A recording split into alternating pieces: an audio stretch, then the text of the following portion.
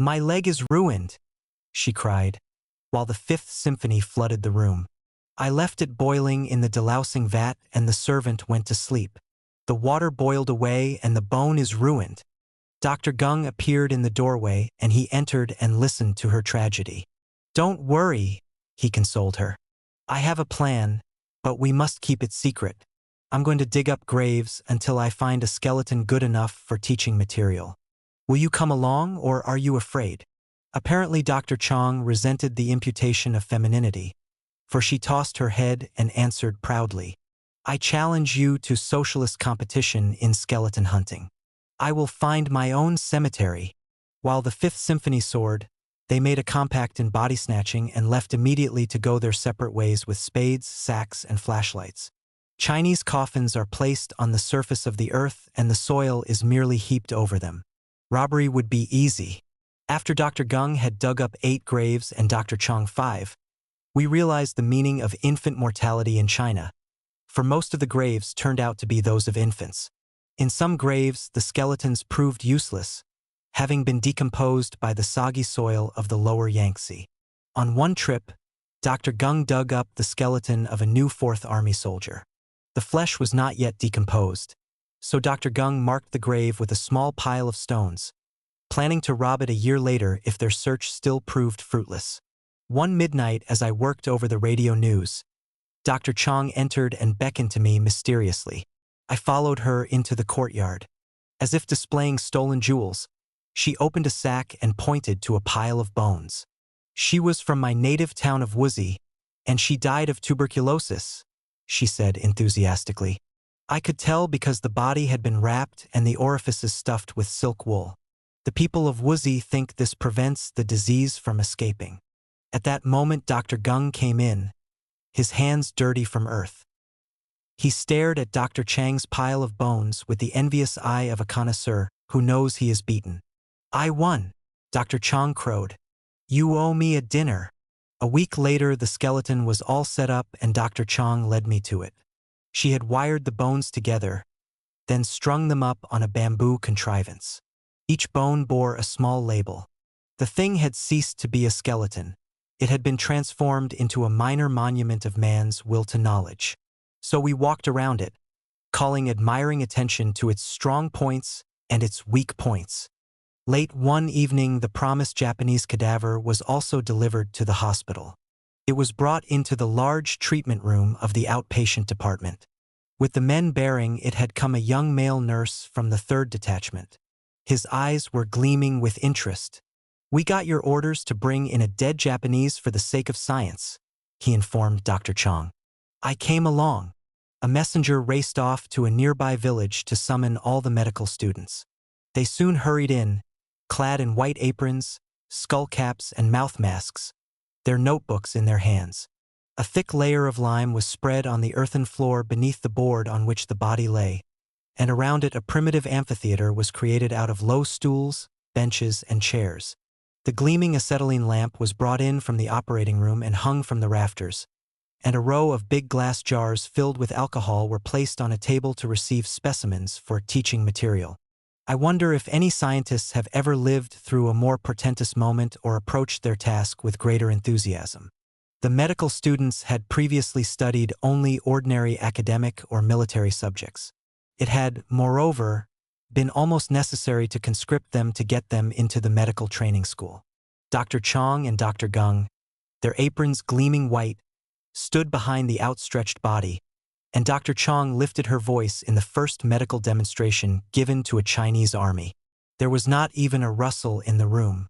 As midnight neared, I left them for my radio work, but through the news broadcasts from faraway America, London, Berlin, and Bombay penetrated the voices of the doctors in the room beyond. The women take a hand.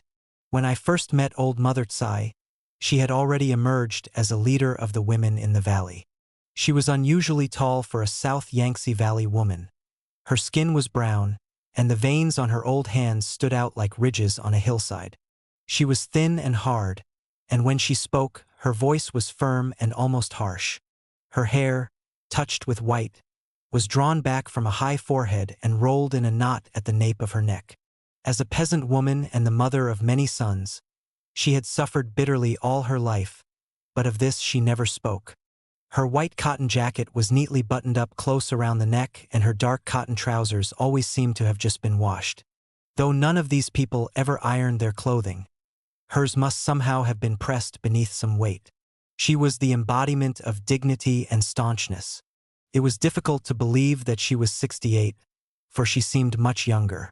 She told me, a widow with 4 children. Of her 3 sons, the 2 elder were in the new Fourth Army, and the younger, a boy of 15, helped her and her daughters-in-law till the fields. Before the war, life in the villages had been drab and monotonous. But when the new Fourth Army had marched into the valley the year before, the world had seemed to enter with it. Many girl students had joined the political department of the army. When they went knocking on the doors of the village women, the old world had crumbled.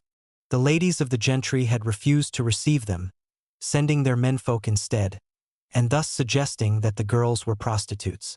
But when the girls knocked on Mother Tsai's door, she looked into their eyes and knew they were not bad. She invited them in, placed bowls of tea before them, and called her daughters-in-law and neighbor women to come and sit with them. And in this way the Women's National Salvation Association was born in the valley. It grew until it had over 100 members. Mother Tsai's lean, tall figure could often be seen walking along the paths from village to village, urging women to join literacy classes and attend discussion groups to learn what the war was about and how they could help. After the day's work was done, women could be seen sitting on their doorsteps, cutting out pieces of cloth and sewing. When I asked them what they were doing, they replied, "Making shoes for the army." More and more women took over the field work previously done by men. The younger men had joined the army, and the older men and boys helped in the fields or carried supplies to the battlefield and brought back the wounded. On every festival day, members of the Women's Association would go to the hospital to comfort the wounded with gifts of food, sing songs, and talk with the soldiers. It was always Mother Tsai who delivered the speeches in the wards, telling the wounded that they were all her sons and the sons of the Women's Association.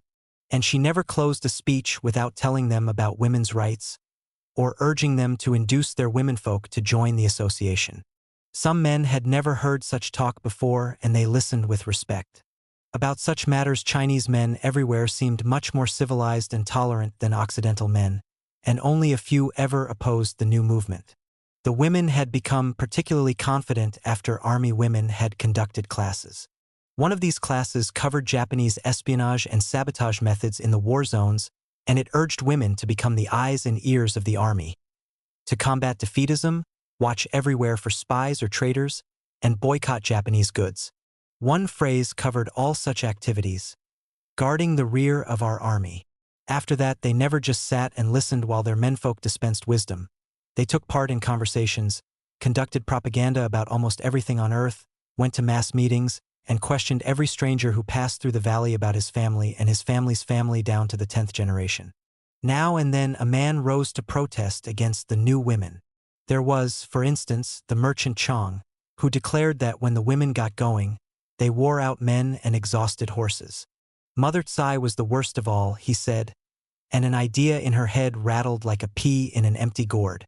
She had become particularly obnoxious to him since she had discovered that he was buying up all the small white beans from the la tree. The people made candles from these beans, but Chong had begun cornering them and selling them in Wuhu. Now the city of Wuhu had been occupied by the Japanese, and the women soon wanted to know just why any person traded in it. How was it, they asked, that merchant Chong could pass through the Japanese lines month in and month out without difficulty? And why had the wax beans of the valley suddenly found such a big market? Perhaps the Japanese made oil from them. No one respected merchant Chong anyway, for everyone knew that he had a hand in the valley's new opium-smoking den, where the village riffraff and even some family men had begun squandering their money. Mother Tsai one day walked straight into Chang's shop and put the question to him. With withering contempt, the merchant asked her if she wanted to buy his beans. This was not only an insult, but it mocked the poverty of the old lady and of every peasant family in the valley. Merchant Chong soon learned what it meant to despise the will of the people. Not a soul would buy or sell him anything, and when he passed through the streets, people looked the other way. Once a little boy threw a stone after him and called out, "Traitor!" And one day as he passed a farmhouse, he distinctly heard a dog being set on him. At last Merchant Chong went in anger to the local government official. The official called in Mother Tsai for a friendly talk. The old lady went, but not alone.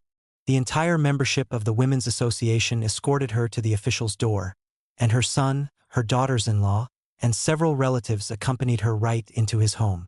Other villagers trailed along, and it looked as if the whole village was waiting outside the official's residence.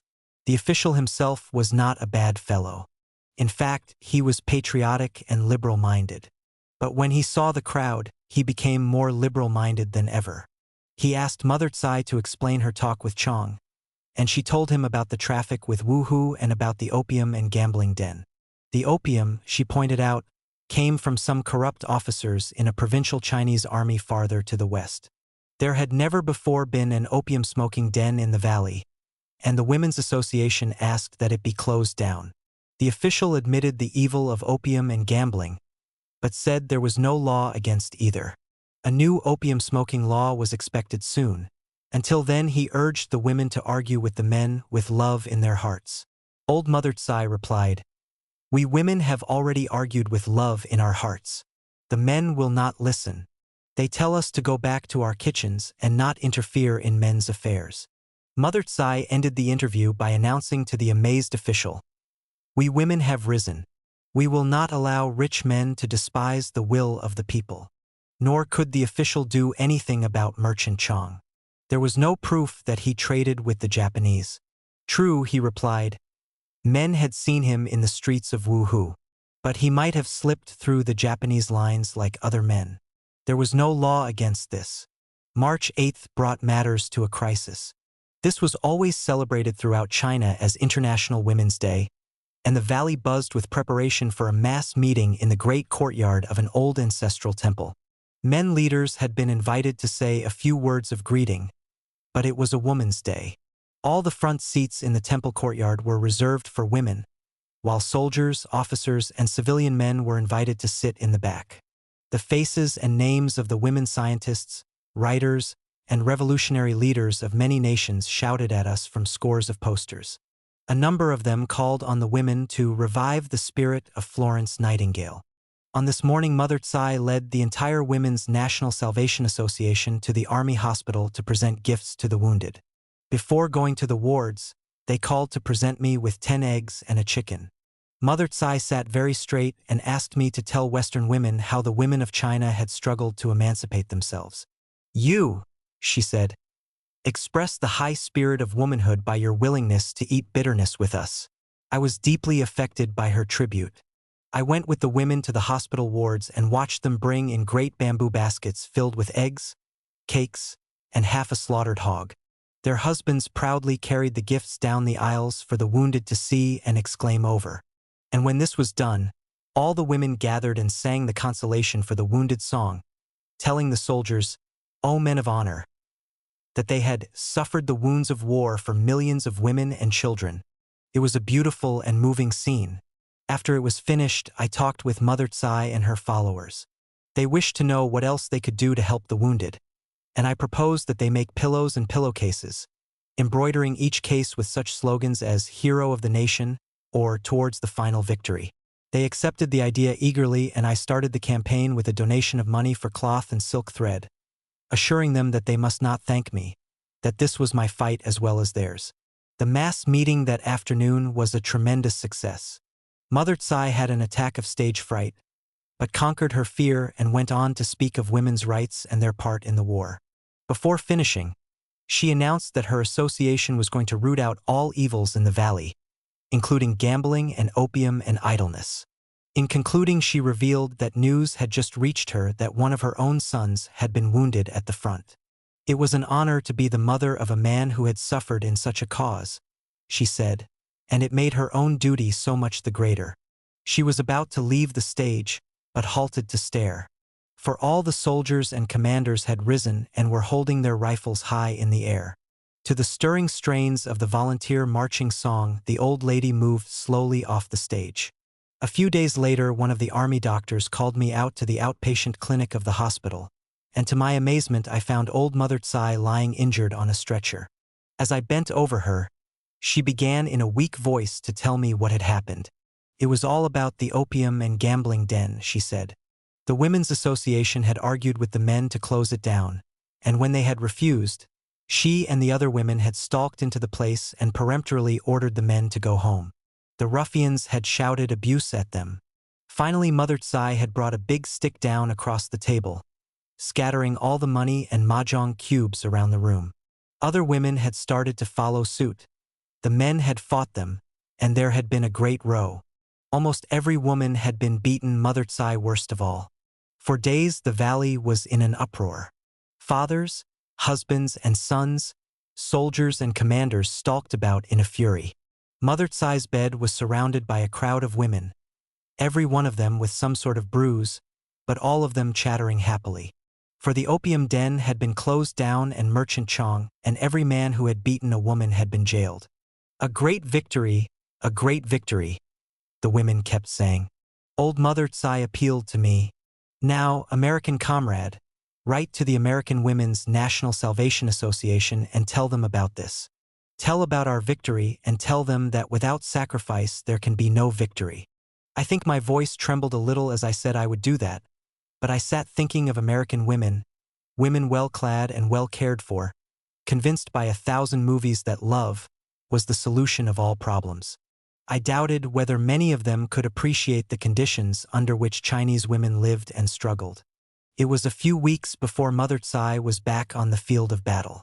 One day I glanced up from my desk and found her standing in the door, a small group of young women behind her, all smiling. I went outside with them and found men, women, and children carrying pillows. Each pillowcase was embroidered with flowers and birds, and across each stretched such a slogan as I had suggested. Later the women went from bed to bed, presenting each man with a pillow. The surprise and pleasure of the patients was payment enough. There were too few pillows, however, for several wounded men had just come in, including 2 Japanese prisoners of war. Promising to make others for them, Mother Tsai induced 2 Chinese soldiers to surrender their pillows to these Japanese. With the presentation, she delivered a speech about the rights of women. The Japanese gazed up at her with amazed and embarrassed smiles. "It's grand, simply grand," I exclaimed to a doctor. "The old lady has the Japanese on their backs, and they can't do a thing but lie there and listen to her talk about the equality of women. What a dose for them! Just what they deserved." The story of a farm. As the year 1938 drew to a close and the new year came in and dragged along, the entire lower Yangtze River Valley writhed in agony. The Japanese drove wedges southwards from the river, one to the west of us where the 50th Chinese Army held firm, another 20 miles to our east against the mountain city of Nanling. For weeks it seemed that Nanling could not stand up under the bombardment and bombings. A division of the 50th Army passed through our valley towards the beleaguered city, and other columns from the new 4th Army moved swiftly by night to join their comrades along the shores of the Yangtze and to strike night and day at the enemy rear and flanks. Towns and villages changed hands a dozen times, and the wounded came in endless lines. Thousands of civilians fled to the rear, finding food and shelter in government refugee stations or begging from door to door and around the army encampments. When villages were recaptured, civilians who had fallen into Japanese hands were sent in for treatment. They had been bayonet, mauled with rifles, or torn by dum-dum bullets, and some had had air injected under the skin of their chests so that they still lay panting in agony. Others were dying slowly from partial decapitation. When the long drawn-out struggle began, the medical director of the new 4th Army made a flying trip to Shanghai to solicit money and medical supplies from Chinese and foreign organizations. I sent reports and appeals to the British Relief Fund and the Special Advisory Committee of the American Red Cross. The director soon returned, flushed with success, and at the same time handed me $2,000 in cash from the British ambassador. Half of this sum I sent immediately to the Mass Movement Department of the new 4th Army. The rest we kept for use in our valley. By the time the Lunar New Year dawned, the enemy had been driven back. As the roar of artillery grew fainter, the peasant refugees gathered up their belongings, seated their babies in baskets, and started back towards their homes.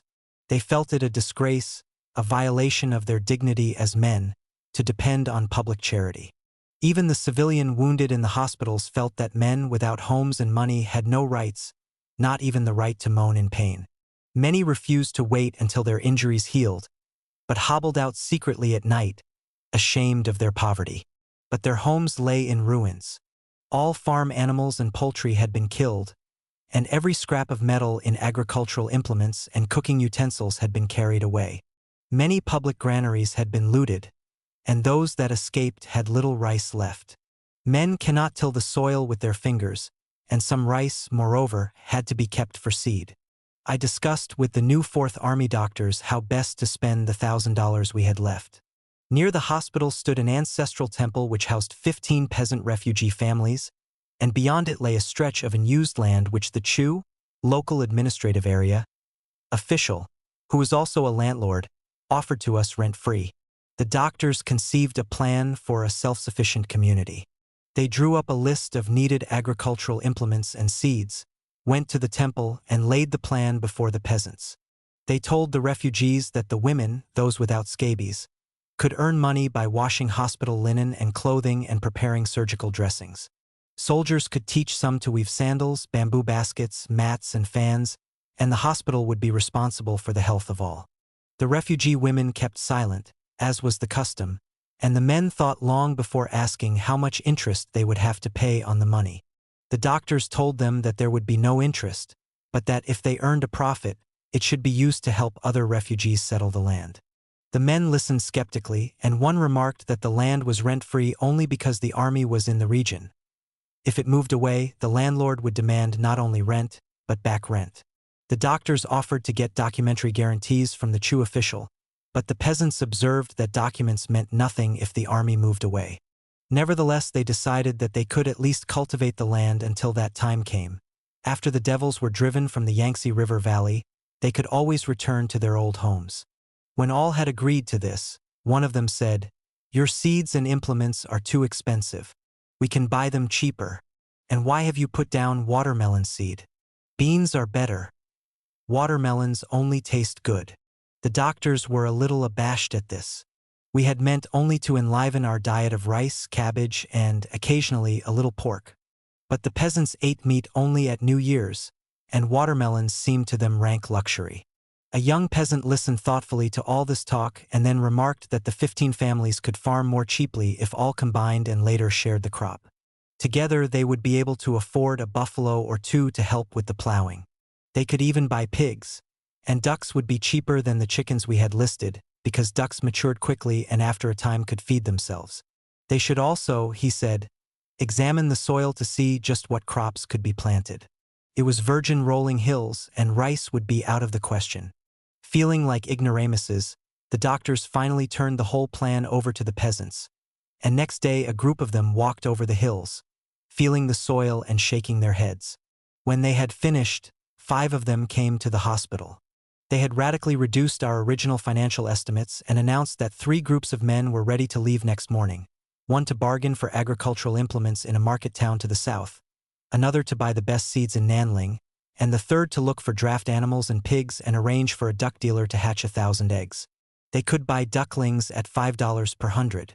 They counted to the last copper the money we gave them, but said they needed no money to sleep in inns. Peasants always found shelter in the homes of other peasants, but they would each need 10 cents a day for food. By the end of a week, they had established their own cooperative farm. Their women came to the hospital for examinations, and those free of scabies began making dressings and doing washing, while the others were put under treatment. The army sent soldiers to teach sandal weaving. The doctors left the farming to the men, but insisted on arranging a balanced diet for them. The men objected to the luxury of meat once a week, but the doctors had their way, and when they were gone, 2 of the doctors began to sketch designs for a model village, with a schoolroom for the children, a bathroom, and a common laundry shed. One of the younger peasant men, as strong as an ox and with a face that glowed with life, was elected farm manager, a task he combined with tilling. It was he who came striding across the hills for all negotiations with us. When the time came to lay out the model village, dozens of people wandered slowly over the hills and finally selected a high, dry spot in the center of the land. We watched the village grow from mud bricks baking in the sun to the first thatched house. Where the mud bricks joined the thatch, they left an open space through which the smoke from the open stoves could escape.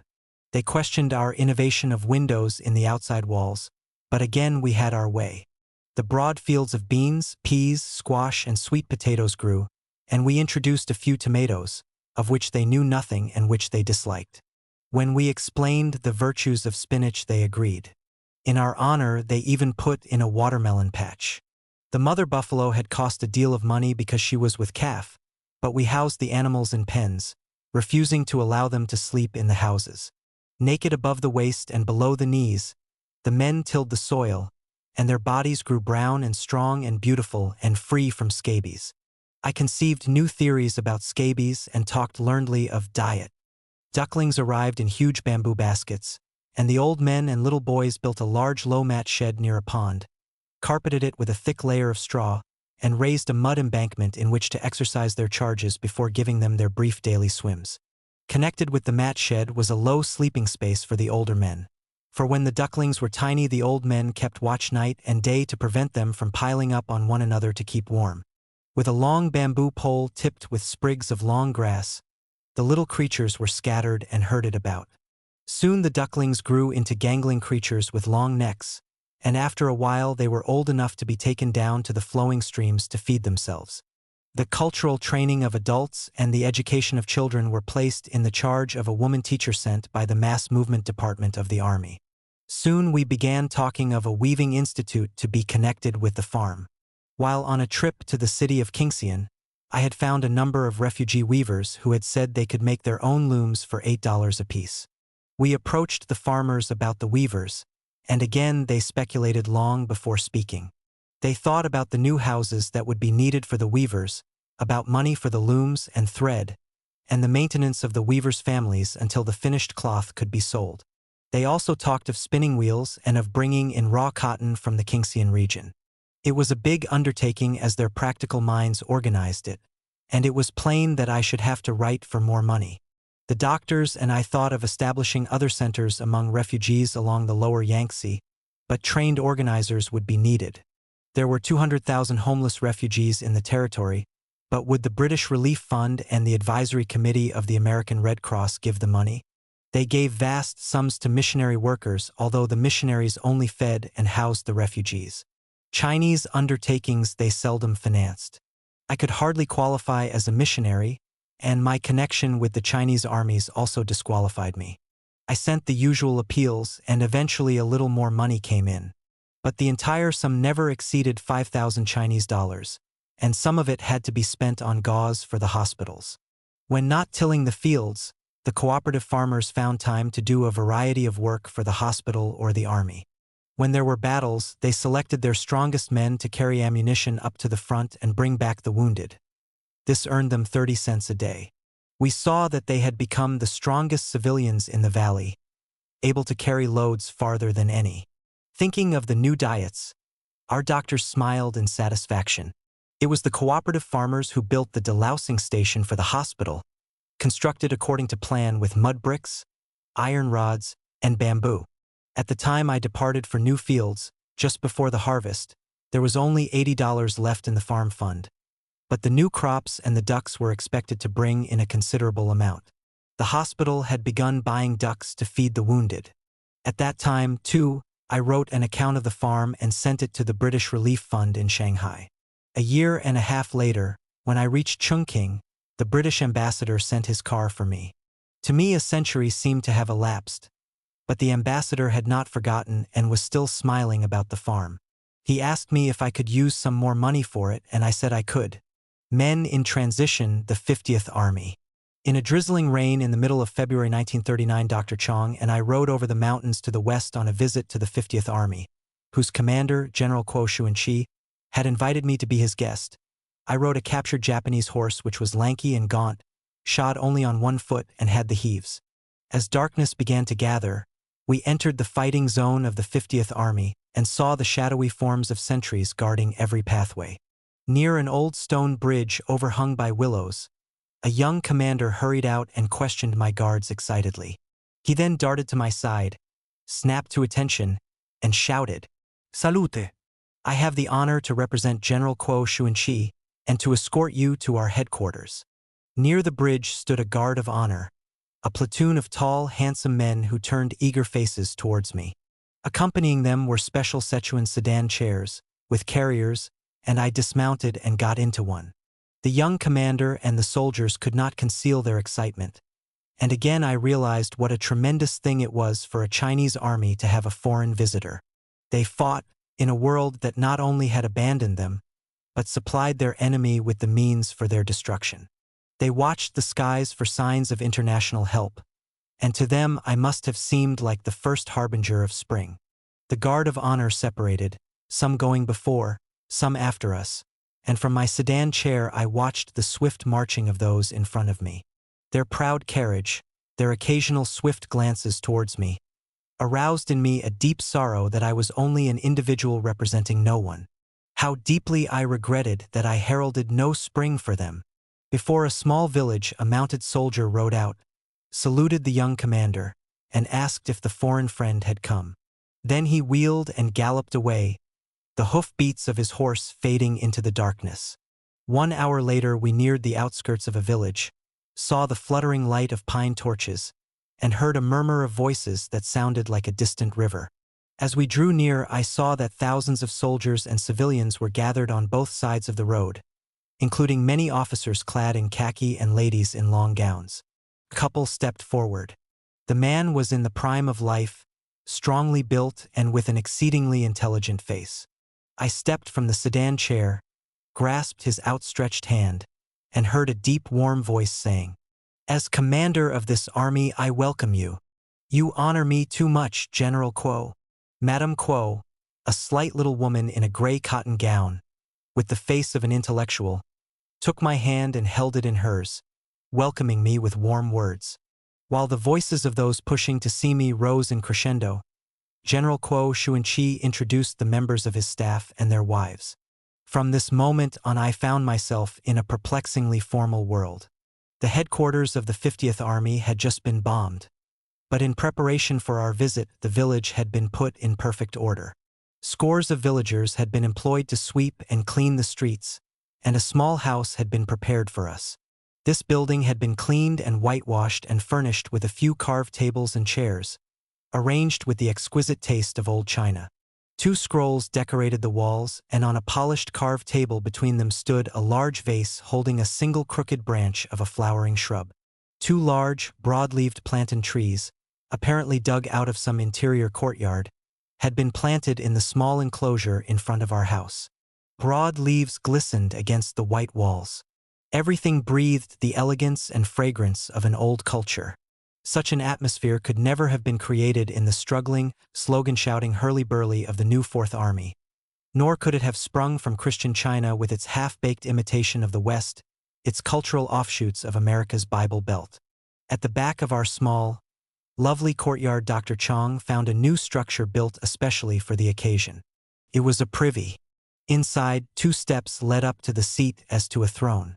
Around the opening was a gorgeous seat pad made of purple and crimson cloth, such as were once used to protect the useless bottoms of European dukes and duchesses. When I first saw this creation, I thought of the Duchess of Milan who had once asked Leonardo da Vinci to create a special design for her private night vessel.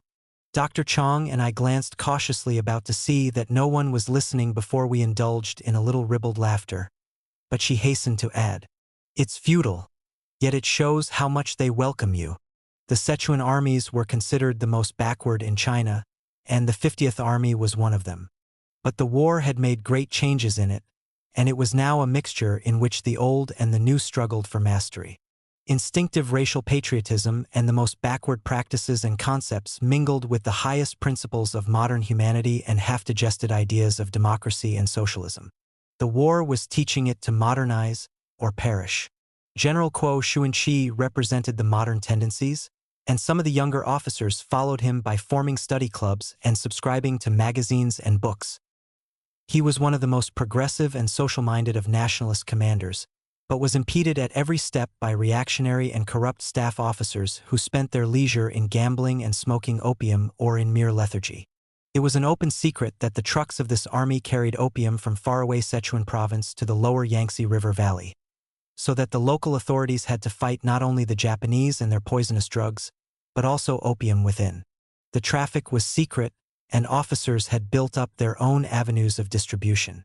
The magistrate of Kingxian had previously told me that he dared not search Sichuan soldiers passing through his district lest his men be shot. Up to the time I made this visit, my contact with the 50th Army had been confined to its wounded and to one of its modern young officers.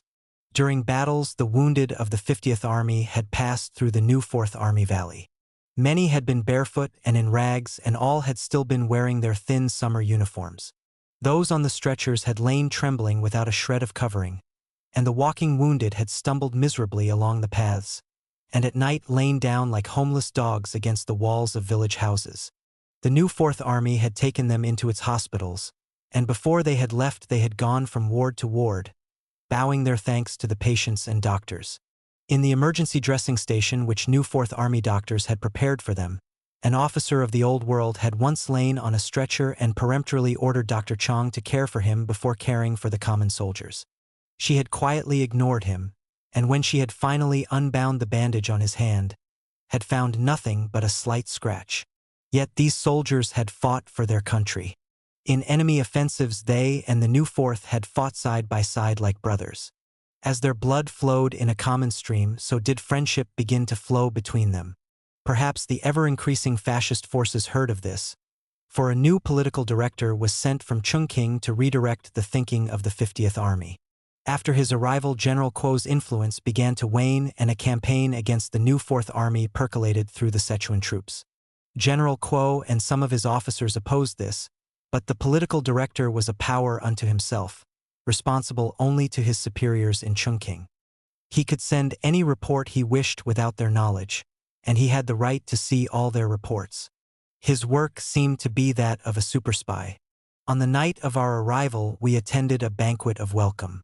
Foreign food, dishes, silver, linen, and wine glasses had been brought in for the occasion, and there were even place cards, delicately painted by the wives of the officers. According to foreign custom, men and women sat side by side down the length of the white table, and with the exception of Madame Kuo, who was dressed as usual, all the other women appeared in their finest silk gowns, jewels, and foreign high-heeled shoes. Dr. Chong and I wore our usual uniforms. We had washed and even pressed them for the occasion, but we seemed to throw a pall over the banquet, and I felt like something the cat had dragged in. However, dignified little Dr. Chong bore herself like a queen and remarked afterwards that she was proud of the uniform of her country. To our surprise, our outfits shamed the women, and 2 days later they all appeared in bright new cotton uniforms like ours. Only Madame Kuo continued to wear her unpretentious gray gown.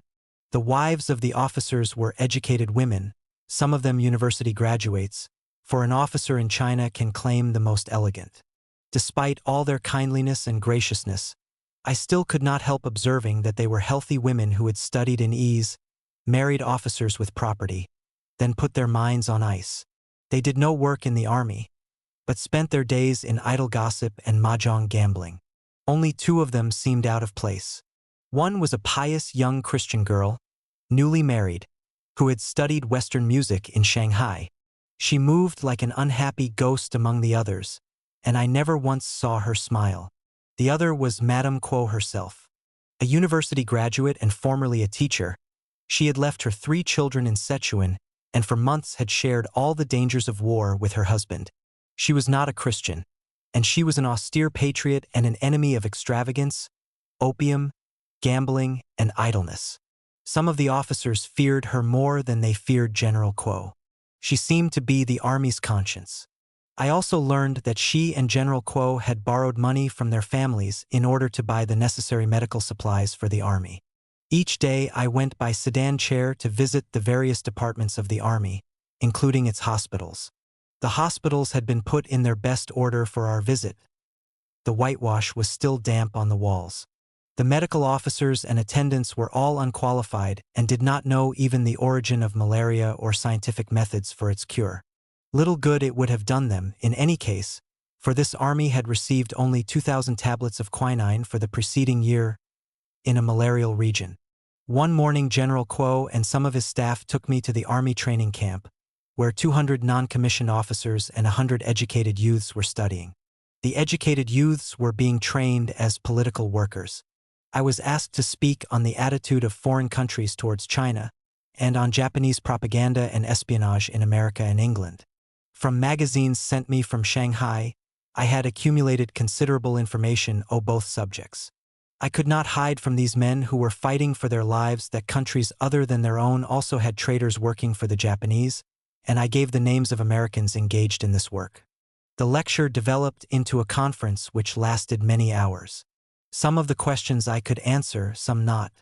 But what I did observe was that the training camp was another facet of modern China where men strove to know everything that could strengthen them in their struggle.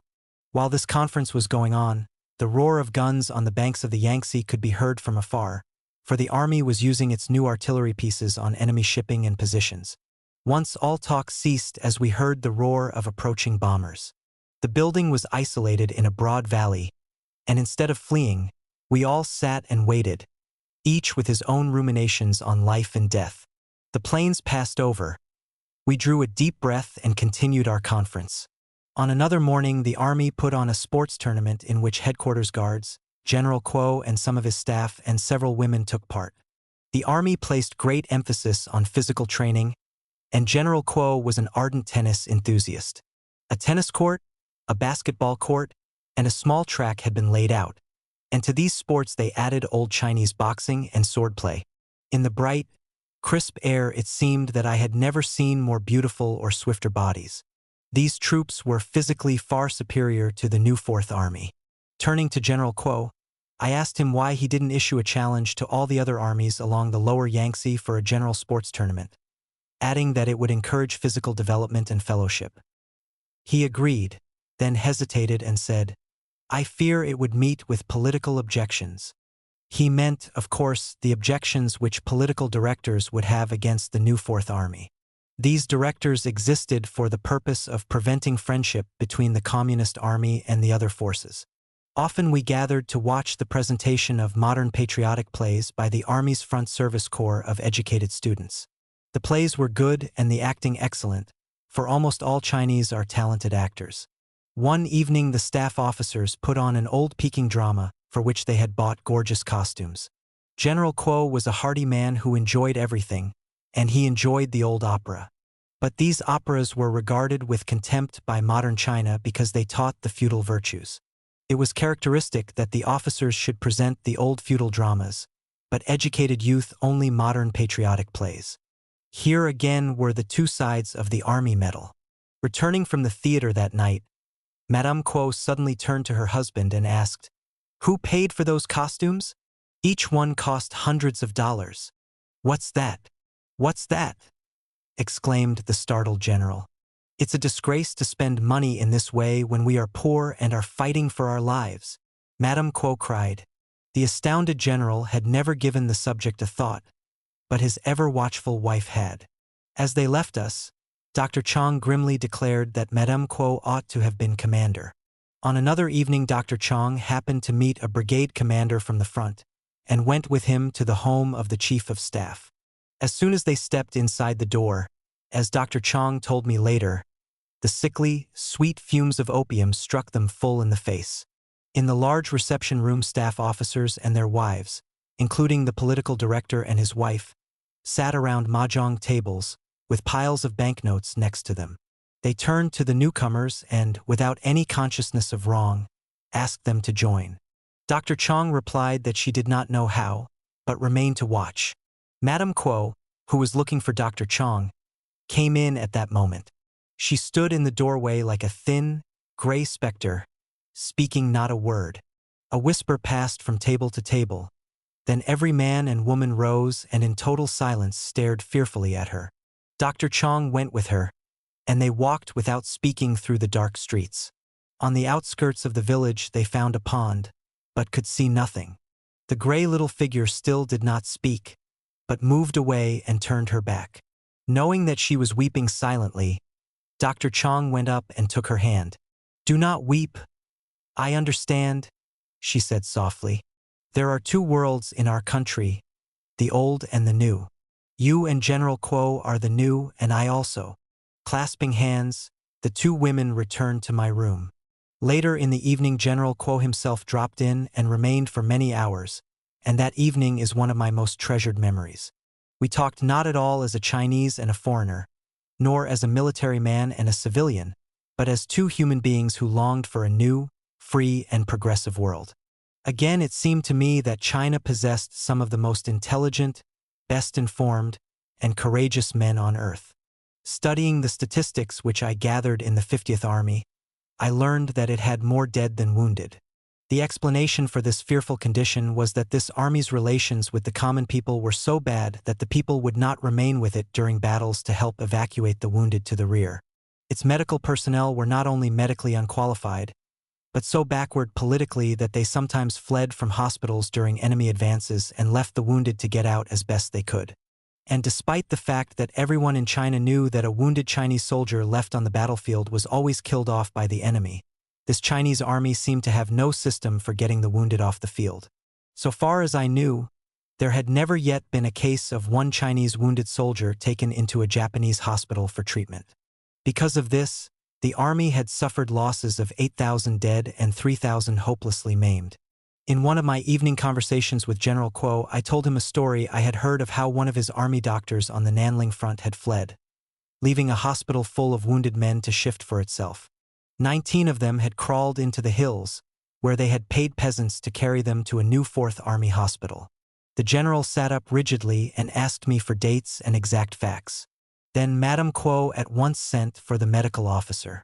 I repeated the facts, but the officer made excuses and even lied. I noticed that he seemed to fear Madame Kuo in particular. Eventually, very much frightened, he backed out of the room with many bows. A silence followed, and then I said that I thought no individual could be held responsible for the low morale when the political education of a whole army was slack.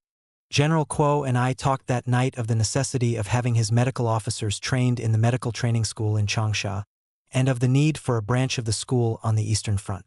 It was entirely too difficult to transport men across the face of the continent for a few weeks' emergency training when they might be needed at any moment if the Japanese launched a new offensive.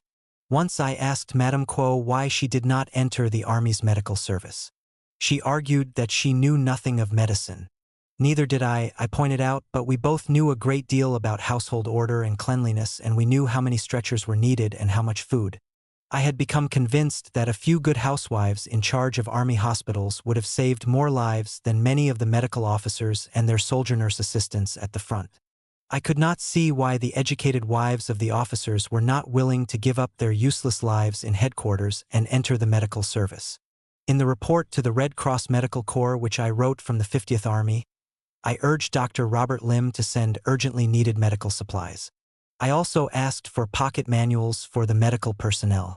Finally, at the request of General Kuo, I urged Dr. Lim to review the Army Medical Service and propose changes in it.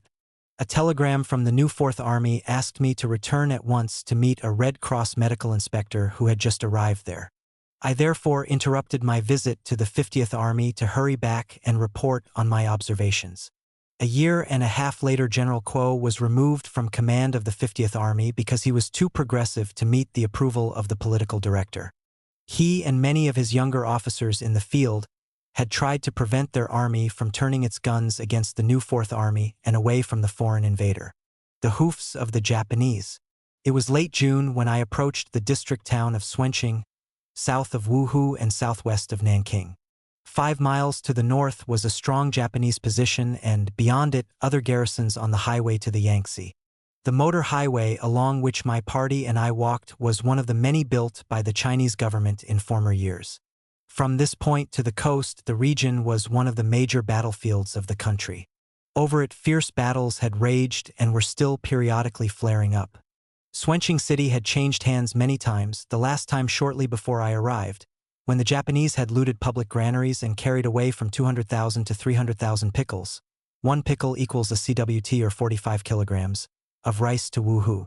In this occupation, the Japanese had brought with them hundreds of degenerate Chinese from Wuhu and a number of Japanese and Korean Ronins. These jackals looted homes and carried everything to their masters, who permitted them to keep a percentage. What the Japanese had not destroyed, their jackals had burned. The entire region was like a nightmare. The highway was strewn with broken, overturned trucks, artillery chassis, and ambulances with the Red Cross insignia still showing dimly on their sides. All along the road were bomb craters and trenches half filled with water and littered with derelict trucks, dead mules, and pieces of artillery.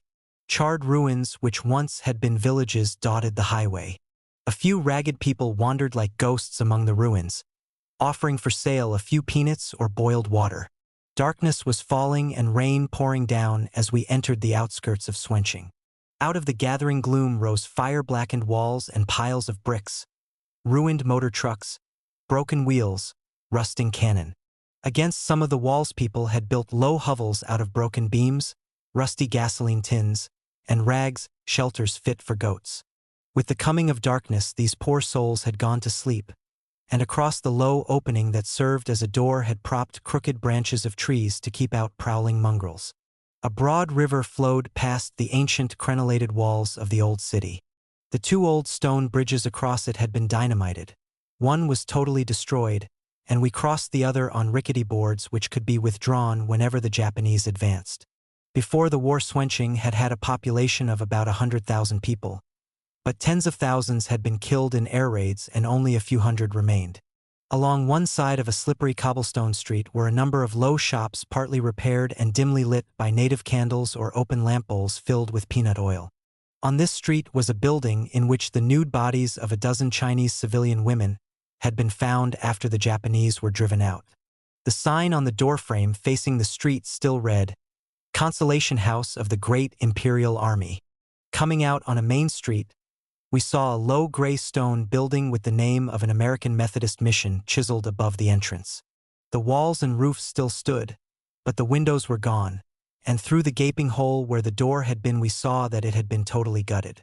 This building had been used by the Japanese as a military court, and through its portals Chinese captives had been taken for examinations designed to extract military information from them. Directly across the street from this mission was an old well which, like many others, was filled with the dead bodies of Chinese soldiers and civilians. The waters of the city were contaminated and many people had died in a mysterious epidemic. The army was filling up the wells and sealing them with cement. The cement over the one across from the mission was still damp. There was a wall behind it, and directly across it was sprawled a Japanese slogan in red paint, "For the New Order in East Asia." I stared at the well and the sign, then into the dark interior of the mission, which now seemed peopled with the spirits of the dead. The ghosts of despots were stalking the earth again, and I recalled that the Japanese had often proudly harked back to Genghis Khan, and had even tried to capture his grave in Inner Mongolia. The Chinese government had removed his coffin to the interior. The two-story inn in which we took rooms had once been an American oil station. The roof and front had been bombed away, but crudely repaired. From my room I could look through broad cracks onto the street below. There was absolutely nothing in my room but a couple of boards across sawhorses. A servant brought in a washpan of hot water, and when I looked at it suspiciously, assured me that all water was now carried from upriver. I unrolled my blankets on the boards and changed to my dry uniform. I had hardly finished when two army officers were announced. One was a colonel in the 108th Manchurian Division, which garrisoned the city and surrounding areas. Like many Manchurian Chinese, the two men were tall, personable, and exceedingly courteous. Hearing of my arrival, they said, they had come to welcome me. At the front, a welcome always lights a warm flame within the heart. The front always seemed to be a land of impersonal love, somewhere beyond ordinary friendship or love. You always reach out to men dedicated to death, or to a struggle for life. The two men asked me if I could come at once and address their regimental training camp in a building a few streets away. We had been planning to have supper, for we had eaten nothing except peanuts since morning, and the journey through the heat and rain had been exhausting. They insisted that we be their guests, and after dining in their headquarters we went to the training camp. 100 non-commissioned officers and about half that number of political workers studied in the institution. With their regimental officers they gathered in the dark courtyard, for lights were few and dangerous. As they marched and I saw a column of strong, broad-shouldered men and caught the dim outline of dark, grim faces. There in the darkness I tried to deliver a message that would bring courage and conviction to men who must fight and perhaps fall. Brushing aside the confusion in my own country, where predatory greed and appeasement of fascism sought to drown out the protesting voices of liberals and workers, I tried to conjure up a picture in which millions of common people, and a few enlightened leaders like President Roosevelt, Senator Pittman, and Colonel Henry Stimson sympathized with and supported China. I told half-lies. I strung together isolated news reports of strikes by maritime workers in California, Canada, England, and Holland against the shipment of war materials to Japan, of a boycott of Japanese goods, and of organizations collecting money for China. The next year and a half I lied like this to the soldiers and civilians in the war zones. Had I spoken the truth that night, my speech would have been a cry of suffering and warning that would have sounded something like this. Brothers, I am a citizen of a country that is supplying your enemy with the means of killing you and your people. A few of us oppose this and are burdened with the shame of blood guilt. But the industrialists of my country value profits above human lives, and most of my people consider you Chinamen who take in washing for a living. You may ask why this is, for, unlike you, my countrymen are literate and have civil rights which enable them to develop in almost any way they wish. If they choose to follow the carrot which their masters dangle before their noses, they can. Or they can use their brains and fiercely reject it. The world lies at their feet, but to take it means study, struggle, and thought. We have had great teachers of human liberty, and the foundation of my country is revolutionary. Yet my people know less of the world than you, though you perhaps cannot read. As I move among you, I am amazed at your magnanimity towards me, a citizen of a land that aids your enemy. No, I did not speak like that. I lied to them because men fight best when inspired with hope. But I could not hide all the evil facts from men who might soon die. After I had spoken, out of the darkness came that song of homesickness that Manchurians always sing. Fight back to your native home. Then they marched away as they had come, like shadows out of darkness. On that same day we climbed Pagoda Hill inside the city walls and looked down upon the sea of destruction which had once been a city. And this had been a city in which the old had been giving place to the new. There had been a network of new paved streets and avenues, an electric light plant, modern public schools, and even a technical college. Beyond the city walls a modern suburb had grown up, a suburb which was now nothing but a mass of ruins. Japanese airplanes had followed the modern streets of the town and leveled almost every building to the earth. Acres and acres had not even a wall standing, and now groups of destitute people rummaged in the debris, picking out bits of iron, porcelain, locks, furniture, clothing, or shoes and placing them on sale along the ruined streets. On the hill beside us towered an old pagoda, shattered but not destroyed. Empty gun emplacements were partially hidden by foliage, and the sides of the hill were a network of trenches. On the wall of the pagoda some Japanese had penciled the lines of a sentimental poem about the beauty of a destroyed city. We walked to a far end of the city, where, on a ridge of hills, 3 modern schools, one of them a technical college, had once echoed with the voices of youth. All the buildings had been bombed and many burned. Piles of half-consumed furniture still lay in the larger halls. In a few of the rooms, still intact, a primary school was in session, and in others the Manchurian division had started a new training school. When we appeared, teachers dismissed classes and the pupils streamed out, lined up, and sang patriotic songs. At the foot of the ridge lay the campus and buildings of a former American missionary high school. Like the Chinese institutions, they had been used by the Japanese as barracks. On their inside walls were penciled Japanese slogans and indecent words. In the corner of one room, near the floor, we found these Japanese lines. Fighting and death everywhere, and now I am also wounded. China is limitless and we are like drops of water in an ocean. There is no purpose in this war. I shall never see my home again. One morning the streets of Swenching reverberated with marching feet. Troops mingled with strong, broad-backed armed civilians from nearby villages, and the entire population marched, singing, and with guns clanking, to the public square. At the end of the square rose an ancient bell tower from which warnings were always sounded when planes approached. Repaired buildings and charred walls were decorated with banners and slogans in both English and Chinese. Here again was the eternal cry of the Manchurian soldiers, "Fight back to your native home." As we passed along, two soldiers with paint buckets and brushes smiled at us. Just behind them was a new slogan, the paint still wet. It read, "Long live the Manchester Guardian, voice of democracy."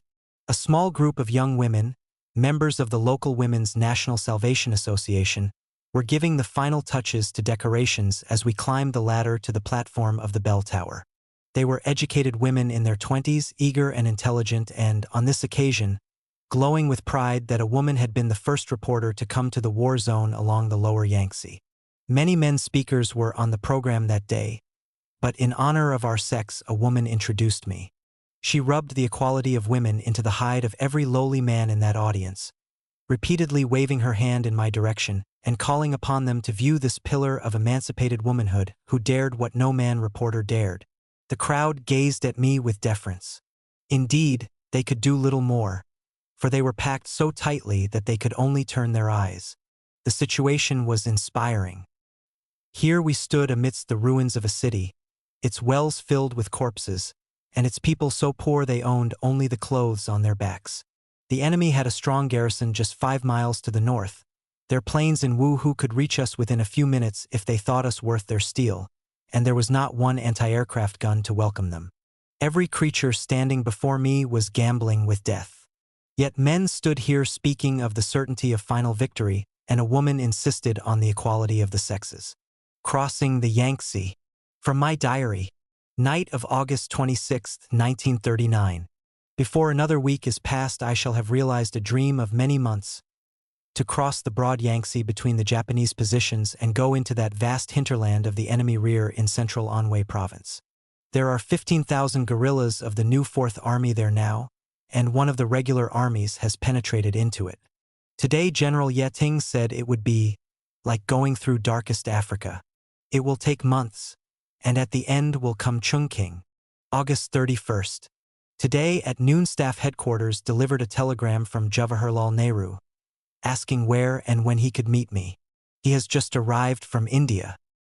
He is the guest of the government and will certainly remain for months and visit all the fronts. I am anxious to see him. I have wired and asked if he can meet me 4 months hence at Leohokuo, the headquarters of the 5th War Zone in Hupa Province to the west. If he cannot, then I must again cross the Yangtze and try to get a truck for Chungking. For I wish to propose large-scale medical aid from India to China, and to suggest that he send Indian volunteers to be trained in guerrilla warfare. I have been rereading the autobiography which Nehru wrote in prison, and its spell is still upon me. I suppose all autobiographies find an echo in the hearts of many people, and the more universal they are, the more is this true. Many passages in Nehru's book resound in my own heart. For example, I have become a queer mixture of East and West, and out of place everywhere, at home nowhere. I am a stranger and an alien in the West, but in my own country also, sometimes I have an exile's feeling. I have been in China for 10 years, and when I came it was to me only a possible gateway to India. But as China conquers most people, so has it conquered me. As Nehru dreams of visiting his azure lake in the Himalayas, so do I still dream of one day visiting India. Like him, I fear I may grow too old to carry out my original plan. I have reviewed Nehru's book for the Army Monthly Kongdi, and the Army has set a man to translating the entire book into Chinese for publication. Tomorrow evening we begin marching towards the Yangtze. I shall visit the governor at last. This was my last diary note south of the Yangtze. On the morning that we left, Vice Commander Xiang Ting told me with subdued excitement that the Soviet Union had just signed a non-aggression pact with Nazi Germany, and added, "The whole international situation is changing." That familiar phrase aroused my suspicions and worried me. It savored of the incantations with which men hypnotized themselves.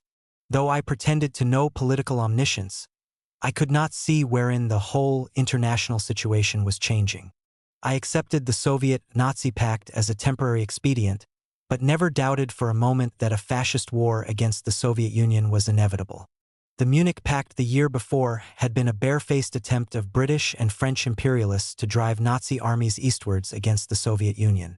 The Soviet-Nazi Pact had been the Soviet reply, a desperate reply. Nevertheless, the Nazis and their Japanese allies still remained the most dangerous enemies of the Soviet Union and of all mankind. Underneath, the international situation remained unchanged. In the following months, I tried to keep track of international developments, but found this difficult. For over a year thereafter, I saw no foreign publications, and only one Chinese newspaper that published world news. The only international change I heard of was the rise in various countries of deliberately inspired isolationist and peace movements. I read that powerful American isolationists had their base in Congress and that some of their leaders had been decorated by Hitler. The communists of England, France, and America had also started negotiated peace movements with the German people. Chinese often asked me significant questions. One was whether the refusal of the American Congress to fortify Guam was due to Japanese bribery. I thought it doubtful. Chinese communists asked why the British workers had opposed universal conscription, and I thought they refused to have human lives conscripted unless the wealth of the ruling class was conscripted. For a time, the Chinese communists called the Second World War an imperialist war, but although the Soviet Union maintained a truce with Japan, the Chinese communists never talked of a negotiated peace with the Japanese people. To have talked thus would have been like injecting a drug into the bloodstream of China. They knew that the chief enemies of mankind were the Nazis and the Japanese. Even though the government was permeated with reactionaries, the Chinese communists encouraged unity, at the same time urging broad social reforms that would inspire the people to stronger resistance against the enemy. After 8 months along the Yangtze River Valley, I was venturing into what had seemed to me a vast no-man's land, the area north of the Yangtze. Up to this time I had been with armies which could retreat to the rear if forced to do so. This would no longer be possible. The territory north of the Great River was surrounded on 3 sides by the enemy. Along the Yangtze on the south, along the Tientsin-Nanking Railway on the east, and along the Wei River and the Lunghai Railway on the north. The Japanese also occupied a number of walled cities within reach of their main forces scattered along the railways and rivers. In addition, 2 or 3 motor highways intersected the region. However, millions of Chinese still lived in this great territory and held all but the enemy fringes. The new Fourth Army commanded some 15,000 guerrillas, whose ranks were constantly increasing, but whose poverty was also very great.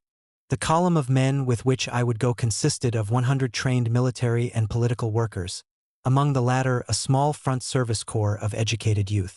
We also would take the 1st Medical Unit to service the northern guerrillas, 1 qualified doctor, N.C. Gung, graduate of the Scotch Missionary Moncton Medical College, 4 qualified women nurses, and 10 educated students who had just finished a 6-month course in the new 4th Army Medical Training School. Of all the men in our column, only 4 knew the route of march or when we would leave. On September 1st we were given orders to start, but to spread the rumor that we were going to the rear. At dusk a long line of carriers arrived, for the medical unit alone was taking enough supplies to last 6 months, and the military and political units were carrying educational material and a printing press. Each person was ordered to strip his personal belongings to the barest essentials. I had a carrier for my typewriter, paper, camera, medical supplies, and light bedding, and the army assigned a special officer to accompany me. I also had a special bodyguard, Tsai Lo, the same tough young guerrilla soldier who had accompanied me on other journeys up and down the Yangtze. As an old Red Army man, Tsai Lo dearly loved dangerous and interesting ventures. Since news that a foreigner was passing through the battle zone might reach the Japanese, I was supplied with a sedan chair in which I would have to sit completely covered up when passing through the villages. At dusk our medical unit with its carriers moved out. After an hour's march we waited in an isolated grove of trees for the others. They appeared almost immediately, led by Commander Fong Defei, a man who was not much over 30 and yet had formerly commanded troops of the Red Army. He had been dean of the training camp of the new Fourth Army and was now in charge of our entire column. When all had assembled, Commander Fong called us to order and gave the first report on the exact situation in the region through which we were to pass. He painted no rosy picture. Before the night was finished, he said we would be in a zone in which there was almost constant fighting. It was the safest time of the month to travel, for the moon did not rise until 1 or 2 in the morning, and as a rule the Japanese never ventured out at night, for guerrillas lurked everywhere. Every precaution, he said, had been taken to keep our plans a secret. During the previous week, the army had sent civilian and plainclothes military spies up and down the Yangtze and into Japanese garrison towns to watch for any unusual Japanese activity. So far, nothing remarkable had been noted. On the march, there was to be no talking, no smoking or lighted matches, and no flashlights. Each was to follow the man directly ahead of him. The nights were dark. If the man ahead stepped up or down, the man behind should at once do likewise. "So be a," ordered our commander, and we began to move out single file along the narrow paths. 2 or 3 hours passed, and then the head of the column whispered over his shoulder to the man behind him. This whisper spread down the line, and we all immediately sat down on the path and rested. There was not a sound. 10 minutes later, another whispered order came. We rose and marched. So we passed through the night, and at dawn came to a small village. We were on a battlefield, and in the growing light I could see the figures of civilian sentries, with guns, standing guard on the surrounding hills. We ate and lay down to sleep, resting secure in the hearts of the people. In the late afternoon we rose, ate a meal of rice with a bowl of boiled cabbage and eggs, marched for an hour to an isolated spot, and halted to hear another report from our commander. There was nothing new. Our shoes were made of cloth, even to the soles, and made no sound, but even so we were asked to walk softly through villages. We passed through the sleeping, silent villages, and only now and then did we see the dark figure of some civilian standing guard on a path, his rifle showing above his shoulder. From the direction of the mud walls with their low thatched roofs we always heard sounds of sick men moaning. It was a malarial region, but the army did not have the medicine or medical workers to care for all the people. Once we came to a crossroad. A tall civilian, with a gun, stood in the shadow of a tree and whispered, "Turn to the left." Beyond this one command, and the whispered order to rest or march, no word was spoken throughout the night. Up winding mountain paths, down through valleys, and up mountain paths again we made our way. We went so slowly along the dark paths that the dawn found us still on the road. We saw the peasants beginning to harvest their ripened grain along the mountain terraces and in the valleys. They harvested with sickles, then gathered huge bundles of the reaped grain in their hands and whipped the ripe heads into big open wooden bins in the fields. Some of their older men, armed with guns, moved along the hilltops, and some stood watch at the far end of the valleys.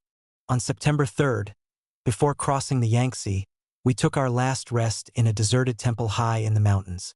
Before going to sleep, we ran up the highest peak and looked down on the gleaming river 10 miles away. We saw the black hulk of what seemed to be a cruiser nosing its way upriver. To the west, we could see a pall of smoke over the Japanese-occupied river port Tikong. Fong Defi pointed to 2 towns lying on the plain below us, about 5 miles from the shore of the Yangtze. "Those are the enemy garrison points," he said. "Tonight we will pass directly between them." In the late afternoon we rose and, without eating, moved forward. The path was blocked by felled trees, and we had to pick our painful way through the brush. We were in the Hung Huang Shan Mountains, where the 1st Battalion, 3rd Detachment, New 4th Army, had its headquarters.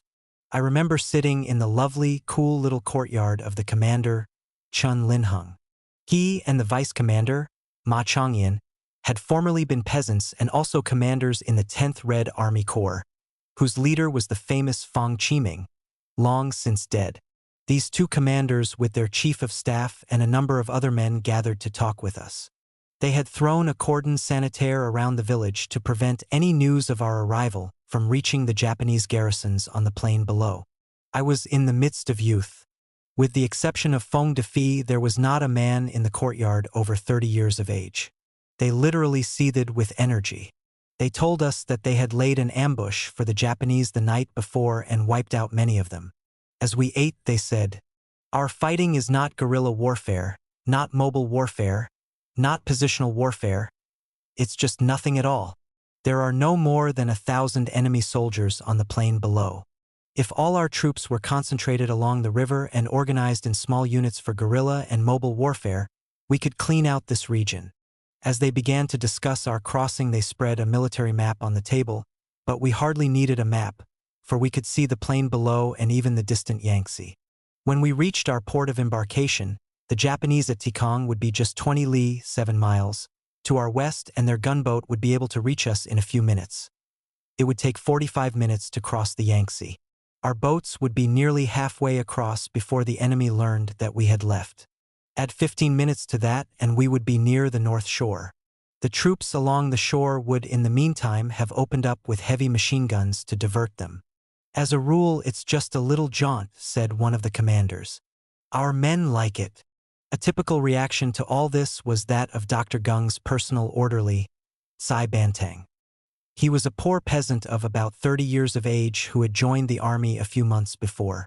He had been a little afraid at first, but now he had caught the challenging spirit of the battalion and walked around proudly, laughing, snapping his fingers as if saying to the Japanese, "Come on, you bastards!"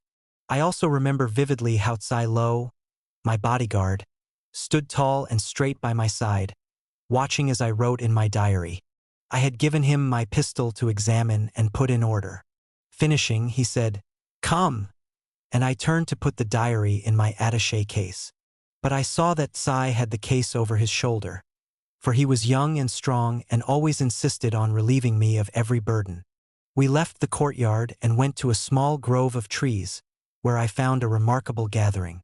On one side was grouped the special company of armed fighters who were to escort us to the shore of the Yangtze, and sitting on the earth near us were all our own groups and the small army of carriers. The carriers were all testing their burdens. It was growing dark. Picking our way over the piles of luggage, we took our places with the medical unit. My secretary was already there, talking in a low voice with the others. Commander Feng's voice came through the growing darkness. "Attention, comrades!" He then began a last-minute report. "This morning," he said, "a Japanese gunboat had anchored in front of the very village from which we must embark. Enemy launches had come ashore and the Japanese had searched all men, forcing them to remove their clothing, feeling their heads for the telltale creases left by a soldier's cap, and asking if they had seen or heard any soldiers. No one had heard anything. The gunboat had then moved off and anchored before Tikong. All this, however, was the ordinary terrorist practice of the enemy, and we were not to consider it unusual. Reports from men sent up and down the river and into enemy garrisons showed no remarkable enemy activity." He continued, "When we pass between the enemy garrison points on the plain below, do not waver if you hear fighting from either the right or the left, but march steadily forward. The same order applies when we reach the river. We have troops for 10 miles up and down the Yangtze. They will fight and are under orders not to retreat. Our sentries will know every Japanese move, and if an enemy gunboat passes while we are on the shores of the river, we will wait until it has passed, then cross. In case anything serious happens, of course we must retreat and return here. The chief thing is to keep a cool head and obey orders. If you are separated from the rest of the group, there is always a way out if you keep cool. But when we are once out on the river, there can be no retreat. Some of you are sick with malaria and some have sore feet. Disregard this. Summon all your strength and make a supreme effort tonight. We will not halt for long periods of rest. There must be no sound, no lights, and no coughing. Try to quiet the barking dogs. Carriers, test your burdens and stick grass in all places that squeak. All of you comrades with white face towels should stick one end inside the back of your collars and let the end hang down so the man behind you can see it in the darkness. Soon we will be on the plain and will be able to see the paths better. Do not fall behind. Now I give you all 10 minutes to make final preparations." There was a rustling as the men made ready. 10 minutes passed and Commander Feng's voice rose through the darkness. "Tesoba." I saw the dark shadows of our armed escort split in two, one going in advance, one remaining to bring up the rear. Then the rest of us began to move out, a column of about 500 men.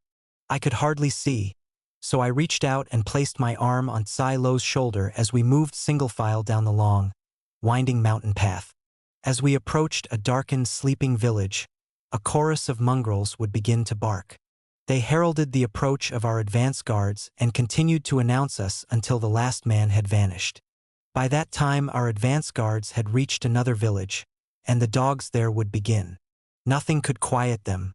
On the path there was no sound save the faint pad-pad of soft-clad feet mingled with the low creaking of bamboo poles over the shoulders of our carriers. Often I could see nothing, but sometimes the clouds above us shifted, and then by the bright light of the stars I could make out the dim, moving shadows of 2 or 3 men in front of me. Once as we neared a village the whisper "Rest" came down the line. We dropped to the earth in silence. One carrier lay flat and tried to light his pipe, but hardly had the match begun to flame before a guard was on him, knocking the light from his hand. As I sat there I saw beneath a clump of bushes a small temple to the earth god with a bright new candle burning in its little alcove. The candle had just been lighted, a signal that all was well. My bodyguard put his mouth very close to my ear and whispered that we must now pass directly between the enemy positions. Down the column came the whispered command, "March quickly!" We rose and began to move quickly, sometimes dropping into a slow trot. Suddenly I saw 2 soldiers, each armed with a Tommy gun, running in the rice fields on either side of me. They had been ordered to my side to protect me, no matter what happened. Sometimes we crossed rolling, barren hills, and then we crouched low and ran, lest our dark figures be seen in outline by enemy sentries. I heard the night birds, the wind through the trees, and when the clouds shifted, the stars above seemed never to have glowed so bright. Once, far away on our left, I heard a faint call, like the bellow of a buffalo calf. But it sounded 3 times and had something weird about it. Then, far to our right, I heard an answering call and knew that guerrillas or civilians were giving us a signal that all was well. For no whispered command came down the line and no warning shot sounded in the night. Through me swept a great love for the Chinese and for their guerrilla and civilian patriots. I loved them with all my heart that night, for many men knew of our passing and yet all had kept the faith. Again the whispered order "Rest" sent us dropping to the path, and Silo whispered joyously in my ear, "We've passed through the enemy garrison points." All the men began to punch and nudge one another happily. My resting place was on the summit of a slope. Suddenly the flare of matches lit up the side of a deep ditch in which the men were crouching. In a moment the glow of cigarette tips had crept down the whole slope. They were like fireflies drawn up in a long column, and they clearly revealed the location of our entire detachment. Silo also saw. He gave an angry grunt, leaped into the dark rice fields, and began running towards the rear. Soon I heard the soft padding of many feet. Our armed rear guard swept past, and as they ran down the slope I saw all the little fireflies disappear one by one. After 10 minutes we were on our feet and marching again. We approached a village, but to our surprise no dogs barked. Our column seemed to be slowing down and stopping. My section moved into the village street, and I could distinguish a long line of dark tables, each covered with dozens of bowls. The ghostly hands of men, women, and children were reaching out, offering us hot drinking water. Just as I reached out to take a bowl, a dog began to bark wildly somewhere in the village. The figure of a little boy leaped from behind a table, sped across the street, and disappeared in the direction of the sound. There was a low, strangling yelp, then silence again. I returned my rice bowl to a shadowy hand, pressing it in silent thanks, and hurried to catch up with those ahead of me. Nearing the mighty Yangtze, we came out on top of the high earthen dikes that hold back the river during the floods. Dark lagoons slumbered on either hand, breeding places of the malarial mosquito. Then a trader appeared. The red half-moon rose like a balloon over the mountains behind us and cast its ruddy glow across the white dikes and the dark lagoons. I could see a part of the long column in front of me. We cursed under our breath and began to hurry and even run. Our carriers dropped into a slow, rhythmical dog trot, breathing heavily. Suddenly a whispered command to halt fled down the column, and in confusion and foreboding we came to a dead stop, crouching, listening, staring intently through the night. Low voices began to murmur confusedly, and then above them came an angry command. "Bu yao tanha." Stop talking. Silo was pointing, and following his finger I looked far down the dike ahead and saw a yellow blaze flare up inside the walls of the village, then die down suddenly, as if it were paper burning. "March quickly," came the whispered order, and again we hurried forward, knowing that all was well, all save the traitor moon.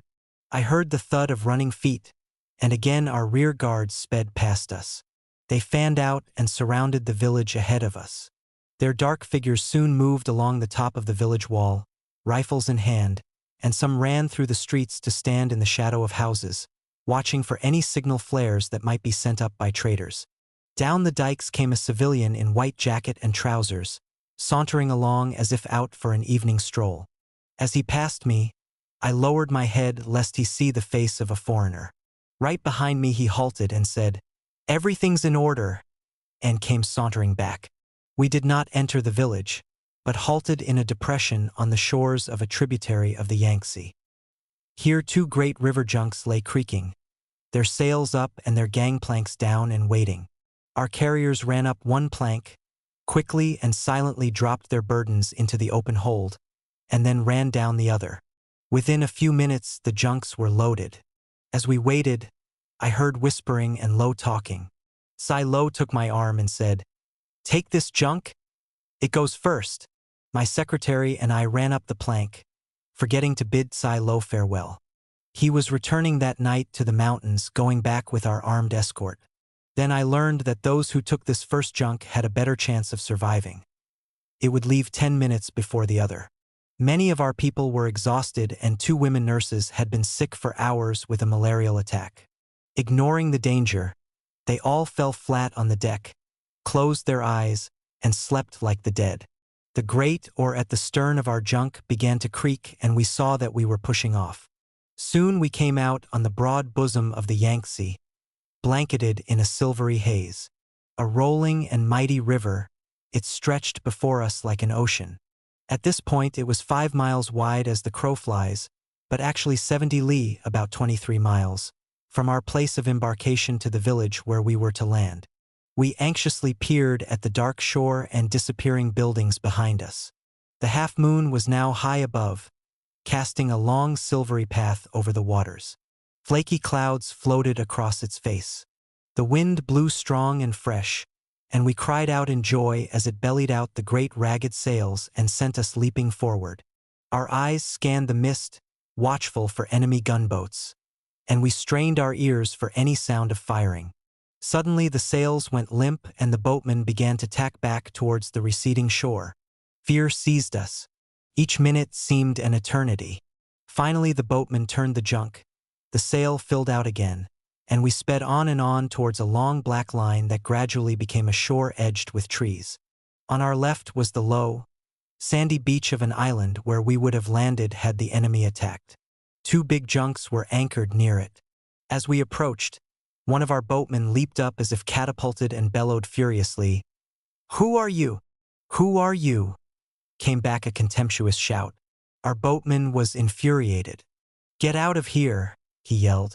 A mocking laugh answered. The second junk also challenged us, and this was more than our boatman could bear. He roared like an angry lion, demanding to know who they were and what they were doing out at night. A calm voice answered, "We're the Fanchong Guerrilla Inspection Unit. Who are you?" All the fury left our boatman, and in a contemptuous voice he answered, "None of your business." I laughed. We were in a land in which the nights belonged to the Chinese. As if he had not just been frothing with rage, our boatman began to talk of the enemy in a matter-of-fact voice. "This morning the maggoty sons of incestuous mothers came to our village and made us undress. They stripped me naked and felt my head for the crease of a soldier's cap and asked me, 'You Chinese soldier?' I told the Zhuzu louse that I'd never seen a soldier. I know a man who just came back from Wuhu. Before they let him enter, they stuck a needle in his arm and made him pay $1 for it. They called it an injection against cholera, but of course they are liars. They certainly put poison in him. Wang Ba Tan!" He cursed vilely and spat. His picturesque references to the mothers of the Japanese eased the atmosphere and we all began to talk. "What would you do if the Japanese should come?" my secretary asked me. "Well, I have my pistol. I remember answering. And if everything else should fail, there's always the Yangtze. He agreed, for we all knew that the Japanese took no prisoners. The trees on the north shore became clearer and, beyond them, buildings. Down the river shore we saw the dim figures of sentries, rifles on their backs. As our junks touched land, we leaped over the sides and ran excitedly towards a crowd of people. The whole village was up, waiting for us. A man in a white jacket and trousers came forward, introducing himself as the Chu official. We walked into the village and sank to rest on a broad flat threshing floor which gleamed white in the faint moonlight. A group gathered, put their heads together, and began singing the guerrilla marching song. 10 minutes later the second junk landed, and our commander, Fong Defi, congratulated us on our military discipline. We had done much better than he had expected. We still had 10 miles to walk to the home of a big landlord who, with his brothers and sons, led the North Shore Guerrilla Detachment. Their ancestral home was the guerrilla headquarters and was big enough to shelter all our column. We would spend a few days there. It was a pleasure to be able to walk side by side with the men instead of in single file. The dike was high and broad, and a fine road ran along its top. But we were too weary to reach the landlord's house, and Commander Fong decided that we should sleep the rest of the night in a hamlet 4 miles inland.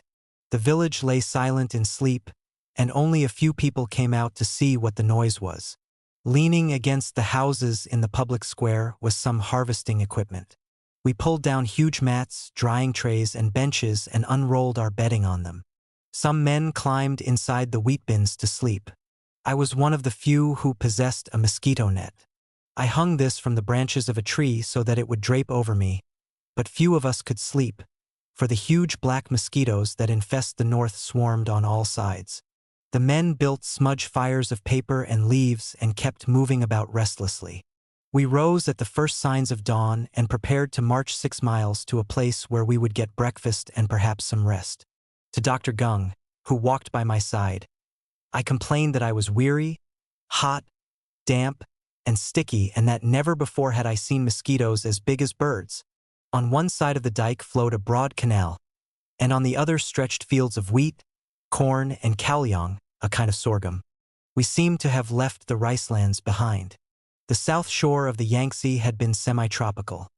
Simply by crossing the river we seemed to have entered the temperate zone. Around me was the same kind of landscape which I had so often seen as far away as Peiping. That was how we crossed the Yangtze. Book 7. Through Central China. Late autumn 1939. Commander Chong Yunyi and the 4th Detachment. I lost track of time, but it must have been September 12th or 13 when we arrived at the headquarters of the 4th Detachment of the new 4th Army in central Anhui Province. Dr. Gung and I had spent a part of each day doctoring people stricken with malaria. This scourge had spread over all China since the beginning of the war. Southern armies moving back and forth across the face of the country had carried it to the most inaccessible regions. We took some comfort from the fact that the Japanese also had malaria. But they also had a good medical service, and every Japanese doctor and nurse had been mobilized for the war. As we approached guerrilla headquarters, we came out upon a wide plain, with groups of solidly built buildings and temples among overhanging trees. Beyond, to the north and west, rose the foothills of the Tapi mountain ranges. The plain before us was famous as the place where, in the remote Three Kingdoms period, the villainous Cao Cao had assembled and trained his troops. It was now covered with people hurrying towards the village from every direction. Some were soldiers, some were civilians, but all lined up and began shouting slogans of welcome and singing the vanguard marching song. Chong Yunyi, commander of the 4th Detachment, and Lai Chuanchu, his chief of staff, came out eagerly to welcome us. A bath which refreshed our weary bodies was followed by an excellent supper served on long tables in a courtyard overhung with climbing vines and shaded by towering willows. Reclining bamboo chairs were brought out, and we lay back and spent another memorable evening in conversation. Commander Chong Yunyi was slight and short of build and wore a strange smile that was not exactly a smile. He was an intellectual, a one-time commander in the Kuomintang armies who had become a communist and had been for a period of years Mao Zedong's chief of staff. He was a thoughtful and well-read man, from whom I constantly learned much that was new and stimulating. I asked him for details of a story I had heard in South Anhui. Its background was this: before the war, this 4th Detachment, then called the 4th Red Army, had fought on the borders of Anhui and in the adjoining Hupa and Honan provinces. It had been called a Model Red Army because of its guerrilla tactics and its organization and education of the common people. After it had suffered defeat in a series of fierce campaigns in 1933–4, its main force had evacuated and eventually joined the central body of the Red Army in the northwest, which became the 8th Route. Guerrilla units had remained behind, however, fighting sporadically. In November 1937, after the National United Front was firmly established, 3,000 of them had assembled and became the 4th Detachment of the new 4th Army. Cao Qingting, a communist, was then the commander.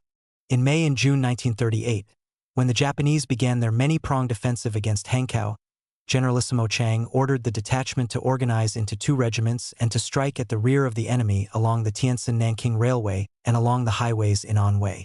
Separated from the main body of the new 4th Army by the Yangtze River, Cao Qingting soon developed into a local militarist. His head grew big with power, he took concubines, became corrupt, and arrested and killed anyone who opposed him. Medical supplies sent to him from General Headquarters were sold to shopkeepers, but Commander Cao kept demanding more. In the late winter of 1938, Commander Chang Yuni-i was sent from General Headquarters to investigate Commander Cao and to reorganize the detachment for more efficient fighting. But Cao had built up a powerful clique of personal followers against whom Chang Yuni-i could do nothing. In May 1939, General Ye Ting, Commander-in-Chief of the new 4th Army, had crossed the Yangtze on a tour of inspection, but Cao had thrown special bodyguards around his headquarters and waited menacingly. Such was the background of this detachment. I asked Commander Chang what happened after that.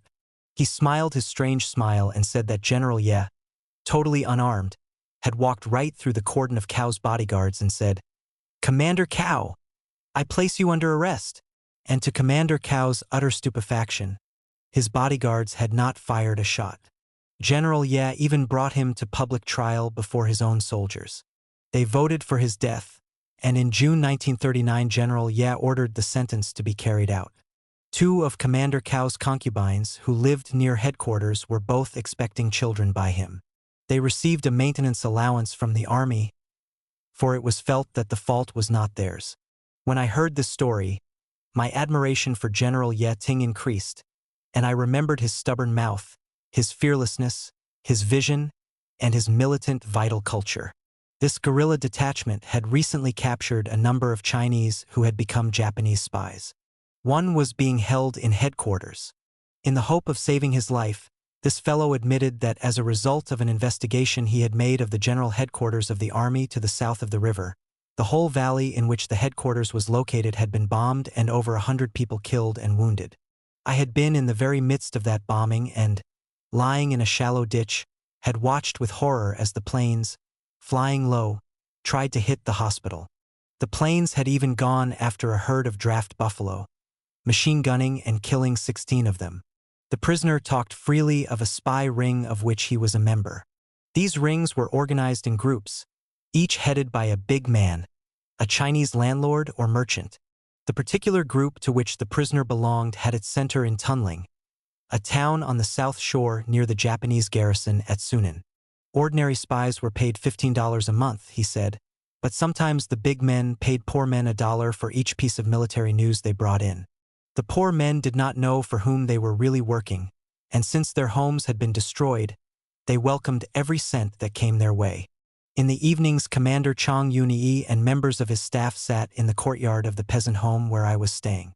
They talked of the economic origin of banditry and poverty, and of the great landlords of central Anhui, some of whom owned thousands of acres of land.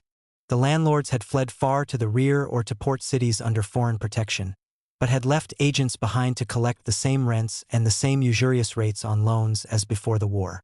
The puppet governor of the province, appointed by the Japanese, was Ni Taoyong, a big landlord who still made use of his feudal relations with his friends and tenants to organize puppet troops. There were now about 5,000 of these in the province, commanded by relatives of the puppet leaders. But the Japanese seldom trusted the conscripted puppet soldiers to fight the Chinese guerrillas, using them instead as garrison troops in occupied towns.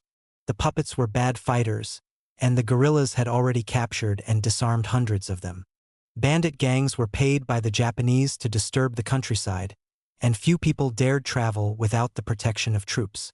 The puppet troops could be re-educated and taken into the guerrilla detachment, but the bandits seldom or never. Japanese tactics in dealing with the people had become very cunning, said the commanders. When they had first invaded this province, they had burned villages and slaughtered the people, thinking to conquer by terror. No Chinese had been permitted to live within 7 miles of the Tientsin-Nanking Railway. But in recent months, some smart Japanese intellectuals had thought up a reconciliation approach. Around the Lunar New Year of 1939, they had begun to confiscate the land of landlords who had fled from the railway zone rather than become traitors. Then the Japanese had divided this land among the peasants, given each villager 10 cents as a New Year's present, and distributed candy and cakes to the children. They had even instructed Japanese soldiers not to rape the women and girls. In confiscating and dividing the land, the Japanese were parading around in the cast-off clothes, so to speak, of the old Red Army.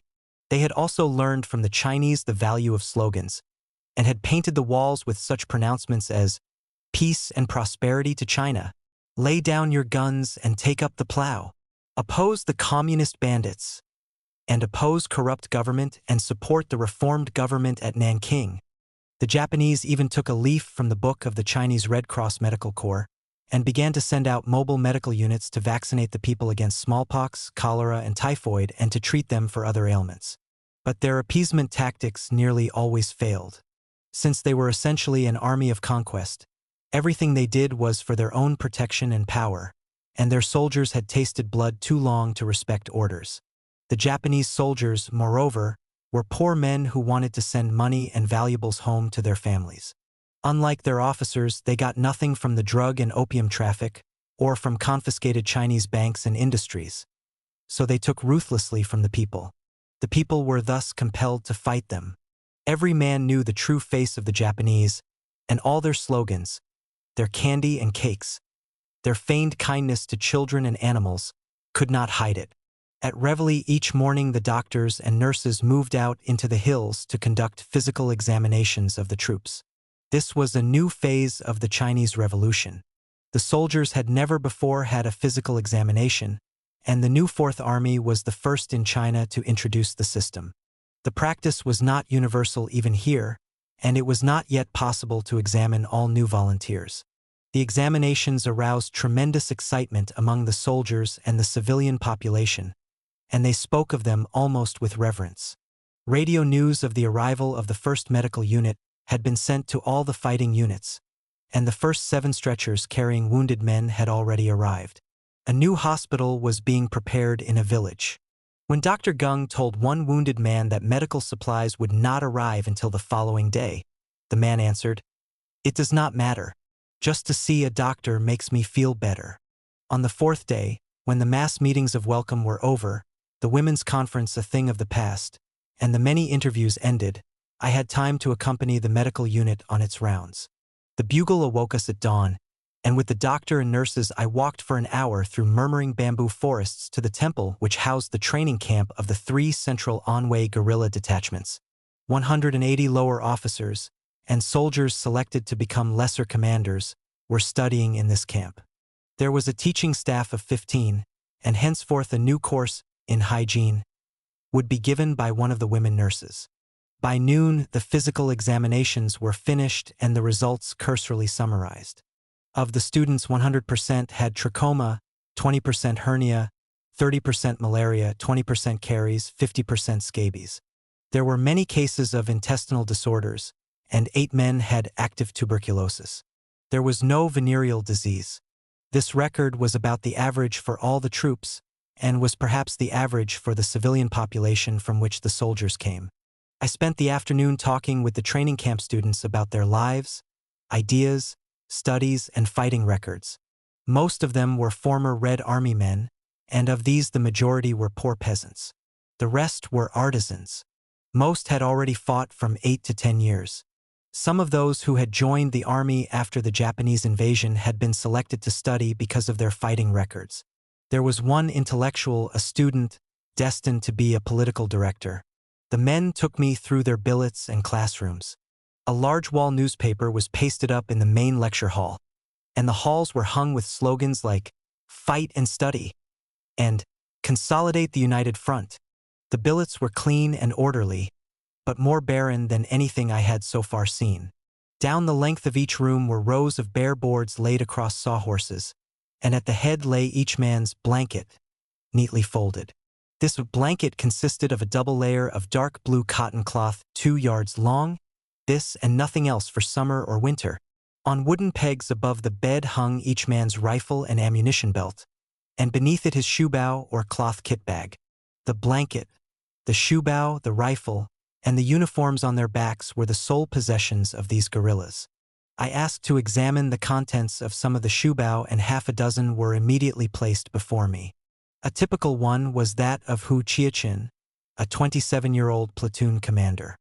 He had been a member of the Old Red Army for 7 years before the Japanese invasion, and then had fought continuously at the front until selected to study. He came from a poor peasant family which owned 1.5 mao, 3 mao make an acre, 7.5 mao make a hectare, of land, and had a debt of $300, on which they paid an annual interest of 36%. Who had learned to read and write in the Red Army, had been wounded 5 times, and now had malaria. His shoebow contained 1 short piece of candle, half a tube of toothpaste, an old toothbrush, a scrap of soap carefully wrapped in a rag, 1 letter from his family written by a letter writer, a seal, 3 pencils, 13 books and pamphlets, 6 lecture notebooks, and copies of the army newspaper, with passages marked. Of books he had Protracted Warfare and The New Stage in the War, both by Mao Zedong, General Secretary of the Communist Party, and texts on strategy and tactics, military science, elements of social science and natural science. Of army pamphlets he had Political Work in the Puppet Armies, Work Among the Enemy, Japanese Primer, Army Rules, Army Songbook, How to Write for the Wall newspapers, and Wartime Child Education. I asked Hu if he had learned the Japanese language. He knew many words and phrases and could shout slogans in Japanese, he said, but could not yet talk with captives. He kept his lecture notes under 3 headings: military, political, cultural. Under cultural were such general subjects as reading and writing, arithmetic, geography, and natural science. The political and military lectures were exhaustively outlined.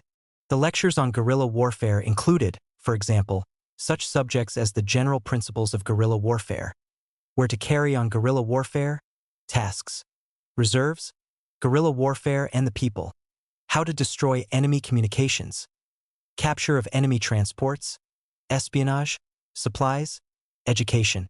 The subheads for political lectures included political work in the army before, during, and after fighting, political work among the people in the war zone, different political parties and their principles, political work in the enemy army, and the policies of the National United Front. This same notebook also contained detailed notes on the economic, political, and cultural aggression of imperialist powers against China. Under the title Tasks of the Chinese Revolution were treated such topics as the present situation, its peculiarities and problems, causes of tendencies to surrender and compromise, Japanese inducements to wavering elements, compromise and surrender as a road to death, why wavering elements are ready to surrender but are determined to fight the communists, and the future of the war of resistance. I noted that all of this was from the Marxist viewpoint. I turned to the notebook on cultural subjects and opened to a lecture on natural science. Here there were notes on the sun, the earth, causes of weather, eclipses, tides, the planets, stars, the polar star and how to find it, comets, clouds, and so forth. These kit bags with their contents showed what was perhaps typical of the system of education imparted by all the training camps of the new Fourth Army. It was the only education many of the men had ever received, and what they learned they were expected, with the help of the political directors, to teach their troops. The study of natural science had only recently been introduced. It existed in no other army I visited. When I asked to talk with the science teacher, a soldier brought him to me. I glanced up and then sat staring at the face above me. It was deformed and twisted, as if someone had tried to chop the head in 2 but had failed.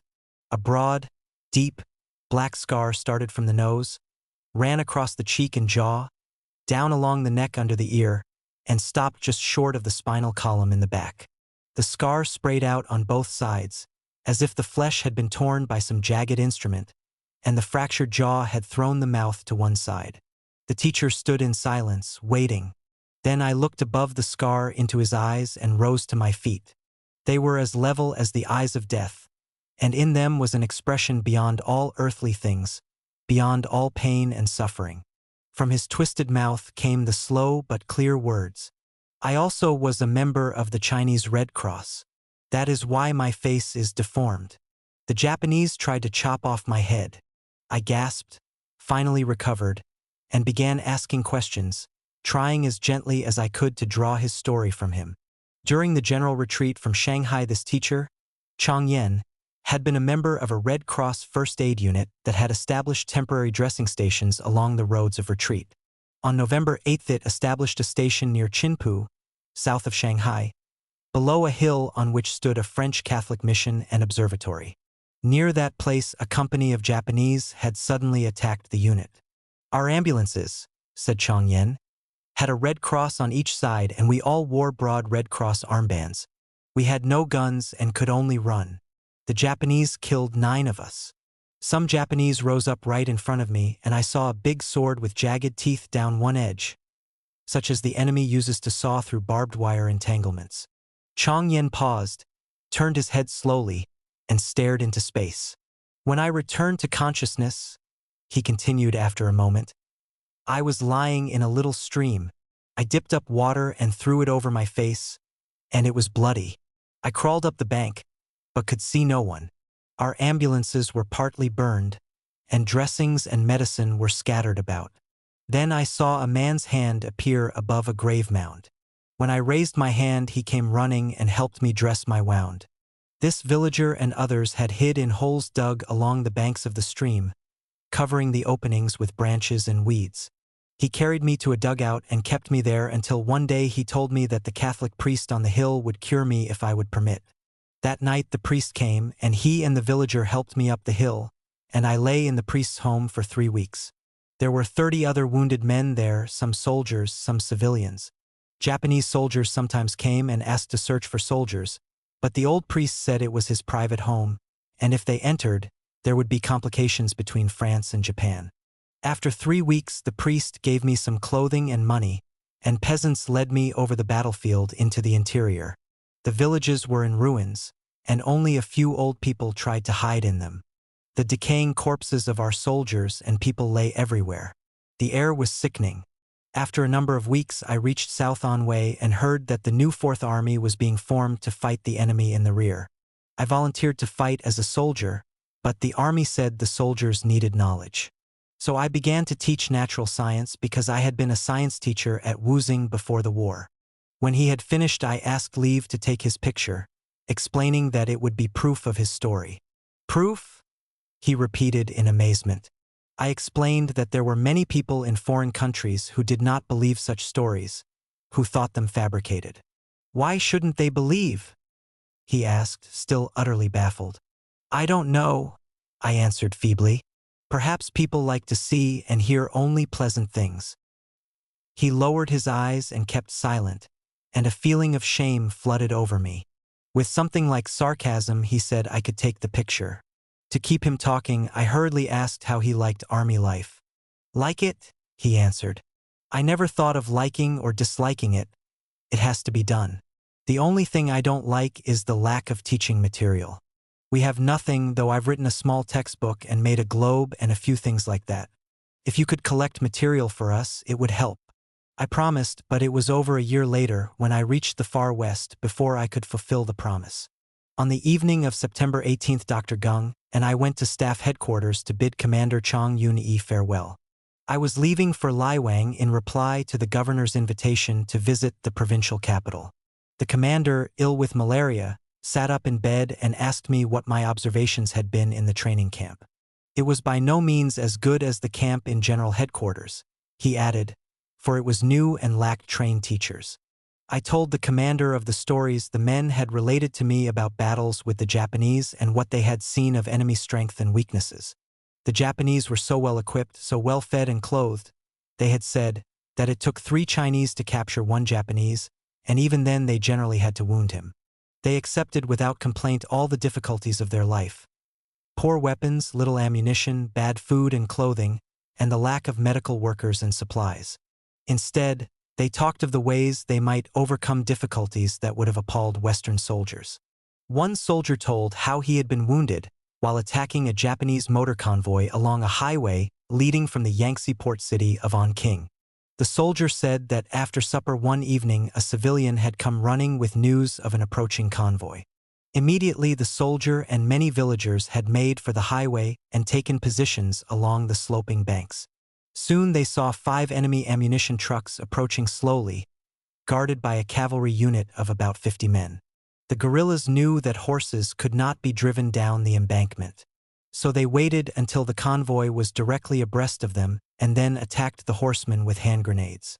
The soldier said, "I saw the drivers leap out and run wildly down the road, right among the plunging, falling, and screaming horses. Some horses dashed down the embankment and killed themselves and their riders. How many men we killed I do not know, but I counted 12 in our first attack and I saw others bleeding and slumped in their saddles. We captured 6 men, but all were wounded. We had to kill 3 of them because they would not stop shooting at us even after they were wounded." Without delay the villagers had begun emptying the trucks. Even women and children came with carrying poles. It was a tremendous haul, and afterwards the people brought grass and wood and set the trucks on fire. They stripped the Japanese dead of everything except bare uniforms and heavy leather shoes, which no guerrilla would wear because they were too heavy and made too much noise. When the fighting was ended, the guerrillas had 22 new rifles, a number of blankets, and 5 horses. 3 of their own men had been killed and 2 wounded. Commander Chong listened to the stories and once or twice wrote something on a notepad. Then he asked me what I thought of the education itself. I told him I thought the teaching of political subjects and geography too abstract.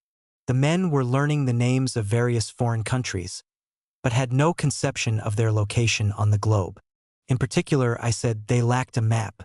Some of the political training also seemed too theoretical. The Chinese intellectuals who taught such subjects often possessed nothing but book knowledge, and most of their concepts were based on the writings of foreign authors. But China itself also had a revolutionary history and great leaders. To me, it seemed utterly artificial to hear slogans appropriate to the industrial development of the Soviet Union applied to underdeveloped China. Commander Chong interrupted me and gave orders to his chief of staff to send to the training camp the only map of the world immediately available, that which hung in headquarters. It was only a gesture, but behind it lay a great deal, the will to teach and to learn in spite of everything. The guerrilla wounded. We had walked since dawn up jagged mountains, across the floors of valleys, along narrow paths where no animal could go. We rested in villages whose streets were bordered by open gutters filled with the green scum that bred disease, and where people came in crowds, pleading for medicine. Their bodies were a mass of scabies sores, and the hair of the women was matted and wild. The heads of the children were covered with boils of the creeping ringworm that destroys even the roots of the hair. In the summer there had been cholera, and in the winter smallpox would come. And everywhere there was trachoma, malaria, dysentery. Once we crossed a motor highway along which Japanese trucks dared to venture from time to time. In the afternoon we stood on the crest of a high mountain range and looked down on glory. Below us lay a natural basin of gold with a long azure lake reflecting the azure sky. Fields of ripe grain gleamed like liquid gold. A few small white villages, set in green foliage, sparkled like jewels, and above and about this vision towered black volcanic peaks. "Our hospital is in that temple," one of our guards said, pointing. An hour later we were walking through the basin towards the temple. It had roofs of colored tile and upturned corners, and it was shadowed by ancient gnarled trees. On the paths in front of the temple stood lines of men in faded blue uniforms. Each man was waving a small triangular paper banner of welcome, and as we came in sight, they began singing the guerrilla marching song. One of them came down the path to salute us. He saluted with his left hand, his right arm held rigidly against his breast, the fingers stiff and bent like the claws of a bird. His features were finely chiseled and sensitive, his black eyes eager, and the whole expression of his face had a strangely spiritual quality. He led us up to the rows of men awaiting us, and as we came near I saw that most of them were crippled. Some were on crutches, some were without an arm or a leg, some had stiff legs or arms, and the bones of one man's leg had knit together at an angle. Almost all were maimed for life, yet almost all of them were in their early 20s. A good doctor could have prevented their deformities. Looking into their faces, I saw that they were anemic, obviously from undernourishment and suffering. That evening I sat around a table with some of these men. Facing me was the man with the strangely beautiful face. In answer to my questions, he told me that he was Chun Fangchen. He was 26 years old and had been in this army since the fall of Nanking. Before joining the army, he had been a poor peasant, unable to read or write. Once in the army, he had always been at the front and had been wounded 3 times. In the hospital, he had found only other wounded men like himself and had been unable to learn. Now the wounded had some textbooks and were asking one another about the words. They had tried to learn a few each day, but never knew whether they were right because there was no educated man among them. "How did you get that stiff arm and that hand?" I asked. "One night in a drizzling rain," he began. "Our commander said we were to attack the enemy coming from Huayuan. The news passed into our hearts and the hearts of the people so that we all forgot the bad weather. It was the 10th of August. Our commander said, 'Wherever we go, victory will follow. The enemy from Huayuan City has sent a column against us. With them they have 100 puppet troops led by a traitor. They will have 1 heavy machine gun and 3 light machine guns, rifles and hand grenades. They think they can surround us before daybreak and attack us at dawn. But their movements are always slow. They will have to start marching at 2 or 3 in the morning. We must keep them marching all day in the heat before we give them a welcome. Now, tonight we and all the Lao Peishing people in Chengchuan will move to Sunyingsa. The Imperial Army will have to pardon us for not being here to receive them. They may feel poorly about that.' We all laughed. When the enemy came to Chengchuan next morning, there was not a shadow to greet them besides one very old man. They asked him about us, but he said he had never seen us and was so old that he couldn't remember if he had even heard of us. Then they marched on to Sun Chaochuang, thinking they might surprise and exterminate us there. We were not there either, so they fired off their guns to make a big noise. They think that scares people. Some of the people then said that we were in another village farther on. It was noon and very hot before the devils reached that village. Sweat was running down their faces and they were tired, but they were ashamed to lose face by going back to Huayuan. So they marched on to another village, where they ordered everybody out to a meeting to hear one of them explain how the great Imperial Army had come to protect them from communist bandits. That means us, and the party army. That means the Kuomintang. As soon as they had protected the people, they said they would withdraw. Of course we were not. But when we were told that they were going there, we decided to give them a welcome. Our commander picked 3 of the best platoons, and I was in one of them. We took our 3 light machine guns and found good positions along the path leading to Nuangmyo. Many Lao Peishing came to carry away our wounded, and some had spears and big swords. The enemy soon came along. By that time they had been marching for about 12 hours. Our machine guns went rat-a-tat-tat, and many of the enemy fell. Some began to run, but some fought, and before long everybody was fighting except the devils who were carrying away the dead and wounded. They all began to retreat and we followed, and soon they began to leave their dead and wounded behind, though they try never to do that. We escorted them for hours, right up to Huayuan, and by then there were not many of them left. I did not go so far, for I was wounded, but I heard all about it afterwards. Our commander had said we ought to escort the devils right up to their barracks. That was a warm welcome and a very polite farewell, I remarked with admiration, and the men laughed. Now the lessons of this battle were many, the storyteller added, as if quoting from a textbook. First, a guerrilla unit in a certain place should continue moving to new locations, particularly if close to the enemy. We did that, but our intelligence service was too slow, Our reserves could not come up quickly enough to help us exterminate the enemy completely. That was a weakness. Third, after opening fire, we did not charge quickly, and many of the enemy escaped. That was also a weakness. Those were the lessons we learned. I asked him what kind of work he intended to do now that he could no longer fight. He wanted to go to the training camp and learn to do political work or go into a transport station. In a transport station, he explained, I might see people coming and going. I'd like to learn how to work a radio and hear messages from the whole world. We don't learn much about the outside world up here. You are the first foreigner I have ever seen. By this time, the room was filled with men, some sitting on the floor, some on benches, some standing. Wherever I moved, I touched someone.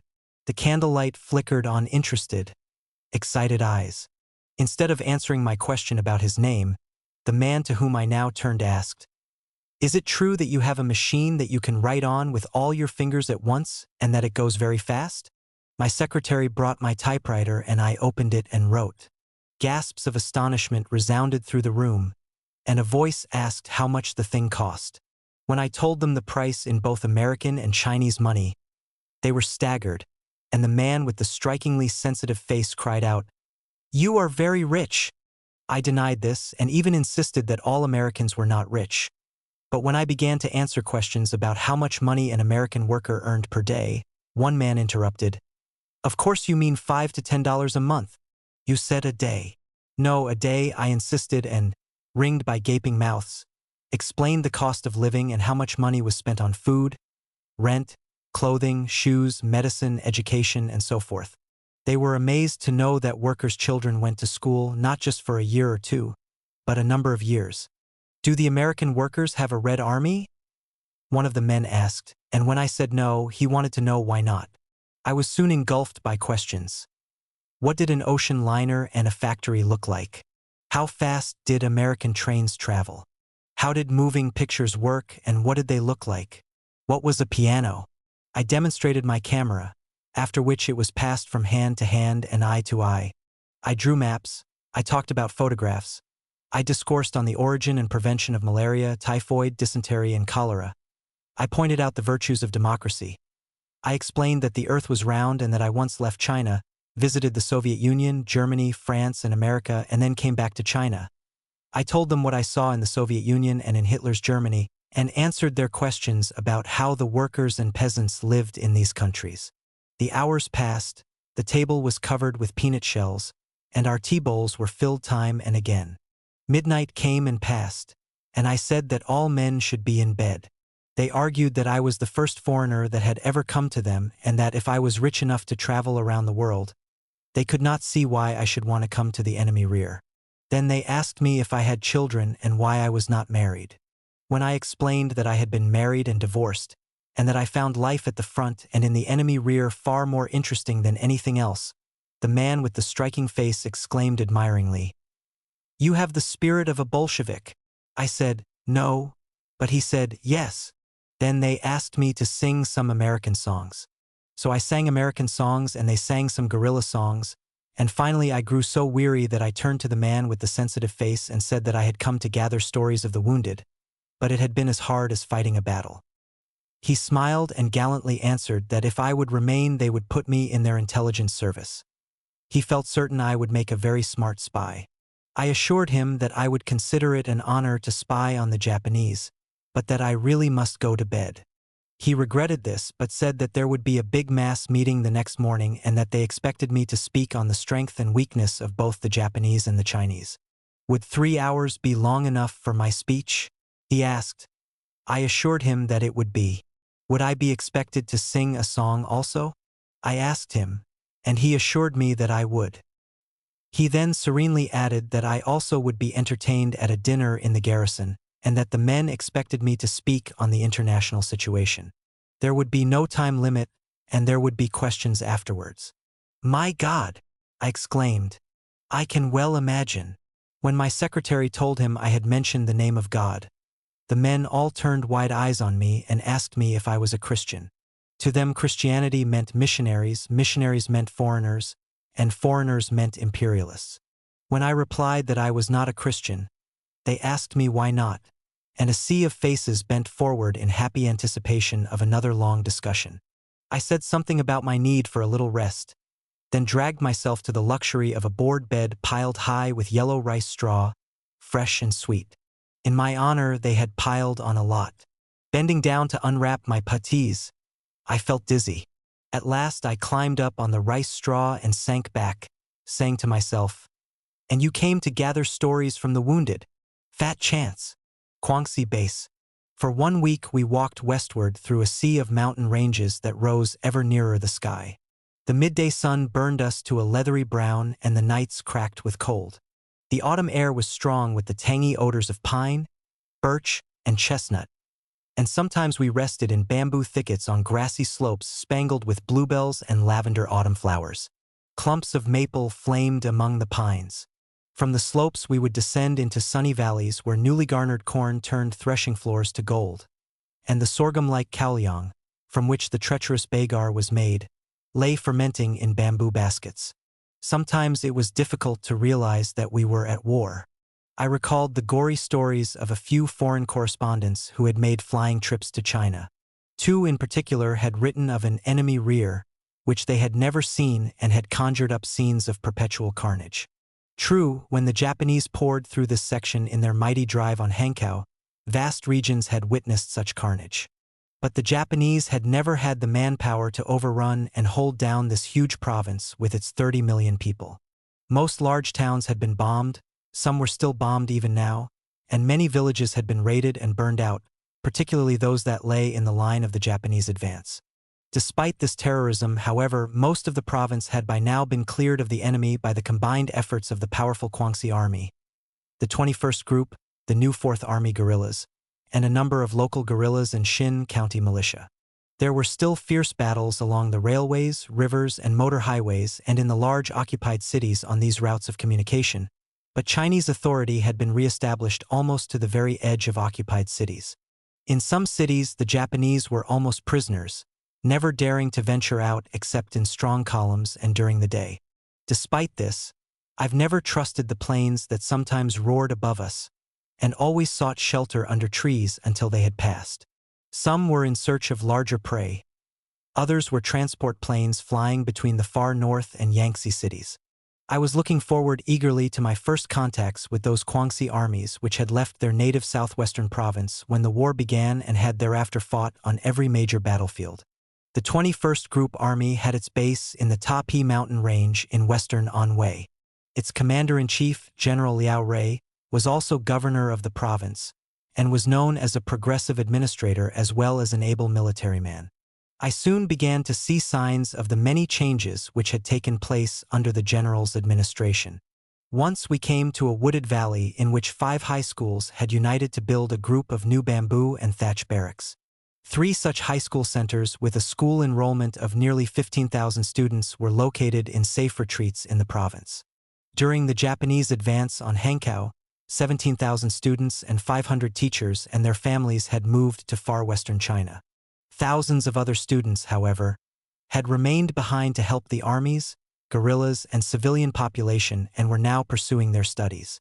In this center, students and teachers alike wore coarse green homespun uniforms like those of soldiers, and their lives were fashioned entirely after that of soldiers. With no maps, no scientific equipment, and only the few textbooks that could be transported from the far west or could be printed in Laiwang, the teachers taught almost entirely from memory.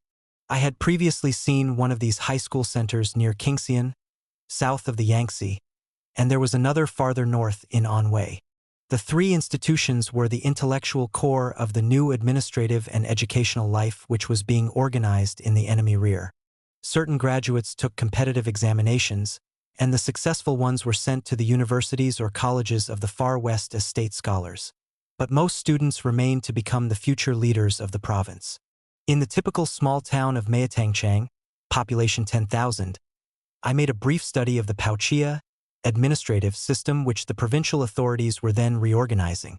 As we entered the streets of the town, we met a group of 5 students, 3 girls and 2 young men, who had recently come from the provincial capital, where they had been trained in the new political military training camp. 2 of the girls were teachers in the town's primary school and 1 was a teacher, and also the village head, in a nearby locality.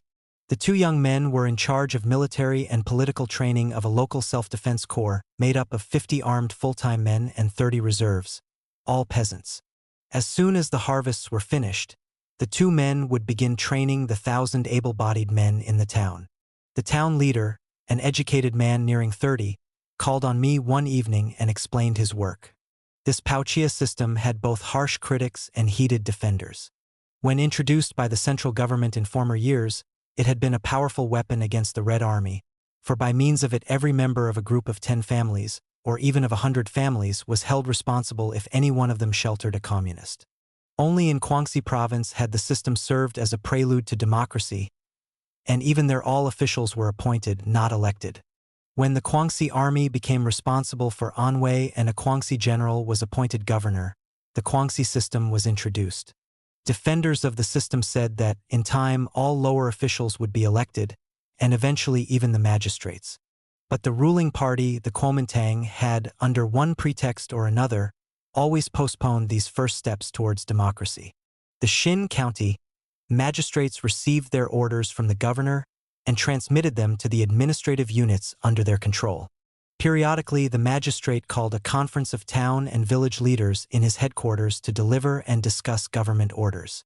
There was indeed some approach to democracy in such a lowly administrative unit as the town of Mayatangchang itself. Once a month there was a meeting attended by the heads of each group of 100 families. This was called the Pao People's Conference. There was also a general monthly conference of the heads of each family. These conferences discussed national and local problems and were held responsible for the enforcement of government orders.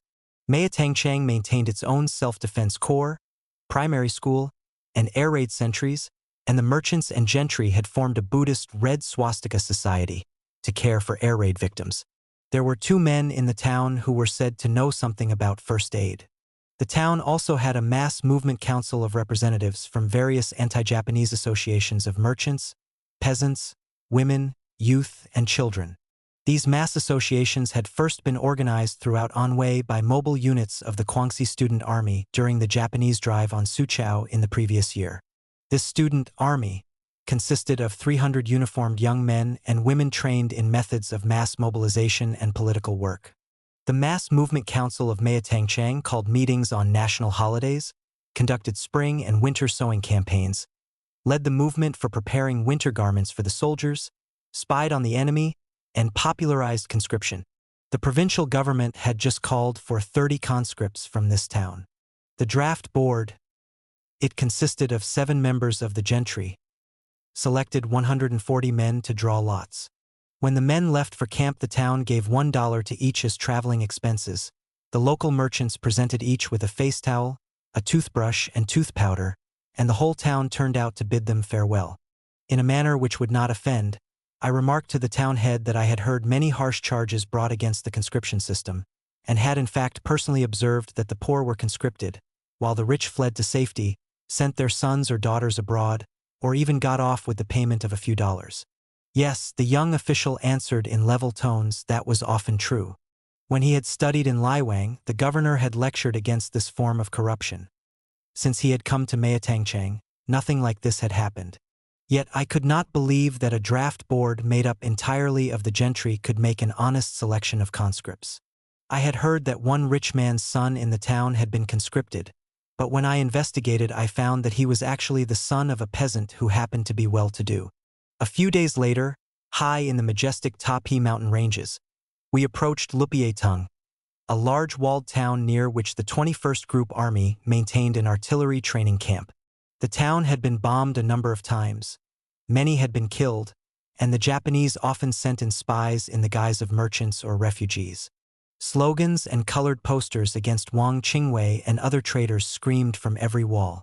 Others indicated that we had definitely left the territory of the communist New Fourth Army and had entered a realm in which other political ideas prevailed. Not that they were reactionary.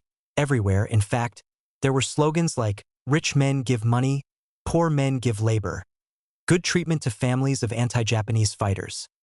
The three people's principles of Sun Yat-sen are the highest law of resistance and national reconstruction. Support national education and wipe out illiteracy. This whole region had once been the base of the old Chinese Soviet government, guarded by the same new Fourth Army guerrillas whom I had but recently left. Along the approaches to the town towered huge stone blockhouses, relics of civil wars and at present occupied by Guangxi soldiers, who now seemed to be interested only in the Japanese. The sentry at the town gate hailed my new Fourth Army bodyguard as brothers in uniform, but as I passed he stared in amazement at my blue eyes and shouted, "Hu Chao! Passport!" I presented my credentials and he began a conversation with our adjutant, speaking a dialect so strange that the two men repeated each phrase a dozen times. The adjutant explained that I was a foreign friend of China, an American. A number of other soldiers gathered, and an involved discussion of world affairs began. Eventually I learned that they were deciding whether or not anyone from a country that sold trucks and ammunition to the enemy had the right to enter Lupietung. My defenders argued that I had nothing to do with selling trucks and ammunition to the Japanese, but that the merchants of my country were ignorant and loved money. Finally, they let us pass. As we moved into the town, I heard one of the soldiers shouting to another down the street, and it was only a matter of seconds before my arrival was known to the entire town. We had no more than stepped into a dark little inn when a young officer appeared, bowed, asked for our passes, and then assured me that I was most welcome. He looked so smart and efficient, and his words were so unequivocal, that I saw my guerrilla guards draw themselves up proudly, trying to hide their shabbiness. Some of the buttons on their summer uniforms had long since disappeared. A number of them had malaria or ulcers of the feet and legs, and one had insisted on marching with us although he was on the verge of pneumonia. They had not received a cent of their $1.50 monthly allowance, and in the previous month had been paid only 50 cents. In a town en route, I had bought a pair of shoes for each, and though our adjutant had protested, the men did not. And each night I had doctored them for malaria or other ailments. When I compared their condition with that of the short, tough Guangxi soldiers about me, I had much food for thought. The Guangxi troops were disciplined and well cared for, and though some undoubtedly had malaria, I detected no trachoma or scabies. It meant an army good in quality as well as quantity. Indeed, I soon learned that the Guangxi armies had broken with Chinese tradition and bathed daily, summer or winter, and that some of them had habits much like those of the American Indian. As I watched them march through the streets of Lupietung that night, I was filled with a tremendous respect for them. Many were short little enemies of the same race as the people of Indochina, some were racially mixed, and some showed clearly an ancient Chinese strain, albeit conditioned by the Guangxi mountain region. They were fierce and strong, and as they marched, their rifles, ammunition belts, and machine guns clanked. They marched in perfect unison, and sang an anti-Japanese song so militantly that I felt certain it must be a prelude to immediate battle. Turning to the Guangxi officer, I asked in a respectful voice if the men were marching out to fight. No, he replied, they were going to the movies. The army was quite up to date, he continued, for the Educational Moving Picture Working Unit of the central government sent out a new motion picture newsreel every 2 or 3 months. I liked the idea of taking artillery to the movies. For years I had seen many American movies and Chinese imitations that had left me completely frustrated, without any way of revenging myself. I now realized that had I taken a heavy machine gun or a trench mortar with me, I might have looked on with sweet patience, biding my time. Despite all this, I did not go to the movies that night. We had walked 70 li, 23 miles, that day. Not only had we walked, but we had pushed and almost carried a decrepit horse and a little mule not much larger than a jackrabbit. When they fell down, as they often did on the narrow mountain paths, we would lift them up and rearrange all our baggage on their backs. The horse was an utterly useless creature, but our guards dared not leave it behind because it belonged to the army. I was certain that, on their way back, it would plunge into one of the bottomless caverns that yawned on every side. After eating, I took a candle and went wearily to the board which was my bed. Somewhere a night watchman beat, on hollow bamboo, telling the time. I could not sleep, and through my mind floated many shadowy memories. I thought of the short, steel-like Guangxi mountain men outside. Then I thought of a room in Hankow. The room had polished floors and polished tables and a Chinese vase filled with white flowers. Books lay about, and the room was filled with the music of Beethoven's Ninth Symphony. There were many friends there. But that was their world, not mine. And yet it was very beautiful. The next afternoon we stood in the Tiantang mountain pass. Below us to the west and north lay a long, broad valley of incomparable beauty. The distant Xi or Liwang River flowed through it, glimmering in the afternoon sun. This valley was our goal.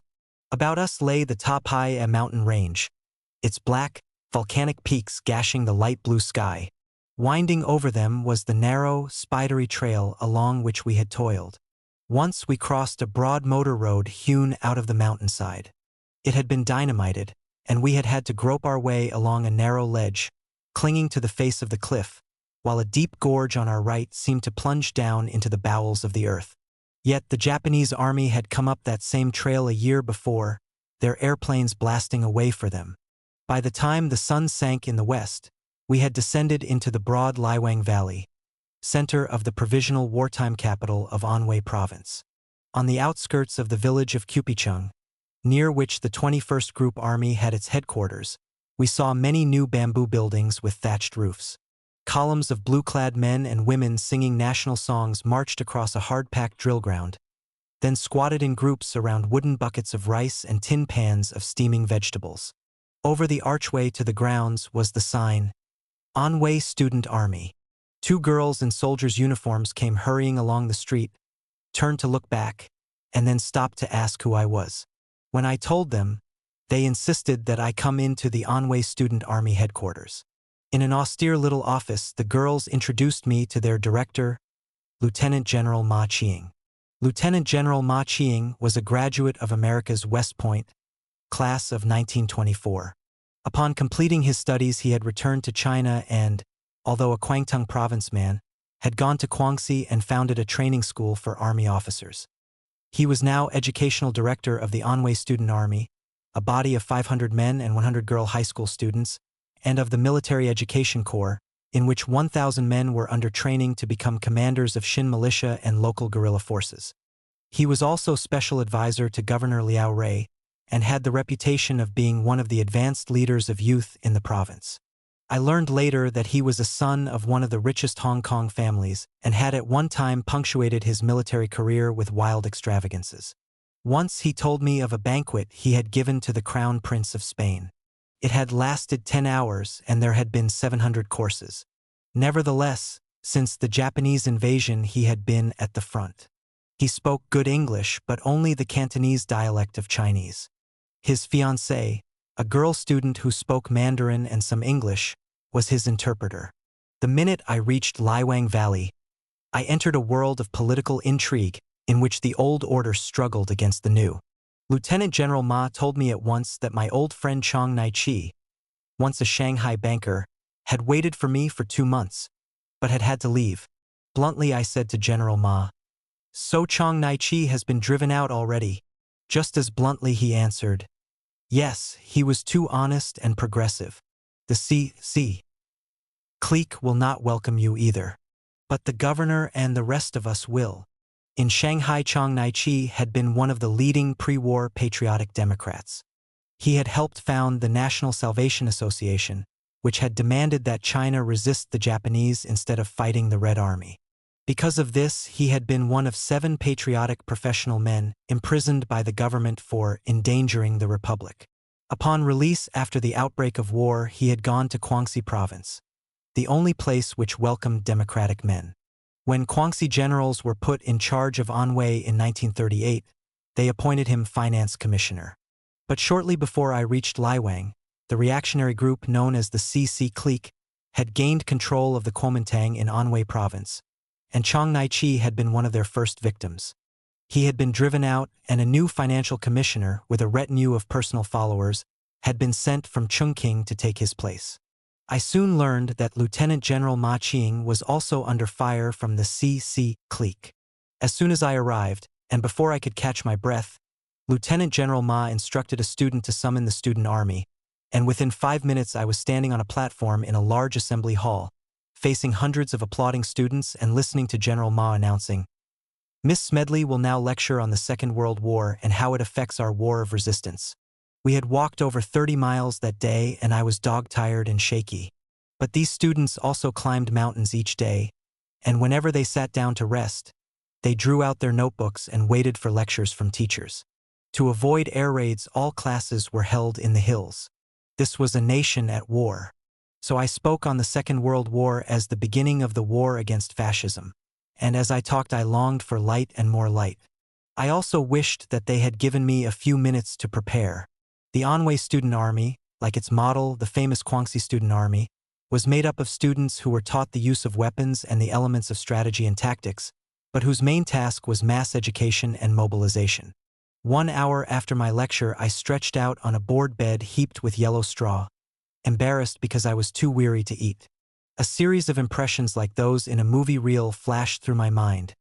Our adjutant worrying because the room in the inn cost too much, 50 cents a night without food. General Ma giving me a tin of Shanghai cigarettes worth $10 by the time they reached Laiwang. He thought that the governor's motor car, the only one in the province, would take me to the capital tomorrow, using gasoline that cost $30 for a 5-gallon tin. Anhui, the past versus the future. I leaned back in the governor's car feeling like a criminal. On the highway, halfway to Laiwang, we passed my bodyguard trudging along on foot, and they looked solemnly at me as we sped past. In government headquarters, we met the governor, General Liao Rei, coming down the hall. Except for his unadorned uniform, he looked like some old Roman senator.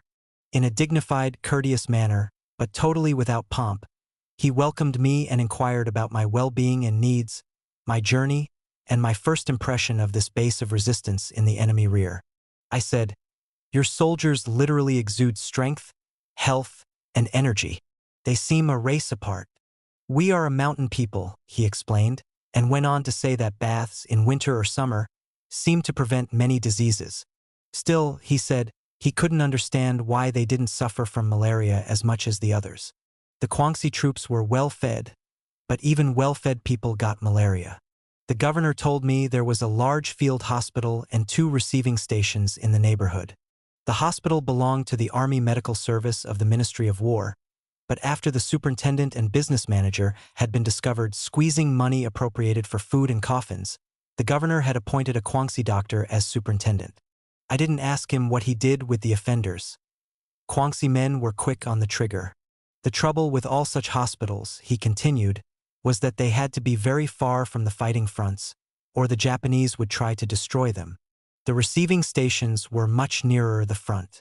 None of them received the medical supplies they needed, and the governor wanted me to support their requests for more medicine. He watched me curiously, carefully considering each word I spoke. We drifted into talk about the 2 Guangxi army groups, and in particular of the 21st, of which he was commander-in-chief. The major problem in the Shanghai and Nanking fighting, he said, had been the air and artillery superiority of the enemy. The fighting had resembled that in the First World War. Since that time, the armies had learned night fighting and the use of camouflage. The mountains afforded natural protection. Defense works were now well camouflaged, and the troops had learned guerrilla and mobile warfare.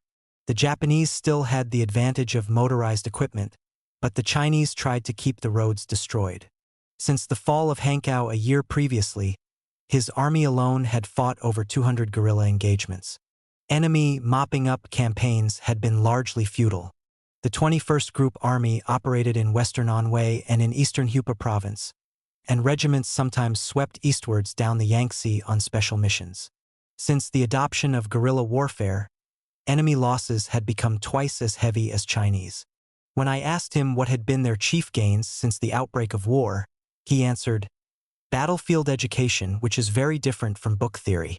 Our other chief gain is national consciousness. Our troops know that this is a life-and-death struggle for the entire country, not just for Guangxi. They think it's an honor to fight, and if they don't have a chance to fight, they feel they've not done anything." He spoke in an undemonstrative voice, as if he were weary or depressed. He was no more than 50, but seemed much older. The people, the army, and the many new training schools of the government were now scattered up and down the valley in huge new bamboo barracks. These structures were simple but excellently designed, some of them even beautiful. The outside walls were plastered with mud to blend with the earth, and the roofs were thatched, and sometimes camouflaged with branches or overgrown with vines. Many had been built under overhanging trees. In addition, caves had been dug deep in the mountainsides, and there was a telephone and radio warning system throughout the province. Air raid sentries were stationed on mountains to give bugle calls or beat brass gongs in warning. During my 5 weeks in Laiwang, we had many alarms, but only one raid. This raid took place while I was in the field hospital. Those few who were able to walk went into the surrounding hills, but most remained where they were. They seemed beyond fear.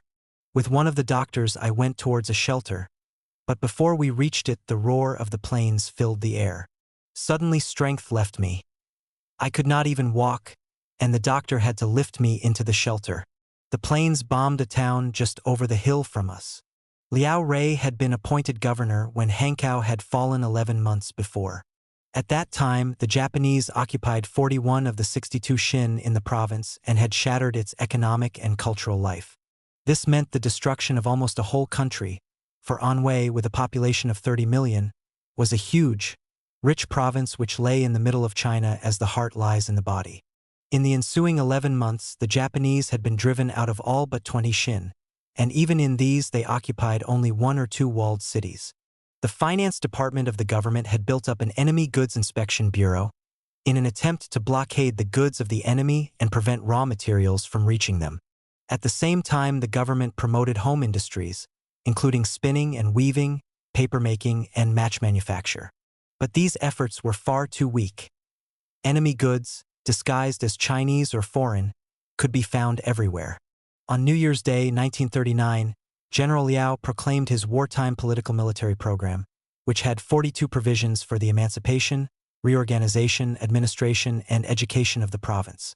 In carrying out this program, he had the aid of experienced officials and military men from Guangxi province, and thousands of educated men and women, including hundreds sent by General Li Chengren, Commander-in-Chief of the 5th War Zone. The Anhui Political Military Training Camp, or school, with its 7 branches, had turned out 4,000 men and women administrators by the time I arrived in Laiwang. It was planned to restaff every one of the 4,000 towns and villages, with their subdivisions, 40,000 in all, with newly trained personnel. The different branches of the training camp, scattered up and down the valley, trained personnel for finance and accounting, agricultural cooperatives, primary schools, radio, and intelligence work.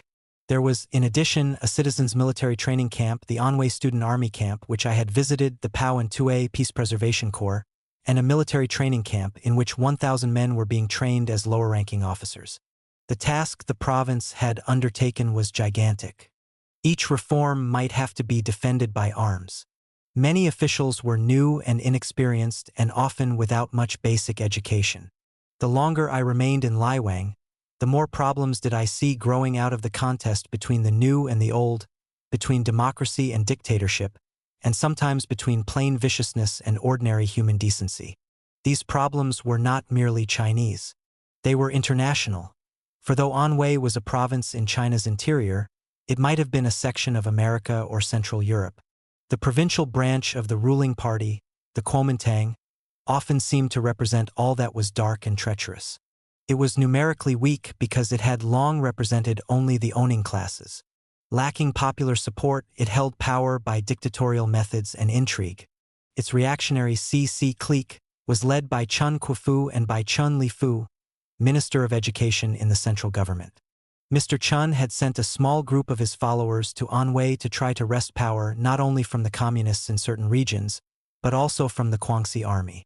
Chun had appointed a sleek, lynx-eyed gentleman, Fang Qi, to act as Commissioner of Education of Anhui Province, and Fang Qi's first act had been to censor and ban progressive publications in all schools, including even the leading newspaper, the Ta Pishan Er Pao, published by the People's Mobilization Committee of Laiwang under the guidance of the governor. The governor was a thorn in the flesh of the CC clique, for he was liberal and progressive, a champion of youth and a firm worker for national unity. The CC clique therefore joined forces with other reactionary elements, including a small group of staff officers and politicians connected with the Guangxi army and known as the Hunan bureaucrats, a still smaller group of prominent Guangxi politicians with personal ambitions, and 3 or 4 former Communist Party members. It was a weird mixture, typical of a civilization in transition and a nation in the throes of a war for survival. The Hunan bureaucrats seemed to be particularly despised, yet they were among the most dangerous because they could exercise influence on the governor through a concubine whom men politely called his wife. Like many men of the older generation, General Liao had one foot in the past, one in the future. I was told that he had a wife and 3 concubines. One of the latter was with him in Laiwang. She was a native of Hunan province, an illiterate but handsome, aggressive, and utterly unscrupulous woman. Men whispered that she used bed-pillow influence on behalf of her retainers. Her brother had become chief of General Liao's bodyguards, and one of her clique had become chief of staff of the 21st Group Army.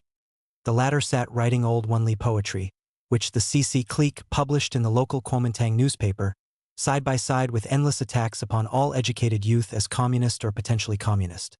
The Kuomintang and the Hunan bureaucrats had little in common save adherence to the old world and fear that the new elements would wrest power from them.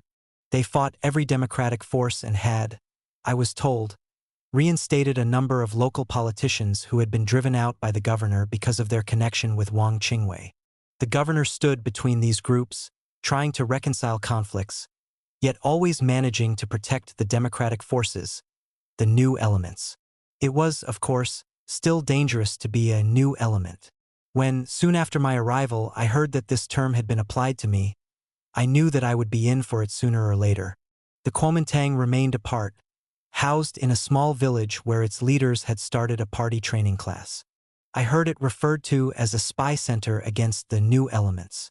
Though the party representatives consisted of a handful of men, none of whom had been elected, they had the right to sit in the provincial government and influence or even determine decisions.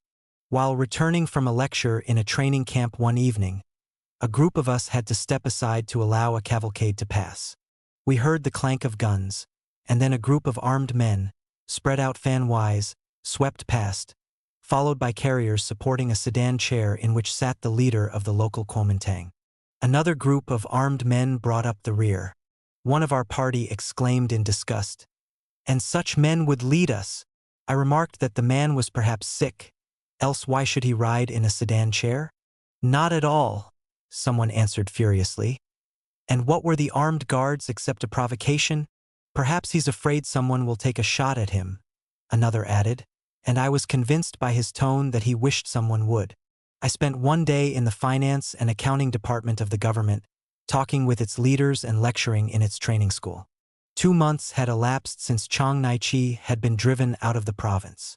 The new commission and its retinue was still on the way, but the financial administration of the province was already breaking down and the government was in arrears. The governor had asked the central government for money, but it only kept telling him to balance his budget. So an air of depression hung over the financial department. Officials who had done good work knew they would soon be unemployed. They were men of all ages, in deadly earnest about the war and filled with revolutionary hopes and aims. There was deep pathos in their eager patriotism, in face of a future so uncertain.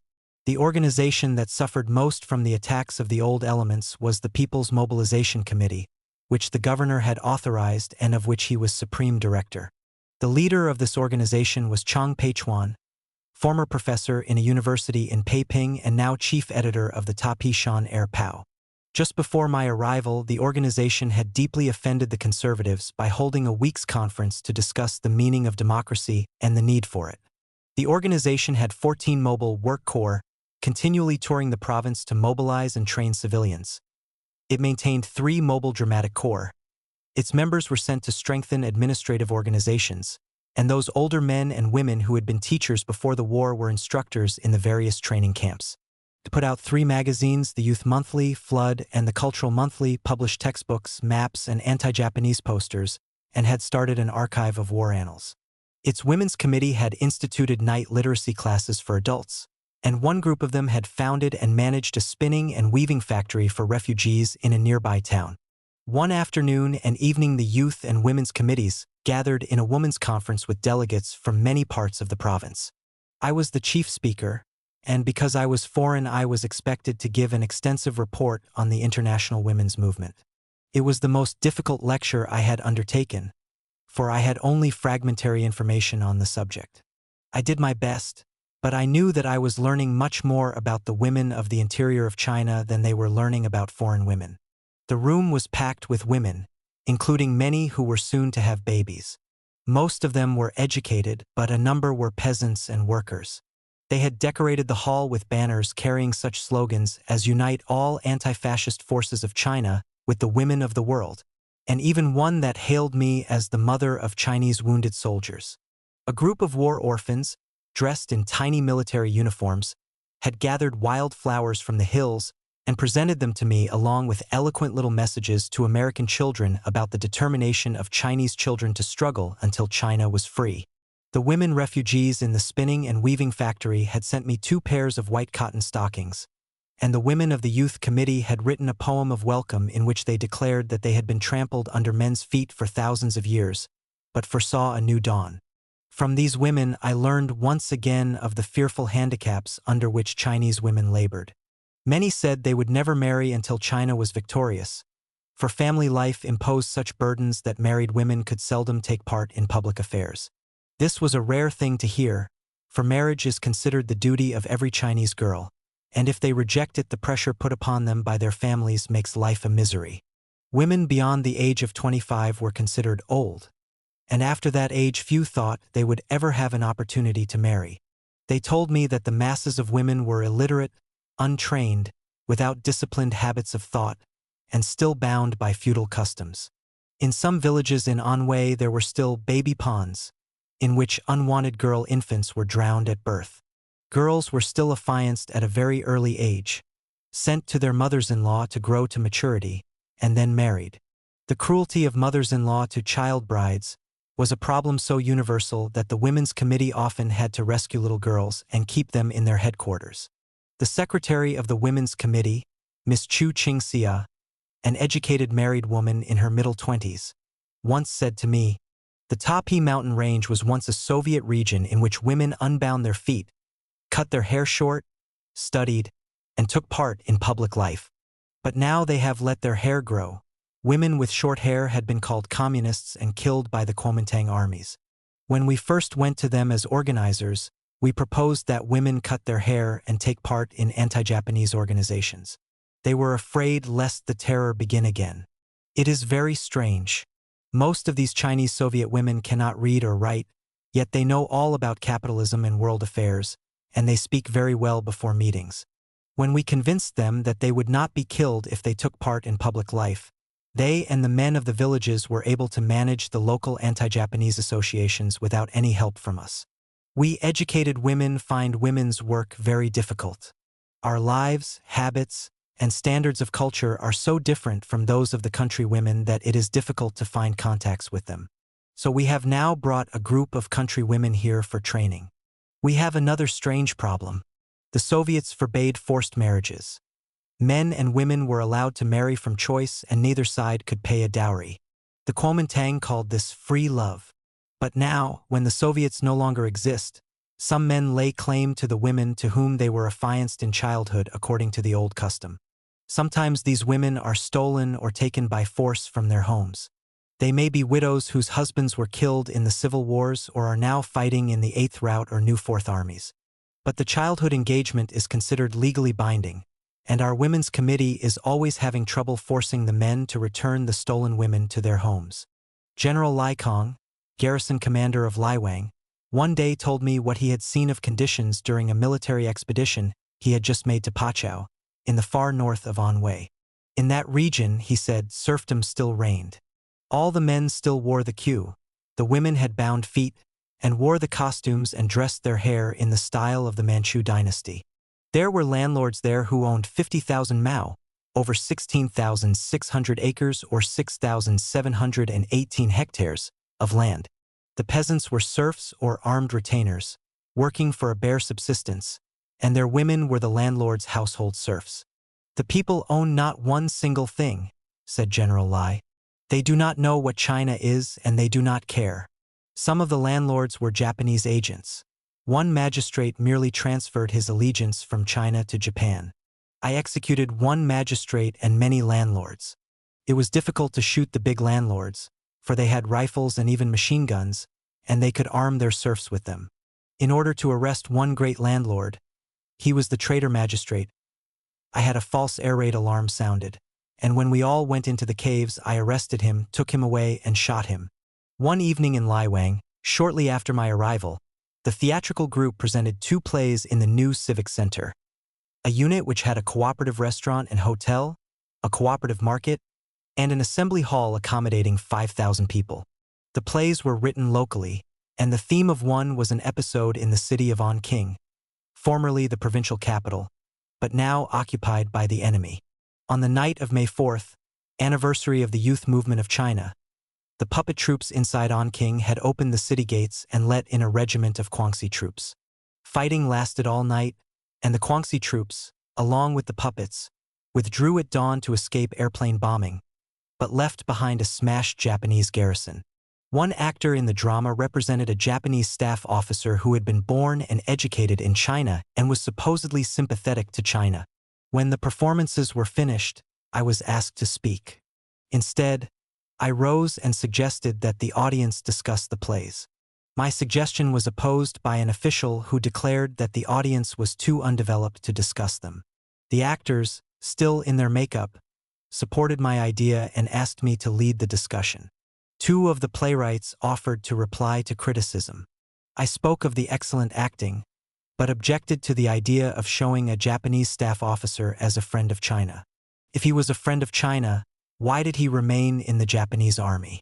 The playwright replied that his Japanese character was drawn from life, that there really had been such a man in Onking during the May 4th fighting. The dam had broken. A dozen men, some soldiers, some students in the various training camps, asked for the floor. They strode up the aisles, leaped to the stage, and told what they thought of the plays. And they talked intelligently. One soldier declared that one play was too filled with lofty talk which the common people could not understand. Still another pointed out that one of the plays showed a gang of Japanese and puppets having a feast and gabbing about the threat of guerrillas, but that the guerrillas never attacked, and only the wife of the puppet leader had killed herself out of fear. No play, he declared violently, should ever show that treason pays. The guerrillas should have killed every low-down dog at the banquet table. Ah, replied the playwright, was that reality? If the enemy was always lying dead on the stage, what was the use of continuing the war? Arouse the people by showing the facts. On-way intrigue. The governor's difficulties were usually grave, but at least once the difficulty that confronted him was a ridiculous one. His concubine had hated Lieutenant General Ma for a long time because he was an undiplomatic man who openly campaigned against the concubine's Hunan countrymen, as well as against the CC clique. General Ma loved fine horses and, being wealthy, had bought a number of them, including one fine white steed. This he lent to a guerrilla commander going to the front.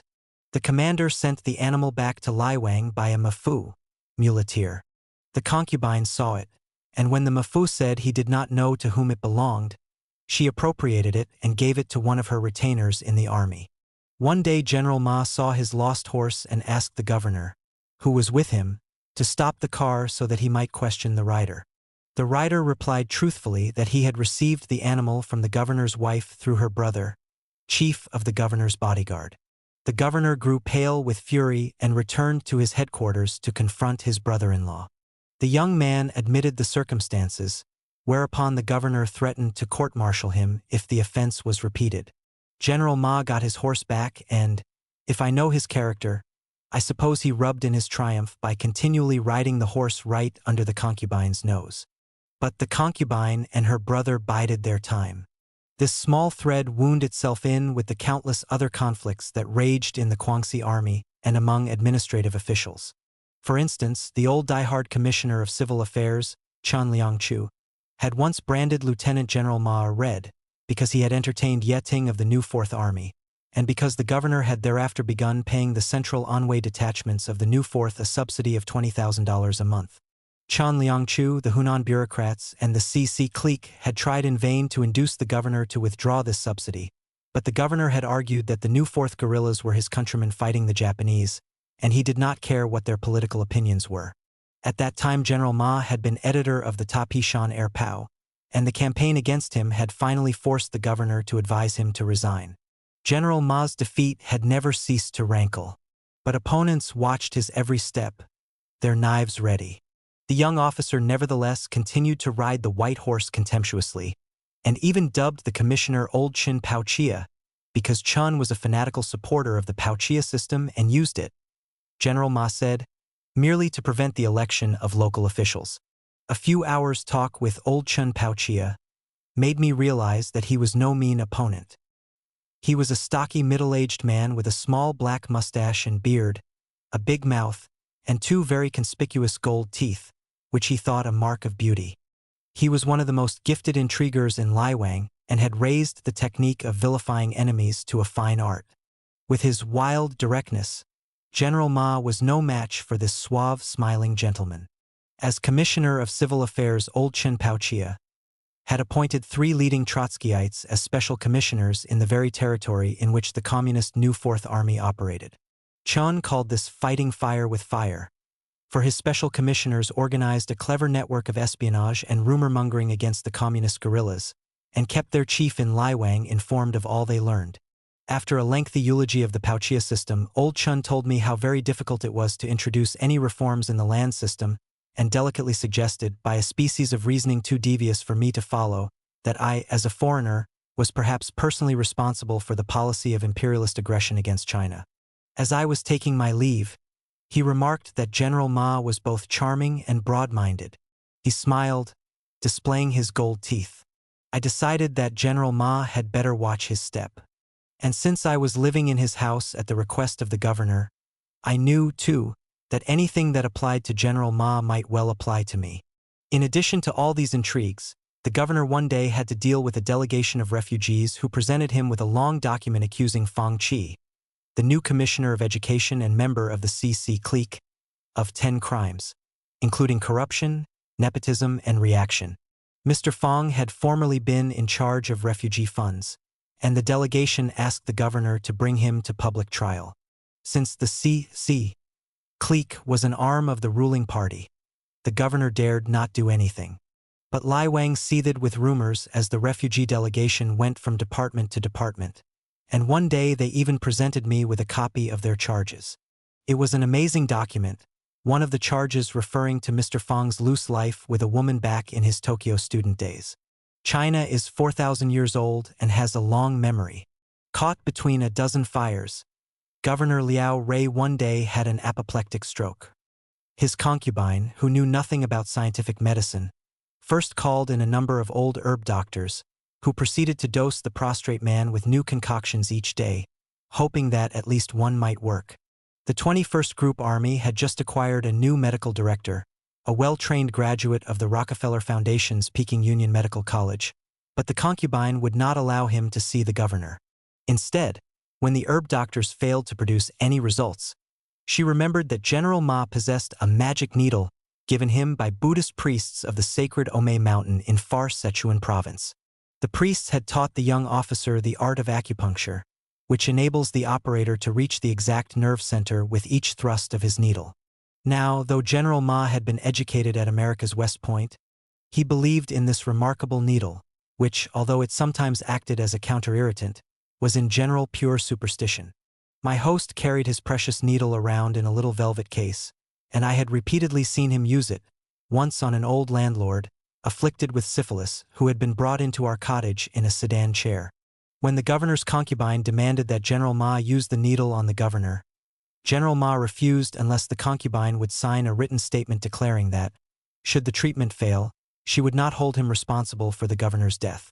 The concubine refused, and charged that he wished the governor to die. She added that he had urged the Anhui student army in Laiwang to revolt and had encouraged some of them to desert and join the new Fourth Army. This was both true and untrue. The young officer had had something to do with the student unrest, but had sent some of them to a guerrilla army in the west, not to the new Fourth. And the governor had been furious. The concubine didn't care a thing about the students, but she relished any charge against General Ma because he had humiliated her and her brother with the white horse. Our cottage was filled with delegations of officers and officials urging General Ma to use his needle on the governor. He stubbornly refused until the concubine should give him written absolution. The garrison commander, General Lai Kong, came and told him that the woman was whipping up a tide of resentment against him, but he replied that she was merely an illiterate concubine, which didn't help matters. While all this was going on, the governor lay in a dangerous coma. At last, Guangxi army commanders ripped the matter out of the concubine's hands and called in their new medical director. He began a treatment which brought the governor back to consciousness. But the governor was sick at heart and kept murmuring, "Why is there no hope for Anwei? Why is it that no one understands me?" Feeling that he would die, he laboriously and pathetically dictated a last will and testament. "I am a military man. I have been in army command for a long time. After the war of resistance began, I thought of nothing but how to give my life to the country and to destroy the enemy. Last year I was appointed chairman of this province. There was great disorder and the Japanese attacked us fiercely. I was very anxious and worked too hard. That caused my illness. But the enemy is still strong. Unless the Yangtze and the Wei are cleaned out and defended, Lungso Sichuan cannot be protected and we will lose the Central Plains, ancient Han term for central China. Unless the Taipei region is strengthened, there will be no base to begin a counteroffensive. Our party, political and military comrades must to their utmost to unite under the guidance of the Tsung Tsai Generalissimo Chang to reconstruct Anhui, revive China, and achieve eventual victory. In this way my unfinished task will be accomplished. I hope that my loyalty and difficulties can be explained in detail to General Li and General Pai." The concubine grew impatient at the general's slow recovery, and one day abruptly dismissed the army physician and called back her 3 old herb doctors. 2 days later, she telephoned in a frenzy for the medical director. But it was too late. The governor had contracted pneumonia. He died on the night of October 21st. 1 hour later, while my secretary and I were sitting at a table with General Ma and his fiancée, the door was flung open and the concubine's brother, with a number of armed guards, pistols in hand, rushed in and fell upon the general. I rose in horror, but the concubine's brother seized me and hurled me back in my chair. General Ma was allowed to go to his room to change. From there we heard shouting and struggling. He tried, as we learned later, to telephone the garrison commander, but the telephone was knocked from his hands. He found his pistol, but it was snatched from him. Finally, they carried him out in his bathrobe, literally hogtied, and the whole group disappeared into the night. We rushed to the telephone to call the garrison commander, but found the wires had been torn from the batteries. I connected them, and my secretary finally reached the commander. Later he came to our cottage and told us that he had sent out an alarm, and all the guards and General Ma had been taken to headquarters as prisoners of the Guangxi army. Ma was detained for a week, and then escorted out of the province under heavy guard, en route to Chungking. His fiancée went with him. From that time on, Lai Wang was in a state of perpetual alarm. Old Chun Paochia turned up as acting governor, and rumor had it that he might be appointed governor. The members of the People's Mobilization Committee prepared for flight. Some had already disappeared. But when the governor's funeral was held on the 25th, most of them turned up in force, along with all the troops and every official in the government. The C. clique marched with solemn faces, and the Hunan bureaucrats, although worried by the weakened position of the concubine, were also in line. As I watched the funeral procession, I noticed that every shop in the villages through which it would pass had set out a red-decked table on which burned candles and bundles of incense sticks, and everyone had a string of firecrackers to set off to keep devils from the casket. First came columns of Guangxi soldiers marching 4 abreast, their soft-shod feet making no noise, their rifles pointing towards the ground in mourning. Behind me, the sewing machines in a tailor's shop buzzed noisily as if nothing was happening. Once I saw a whole column of soldiers laughing. Someone had told a joke which had passed down the line. The pallbearers, heads of departments, were hitched to the casket by long white paper ribbons. But the casket was carried by coolies.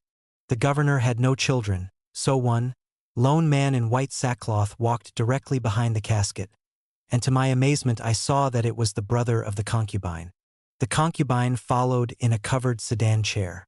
Right behind her walked the medical director. He had been ordered to stay near her in case she should faint. Twice I saw her brother turn to stare at me, and his face was so contorted by hatred that I realized he held me responsible for General Ma's escape.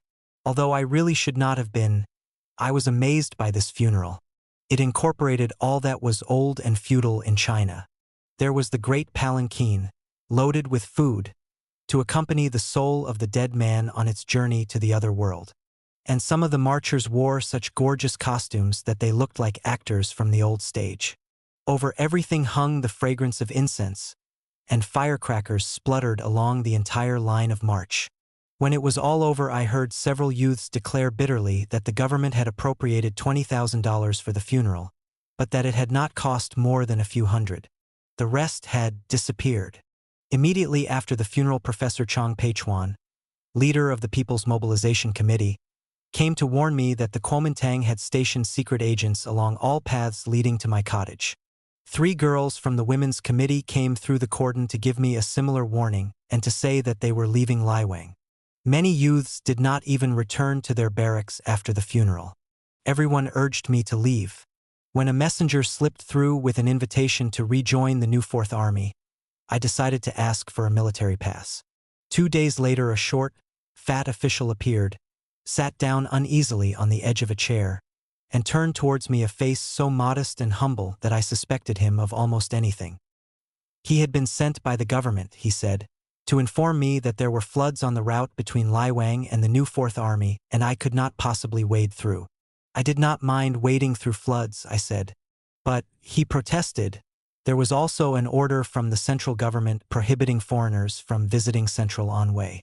When I asked to see the order, he shook his head sadly and said that it was secret. Then why reveal a secret order? I asked. He squirmed, murmuring that the government was responsible for my safety, and when I assured him that I did not hold the government responsible, he said he was very sad of heart. Why not go to other armies? He added brightly. Yes, I would do that, I said, but first I would send 1 telegram to the Red Cross Medical Corps informing them of my exact route of travel, and another to General Li Chengren, Commander-in-Chief of the 5th War Zone, informing him that I was crossing central China to reach his headquarters.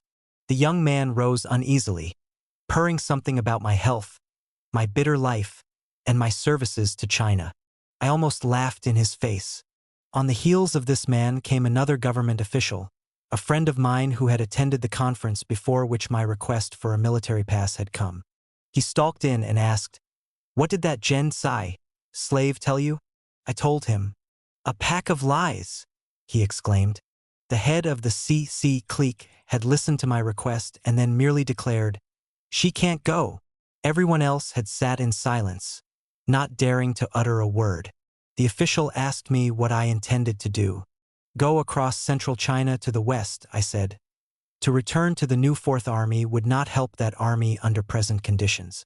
With a stony face he stared before him, then shook my hand and took his departure. At dawn on the morning of October 28th, a group of Laiwang Preservation Corps men were waiting to escort me to the west.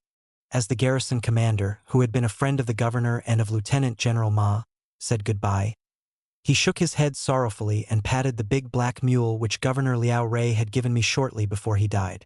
After he was gone came a leader of the theatrical group, who raised his hands and exclaimed almost hysterically, "I know all that's being said and done, but still I believe we must try to work here as long as possible. There is still some hope."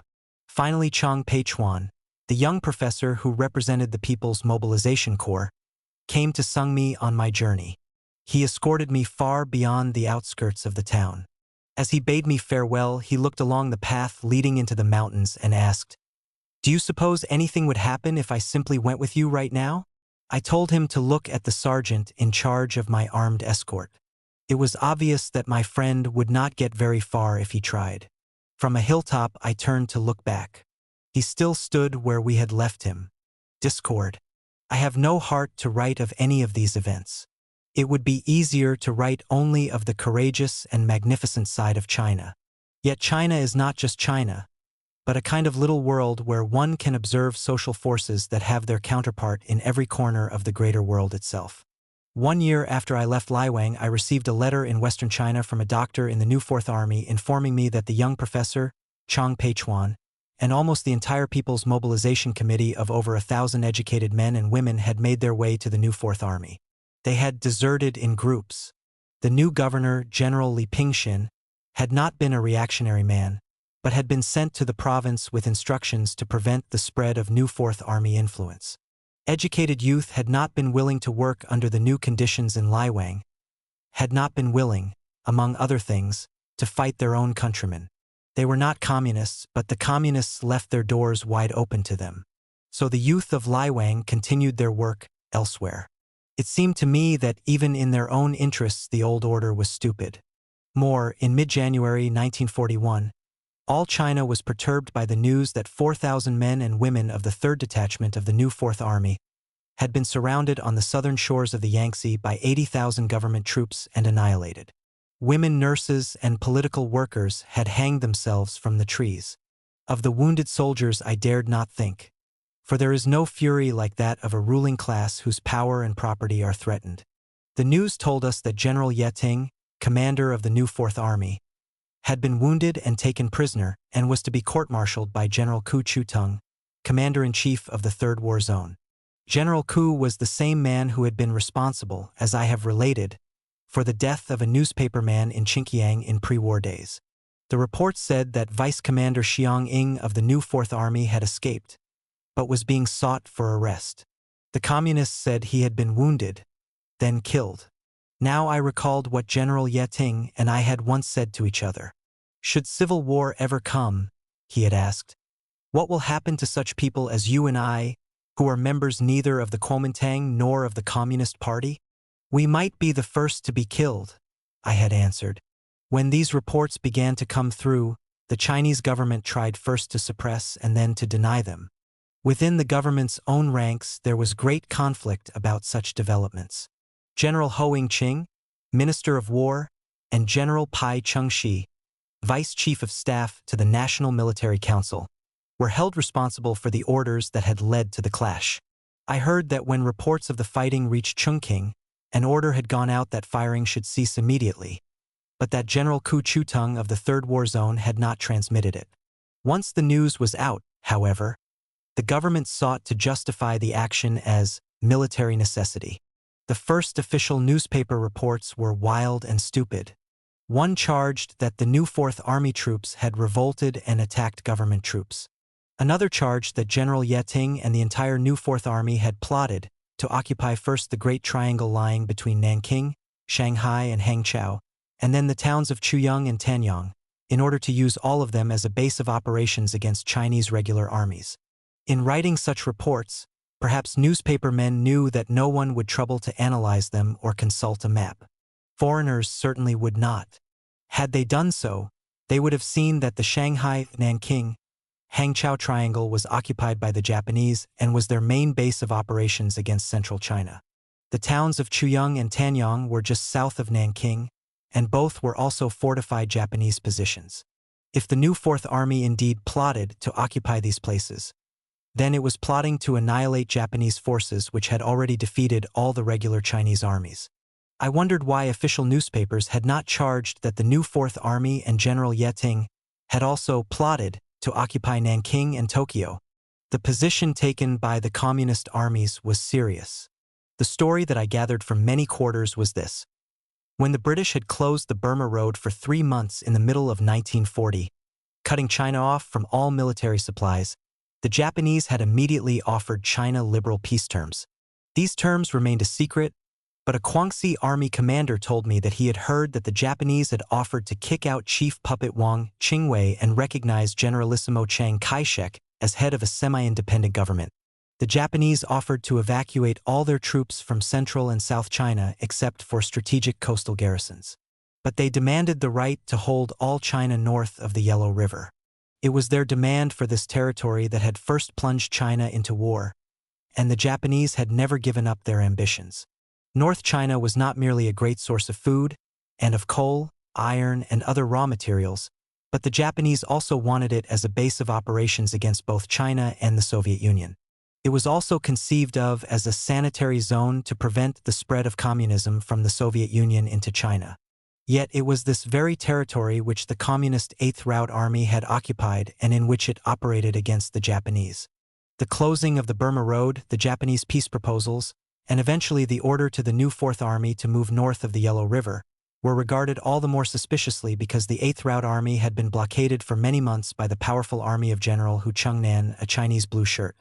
General Hu Chengnan's army was said to consist of 500,000 of the best-equipped and best-fed troops in China. Though they were by no means pro-Japanese, the majority of them had not fired a shot at the Japanese since the Battle of Taochuang in the spring of 1938. Instead, they had built 3 lines of fortifications in the rear of the Eighth Route Army. For over a year and a half, the Eighth Route had been refused ammunition, money, or medical supplies from the Chinese government. The Communists therefore saw that they faced a mortal enemy, the Japanese, on every front, while a powerful national enemy blockaded them from the rear. The conflict with the new Fourth Army had developed because the government ordered it to evacuate the lower Yangtze River Valley and move into the region to the north of the Yellow River. In this region there had been floods for months, so that the Eighth Route Army there had often been unable to feed its own troops. In early 1941, an Australian missionary nurse, Miss Kathleen Hall, had managed to penetrate the region and reach General Chu Tai's headquarters in Shanxi province. Miss Hall told me that she had seen vast areas which had been laid waste by the Japanese and other regions in which almost everyone had died from typhus or starvation. Even Miss Hall, with money to buy food, soon found her body swelling from beriberi. She had been forced to leave to save herself. The new Fourth Army had finally agreed to move into this region, but had asked the government to issue it winter uniforms, money to feed its troops, and ammunition to protect them en route. Its requests were rejected. The Communists therefore believed that the orders sprang from the Japanese peace proposals, which elements in the Chinese government were always urging Generalissimo Chiang Kai-shek to accept. Despite all these developments, the 1st and 2nd detachments of the new Fourth Army had obeyed the government orders and percolated across the Yangtze from the territory east and west of Nanking. The 3rd detachment, with its base hospitals filled with wounded, had remained in the same valley which it had always occupied. It was there that the detachment was finally attacked and decimated. After this tragedy, reports came out that Wang Qingwei's puppet armies had occupied a part of the territory evacuated by the new Fourth. These events brought China to the verge of internal war. The Communists issued an ultimatum to the central government demanding the cessation of armed attacks on its troops, an apology for the destruction of the 3rd detachment, compensation for the families of the dead, and the release of General Yeting. They also asked that immediate steps be taken to introduce a democratic system which would give all parties a voice in the government. Pending a settlement, the Communists began to appoint their own commanders, and all the new 4th detachments, though declared disbanded by the government, continued to fight as before. Instead of moving to the north of the Yellow River, they remained, and still remain, in central and eastern Anhui and in the bordering North Kiangsu Province areas which are at present erroneously shaded to indicate Japanese occupation. The Communists announced that they would continue to fight the Japanese and puppets, but would also defend themselves if attacked by government troops. The basic cause of all these conflicts must be sought in political and social forces, not in military conditions. The specter of civil war had never been laid, even after the Japanese invasion. The ruling class, primarily the landlords, viewed with terror the growth of the Eighth Route and new Fourth Armies because these mobilized, educated, and armed the common people. Landlords who had fled to the far west or to the port cities before the Japanese saw their peasants in arms, standing their ground and fighting. Could such men be expected to lay down their guns after the war had ended and return to the old conditions? Certainly not. Let it be clear that the Chinese Communists always declared that socialism could not be introduced until China had passed through the democratic stage. However, they never confused a private capitalism, with its tendency to concentrate economic power in the hands of a few, with democracy. They taught their troops and the people that all Chinese must unite and march forward together. And when they said forward, they meant forward. That they made mistakes and were often as intransigent as Jesuits and capitalists cannot be denied. But as they preached, so did they practice. No men were more prepared to die for their convictions than they. Guns in their hands, they stood at the front with the people, and it was difficult to see just where their forces ended and the people began. Much later, in Chungking, I heard a high-placed official exclaim, "What amazes me is the number of Communist Party members who have been killed at the front." Later on, I was often to hear foreigners spreading rumors about the arms smuggled to the Chinese Communists by the Soviet Union. I urged them merely to consult the map to see how completely the 8th Route and new 4th Armies were cut off from the outside world by vast distances, deserts, and blockading nationalist troops. From early 1939 until it was attacked in 1941, the Soviet government supplied China with more arms, ammunition, and financial aid than did any other power or combination of powers. But such supplies were delivered directly to the Chinese government, who saw to it that none reached the communist armies. Had the Soviet government ever attempted to furnish any individual Chinese army with supplies, it would have split China wide open. I doubt if even the most conservative Chinese official would dare charge that the Soviet Union supplied the communists with anything. Incidentally, had the Soviets done so, the communist armies would hardly have been in so sorry a state. Soviet military advisors replaced the Germans in China, but these advisors were pure military strategists, and not one was permitted to advise the 8th Route or new 4th Armies. There were no Soviet political workers of any kind in China, and the military advisors could talk only with the highest commanders of the national armies. Until the conflict developed between the communists and the government furnished the former with money and ammunition. Like all the armies of the country, however, the communist forces had to furnish their own medical supplies out of these funds. After the conflict developed, even medical supplies bought in Hong Kong or contributed from abroad were not permitted to pass through to the 8th Route sick and wounded. I did not fail to point out that this was a gross violation of international law. Sometimes government spokesmen charged that the 8th Route and new 4th Armies did not fight, but merely sought to stir up the people. The Japanese who fought those armies knew better. I saw dozens of hospitals filled with wounded communist soldiers, but perhaps the government thought there were too few. There would have been fewer still if these soldiers had possessed adequate arms and ammunition, and if they had been fed well enough to resist sickness and disease. Once one of the highest government officials was quoted as saying that if the government gave the communists more money, the latter would not improve the conditions of their troops, but merely recruit still more. This was quite true.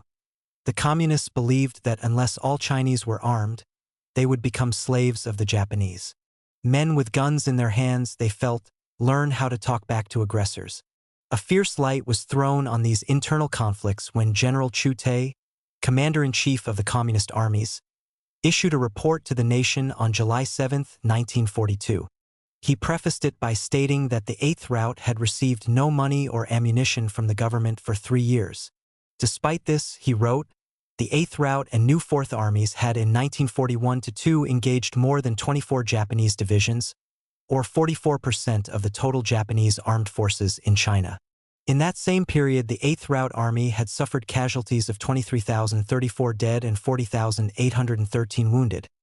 The new 4th 6,755 dead and 10,856 wounded. How fierce the fighting had been was indicated in the revelation that these armies had lost 75 of their highest officers. General Chu estimated that in that year the 8th Route had killed and wounded more than 24,000 Japanese and puppets. The two armies together had captured a total of 38,985, together with quantities of guns, ammunition, and other supplies. The new 4th alone had taken 15,721 new rifles, 301 light and heavy machine guns, and much other material, including clothing, food, and medicine. The communists had literally lived off the Japanese. When I read General Chu Tai's report to the nation, it seemed to me that behind his dull statistics glowed 1,000 marathons. The phrases of Leonidas at Thermopylae seemed to pale before his concluding words. Victory will not come of itself, but can only be won by further sacrifices. We vow before our countrymen and the anti-fascist peoples of the world that we will persist in our efforts to maintain and strengthen national unity under the leadership of Generalissimo Chang. We shall keep this vow until we have driven the Japanese across the Yalu River.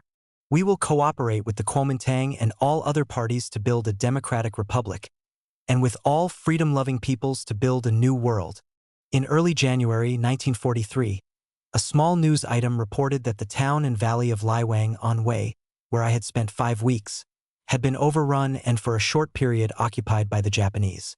How vividly I could recall that valley with its flowing river, its many new buildings, and those tens of thousands of men and women whose voices were the voices of New China.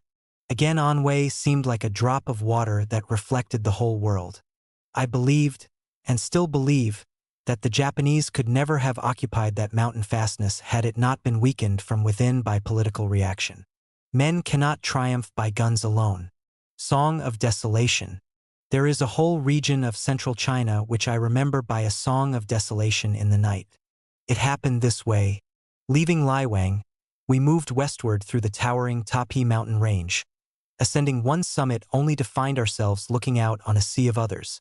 Drifting clouds caressed the black volcanic peaks, swept about us, and left us soaked.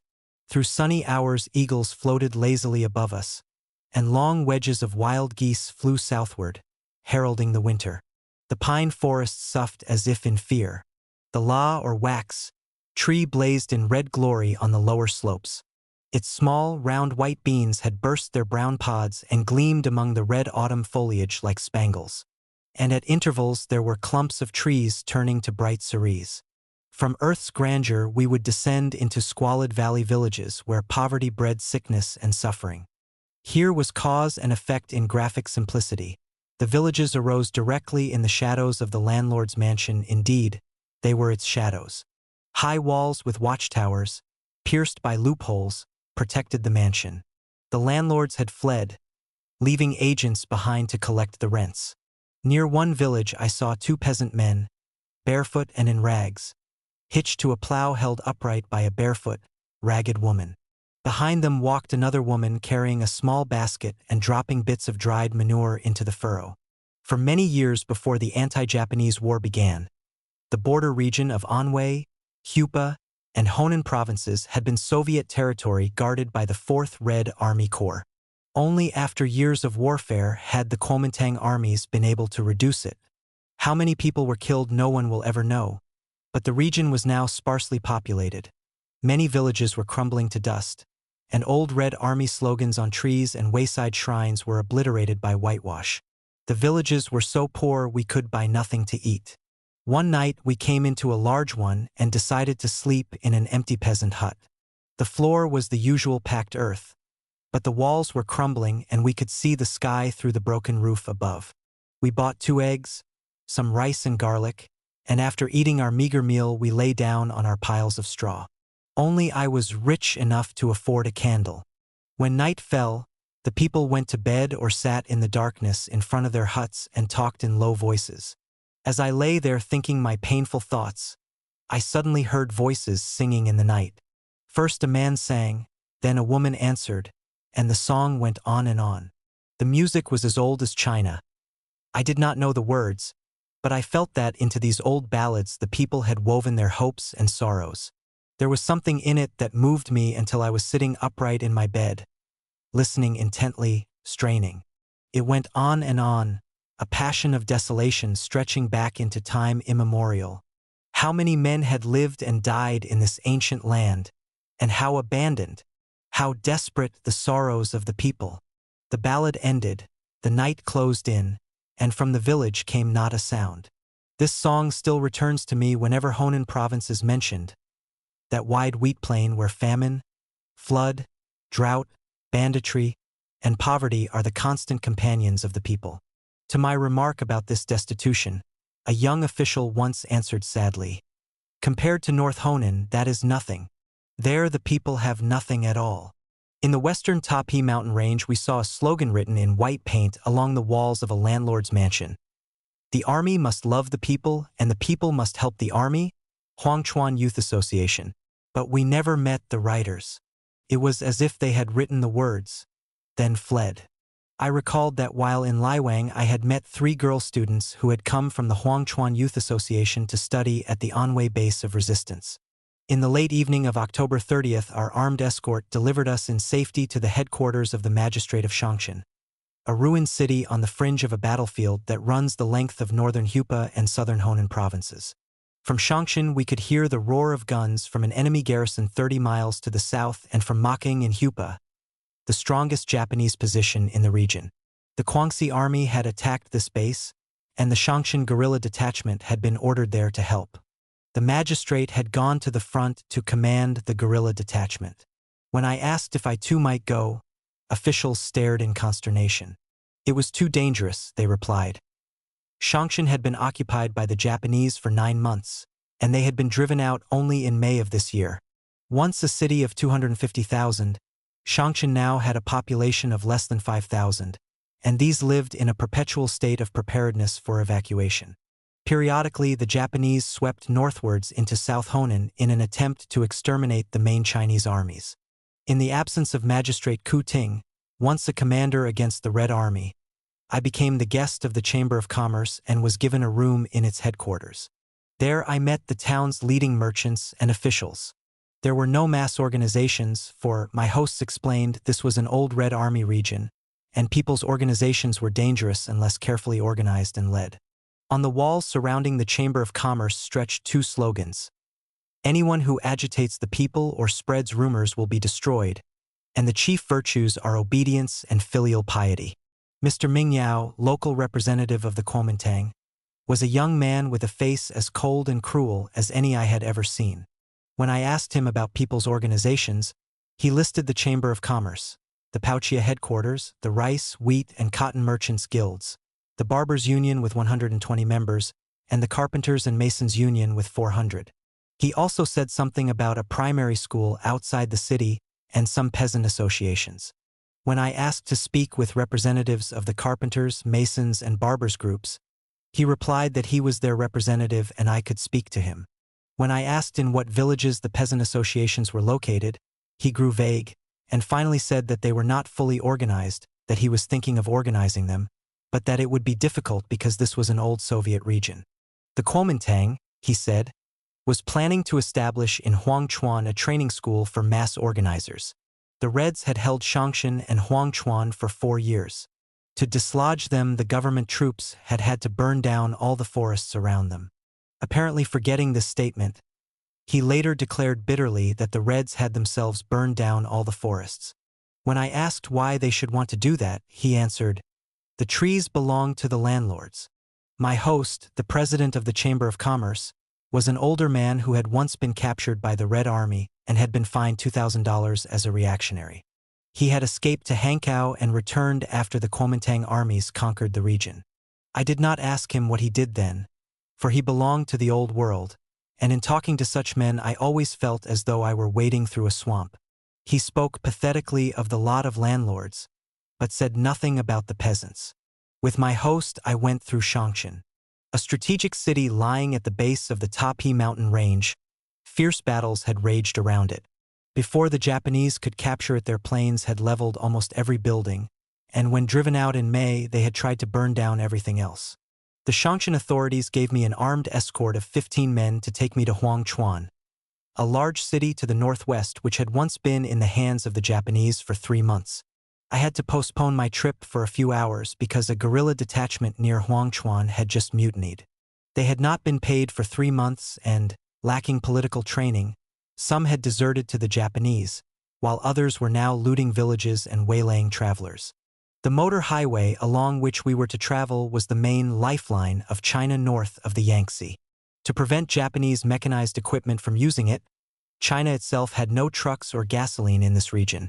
Deep trenches extending far into the bordering wheat fields had been dug across it. Along this route came an endless procession of carriers, wheelbarrows, donkeys, and mules, transporting war material to the armies of Honan and Anhui, even to Shantung province and to troops along the far eastern sea. It was a lucrative highway for either Japanese or bandits. The only evidence of people's mobilization that I saw in Shangshan before I left was the way I got my 2 carriers. Because I had asked for men to help carry our bedding rolls, my typewriter, camera, films, and medical supplies, the authorities had sent armed men to the outskirts of the town, where they dragged 2 men from their beds at midnight, bound them, and brought them to me. The first I knew of this was when in the middle of the night I heard a scuffling of feet in the adjoining room. When I entered the room I found 2 ragged, barefoot peasants cowering in a corner. They were squat, broad-shouldered, and bareheaded, and their black eyes watched me in fear. Yet, if I refused these men, the authorities would merely round up others in the same way. When my secretary told the two peasants that we would pay them and give them good food, they merely drew back and watched him suspiciously. When we halted in a town for rest a few hours later, one of the carriers escaped in the crowd. Our sergeant went down the street to look for another. Meanwhile, I noticed the other carrier watching me as I rummaged in a basket in which I had packed some additional food, cigarettes, and equipment for our journey. Everything that could be eaten or smoked had disappeared. In a cautious voice, the carrier told me that during the morning the guards had eaten the food, taken the cigarettes, and searched everywhere for money. It was then that I recalled that the sergeant of the guards had been asking if special troops were really coming to meet us, and that one little guard, a lad with an unusually intelligent face, had told my secretary that the guards were former bandits. To my secretary I remarked, "Since we've been looted in a small way in headquarters, on the road we may expect to be robbed in a big way." Sure enough, when we were about an hour's distance out of town, all the guards surrounded the sergeant and demanded that he pay them $15 each, their unpaid wages for 3 months. He offered each $2.50 and began writing their names in a notebook. They rejected the money. He went up to $3, then 4, and finally 5, after which he refused to bargain further. Sullenly they accepted the $5, but insisted that the little guard with the intelligent face read aloud everything written in the book. We knew the issue was not yet settled. We continued on our way, wondering just when they would demand more money. We also tried to learn where the young guard had learned to read. He was wary, but when we started to talk about Shangshan and the old Red Army, he burst out, "Yes, the rich hated the Red Army, but the poor loved it. It was very good. It had clubs, singing groups, and things like that. I joined it when I was a child. That's where I learned to read and write." One night we entered a medieval walled town perched on a hill. It had been bombed, looted by bandits, and left half deserted. An air of decay and destitution hung over everything. We unrolled our bedding on a layer of wheat straw in a building whose entire front had been blasted away. Our two carriers had nothing but the rags on their bodies and slept curled up against each other, their hands tucked into their sleeves. The nights had grown very cold, and I gave them 2 of my thin woolen blankets, keeping one for myself. They assured me that they had no lice, but I was certain that they had. My secretary warned that they might run off with my blankets, but I declared that I would do the same if I were they. Before turning in, we wandered about trying to buy something to eat, and under a spreading oak found a small, lamplit stall where we could buy bread, dry garlic, and hot water. As we stood there, a group of uniformed men came down the street. They were all talking so eagerly, and the faces of all of them were so alight with enthusiasm and interest that I stared at them. Suddenly one of them cried out my Chinese name, and at once I realized that they were 8th Route Army men. It turned out that they were on their way to the new 4th in Anhui to become commanders or political workers. They had walked across all North China accompanied by a young Englishman, George Hogg, a worker in the Chinese industrial cooperatives. Since they had been sleeping in peasant homes and had not met officials, they saw everywhere only the reflections of that which they carried in their own hearts, victory. How wonderful everything was, they exclaimed. The war was going magnificently. The people were awakened, political prejudices stilled, victories everywhere. When we told them of our experiences, their mouths fell open in bewilderment. When they were gone and we had returned to our sleeping quarters, I wrote of the great desolation that filled me. Up to this time I had been with men who had all tried, despite differences in political outlook, to think in terms of human progress. There had been dark moments and discords, but we all had had only one main desire, to free China and bring it forward. Now I seemed to have broken out of that charmed circle and into an ocean of darkness, poverty, and oppression. Along the highway I had found none of those slogans by which the Chinese expressed their hopes, no songs of conviction, no activity of the people. Sick and diseased people surrounded me everywhere, pleading for help. Babies that had congenital syphilis, skin diseases, scabby heads, pus-filled eyes, ulcerous legs. Someone told me that there was a missionary hospital in Huangchuan, but when I urged the people to go there for medical treatment, they replied in dull despair that the hospital charged money and they had none. What destitution, dirt, And disease. I wrote, I have used up half of my medicine, but there is no end. Only a gigantic transformation could end this misery. From a plateau on which a group of strong peasant men were drilling, we looked down on Huangchuan, a city that dated back to the ancient Zhou dynasty. The old inner city stood on a high hill, surrounded by a time-worn serrated wall washed by a river. I thought of Prague with its medieval Czech castle standing on a hill, the blue Moldau laving its feet. Behind us, far across the wheat plains, the faint blue contours of the Tapi Mountains were shadows against the sky. Suddenly people began running from the village across the wheat fields. An air raid. We fled into a cemetery and crouched between the grave mounds, watching the skies. Out of the north came 9 black specks. They grew larger and larger, roared over us, and on towards the south. It was 4 in the afternoon when we crossed a bridge over a jade-green river and passed through the old walls. Directly over the gateway was the slogan, "Suppress communists. They are connected with Russia." Along the wall ran another, "Our heads may be cut off, but our hearts cannot be conquered." The inner city was under martial law. Climbing up and up the stone steps, we passed through 3 cordons of troops, each of which was searching all civilians. The Special Commission's headquarters on the summit was surrounded by another iron ring. The Special Commissioner, Mai Tafu, was a young military man, a member of the Kuomintang who had formerly been aide-de-camp to General Cheng Chien, commander-in-chief of the First War Zone. He welcomed me to Huangchuan and ordered food for us. While we were waiting, he led us through his headquarters to a garden in the back, and we suddenly found ourselves in another world.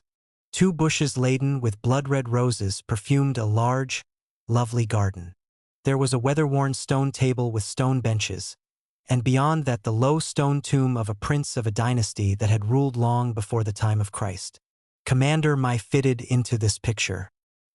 He was polished, exceedingly handsome, and elegantly dressed. With gracious dignity, he began to discuss living quarters for me. Because of the air raids, he suggested that I live in one of the 3 Christian missionary institutions in the town. They had their national flags painted on their roofs and so far had not been bombed. The Catholic mission, however, was suspect.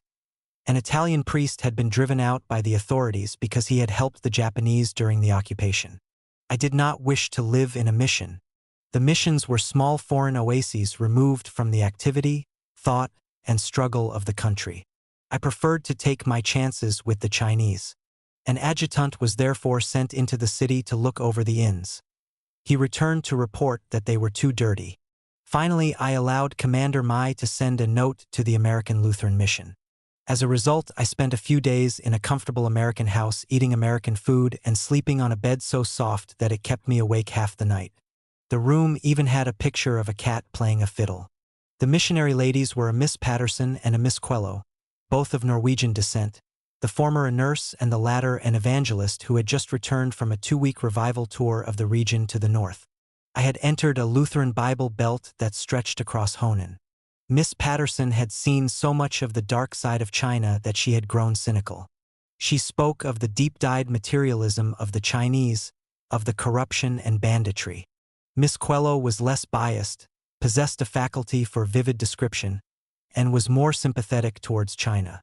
On her last trip, she had spent a night in a village from which the entire population had fled in fear of bandits. A military officer had warned her and the Chinese Bible woman with her to leave at once. But instead the 2 women had prayed, after which they had slept safely through the night. The next day the villagers had returned and she had conducted her usual Bible class and held a revival meeting. All her converts were old women, she said, and each time she returned they had forgotten all she had previously taught them. What interested me was the fact that most Christian converts were old people afraid of death. The young ones I had seen were largely rice Christians. So far I had found no Christian soldiers. In the visits I made to the military clinics in Huangchuan I found many sick and wounded men, but no medical supplies.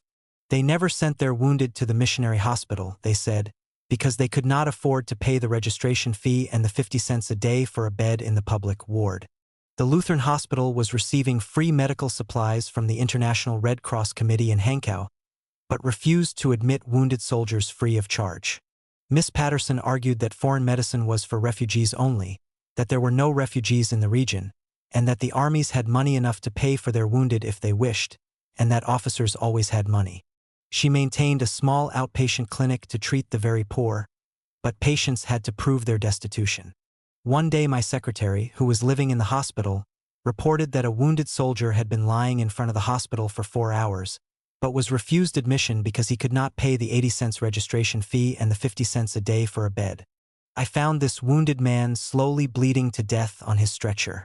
I paid the registration fee and the charges for 1 month's care. Then I went in search of the hard-boiled Chinese Christian doctor and insisted that he care for the man at once. Because the money had been paid, the soldier was admitted. When I informed Miss Patterson that I would have to report this case to the International Red Cross Committee and write about it, she rummaged among her papers and finally insisted upon returning my money. But no other soldier was admitted while I was there. The hospital suffered no loss for such a patient, since the International Red Cross Committee always paid his hospital fees. Even though they were kind to me personally, I again regretted that I had to live in a mission home. One afternoon, during an interview with Commander Maitafu, an air raid alarm interrupted us and, along with the entire populace, we poured through or over the old walls and out of the city. The countryside beyond was a maze of narrow zigzag trenches and of holes just large enough for one person. I dived into one of these foxholes and looked around.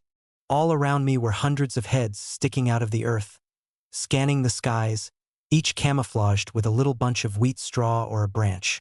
Living on a hilltop, protected by troops, and with as much comfort as such a poor war zone could provide. Perhaps Commander Mai did not see or did not care about the bitter lot of the people.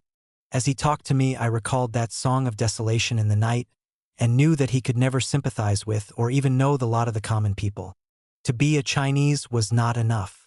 That evening I dined with the commander, the magistrate, and Major General Wang Chonping, vice commander of the 7th Guangxi Army, which held the front to the south. We stood before a huge military map and studied the Japanese and Chinese positions, and they told of the changes they had observed since the war began. I liked Major General Wang Chonping because he looked like a knot on a tree. He was a Guangxi man, short and tough, with an ugly face, a shaven head and bow legs. His eyes sparkled and his simple honesty was very appealing. He was the direct antithesis of the debonair, handsome special commissioner. He seemed to have no interest whatever in keeping things as they are, and he judged victory not only by military standards, but also by the changing attitude of the people towards the enemy and towards their own armed forces. In the first part of the war, he said, the civilians always fled from their homes to far places, or ran in terror from one place to another. But now when the Japanese advanced, they merely moved to some place nearby and waited for them to be beaten back. If a few Japanese entered a village, the people did not flee, but killed them. Man of God! Of all the missionaries in central China, I met none so remarkable as Dr. Skinsness, an American Lutheran of Norwegian descent. The slate-colored roofs of his hospital rising on a hill beyond Kaishan, a town south of Kumation, could be seen for miles across the plains. 3 different times Japanese bombers had come up from the south and had made special detours to bomb it. 13 American flags hung inside and outside its buildings. Yet 2 of the structures had been destroyed and the others badly damaged. Kaishan lay on the old Peiping-Hankow railway line, or rather on what had once been the railway. The nearest Japanese garrison was at Changtaekwon, 25 miles to the south, and south of that lay Sinyang, the main Japanese defense position above Hankow. North of Changtaekwon, the Chinese had turned the railway bed into wheat fields and had given the rails and girders to a group of railway workers, who had set up a small foundry in Kumation and were turning the steel into swords for the Chinese armies and guerrillas. The Japanese were so close to Kaishan that their airplanes were able to be over the town within 5 minutes after the town bell clanged an alarm. There were 4 or 5 alarms each day and others on moonlit nights. For miles around the hospital there was no place to run for shelter, not even a tree or a bush. The planes therefore flew low enough to be able to spot and machine gun anyone who fled from the hospital. So Dr. Skinsness, his wife, the 2 American women nurses, the newly trained Chinese women nurse attendants, and the patients just stood and took the bombings as they came. I had become ill, and the magistrate of Kaishan sent a note to Dr. Skinsness asking if he could admit me to the hospital. I had already heard many tales of this doctor. One was that he was a Christian so grim that when he uttered the word heathen it sounded like a curse. Along with the magistrate's letter I enclosed a note informing him that I was not a Christian and could not ask for help without informing him of this fact. In his answering note he invited me to come and added, "You may not be a Christian." Well, I am. In his white apron, he followed his note down the hill and said he had room in his own home not only for me, but for my secretary. I went with something like trepidation. My secretary was even more reluctant, for he had begun to hate the missionaries for their too comfortable homes and lives. But the home was not luxurious, though in that wilderness of poverty it might seem so to poor Chinese. It was a typical lower-middle-class American home, clean, orderly, and well cared for. The furnishings looked almost new, but had actually been brought from America 24 years before. With Norwegian thoroughness, every chair was kept repaired, oiled, and polished, and every hole in the carpets, couch cover, or window curtains darned. Only the big cracks in the walls and ceilings caused by bombings had not been repaired, because it seemed a waste of labor while the bombers kept coming over daily. From one of the nurses I soon learned that Dr. Skinsness and his wife had saved no money, and that their son and daughter were both working their way through school in Chicago, their son at Rush and their daughter tending a switchboard while studying to become a nurse. The hospital had been equipped for 80 patients, but it now had 130, and had had as many as 200. It received medicine from the International Red Cross Committee in Hankow, but, unlike the hospital in Huangchuan, gave it to anyone in need, to soldiers, refugees, civilians, and both the mission orphanage and the town's non-Christian orphanage. In addition, Dr. Skinsness bought medicine with the fees of patients who were able to pay, and at times gave surgical instruments and drugs to armies in need. After the last severe bombings, Dr. Skinsness' Chinese doctors and nurses had left, two of the women nurses going to an independent guerrilla detachment of the new Fourth Army which operated along the Peiping-Hankow Railway. As the only doctor in charge, Dr. Skinsness was on call 24 hours a day. He was up at 5 or 5:30 each morning and tried to perform operations before the air raids began. He visited each patient in the morning and again in the evening, and for 2 hours in the morning and 2 in the afternoon, he took personal charge of an outpatient clinic which served hundreds of civilians and soldiers. If patients could pay the 10-cent fee for examination, medicine, and treatment, well and good. It was not demanded, and no means test was used to establish the destitution of patients. If there were 5 minutes during the day that could be spared, Dr. Skinsness spent it inspecting a dispensary that was being built, or directing the construction of new wooden bedsteads to take the place of those destroyed by bombs. In some of the wards men lay on mattresses on the floor, with just enough room for the doctor and a nurse to move between them. In his life and work this missionary doctor was a grim, dour Christian. Often he spoke harshly, even fiercely, of his past experiences with heathen doctors, who, he said, had no compassion, no sense of honesty or duty. His iron conviction was that Christianity alone imbued men with these virtues. He used the word heathen precisely as Southern Americans use the word nigger. But in his work with the sick and wounded I saw only a man dedicated to the service of mankind. A fearful experience had had an unfortunate effect upon his attitude towards all Chinese.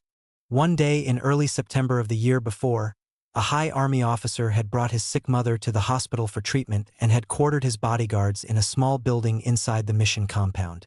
The old lady died, and her body, protected by the guards, lay in the compound for a number of days. One night, after a hard day's labor, and while his wife was away in the mountains, Dr. Skinsness was awakened by a noise. He had one servant, a cook who lived in a nearby cottage, but when he called, the cook did not answer. Instead, 4 of the soldier guards, who had bound and gagged the cook, broke into the house and, waving guns and axes at him, demanded money. They drove him into his bedroom and snatched his watch, flashlight, and a small sum of money. They demanded more money, but he declared that all he had was in the hospital safe. Then he remembered that he did have money in the house, $500 in silver which he kept hidden in the attic in case bandits or Japanese should ever loot the hospital. It was hospital money, saved from patients' fees over a period of many months, and he had planned to use it to buy more medicine. But as a Christian, he said he could not lie, so he told the robbers of this money and went with them to the attic. Incidentally, there was a large bomb hole in the floor through which one of the robbers would have fallen if the doctor had not reached out and caught him. The robbers took the $500 and then demanded more. They accused him of lying, and to make him tell the truth began to bore into his thigh with a pair of scissors. Blood spurted out and the doctor fell to the floor. At last the robbers decided to take him as he was, barefoot, in night clothes and covered with blood, to the hospital. But the others did not answer. They had fled into the darkness with the money. Determined not to be done out of his share, the robber released Dr. Skinsness, but shouted fiercely, "Stay here! If you move, I'll kill you," and disappeared. The doctor decided that, since he might die anyway, he might as well die in flight. He stumbled down the hill and fell into the arms of a terrified night watchman inside the hospital. Although 2 men had to support him, Dr. Skinsness was on duty in the hospital the very next day. High Army officers investigated the incident, but disclaimed any knowledge of the robbers. Bitterly, Dr. Skinsness charged, "They didn't even try. Not one man was punished." It was 6 months before the government ordered the army to return the $500 to me. Madam Chang wrote a letter of regret over the incident and appreciation of my work in China. The Generalissimo ordered that the hospital be guarded by troops, and since then soldiers have been on duty night and day. He paused and then added, "But I bought police dogs." While Dr. Skinsness was recovering from this experience, 3 enemy planes had another try at this hospital with its American flags flapping in the wind. One incendiary bomb splashed yellow chemicals over the buildings, but they failed to ignite.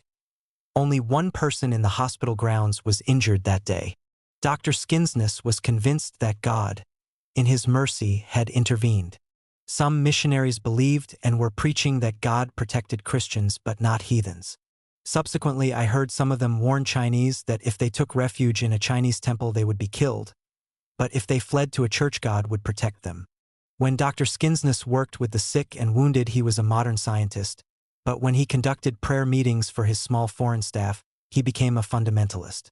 I was so much interested in his personality that I attended one prayer meeting. In it, Dr. Skinsness preached on casting out devils. He seemed to believe every period and comma in the Bible. What interested me most was the struggle he waged with himself. He humbly pleaded with God to wash from his soul all memory of his past sufferings. He knew, he said, that God did not protect people from harm and evil, and, with his colleagues, he prayed for the calm faith to endure air raids and everything else without fear. I jotted down one of his prayers in my diary. It ran, "Merciful Father, protect the Chinese Red Cross Medical Corps, whose workers are ministering to sick and wounded soldiers on every front. Give them courage, O God, to continue their work and lead them to Christ. Protect the guest within our gates who ministers to the sick and wounded, and give her courage to continue her work and lead her to Christ. Guide the authorities in power to show no favoritism towards any army fighting for the country. Free China, O merciful Father, from the Japanese. Bring it victory and peace, and teach the Japanese the error of their ways. My friend the nun." One afternoon in November 1939, as we made our way towards Nanyang, rain began to fall steadily, and nightfall found us still on the road. My armed escort cursed vilely as they slipped and slid through the loose clay, and my big black mule skated around as if on ice. 1,000 times we asked villagers, "How far to Nanyang?" Some said 35 li, some said 50, some said 20, and each changed his estimate almost immediately. It seemed to be a matter of whim, but none would admit he did not know. Once I decided to send my guards back to Tango. Bandits would not attack us in the pouring rain, nor were the Japanese near. But I changed my mind when we came to a village and stepped into a dark, dreary shed to order hot tea. "How far is Nanyang?" we asked a mail carrier, who had pushed his huge wheelbarrow, piled with mail sacks, under the shed. 35 li, he answered. The ubiquitous postal workers of China inspired respect. They seemed to know everything. As the carrier answered, I caught sight of 5 soldiers sitting cross-legged on a keong with a small table in front of them. Even in the murky light, I could see that they were indescribably dirty and that the towels tied about their heads were black. One of them was holding a small wine pot over a little blue flame, and when it became hot, poured wine into tiny wine cups before them. Before drinking, they played the finger game, the loser of each deal emptying his glass. Their faces expressionless. They seemed like figures in a dream. The sight depressed me.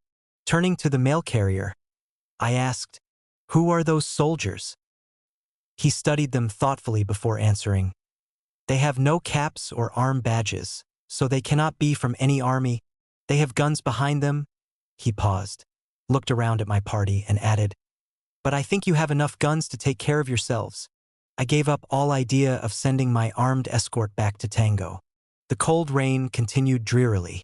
It soaked through my padded winter overcoat and my padded uniform underneath. It soaked into our puttees and cloth shoes, and our caps became wet rags. My big mule continued to sprawl all over the place, and once he spread out in the mud like a daisy. I tried to walk, but the mud sucked the shoes off my feet, and I had difficulty in finding them. It was nearly 10 at night when we approached Nanyang. A few miles to the south of the city, we came upon a magnificent highway bordered by fine trees. This was one of the many beautiful motor roads which the Chinese government had begun to construct before the war, and one of the developments which frightened the Japanese into attempting the conquest of China before it was too late. South of Nanyang, a river had broadened into a lake, and with sighs of relief we pulled our animals up on the flat ferry that navigated it. Nanyang was a great military stronghold, and sentries challenged our every step. It had been bombed countless times and was badly damaged. But it is remarkable what punishment a locality can take without being destroyed. The populace was ordered into the country each morning, and returned around 3 or 4 each afternoon to conduct business. The whole town worked at night. Shops and restaurants were open and a vegetable market was in full swing. But many buildings along the street lay in ruins, and at several points a whole block had been wiped out. The magistrate received me warmly and sent for some strong hot wine to brace us up. He began talking about the military preparations around the city. Since he slept through most of the day and worked all night, he was fresh and chipper and could have talked for hours. We had been on the road for more than 18 hours, for the most part in a drenching rain, and we had eaten little since 4 in the morning. But the hot wine soon began to put new life into us, and I even took out my diary and began to make notes of the magistrate's conversation. Once I looked up at him, and to my surprise found that he had grown fully 7 or 8 feet tall and, what with his little black mustache, had begun to look like Charlie Chaplin. Cautiously I turned to look at his smooth-tongued secretary, but to my utter amazement this gentleman, sitting in the corner with his darkly clad arms braced on his knees and under the faint light from the open peanut oil lamp, had a startling resemblance to a tomcat. When he spoke he showed his teeth as if snarling and, without moving his head, rolled his eyes so that only the whites could be seen. As I looked at him I got the impression that he was speaking cautiously, as if he were literally filled to the brim with important secrets. The magistrate now began to stride about the room and seemed to be talking from somewhere near the ceiling. "The bombings are not so very serious, and the Japanese raid us merely to make disturbances," he declared. "They can only hit civilians and market streets, for the army is outside and the government has moved to Loyang." "My word," I muttered in my best English accent. "All the schools have moved to the country, primary, junior, and high school, 8,000 students in all," he went on. "And refugees, 5,622. His voice sounded like the crack of doom. "All flood victims. We place them out in the homes of families able to support extra persons without cost." Something or someone finally inspired the magistrate with the idea that it might not hurt if I went to sleep for the rest of the night. But his headquarters was an armed camp and crowded, impossible. The inns were also impossible, for they were in the center of the town and one did not have time to escape into the country before the bombers came. So I'd better stay in one of the missions. Accompanied by the magistrate's adjutant, we went out in the rain again, and after half an hour reached a Norwegian mission. But it had been bombed a few days before, had no roof, and was deserted. Farther on was a Catholic convent. We waded along the street towards it and began pounding on its heavy wooden gates. After an interminable interval, a gateman's voice from far back in the courtyard fearfully asked who we were. We told him, but he repeated his question, asking where we came from, why, where we were going, and why we knocked at people's gates in the middle of the night. While the rain poured, we answered these questions. He then asked us to wait. Half an hour passed and still we waited. Suspecting that the gateman had gone back to bed, we were prepared to go in search of an inn when we heard the twittering of women's voices on the other side of the heavy gate. The adjutant told them who we were and asked, in the name of the magistrate, that they put up an American lady. "Oh, we cannot," a faint voice answered. "We live like the Chinese and have no comforts that could possibly satisfy an American." I answered that I was not used to comfort. We heard more twittering in Italian. And then one of the voices said, "We live simply, but you are welcome." When the heavy gates swung slowly backwards, I saw that the entire trunk of a tree had been used as a bar. Inside, in the light of a storm lantern, stood a cluster of black-clad nuns with small, fluted black bonnets, looking at us in consternation. It seemed they still feared either bandits or Japanese. The eldest of them, a woman who, I later learned, was Mother Superior Erminia Malinverni, asked us to enter. With much bustling about, the nuns led us into a reception room. After me came my secretary, the magistrate's adjutant, and my 3 carriers, 6 drenched individuals, around each of whom small pools of rainwater were already forming. We arranged to have my secretary stay at the home of a priest. Leaving trails of water, everyone was at last on his way. I turned to my hostesses. 4 or 5 of the 10 nuns in the convent had come out, and one of these, a young woman by the name of Erminietta Cattaneo, spoke English. The room was of the long Chinese type, with stone floors, holy pictures and images on the walls, and in the center a long polished table bordered with chairs. Would this room be suitable, they asked. When I told them I was accustomed to far less, to unrolling my bedding on tables, chests, boards, or earthen floors, they all began to flutter about, getting a bed ready for me. They brought in a camp cot and mattress, snow-white sheets, a soft pillow, and warm woolen blankets. One brought in a brazier of burning charcoal. When I slid out of my soaked garments, they wrapped me in one of the blankets and placed a covered tray before me.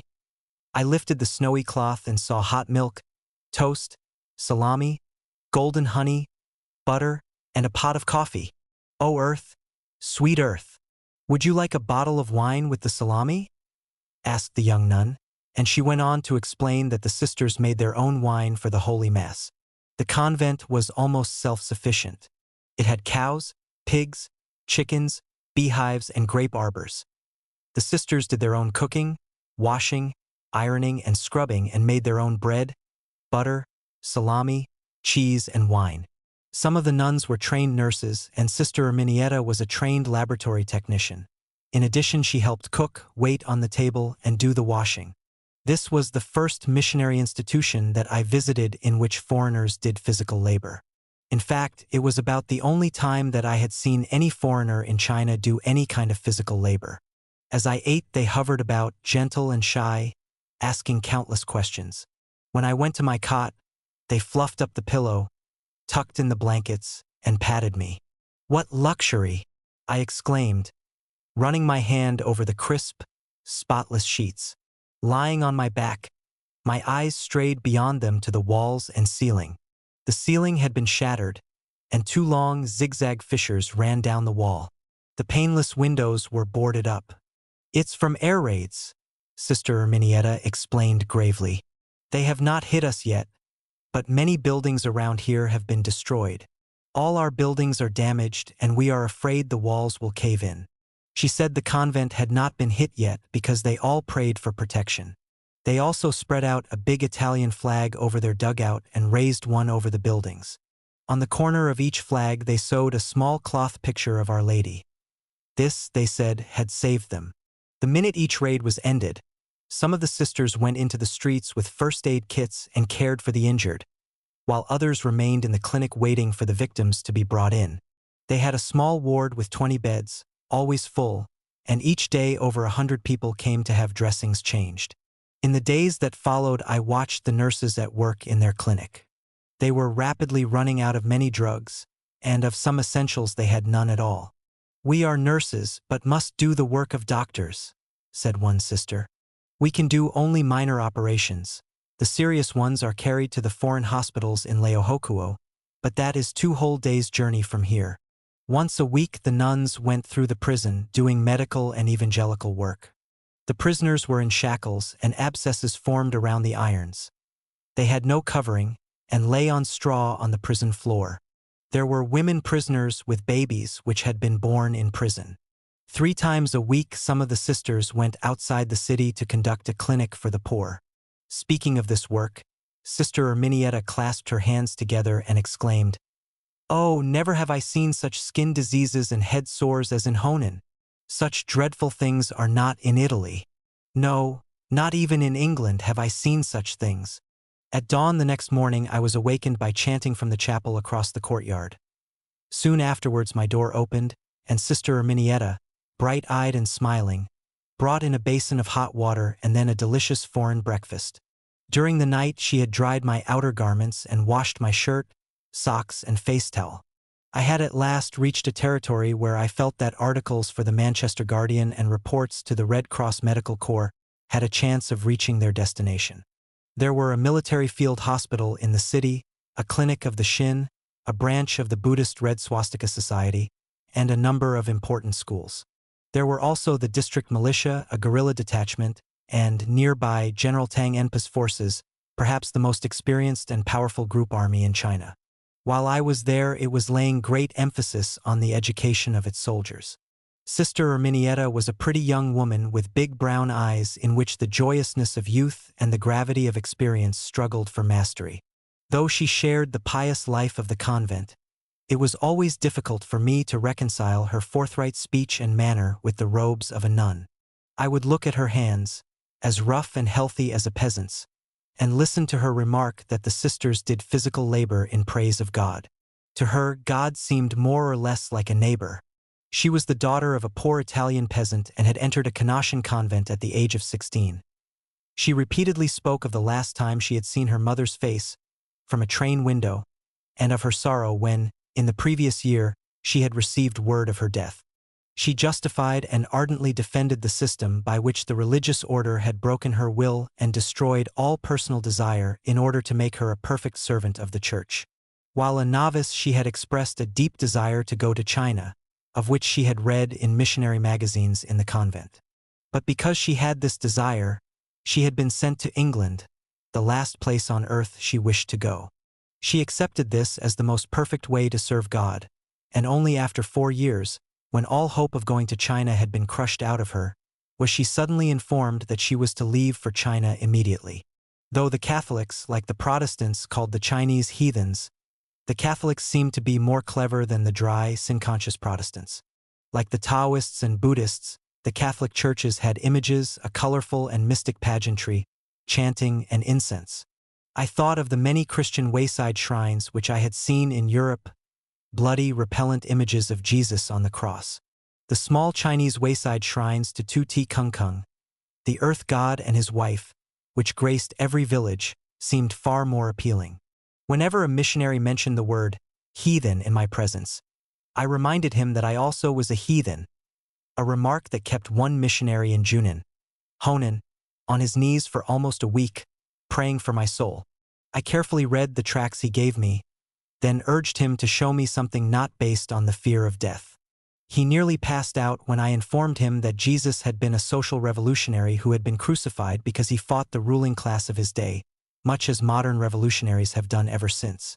When my young friend the nun told me that the missionaries had given up home, family, and comfort to preach to the heathen, I disagreed about the comfort, and also reminded her that modern revolutionaries also give up home, family, and often life itself for their principles. I cared not at all whether men and women were Christian or heathen, provided they served mankind and did not try to prevent the emancipation of the poor. The Canossian sisters knew nothing of such ideas, but they served the Chinese people without political motives, which their priests did not. I was not too much repelled when they presented me with a religious charm and urged me to wear it, and during air raids to call upon Our Lady. But I preferred to depend on the Chinese armies. After leaving Nanyang, I was able to send the sisters considerable medicine and money to care for air raid victims and wounded soldiers. On July 5, 1940, Sister Erminietta wrote me a letter of which the following are extracts. Sorrow is indeed the lot of every man here below, while waiting for a bliss to come. Months ago many wounded and feverish soldiers were brought from the battlefield, and 2 of our nurses went to the military hospital each day to help. I myself had the great pleasure of going with the sisters sometimes. But one of the sisters contracted typhus from the soldiers. Then the second sister also came down with it. Meanwhile, on May 6th, Nanyang was badly bombed and the victims were over 100.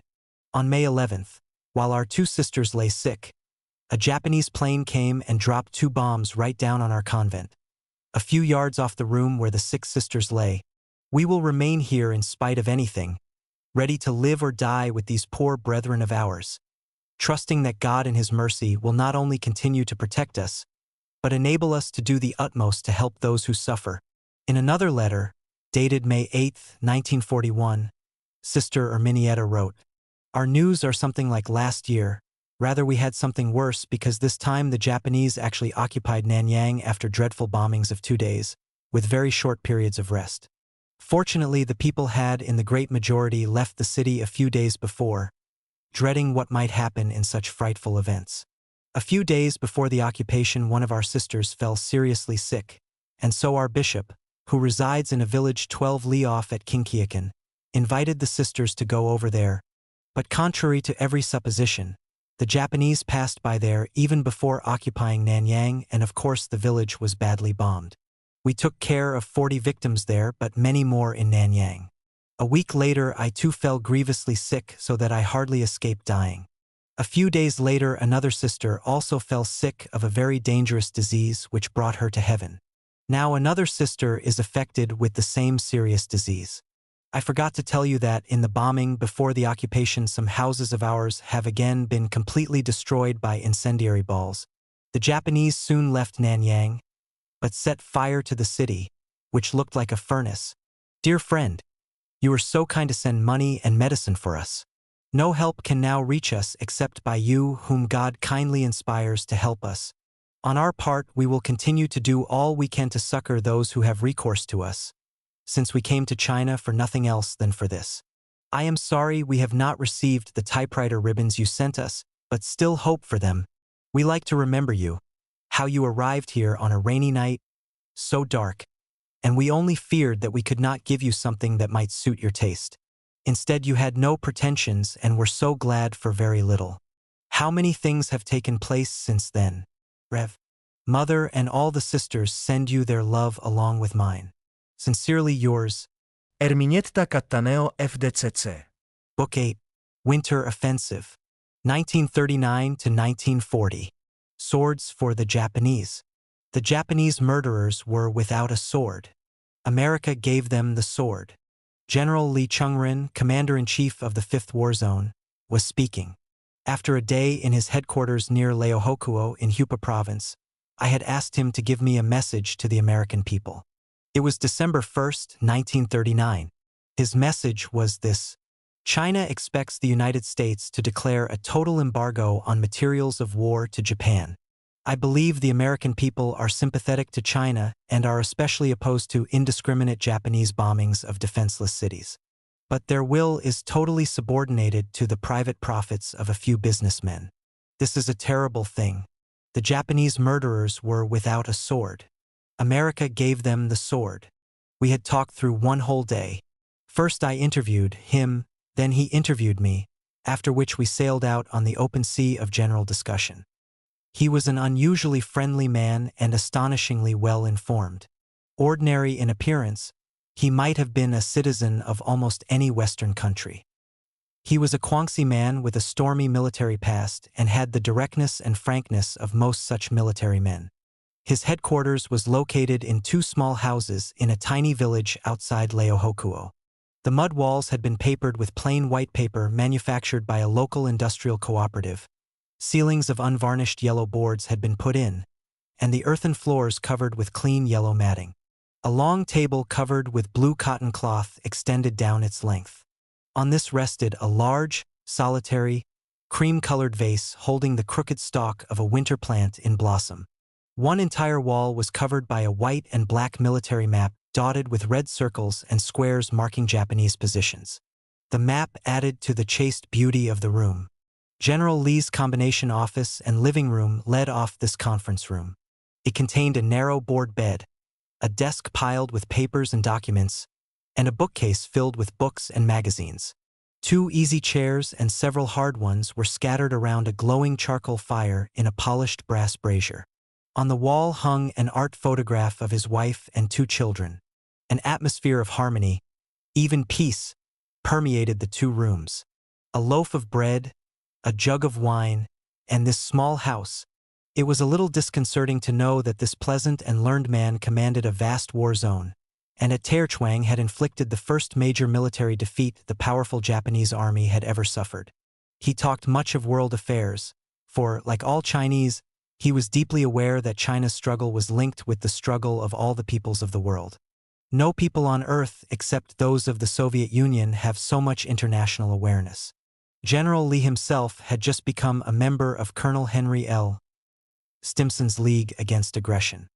He inquired about the fate of Evans F. Carlson, who had resigned from the Navy in order to tell the American people of China's struggle, and he asked why the United States did not cooperate with the Soviet Union in the Pacific. The termination of America's commercial treaty with Japan aroused some optimism in him that America's policy was changing. But he did not depend on this in estimating China's struggle. Discussing the war, he said, "We have traded space for time. We have prolonged the struggle, developed mobile and guerrilla warfare, organized the people, improved our administrative organs, and waged a war of attrition. Our manpower is limitless and national consciousness has increased with every inch of Japanese advance. Time and the human spirit are our allies. As a base, Japan is very weak because almost all its war materials must come from abroad, chiefly from America. That is a terrible thing, for Japan is also the mortal enemy of America. The Japanese know they have no future in China. They cannot give up what they have gained and they cannot evacuate. So they cry for a peace of surrender, and traitors like Wang Qingwei and his followers, a gang of shameless opportunists and bureaucrats bought and paid for, echo them. Japan's cry for peace is like Hitler's after the Nazi occupation of Czechoslovakia and Poland. The cry of a bandit who talks of humanity after he has killed his victim. Once he made a terrible remark. Now that the Second World War has begun, American businessmen can sell war materials to Europe instead of Japan. So we expect a change in American policy towards the Far East. During the afternoon, I reported on my experiences and observations. He then told me that I could go up to the front during the coming Chinese winter offensive, and that when I was ready he would send me in his car to Fancheng in the south, where the 11th Group Guangxi Army had its headquarters along the Han River, sometimes called the Xiang River. He suggested that I visit the 173rd Division, commanded by Major General Chung Yi. We saluted and parted. It had been one of the most impressive days I had had in China. Before I left him, the general called my attention to the Korean volunteer unit in the 5th War Zone, and I made arrangements to visit it. Captain Li Yexing, leader of the small Korean volunteer unit in Leohokuo, introduced me to his 4 companions, one of them a woman, and said that 5 others were up at the front. Then he undertook to answer my many questions about his unit. There were said to be around 500 to 1,000 Korean volunteers in China at the time, all political workers in 4 different war zones. Since the Japanese had begun using Korean soldiers for the first time, the volunteers were being transferred to the fronts on which such soldiers were used. The volunteers in Leohokuo had heavy duties. All enemy documents and broadcasts were turned over to them for study, analysis, and translation into Chinese. They were in charge of the clandestine distribution of handbills and pamphlets to Japanese troops at the front, and conducted the Japanese language school which the political department of the 5th War Zone had founded and in which 200 Chinese were studying. 3 hours each day they taught Japanese captives the background of the Sino-Japanese War, the 3 people's principles of Sun Yat-sen, social science, and the Chinese language. Hu Wei-pei, one of the volunteers, had just returned from the front lines, and told me of the methods which he and his colleagues adopted to reach the Japanese. Peasants carried handbills into enemy-occupied regions and scattered them about. The volunteers themselves crept up to Japanese positions at night and hung leaflets over the barbed wire entanglements. They flew kites bearing anti-war slogans, tied bundles of leaflets around rocks and hurled them into Japanese positions, and sometimes used bows and arrows to shoot them in. In places where Chinese and Japanese trenches were close together, they sang anti-war songs or lectured in Japanese through megaphones. Mr. Hu said that he once delivered speeches to Japanese soldiers for 2 nights in succession. On the 3rd night, an officer stuck his head above the enemy trenches and fiercely asked him who he was. Mr. Hu gave a Japanese name and address. "I chose a very stylish address in Tokyo," he explained. "I told the officer that he lied to his troops in saying that Chinese tortured Japanese captives to death, and I said the bullets used against China were the sweat and blood of the Japanese people. You are a traitor and a disgrace to the great imperial army," the Japanese officer bawled. "We will tear you limb from limb. Japan grows stronger and richer by the war. Filthy liar. We know what lies you officers tell," shouted Mr. Hu. A hail of bullets sang over him as he ducked back into the Chinese trench. With a touch of poetic justice, the 5th War Zone authorities delivered all Japanese captives to the Korean volunteers. In the previous 3 months, the volunteers had examined 40, kept 3 who were willing to be educated in anti-war work among the Japanese army, and transferred the others to Chungking. I was introduced to the 3 Japanese prisoners, and they asked me to look at some of their work. Ito, a former baseball champion, fancied himself a highly educated and cultured man. He had childishly daubed paint over 3 huge sheets of paper and called them Chinese war posters. I tried to show polite interest, but could not make head or tail of them. One poster was supposed to show a victorious Chinese soldier bayoneting a defeated Japanese. This was labeled Victory. Staring at this creation, I knew he was a cheat or worse. "Why don't you paint things in which you believe?" I asked. He stared at me in amazement, and the other 2 Japanese sat with blank faces and downcast eyes. Before leaving, the 3 Japanese asked if they could have a talk with me about their personal problems, and though I could not understand what their motives were, I invited them and Captain Lee to have tea with me the next afternoon at the Norwegian Mission Hospital, where I was staying. They came at the appointed time, but when the Chinese servants heard that some Japanese were in the garden, they were afraid to come out and, instead, stood staring out through the windows. Matsui Kitsutsu, a worker from Tokyo, first stared at his hands, then turned his somber eyes on me and spoke in a depressed voice. They were prisoners of war, he said, and because they had helped the Chinese a little, they could never return home. The Chinese also did not trust them, and they could not see what kind of future men in their position had. Of course, I could see no future for them either, for the war might continue for years. I asked them if they wanted the present government in Japan, and if not, what kind they wanted. They had never thought at all about such matters until they were captured. They said. Itake, formerly an actor, said that no Japanese wanted to see his country suffer. He hadn't wanted the war and had fought only because compelled. He said he hoped for a government in which there would be no class discrimination and no rich men who owned everything. Yes, he admitted, the Koreans had taught him these ideas. He did not know whether men in his army ever thought about such things. If they did, he had never heard of them. The baseball champion said that he used to just go to school and play baseball. After he had graduated from high school, he had gone into business, but still had no serious thoughts. He had hated the war, but felt he couldn't do anything about it. Now he had begun to think about society, but was afraid the war would go on for years. He admitted that he used to think the Japanese would eventually be victorious. Our army is very strong, he said. He talked about the danger to Japanese soldiers and his people, but not a word about the sufferings of the Chinese. Trying to keep my voice soft, I asked him if he could blame the Chinese for not trusting them. Your army kills prisoners and the wounded, I reminded him. It rapes even little girls and old women. I've seen gray-haired children and insane pregnant women, thanks to your army. The people call you devils. Ito reacted violently. It's because uneducated coolies became officers, he declared. Now our government has given orders that no coolie can be an officer. Matsui and Itake lowered their eyes in embarrassment at this, but Ito stuck his heavy chin out at me stubbornly. Useless to talk with such a fellow, I thought, and, turning to Matsui, asked him what he thought about the future. There is no hope unless we have a revolution in Japan, he said, but added, if that takes place, what would happen to the Japanese army? The spy system is so strong that our soldiers dare not say a word. If a man doesn't want to fight, he can only commit suicide. I asked the 3 Japanese why they didn't prepare for leadership in the army. In captivity they had a chance to do this, and there were a few Japanese in Chungking, such as Kaji, the writer, who were teaching Japanese captives just such things. Matsui gave an incredulous grunt. We are simple men. We couldn't lead a revolution. You can learn, Captain Lee replied, watching him curiously, and to Captain Lee's encouragement I added my own, telling the men that they were young and could afford to spend even years in study. Men in Western countries had done it, I told him. Were they inferior to Western men?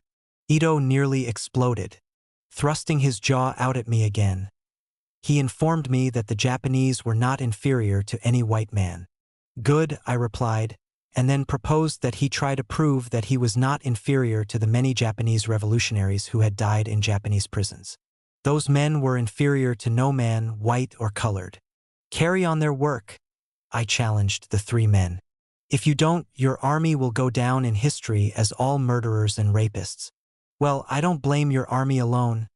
Today, a Chinese general told me that you had no sword until my country gave you one. So we are both criminals. Captain Lee, translating for us, began to speak in a low, passionate voice in Japanese, as if our words had released some well of emotion within him. The Japanese sat staring at me. The cooperatives. Within little more than a year, the Chinese industrial cooperatives had spread all over Western China. Within half that time, that is, by early December 1939, Leohokuo had 6 cooperatives doing spinning and weaving, 1 making paper, 1 producing improved spinning machines, 1 preparing chemicals for candles, soap, cotton, and gauze, and 3 oil refineries. 6 months later, there were 24 cooperatives in the province, 2 of them managed by the Women's Committee of the 5th War Zone. One morning, I went into a cooperative and found 60 refugees at work spinning, weaving, and operating stocking knitting machines. This small institution was one of the most pleasant places I had come across in years.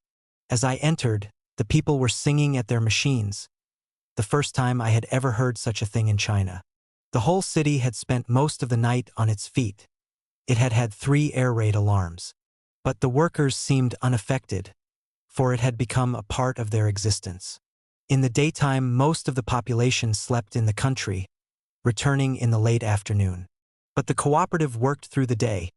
Its members did not even try to get away when alarms sounded. The cooperative was both a family and a small self-governing republic. Its supervisory committee was elected by its members from their own ranks. Each month they all gathered to hear business reports, to discuss their work and economic and personal problems, and to suggest improvements. They worked 8 hours a day, held union meetings, published their own wall newspaper, and attended night school. They even had their own theatrical group. No child under 12 was allowed to work. A cooperative primary school took care of them. Children and the aged were granted subsidies. The average earnings of a cooperative member were $15 a month. If there was a profit, it was divided according to the stock held by each member. The preceding month had produced a profit of $300, but the workers decided to set aside 20% of it as savings, 10% as reserve capital, 10% for public services such as education and medical supplies, and 10% for pensions or the relief of members. They had also just asked Industrial Cooperative Headquarters in Chungking for a long-term loan of $10,000. And if it was granted, they expected to lay in a good stock of raw material and take in many more workers. There was a long waiting list of refugees, many of them skilled workers, but some who needed training. The institution had 2 experienced, high-salaried specialists, both of them educated refugees. One, the manager, was paid $50 a month, and the other, treasurer and bookkeeper, $40. The manager disregarded hours and was on his feet constantly. He felt that this small factory was helping to win the war. A small store in the front of the building sold goods, but he was planning to open a large one in the center of the town. This would cause some trouble with the large merchants, but the move was inevitable. Some factory owners and officials were saying that the cooperatives ruined the workers by making them proud and independent. Cooperatives were all right as a temporary wartime necessity, they declared, but after the war what? In the meantime, the cooperative workers held fast and worked like mad. One weaver talked with me while his foot-operated shuttle flew without stopping. He had been a small Anhui businessman until ruined by the war, and had learned weaving in order to join the cooperative. Nothing would get him out of it now, he said. He could weave 20 yards of cloth a day. 15 girls were operating stocking knitting machines. They could knit 5 pairs a day, which were sold to the big stores at $5.60 a dozen. The retail price on the market was too high, said the manager, and the merchants had threatened to ask the government to lower the blockade on Japanese goods if they did not lower the price. One girl looked up and exclaimed, "I don't think the government will do it. It should make the blockade more strict. We simply can't compete with cheap Japanese goods. What we need is more cooperatives," another girl declared. "Then everybody will be better off." I recalled the shy, inarticulate girls of pre-war days. These wartime cooperatives were producing a new kind of womanhood, indeed, a new kind of human being. The manager, it is true, had his worries and doubts. He thought productive work and relief work should not be mixed up. As it was now, the cooperatives sometimes lost money because they had so many unproductive children and old people to support. He thought only productive workers should be admitted and that they should be able to earn enough to support their families. And yet he knew, he said, that one of the main purposes of the cooperatives was to solve the refugee problem and to provide for all the people. While we talked, we heard the heart-sickening wail of an air raid siren and the clanging of the bell in the nearby Catholic church tower. Workers lifted their heads and listened, and all singing and whistling stopped. The building was on the edge of the town, and the Catholic church flew the Italian flag, so the chances of being bombed were less than in the heart of the city. I looked through the street door and saw the children from the cooperative primary school marching in orderly file towards the church. But the machines in the little factory still hummed. When the urgent sounded, everyone listened even more intently. Soon the roar of bombers rose above the whirring and clacking of the machinery. The sword again, I thought with dread, recalling General Lee's words. At last the roar passed and began to fade. But what about tonight or tomorrow? Tell your countrymen. It was 10 at night on December 6, 1939, and I was waiting in a small inn in Fancheng, Central Hupa Province, where I had been the guest of the Guangxi 11th Group Army for a few days. Finally, a young officer came in and said, "General Cheng-yi is now free and is waiting near here." He led my secretary and me along the dark, cobblestoned main street, past the ruins of bombed buildings, and into a deserted and partially demolished structure. We went up the rickety stairs to a large, hall-like room that somehow seemed peopled with the unseen presence of many men. There were many rough benches and chairs and 3 or 4 tables. The dust on the floor and windowsills had been disturbed, for the Chinese winter offensive was to start soon. And in this room, I knew, the fate of thousands of men had just been determined. Close to a guttering candle on one of the tables lay an upturned military cap. In the dim light behind the table I saw a man in khaki. He was standing perfectly still, his face turned towards me, his black eyes appraising me. He was of medium height and quite young. I learned later that he was 39. The face was pleasant rather than handsome, and when he spoke, his deep voice was softly musical, with the faintest touch of wistfulness in it. I had heard such voices before, and nearly always became friends with the men who possessed them. This was my first meeting with Major General Cheng-yi, commander of the Iron 173rd Division of the 11th Group Army. We sat down at the table, the candle between us, and I felt as if I had known him always. He might have been saying, "As I told you before." On this evening he said something that others had said so often that it had come to sound like a phrase learned by rote. But when he said it, it seemed to spring from all that gave his life meaning. "We have our faith," he said. "Victory will not be easy, but we will fight until victorious. We have our faith. Tell your countrymen." Later, in his headquarters, He told me that he sprang from a poor landowning family of scholars of Hunan District, Guangxi Province. His father had been a teacher, and he himself had studied with the intention of following the same profession. But the National Revolutionary Movement had aroused every conscious Chinese, and he had entered a military academy. When civil war between the Kuomintang and the Communists began in 1927, he had refused to take part, but had withdrawn and studied for a time in Japan, earning his living as a tutor. After leaving Japan, he continued to teach in Shanghai until the Japanese invasion began, when he returned to active military duty. He had since fought on most of the major fronts. Since military men in China are promoted on the basis of merit rather than years of service, he was now a major general. His division had covered many Chinese retreats, fighting rearguard actions, and his force had been all but wiped out time and time again. In the last big Japanese offensive in May and June of that year, he had again lost most of his effectives, and was now training new recruits from Guangxi. At dawn the next morning, my secretary and I, with General Cheng Yi's secretary, stepped on a junk and were swept down the River Han to his headquarters. Once we anchored under some branches near the shore while enemy bombers passed overhead. We watched them circle, swoop, and bomb Fancheng and its ancient twin city across the river, Xianjiang. There was an American-Swedish missionary hospital there, already filled with air raid victims, and now it would have more.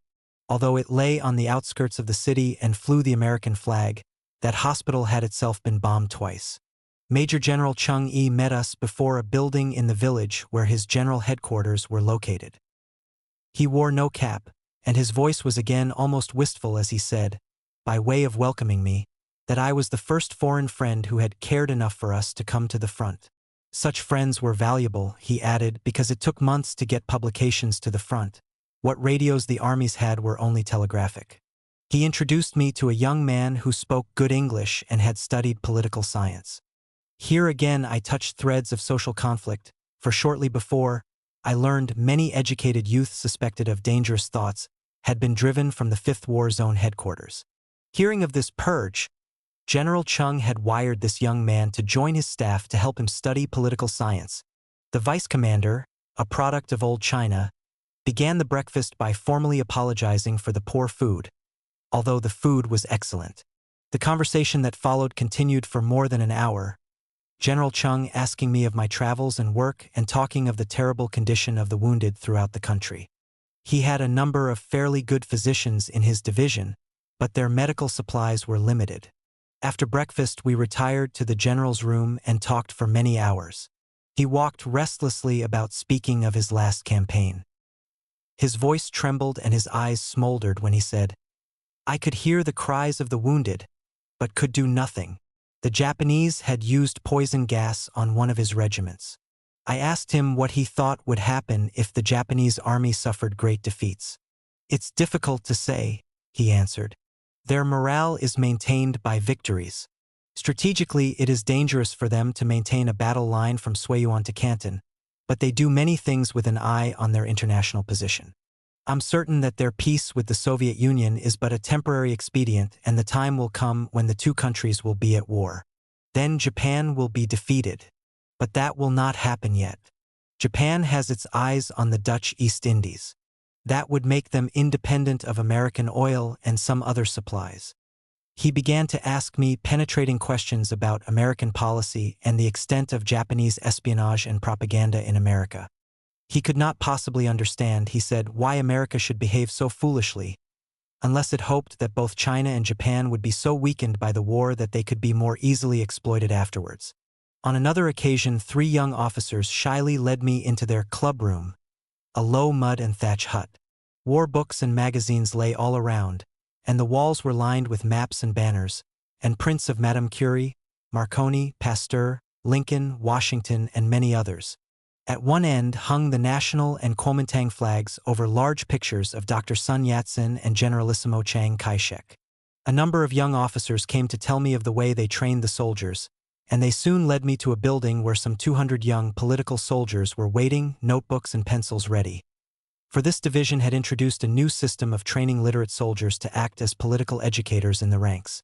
The regimental commander introduced me as a foreign friend of China who cares enough for us to come to the front. and announced that I was to give them reports on conditions in the enemy rear. One morning at dawn, when the hoarfrost glistened on the dry grass blades, I tried to shake the bitter cold from my body and mind and prepare for another lecture. General Chung Yi stood with me on a knoll and introduced me to his staff. I drew my padded greatcoat closer about my throat and spoke as best I could on the international situation. Afterwards, we all went into headquarters, and the staff questioned me about events throughout the world, though they often knew far more than I.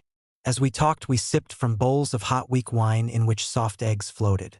This delicacy was served in my honor, for the division, like all the armies, served only 2 meals a day. Soon a general review of the division began. A high military commission had arrived from Chungking to inspect the training and equipment of the armies that would take part in the winter offensive. By the time they reached our sector, the wide plains and barren plateaus appeared to have been transformed into a gigantic historical pageant. I seemed to be gazing on old canvases of the Napoleonic Wars. The troops marched or ran about or engaged in mock warfare, and everywhere there was the hollow sound of mortars, the hammering of machine guns, and the crack of rifles. I did not even dream that within half a year most of these men would be dead. When the review and maneuvers ended, we returned to divisional headquarters and stood around long tables spread with food. The winter sun glinted on the red and gold insignia on the collars of the officers. As Major General Chung moved about, they congratulated him, for his was one of the best divisions in China. He listened thoughtfully, answered reticently. Sometimes he stopped to exchange a few words with me, and I felt the melancholy that hovered around him. On that evening, there was a banquet spread over 7 big tables in the great bamboo-thatched dining hall. I sat between General Chung and one of the inspectors from Chungking. Across from us was tall, strong General Mei, commander of the 84th Army, of which the 173 Division was a part. The conversation remained formal and polite until the wine loosened tongues. Then everyone began to lift his wine cup and appraise the maneuvers freely. The formal vice commander of the division rose from a table at the far end of the room, raised his wine cup, and toasted me with an old poem. Following the custom, I arose and, cup in hand, replied with a few lines from a poem whose author I could not remember. The vice commander recalled it, and the tables broke into applause. Surely, I thought, no people were so gracious, none so magnificent as those willing to face death for the sake of all that they thought good in life. When I sat down, General Chung lifted his cup, merely touching his lips to it, and said, "You put many Chinese men to shame. You also," I began but faltered, for I saw that he had not spoken with traditional politeness, but from the heart. Would he say such a thing if he knew I was not brave, that I feared air raids, and had said to myself 1,000 times that I hated war, that I was not made for war? And he? I studied him as he sat turning his wine cup round and round between his fingers, staring at it, unseeing. No, such a man as he was not made for war either. But if he had followed his inclinations, there would be no laboratories, no universities at all. He rose, the voices in the hall died away, and every man stood. He began speaking of the general review and of the coming offensive in which he would take part, and he pledged his division to the nation. When he had finished, there was a long silence before we all sat down again. The high inspectors left for other armies, but the night maneuvers continued. I went out with Chung Yi and his staff, tramping along dark paths and through wheat fields where sentries crouched in silence. There was no moon and only a faint light from the stars in the black heavens. The only sound was the tread of our feet. Enemy searchlights, Chung Yi shouted. The dark columns fell flat, motionless, their guns ready. We moved on until we were in position to watch soldiers creeping up round a sleeping village. Of course, we captured all the enemy positions that night. Afterwards, the soldiers marched back singing the divisional song, the Marseillaise set to Chinese words, and the lines drifted fitfully back through the blackness. As I sat round those candle-lit tables and chatted with my friends, it sometimes seemed that I was probing into the heart of China. Barriers of race and nationality vanished, and we were all human beings seeking a common goal. Chung Yi asked me again if I thought that America, England, and France really wished China to be victorious. The British surely feared the effects of a Chinese victory on the people of India, and the French were terrified about Indochina. I agreed, believing that if China was not conquered and made fascist, it would be the spearhead of oppressed Asiatic peoples. But I was convinced that the common people of the various countries would sympathize with China if they only knew the truth. Once again, Chang'e began to speak of the doubts and worries that troubled him, and somehow I knew what they were even before he had finished speaking. We talked of Japan's ceaseless movement towards the oil and other supplies of the Dutch East Indies. Did I think America would renew its commercial treaty with Japan rather than allow Japan to buy all its oil from the Dutch East Indies? I thought it might. Were not American businessmen evading the moral embargo on war materials to Japan? I felt certain they were. Once he asked if I thought China should adopt the capitalist system, even though it dispossessed and starved millions and led to war and more war. I wondered. Speaking half to himself, he continued, "Men are afraid of life. They heap up wealth to make themselves and their children secure. But then there is only insecurity." Just where had he and I talked before, I sometimes wondered. Something haunted me, like a half-forgotten melody. Afterwards, lying on my yellow straw bed in the darkness, I would listen to the night sounds and think for the thousandth time of the spiritual bonds that are formed at the front, intangible but so much stronger than steel or flesh. On the night before I was to accompany one of Chang'e's commanders to a regiment nearer the battlefield, we gathered for a final dinner. The flickering candles glinted on the small porcelain wine cups and on the little pots of bagar and warm rice wine. I had made arrangements to return and join the division when it was ordered up, for I wished to write a story of it from the very beginning to the very end of a battle. Thinking of the fierce way his troops fought, Chang'e had hesitated, then said he would welcome me with all his heart. That evening we spoke little of politics and more of poets and novelists, of artists and the theater. We told tales and drank to everything on earth. I toasted soldiers and officers who fought and died for a civilization in which they would have no share. And Chang'e lifted his cup to brave and learned women. To this I protested, insisting that I was neither brave nor learned, but merely historically curious. Laughing, the table drank to historical curiosity. How varied was the conversation that night. Once, I remember, a young Mohammedan officer began boasting of the power of the Quran, saying he knew a man who had died, but whose corpse had grown soft again when the Quran was placed on it. Then someone had changed the subject, declaring that the three best things in life were an American house, a Japanese wife, and Chinese food. I informed the young man that he liked the Japanese wife because she was the most servile on earth. Chang'e listened to this and added to it by asking me if I had seen, near Sion, a famous archway to a wife who waited for 18 years while her husband, a general, was at the front. She sank into dire poverty, but remained faithful to him. What did I think of such a woman? He asked, watching me from the corner of his eye. Before I could reply, the vice commander declared that the story was a tribute to the virtues of Chinese womanhood. This was remarkable, I declared, but what had the general done during those 18 years? And where might I find even one archway to a faithful husband? A young poet rose and said elegantly, "I drink to archways to faithful generals," then laughed and dropped back into his chair. Soon most of them had forgotten me and were arguing in loud voices with one another. But Chang'e bent forward and asked, "What would a modern woman have done during those 18 years?" And I countered, "What does a modern general do?" The vice commander seemed shocked at our levity, but we bent forward, laughing at each other across the flickering candles. Next morning at dawn, Chang'e walked down to the river bank with us. We stood in silence for a moment, and then I said, "When you are ordered to the front, let me know, and I will return to your division and write about it." "I will welcome you," he said. Then he opened his hand, and in the palm I saw a small jade ring. "This was given me by people who came to the front," he said. "It is of little value, but it is a symbol of hope and faith. Take it." I could not speak. We lingered at the river, then led our horses on to the ferry and crossed. Beyond, we rode up a hill towards a village. Chang'e still stood on the other bank, alone. I turned my horse and lifted my hand. He raised his arm and kept it lifted until the walls of the village cut us off. The pockmarked colonel riding by my side cried out something, and we all broke into a wild gallop and swept down the frozen highway towards the front.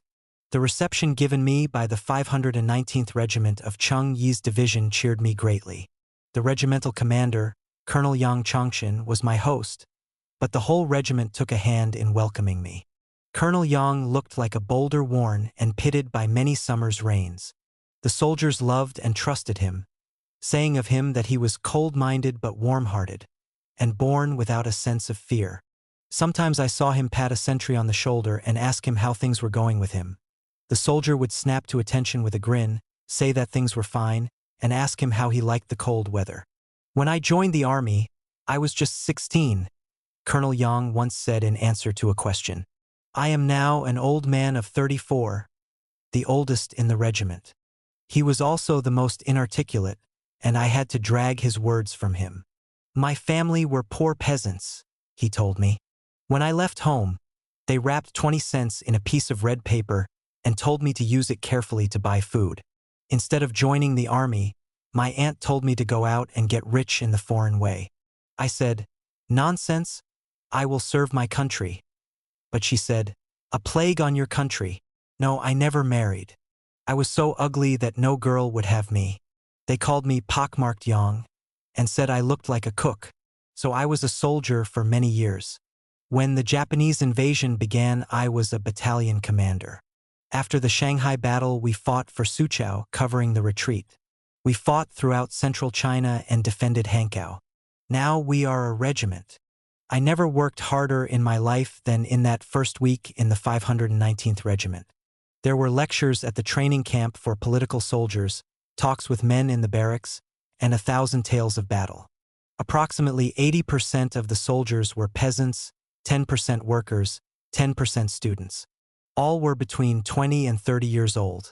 More than 70% were illiterate, but they apologized, saying that most of them were new recruits and had just started their competition in reading and writing.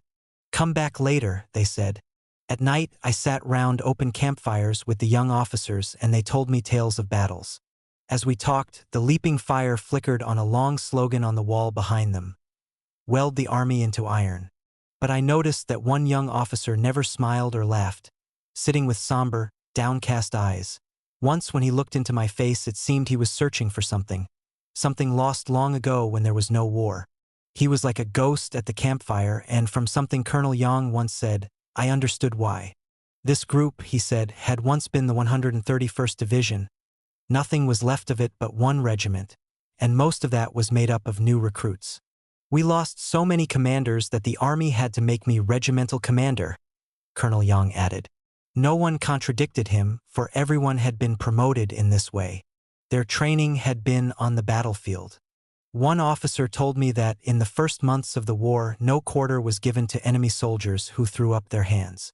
The news had spread through all China that thousands of unarmed Chinese had been slaughtered in Nanking, and with them the wounded soldiers who could not be moved.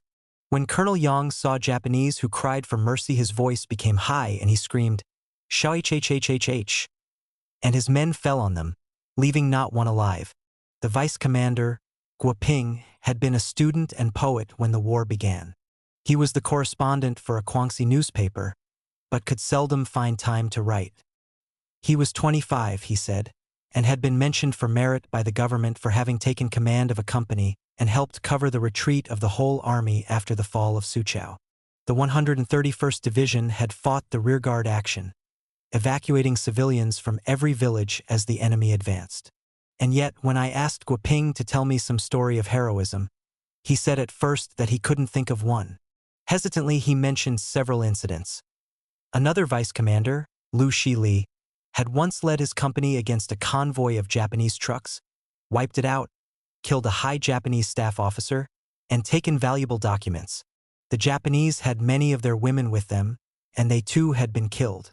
Commander Lu had also once held 4 strategic villages for 1 hour while the enemy closed in, killing half of the defenders and wounding Lu twice. When their job was done, Lu had ordered those few of his men who remained alive to retreat. He himself had brought up the rear with a wounded messenger, killing 7 more Japanese who tried to capture them.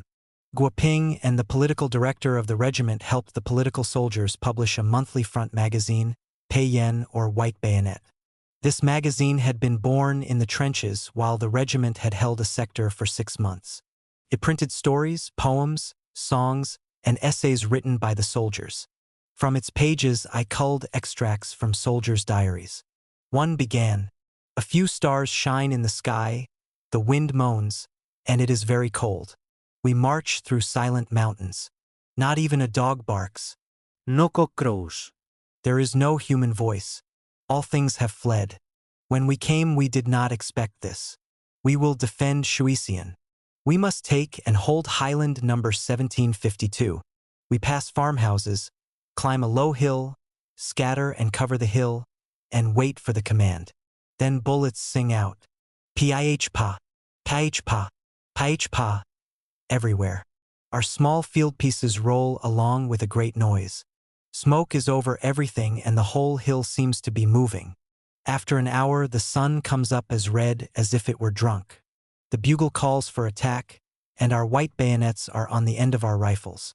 We lift ourselves and rush forward. The machine guns and field guns sound very bitter. Shah! Shah! We kill and go like a storm over Highland number 1752. The bodies of the enemy cover the earth, and their blood turns the withered grass red. It is very slippery. Finished, we stand in line. I look down my line and see that it is very short. 20 of our company have died. Lung Yuan, our vice commander, has been wounded and our company commander killed. Another company commander and 2 battalion vice commanders have been wounded and taken to the hospital. Another soldier wrote more volubly, "After breakfast the day comes. The morning sun shines in our positions. It brightens us up. Lao Tzu sits on a rock and sings Nanyang Kwang, a Peiping opera aria. He has a coarse voice, and I feel miserable when I hear him, but cannot stop him. Suddenly I remember that the Guangxi Student Army will come up to the front today to lecture to us.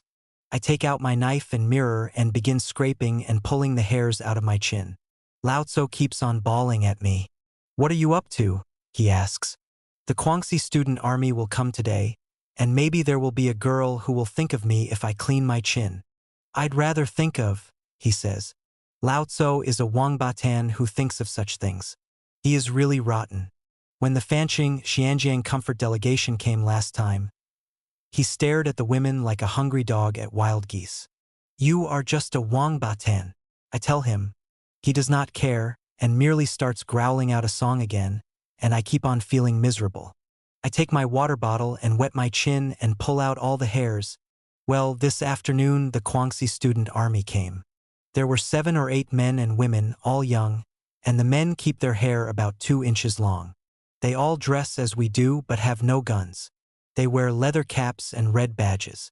A boy and girl came to our position. They were about the same age, and I wondered if they were man and wife. The man called us their Laosan countrymen and said they were Guangxi people like us. We told them that Guangxi people are not the only Laosan, but that everyone in the country now is Laosan. They gave us a lecture about our families in Guangxi. Guilin has been often bombed, they said, but not very much damage done. The government has ordered that the families of military men be given 300 pounds of free rice. Our families cannot be taxed or conscripted for labor. We should not worry, they said, for our families are well taken care of. That Lao Tzu sat gawking at the woman all the time. He made us all sick. Once he said to the man student, I have no young wife. What have you got to say to that? That does not matter, said the man. If you come home victorious, it will be an honor for a girl to marry you. Lao Tzu answered, It's miserable because I am ugly and I don't sit around scraping the hairs off my chin. The girl student laughed and said that if he returned a hero from the war, he could marry the most beautiful woman. Lao Tzu only said, Ha! When the students left, we all laughed at Lao Tzu, but he told us to eat ourselves. I hate to sit around for days listening to Lao Tzu sing. It would be better to have to capture one of the enemy's big guns. In the following weeks and months on the central China battlefield, I wondered why no news came from Major General Cheng Yi's division. Yet, in all the confusion, how could a letter have reached me? Often I asked about the division and people said this and that. Someone had heard that it had moved to the central front in the Tahung mountain range. but could not be certain. No one knew just where it was. The winter passed and spring came, and I had traveled I did not know how many hundreds of miles, walking a great part of the way, lecturing to soldiers, speaking at civilian mass meetings, working over the wounded with the roar of artillery and the droning of enemy planes haunting us day and night. In April, a recurrent illness, complicated by malaria, forced me to go to a missionary hospital at Ichang in the rear, and when I did not recover, to continue on to Chungking. One day while I was there, a young poet, Lo Fan, who had been with me on the Central Front, crossed the Yangtze River and came to see me. He brought a letter which had been forwarded and re-forwarded. It was written by Chung-yi in English, despite the fact that he did not handle the language easily. The letter was dated in early February. His division, he wrote, would be on the Chungxiang front and I should meet him there. The last lines worried me, for they were like a farewell. "You are a writer," he wrote. "You must always tell your countrymen that we will fight to the death until victorious. Do not forget." I suggested that Lo Fan wait a little while and we would go back together. But malaria is a merciless affliction, and between relapses I could do no more than lecture, raffle off my frontline trophies, and buy medical supplies with the proceeds. I sent off supplies to many armies, including a number of cases to Chung Yi's division, and induced the Women's International Club of Chungking to adopt the 173rd Division and make surgical dressings for it. Then one day Lo Fan came to me again and said that Chung Yi's division had been annihilated and that General Chung himself was either dead or captured. I protested, calling it just another rumor. I did not believe it at all, yet it touched me like an icy wind. Lo Fan went away again. When he returned, he brought a Guangxi officer with him. I listened to them as in a dream. The Japanese had come with planes, tanks, and motor trucks across the North Hupa wheat fields. Chung Yi's division had again tried to cover a Chinese retreat. It had stood with its back to the Tang River and tried a counter-encirclement of the enemy. On May 9, 1940, at the village of Tiesuan Taichun, even his headquarters had been surrounded. 54 men and a number of women from the political department had been killed in fierce fighting.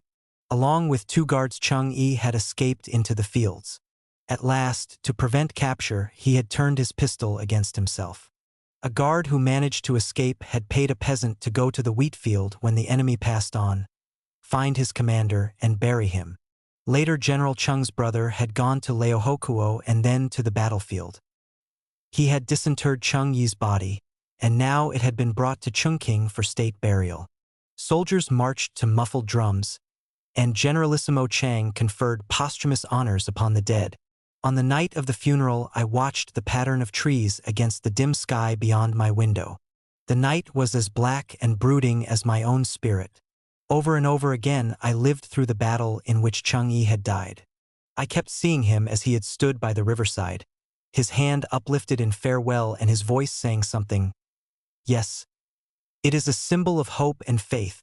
I saw the enemy planes and tanks and trucks coming on, steal death from my own country, and my whole being overflowed with a bitterness like gall. I saw the foe fall upon the headquarters near the River Tang, and I saw the fire of defiance blaze from every window and every ditch and far and wide over the wheat fields. I heard the firing die slowly away, and I saw Chung Yi run into the wheat fields and turn his pistol against his own heart. The vision seemed like a vision of all China, of the whole world, and my mind became a pool of despair. I despised myself for not having returned to the 173rd Division to be slain with my friend by the weapons from my own country. Weeks passed. One day 2 letters came from the Central China Front. One was an official-looking document written in the bold hand of General Mo Suchi, Commander-in-Chief of the 84th, of which the 173rd Division had been a part. The commander informed me in detail of how Chung Yi had gloriously sacrificed himself. The other was from the remnants of the 173rd Division, which was being again replenished and trained. The division asked me to contribute my memories of Chung Yi for a new book to be published by the Guangxi Army. 100 times I tried to write, but for many months I could not bear even to recall those terrible events. In the autumn of that year, I found myself in Chung Yi's native Guangxi province. I met and talked with his brother, and then I went out to the hills beyond Kuilan and stood alone by his tomb. It seemed utterly unreal. Only my memories were real, my memories and the jade ring on my finger, and his face across the great plains of China. His face across the plains of China, and in the shadows behind it soldiers crouching and running, marching and singing, men in a candlelit room chatting gravely and gaily, and Cheng Yi's voice murmuring across a great distance. "We have our faith. Tell your countrymen. Winter soldiers in Hupa." When I arrived in the Hupa field headquarters of the 22nd Group Army, a Sichuan army, in late December, the Chinese winter offensive was already in full swing. The 5th and 9th War Zones had received orders from Generalissimo Chang to open their offensives simultaneously. For months thereafter we lived under the ceaseless roar of artillery and the zooming of planes. The very earth trembled. The Chinese left-wing armies in North Hupa were commanded by the famous northern General Sun Lincheng, and the right wing by another noted northerner, General Chang Zucheng. General Sun's field headquarters were in the Tungpei mountain range near the main Japanese position at Sinyang. He had demolition units along the Peiping-Hankow Railway, and one of his divisions was trying to clean the Japanese out of their northernmost position, Changtaiquan, not far from Dr. Skinsness Hospital in Kaiyashan. We had received news that the Japanese in that sector had already begun to use poison gas. The 22nd Group Army did not possess steel helmets, not to speak of gas masks. The Sichuan army in our sector was attacking the outer defense lines of the mighty semicircle of Japanese troops protecting Hankow. The main Japanese position was at Shuixian, from which city they had thrust out tentacles in all directions and had, in particular, fortified 6 strategic mountain tops directly in front of us. The Sichuan army had driven long wedges between these enemy bases in an attempt to isolate, surround, and destroy them. The Chinese hoped to destroy the enemy's ring of outer defenses. They also dreamed of taking Hankow, but they all knew that with their equipment they could hardly do more than weaken the Japanese. They knew that if they captured an enemy position, they could not hold it without air power, and there was not one Chinese plane at the front. Japanese reconnoitering planes and bombers came over, selected their targets at leisure, and dumped their loads. On the 6 fortified mountain positions in our sector alone, the Japanese had 38 short-range field pieces. The 22nd Group Army had just received 2 field guns from Chungking, but shells for them had to be transported by men or mules, and the distance from Fancheng on the Han River was 10 days to 2 weeks by human or animal transport. As we rode down from the city of Caoyang, an army adjutant kept chattering like a shallow brook. "The Soviet military advisor attached to our army is a strange man," he declared brightly. "He's a humanitarian. He will not ride in a sedan chair, and he walks his horse up a hill. After every 30 li, about 10 miles. He walks in order to give his horse a rest. If it rains, he helps the soldiers build defenses, even though the mud pours into his boots. The 8th Route Army is made up of communists.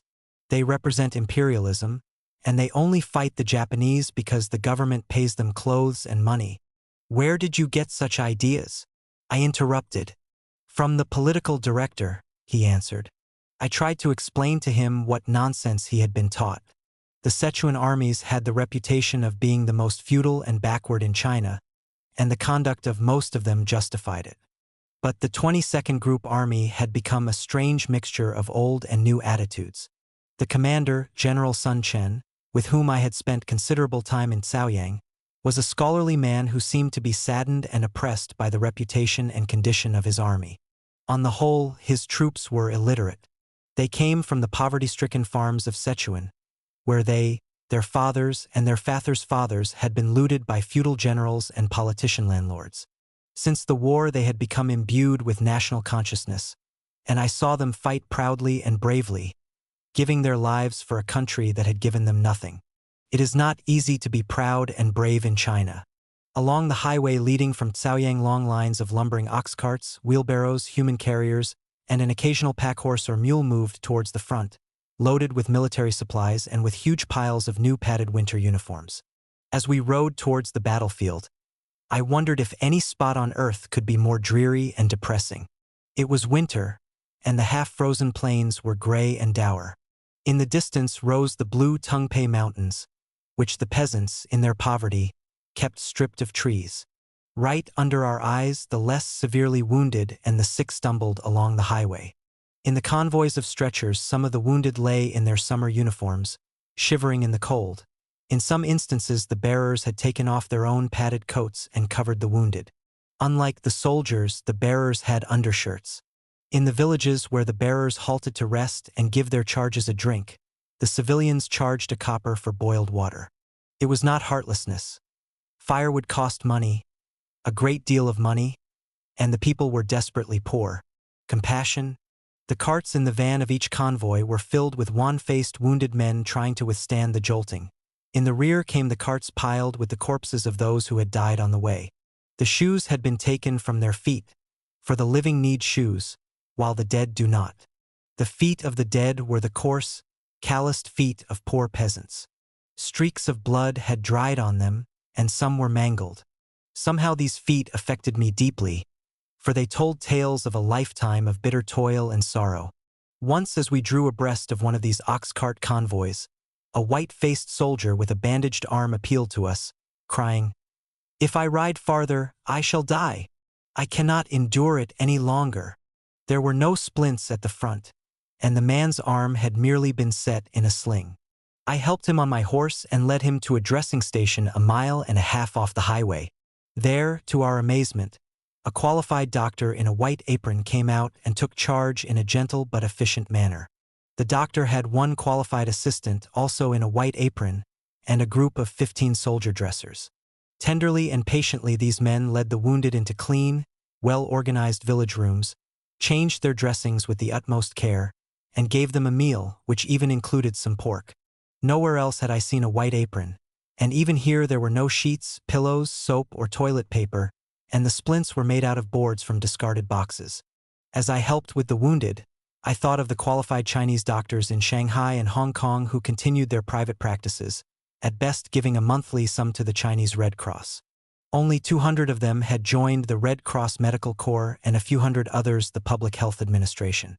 Sometimes I despised not only these doctors, but the government, which still refused to conscript them. Generalissimo Chiang Kai-shek had been quoted as saying, "The doctors have let me down." The doctors had let down more than Chiang Kai-shek. They had let down an entire land. The armies were not to blame for the lack of medical staffs. They had scoured the earth for qualified doctors, and had even advertised in Chinese newspapers at the port cities. Despite this, I had read one letter in which a doctor in the Chinese Air Force wrote a fellow physician urging him to come to the rear and get a job in the Chinese Air Force, because a flyer was of more value than 10,000 common soldiers. And because, incidentally, salaries in the Air Force were very good, the work was light, and there was plenty of time to read. One morning at dawn, I stood by the roadside and watched thousands of gray-clad soldiers and laden pack animals moving up to the battlefield to relieve men who had been fighting for 2 days and 2 nights without rest. They were solemn-eyed men marching in grim silence, trying to get out of the broad valley before the enemy planes came over. Their marching feet threw up a dense cloud of dust, and through this swirling dust came the first stretcher-bearers bringing in those who had been wounded in the night's fighting. The bearers panted as they moved forward in their slow trot. The wounded lay with their faces turned to the gray, wintry skies. A few were covered with captured Japanese blankets or overcoats, and here and there a captured Japanese flag fluttered from a stretcher. Some lay peacefully, still under the influence of morphine tablets given them by regimental dressers on the battlefield. Like the Spartans, they were being brought in on their shields. At such a moment I felt nothing less than love for Surgeon General Liu Chite and Dr. Robert Lim, for it was they who had prepared the tons of compressed, sterilized dressings, each with a morphine tablet in it. This development in the Army Medical Service had taken place in the last year, and was the greatest single factor combating infection and death from shock. Despite all they had seen, neither Dr. Liu nor Dr. Lim had ever shown signs of growing callous. Their hearts remained filled with as much compassion as ever. Repeatedly I heard that Surgeon General Liu had camped in a field at night in order to descend upon some military hospital for an early morning inspection. In Leohokuo, when I had been surprised to find a base hospital where the brightest rooms were given not to the staff but to the wounded, the medical director of the zone had said, "Yes, Dr. Liu told us to give the best rooms to the wounded." The staff was given what was left. With these memories in the back of my mind, I followed a convoy of stretchers from the battlefield to a dressing station. My secretary and I helped the soldier nurses lift the wounded to their feet or carry the severe cases to the long straw pallets on the earthen floor inside the building. Other wounded had lain on the straw on previous days, and it was dirty with blood and mucus. We would shake it up or carry in new loads from the stacks outside. I watched one soldier dresser tearing an old dressing off the hand of an unconscious man. The hand had been almost severed, and the man was bleeding to death. I called the superintendent, a fairly well-qualified doctor, but he himself was suffering from hernia. After examining the hand, he took from his kit an ordinary sewing needle and some silk thread, gathered up the few forceps, shears, and knives, and placed them in a wash basin to boil. There were no sheets, towels, soap, hypodermic syringes or needles, and the operating table was nothing but a straw pallet. The superintendent amputated the hand. I was his assistant. Later, I went about talking to the men. When I remarked how few were severely wounded, one soldier cried out, "The others couldn't get away. Some of us got out only because we could crawl. It took me 8 hours to find the stretcher bearers." Then one man's face attracted my attention. He sat in silence, his back propped against the wall, his head wrapped in a broad white bandage, his face exceedingly pale. "Tell me how you were wounded," I said as gently as I could. He seemed to be looking at me, but he did not answer. "He was a machine gunner," someone said. Then the man himself tried to answer. He opened his mouth, but the words would not come. Finally, with infinite difficulty, he managed to say, "It is such a little thing. It is for my country." As he spoke, his voice grew faint and his head sank onto his breast. Quickly a dresser and I stepped over to him and started to lift him so that he might lie flat on the straw. Even as we lifted him, I knew that he was dead. Of the 2,600 wounded men who left the North Yupa battlefield during the first 3 weeks of the winter offensive, only 1,000 lived to reach the first field hospital at Fancheng, 2 weeks to the rear. Sometimes I wrote my diary notes while jogging along on horseback. Then they looked like chicken scratches or as though I had been suffering from spasms. December sometime or other. Have lost track of time. Fighting deadlocked with heavy losses both sides. Ice on streams and hoarfrost turning dry grass white and brittle. Soldiers drill, practice old Chinese boxing, and sing national songs. They salute as I pass, and their black, grave eyes make me think. We who are about to die salute you, foreign woman, riding on a horse. Thuds of bursting shells. Ghastly, droning enemy planes selecting targets before bombing. Planes like lazy, sensuous animals of prey with victim which cannot protect itself. AM leaving Lishan market town on border battlefield. Today, no sound of fighting shakes hillsides. Only bloody trails along paths. Peasants plow dry, cheerless fields and grind corn. Some isolated mud farmhouses not destroyed. Some big landlord mansions with watchtowers undamaged. Countryside strewn with military telephone wires stretched through trees on crooked improvised poles. Sentries challenge us from every hill. On one hillside, a little boy cuts twigs with long curved knife. Sometimes stops and sings shrill anti-Japanese song. Sichuan army very backward socially, but are filled with national, racial consciousness. Though no people's work, still civilians transport wounded without conscription. Trust army and remain right near battlefield. They improvise stretchers by taking wooden doors off wooden hinges or turning bamboo cots upside down. String ropes beneath and swing wounded along. Perspiration pours from them, and they run in slow dog trot with eyes on earth. Have sent off report to Red Cross. The commander who sang. Lieutenant General Wang Chiyuan, commander of the 122nd and 123rd Divisions of the Sichuan Army on the Lishan Front, had established temporary headquarters in an old temple on a high hill furrowed with trenches and dugouts. From there, he could overlook the Lishan Valley and watch enemy positions beyond. With their strong field glasses, the Japanese could also watch the whole valley and see every Chinese move. Their planes droned over the battlefield, and if they saw horsemen, they swooped down and machine-gunned them, knowing them to be officers. Headquarters had to be moved every few days to avoid discovery. General Wang had formerly been a commander of the Northern Army of the Christian General Feng Yuxiang. He was a big, fat, hale and hearty man with a voice so tremendous that when he talked over the telephone, the man on the other end could never understand. His chief of staff usually took the phone and repeated the orders in a normal voice. General Wang seemed a total stranger to cunning or dissimulation. He said what he thought, and no man could ever answer, "I'm sorry, I did not hear." He belonged to the battlefield, and I could imagine him speaking to a whole division literally without a man missing a word. The fighting was not yet serious. He boomed at me, but the losses had been heavy enough for both sides to pause to reinforce. The Japanese were rushing troops from Hankow, but the general had sent men to destroy their communications. He himself had been waiting for 2 new artillery pieces. They had just arrived, and on the following day would be in position. They had a longer range than the Japanese, and he was going to blast the daylight out of the enemy's 3 nearest mountain positions. If I wanted, I could ride up with him next day and watch the first bombardment. As he led me up and round the network of trenches protecting his mountain eyrie, he roared the glad news that he was a Christian and had been baptized in Peking years ago by an American missionary whose picture he still carried in a hymn book. I asked him why he became a Christian. "Well, it's something I can't explain, just a feeling," he said. "And I like to sing. I used to be in a choir. It's wonderful. Singing, nothing like it." General Wang and his chief of staff decided to celebrate my arrival with a dinner in the peasant home where I was to stay. They bought a chicken and some turnips and told the peasants they would pay to have it prepared. The peasants refused to accept any money. They adored General Wang and stood round talking with him as to a friend.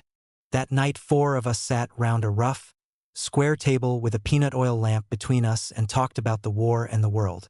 The general always carried his big black Chinese hymn book with him, and when he felt in need of a little spiritual comfort he sang. Once the dinner was finished, the general laid the book on the rough table, smoothed the soft rice paper lovingly with his big hand, and heaved a deep sigh.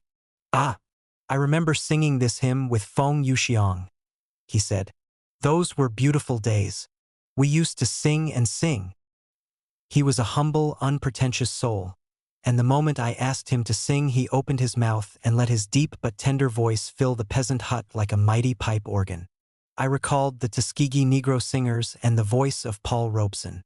When the general ended the hymn with "Alleluia, Alleluia, Alleluia," the very rafters trembled.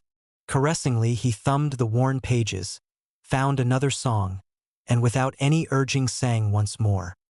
He sang and sang, and when at last I heard the mighty line, "Holy, holy, holy, Lord God Almighty," I could remain seated no longer.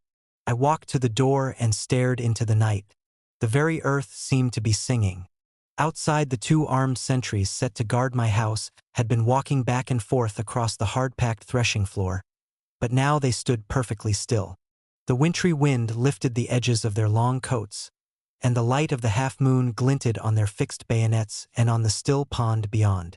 The wind rustled a few dried leaves and pods clinging to the long branch of a tree, and the moonlight through the branches turned the threshing floor into a delicate wavering network. In the somber shadows at the foot of the tree I could see a small shrine to the earth god. The voice stopped suddenly. We listened intently. From the south came the roar of artillery. General Wang spoke abruptly.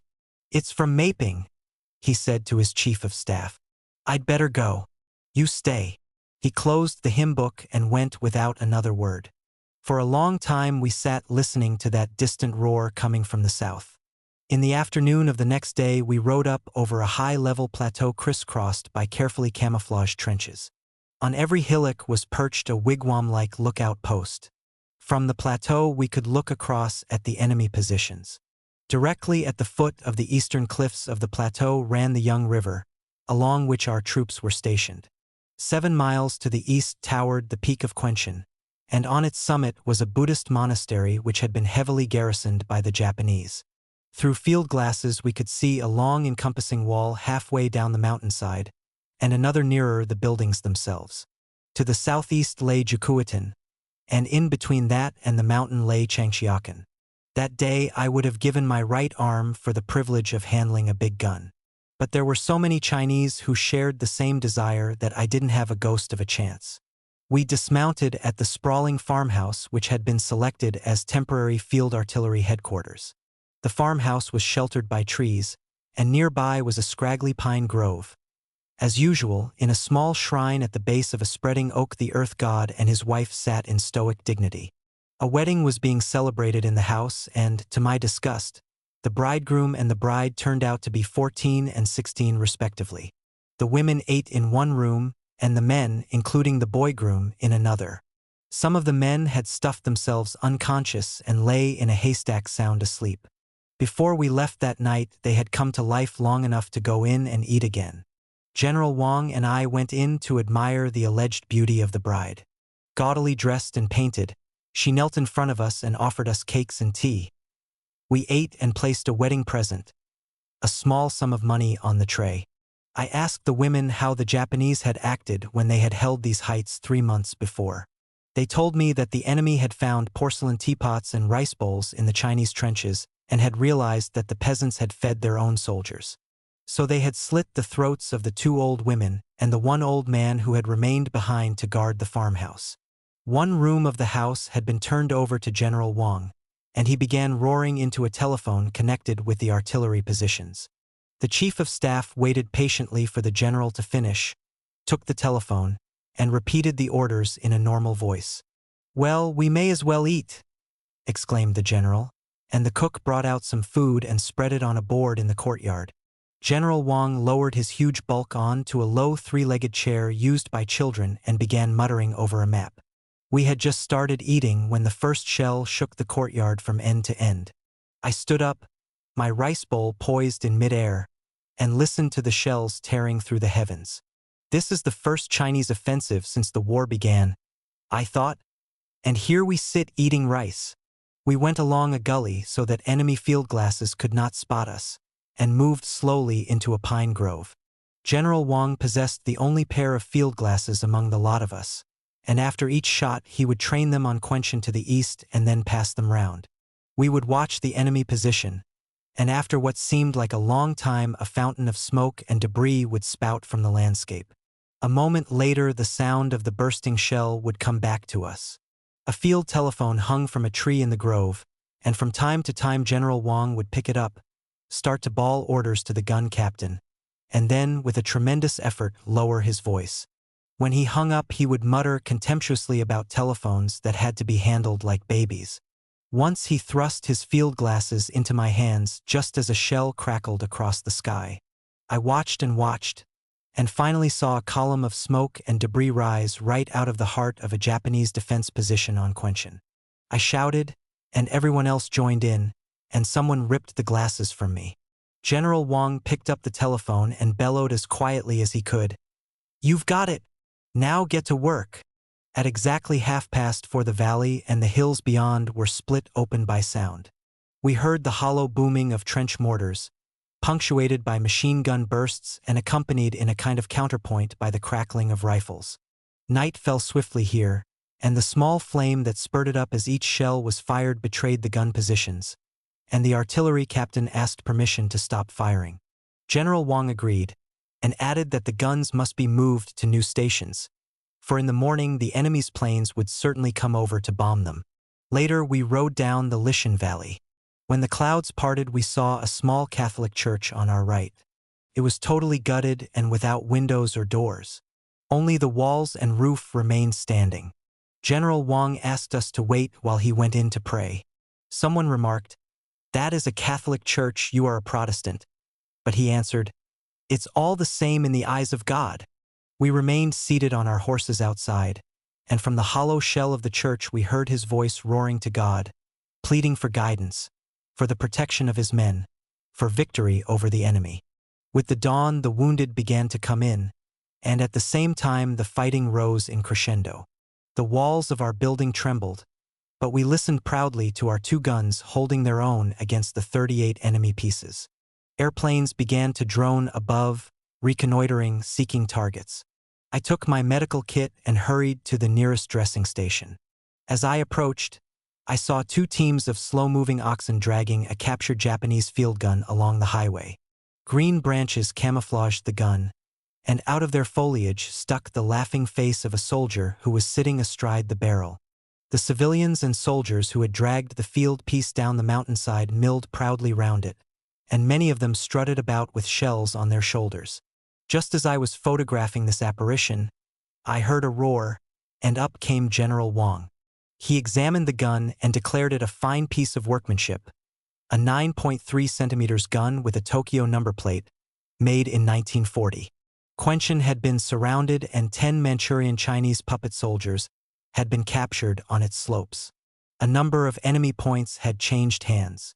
Some had been captured, their garrisons exterminated, and their defenses demolished. One battalion, however, led by a young officer, Lo Huping, seemed to have disappeared. When last seen, they had been attacking an enemy position in Myoerpu in the rear. In the late afternoon, a unit found Battalion Commander Lo and his 100 remaining men holding the fort. They had captured another field gun and were using it against the enemy. Jukuiden had been taken. 40 members of the secret peasant Big Sword Society, the Huang Shiwei, had led the Chinese troops along the narrow paths leading to the town. They carried long spears and huge native-made iron shears, with which they cut the enemy's barbed wire. Once, while they were cutting the wires, a Japanese officer came to the door of a nearby house. One of the peasants rushed the building, and other soldiers hurled hand grenades into it. The Japanese soldiers fled into an underground tunnel and pulled close a steel door which could only be opened from below. The tunnel had an outlet farther along the hill, and the Chinese caught the Japanese pouring out of it, throwing off their overcoats as they fled. In Jukuiden, the Chinese had found 2 American trucks, one of them loaded with shells. They unloaded the shells, destroyed the trucks, and sent soldiers and peasants down the mountainside with the shells and a field gun. Sometimes the men had literally carried the field gun over destroyed roads. Japanese banners, work tools, automobile spare parts, rifles, pistols, and ammunition began to pour into headquarters, and hundreds of men got blankets and overcoats. Wounded members of the Peasant Secret Society lay on stretchers with their long spears at their sides and the magic yellow sash of their society soaked with blood. Someone said that if you wore this sash you could not be wounded and would have no fear. I said to them, "Do you believe that?" "If we had fear, we would not be fighting," one answered, and I was silenced. I rode swiftly along the outer Chinese defenses on the battlefield that stretched from Lishan eastward. We had been warned by General Wang to reach the headquarters of the 124th Division before nightfall, because news had come that the Japanese were concentrating heavy forces round the mountain fortification of Quenchen. After passing through the foul streets of half-destroyed Lishan, we came upon hundreds of civilians with picks and shovels. They were returning from the battlefield, where they had been digging defenses. Ragged beggars suffering from trachoma stood along the roads and wailed, but we gave them nothing. They were lost souls. Near a small town 2 hours out of Lishan, we passed a company of exhausted, sleeping soldiers who lay strewn about like leaves. We rode rapidly, our horses' hoofs kicking up billows of dust. From Quenchen ahead came the ceaseless roar of guns. At the western base of the mountain, the forests had caught fire and a pall of smoke shrouded the slopes. Reconnoitering enemy planes circled like birds of prey over the hills and plains, and now and then a squadron of bombers came up out of the south, split into groups of 3 selected targets, and opened their bomb racks. Later, while moving through a narrow valley, we came upon a mud hut which a regiment of the 124th Division was using as a first dressing station off the battlefield. There was but one entrance, and the door was missing. Inside, in murky darkness, lay a row of wounded men on a straw pallet along the earthen floor. On a crude table near the door stood half a dozen half-filled bottles, a pair of black native scissors, a few compressed bandages, and some small squares of gauze. From the dusty rafters dangled a big open wad of native cotton. These were the medical supplies in this station. I looked down at the dim faces of the wounded, and their sad eyes gazed up at me. One man asked for water. A dresser brought some in a rice bowl and placed it near the man's head, but did not offer to help him drink. I choked off an angry exclamation, knelt by the man, and helped him drink. All the men watched me in silence, and when I rose I saw that the 5 dressers in the room, not one of them was more than 17 or 18, were standing with lowered heads as if they had been reprimanded. Pity smothered my anger.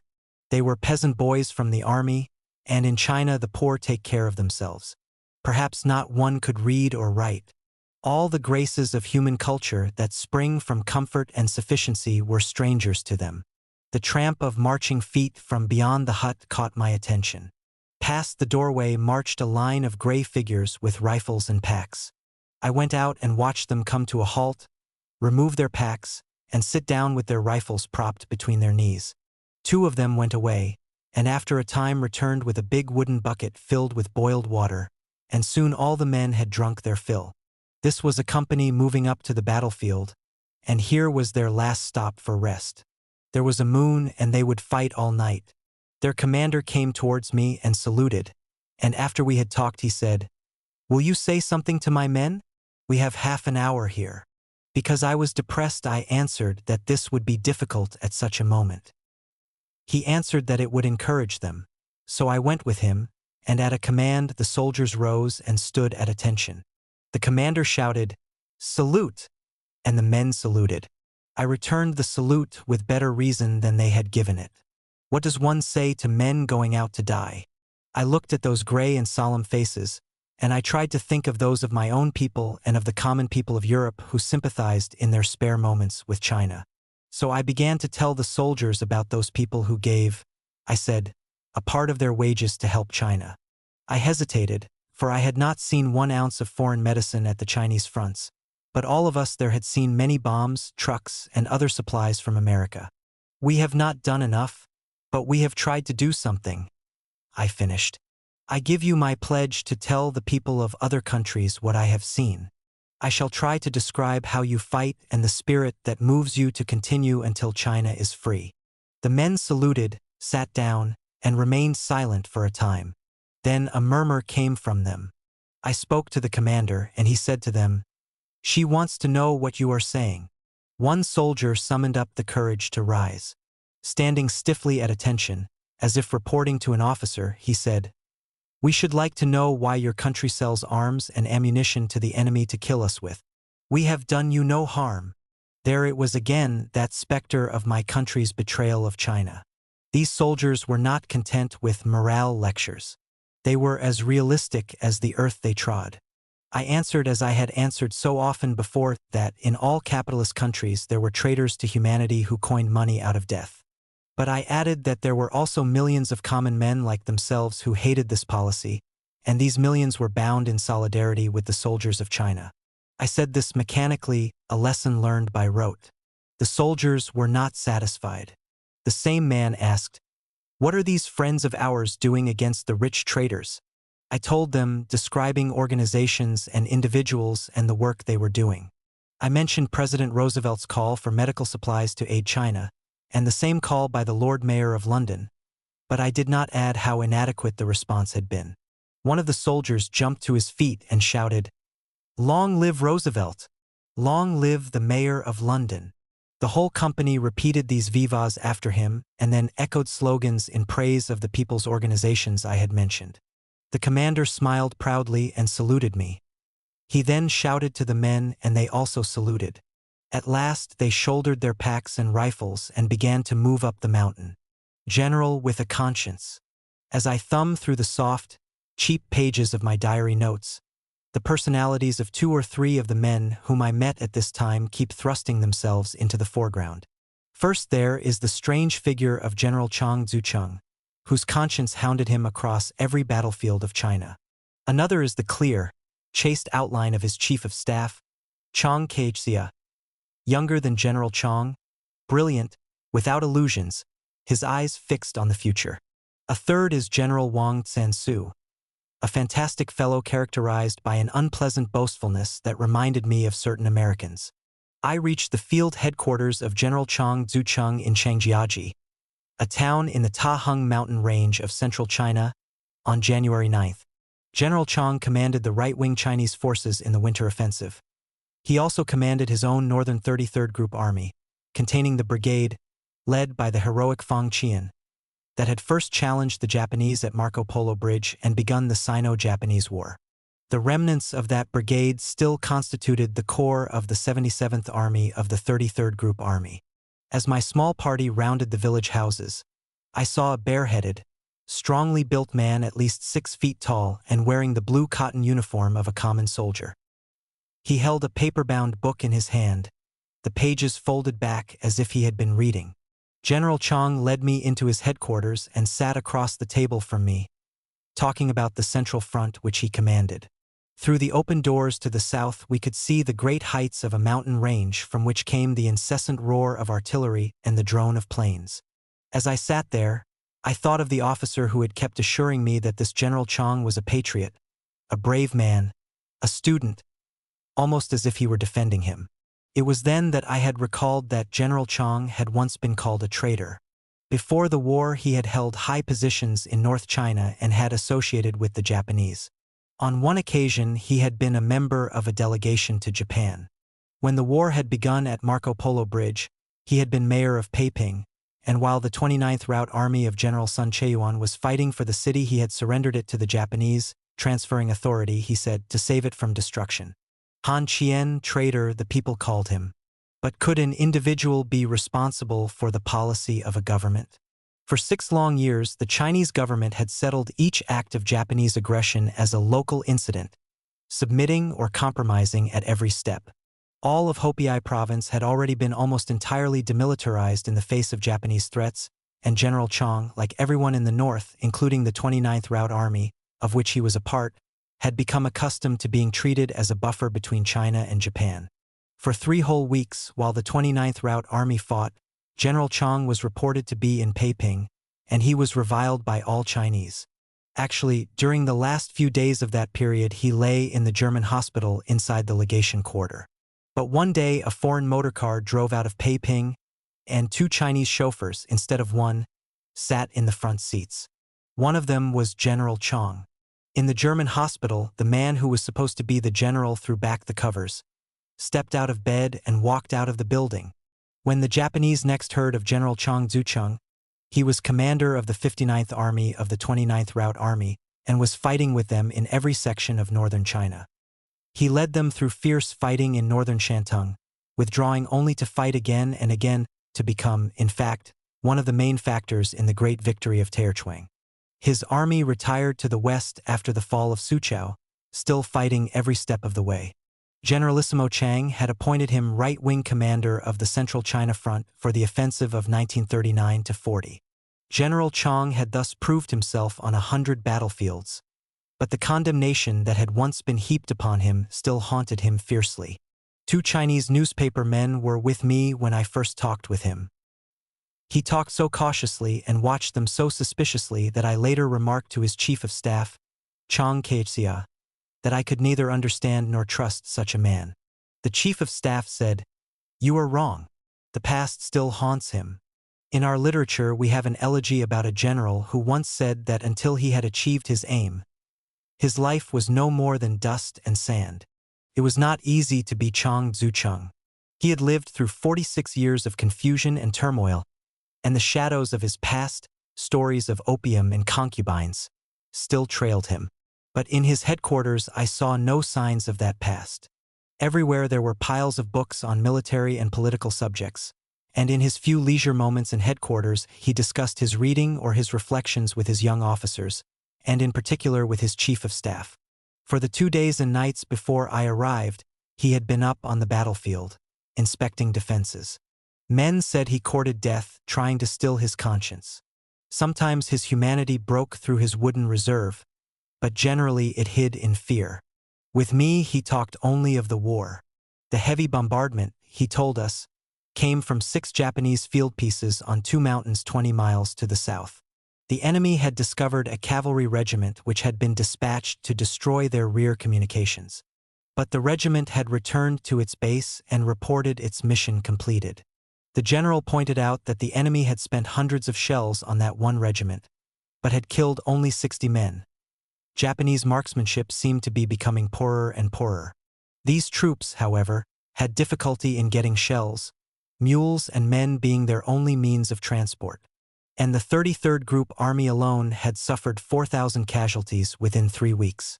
The wounded trickled to the rear over many routes, generally slipping through the Japanese lines at night. Despite all this, the general declared that the spirit of his troops was very high. "They are proud to be on the offensive," he said. "We hope to smash the enemy's outer defenses around Hankow and take back their chief fortified city, Chengxiang." But no one could say whether the whole offensive would succeed. The enemy had been in their positions for months and had constructed strong defenses. They had the support of planes, and they could bring up reinforcements and supplies on trucks from Hankow and swiftly shift men from one interior position to another. I learned, too, that 1/10 of the enemy forces were Manchurian Chinese puppets. Since the Japanese usually were afraid to use puppets at the front and reserved them for garrison duty only, I became curious about this. Unthinkingly, I asked General Chang what he considered to be the chief reason for so many puppets in China. "Ignorance," he answered, but no sooner was the reply out of his mouth than his body stiffened. His face froze, and his stare fixed itself on me. With difficulty, I suppressed an impulse to cry out that I hadn't meant that at all. The man whom I came to know the best of all those whom I met on the Central China Front was General Chang's chief of staff, Chang Khxia. He was the brother-in-law of the Christian General Feng Yuxiang and had once studied military science in Moscow.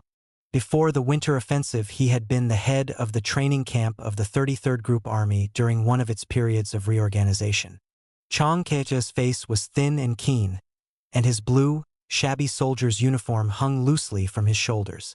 Sometimes I met him at headquarters, sometimes in the house where I was billeted, and once we sat under a tree and talked while an air raid took place a short distance away. With him, too, I spoke only of the war and the problems of the front. When we talked about the Japanese as soldiers, he said, "Don't let anyone tell you that the Japanese still fight merely by book rules. They have practiced on us for nearly 3 years and have learned much. They can make every kind of assault, frontal, flank, or even guerrilla.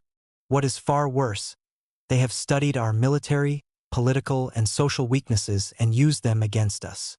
He went on to point out that most Japanese soldiers were literate and had some education, and that their conscription system was better than that of the Chinese and their physical and cultural standards higher. The Chinese, he admitted, really had no conscription standards at all. Even young boys were taken, and new conscripts were sometimes led away tied with ropes. The political training which such soldiers needed was non-existent. This weakness, he said, was true of all the Chinese armies except the 8th Route and the new 4th. When he implied, however, that the political directors of the latter armies did not, unfortunately, permit their soldiers to come in contact with other Chinese armies, I said that I had found that it was the other way round. He replied that it perhaps worked both ways, and that it was, in any event, not a good thing for the country. "However, we Chinese have improved in many ways since the war began," he continued. "One army no longer tries to save itself at the expense of another. What we must realize is that we can win only by a combination of all our military strength with continual political and economic progress." Also under the command of General Chang Zucheng, but interesting in a very different way, was General Wang Sansu, leader of the 29th Group Army, a Sichuan force. General Wang was one commander in whose presence I felt no sense of fellow suffering, and for whom I was unable to develop any respect. Along with the 2 Chinese newspaper men, I walked out to the village where General Wang had his headquarters and listened to him boast.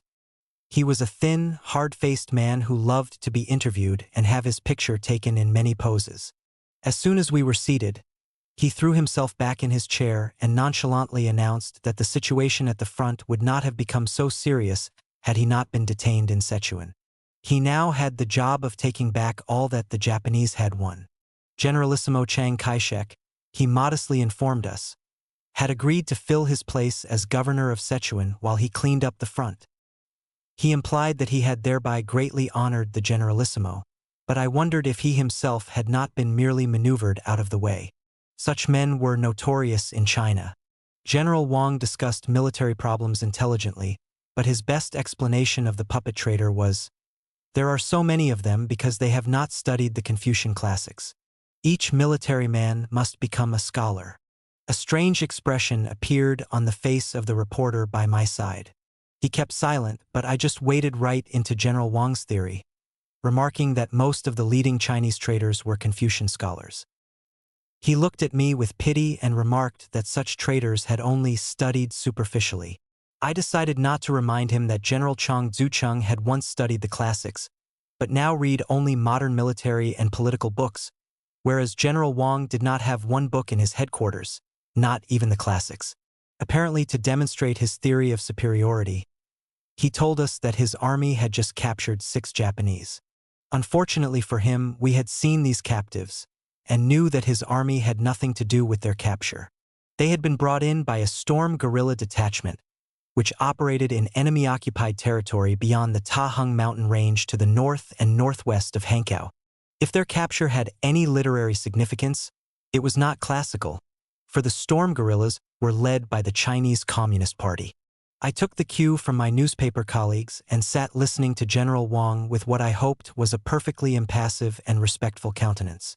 As we left, one of the newspaper men with me remarked, "A typical Sichuan boaster few," and spat.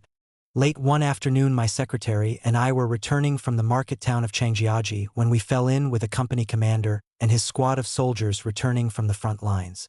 The commander told us that on the previous night, as his company was crawling up a hillside to storm an enemy position, his men heard a Chinese voice somewhere above them say, "Lao Xiong countrymen, come no farther. We have orders to use poison gas." "Traitors!" the company commander exclaimed. "There is no other way," said the voice.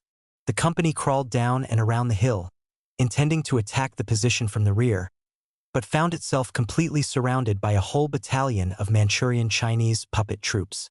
The puppet commander told the company that he would give them back their guns if they would retire at once. He said that his men would fire high in the air.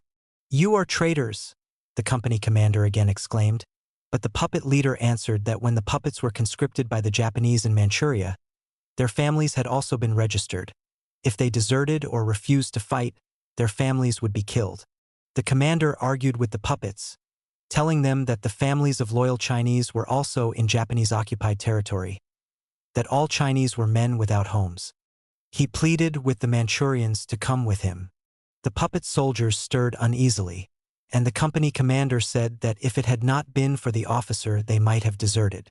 Even the puppet commander had hesitated, and his voice had sounded deeply troubled as he told the soldiers to take back their guns. Before leaving, he had said, "Don't go in that direction. There are machine gun nests there, and the gunners are Japanese." Upon returning to my living quarters, I found a guerrilla leader and a Korean, who had just brought in some captives, waiting for me. My 2 visitors began to report on conditions in the enemy-occupied territory north of Hankow. When I asked why I should not go there and investigate for myself, they said there was no reason except the danger. The guerrillas were leaving at dawn the next morning, and their route lay to the east through the Japanese lines in the Tahung mountain range. The guerrillas marched and fought constantly, and often camped within a mile of the enemy. I sent my secretary to General Chang Zucheng with a note asking for permission to go. I later learned that General Chang was in conference with a high military officer from Chungking when my note arrived. The officer remarked that the storm guerrilla detachment of the new Fourth Army was illegal and had no right to be in this region. "Illegal?" asked General Chang. "What is legal or illegal? They have cleaned out many puppet armies in our rear. They've organized the people into anti-Japanese associations. They've sent us Japanese captives. Is that illegal? If it is, what is legal?" He then took up his pen and began writing a permit for me to visit the guerrillas, and as he did so he declared, "It's just another political matter. These guerrillas are illegal only because their commanders are communists. I care nothing for a man's political opinions if he fights the enemy." Not everyone was so objective. When he heard of my intention, one of General Chang's adjutants, a Christian who had once been a deacon in the First Methodist Church in Peiping, brimmed over with prejudices. He declared that I would be killed if I went into the guerrilla region, and tears filled his eyes. "Save your tears for my funeral," I remarked impatiently. He burst out that the guerrillas were communists, and I replied that I didn't care if they were all deacons of the Methodist Church. I left with the guerrillas the next morning. It was March, nearly 3 months later, before I saw General Chang Zucheng again. I had made my way back through the Taheng mountain range, and I reported on the dangerous situation which was developing in central China. I told him that General Wang Tsansu, that great braggart, had informed me that he had received orders from the Ministry of War to wipe out the storm guerrillas with whom I had been traveling. General Chang cautiously asked, "Are you certain of his words?" "Definitely. He told me so repeatedly." Of course, I argued with him that such civil war would help no one but the Japanese. General Chang sat in dead silence, and I kept my thoughts to myself. I had been told that he, too, had been ordered to turn his guns on the guerrillas, but had found excuses to evade the order. Only the backward Sichuan army would agree to carry out such a fratricidal policy. That was the last time I saw General Chang. I was already ill, and he sent me by military truck to a foreign hospital in Ichang on the Yangtze. In early June 1940, when I was in a hospital in Chongqing, one of his wounded staff officers called on me and told me this story. On May 15th, at the height of the Japanese spring counteroffensive, General Chang was again ordered to take command of the Central Front armies engaged in driving the enemy out of Caoyang and a number of other towns. General Chang had kept only 2 guard regiments with him west of the Han River, and he doubted his ability to make contact with the rest of his 33rd Group Army, let alone with other armies. Before obeying the command, he wrote a final letter telling his vice commander, General Fang Qian, to assume command of the army in case any misfortune befell him. On May 18th, he and his 2 regiments were surrounded near Fengjiaji by 6,000 enemy infantry and cavalry. They fought for 8 hours, suffering fearful losses, and General Chang was wounded in the left arm. The staff officers urged him to retreat while there was still time, but he refused, saying he had not yet done his duty to his country. Even as they debated, the enemy closed in and a burst of machine gun fire hit General Chang full in the chest and wounded one of the officers. He ordered the 2 men to get out, but refused to allow them to burden themselves with him. "I've done my duty," he kept saying. A few hours later, General Fang Qian met the same Japanese force and all but decimated them. Among the dead, they found the body of their own commander-in-chief. The Japanese radio had been crowing that the body of General Chang would be taken to his native Shantung for burial. They had talked of the traditions of chivalry and the spirit of Bushido. The Chinese brought the general's body to Chongqing at the same time as that of Major General Cheng Yi, and a state funeral was held at Peipei, 30 miles outside the capital. The Japanese learned of the funeral and planes came and bombed it. After they were gone, the funeral continued, and Generalissimo Chang conferred posthumous honors on the dead leaders. I was told that thereafter there stood on the Generalissimo's desk a photograph of General Chang Zucheng, whose conscience was finally at rest. Mutiny. A few days after I had left the headquarters of General Chang Zucheng, I was sharply and unpleasantly reminded of the boastful Sichuan General Wang when I came to one of his regimental hospitals in the Taheng Mountains. The medical officer in charge of the hospital surprised me, although I had thought myself long past surprise in such matters. He was in no sense a physician, and how he had secured such a position I could not imagine. The regimental commander in the village was intelligent and capable, but this man looked like a butcher. Perhaps he had been a butcher. He kept making all kinds of excuses for not showing me his hospital, but when these had failed to quench my interest, he reluctantly accompanied me on a tour. We approached a small group of buildings with rotten thatch hanging in clumps from the roof, and entered a courtyard surrounded by 4 rooms. As soon as we entered the courtyard, I looked about in consternation, for a ceaseless moaning seemed to come out of the earth. Turning, I pushed open a door near me. The moaning rose to meet me in a wave. The room was long and dark, the only light coming from the open door and from a narrow window at one end. Down the entire length of the room was the usual straw pallet on the earthen floor, and along it, like bodies on slabs in a morgue, lay 2 or 3 dozen sick and wounded soldiers. Between the foot of the pallet and the wall was a narrow aisle in which stood 4 or 5 big wooden buckets filled with urine and excrement, sending up an odor so foul that it was staggering. Some of the men lay huddled together to keep warm, sometimes 3 or 4 under one blanket, and from all of them came that ceaseless moaning. One sick soldier staggered to his feet and started towards one of the big buckets. I reached out, grasped his hot, feverish hand, and helped him reach the bucket. All politeness forgotten, I strode down the aisle and talked with the men. Then I walked out and turned into another similar room. Here I saw a number of dead men lying side by side with the living. I pushed open a door in a corner of this second room and found myself in a chamber so small and dark that I had to stand for a moment until my eyes could adjust themselves to the gloom. Slowly I made out the faint outlines of men lying on the floor. I turned one man over. He was stiff in death, and his clothing and the straw beneath him were covered with excrement. A hand reached out from somewhere and tugged at my trouser leg. Looking down, I found myself staring into glittering black eyes. "Help me!" a hoarse voice whispered. This was a room for those abandoned to death. I staggered out into the courtyard and then into still another long room where still other men moaned their misery. The doctor kept following me and protesting that the staff had finished work for the day, that there was no medicine, that there was not enough help. But from the pallet in this last room, a derelict of a soldier stood up and cried out desperately, "This isn't a hospital. This is a death house. The doctor says we must sacrifice. He doesn't sacrifice. He saves money on our food. He doesn't care. No one cares."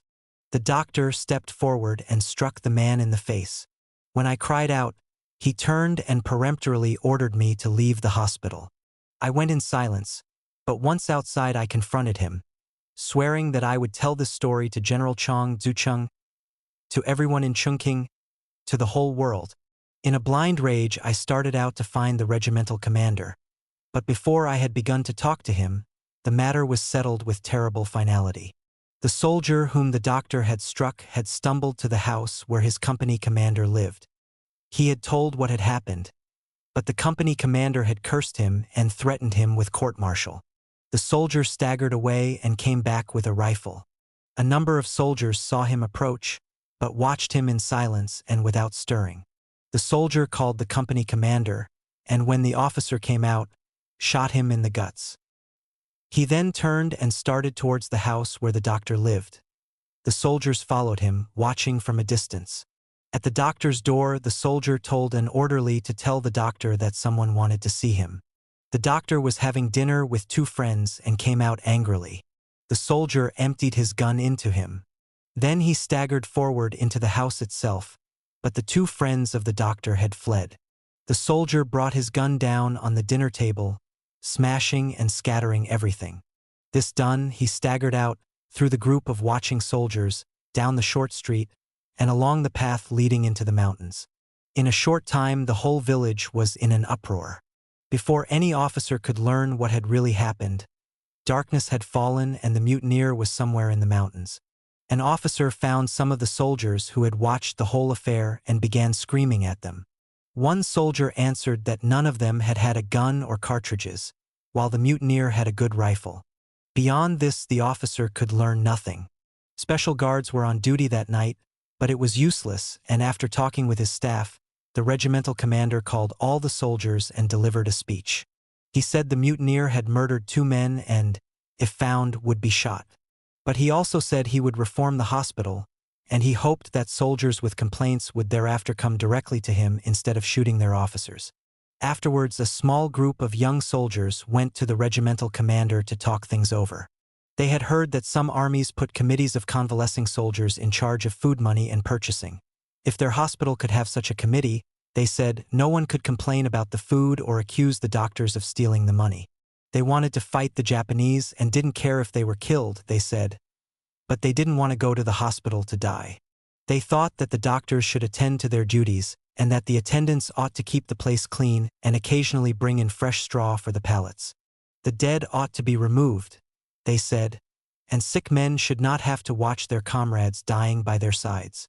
In the middle of the winter, wounded men ought to have covers.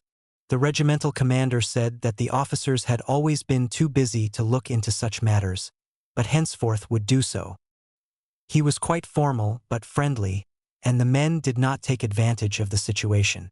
Finally, they saluted with military precision.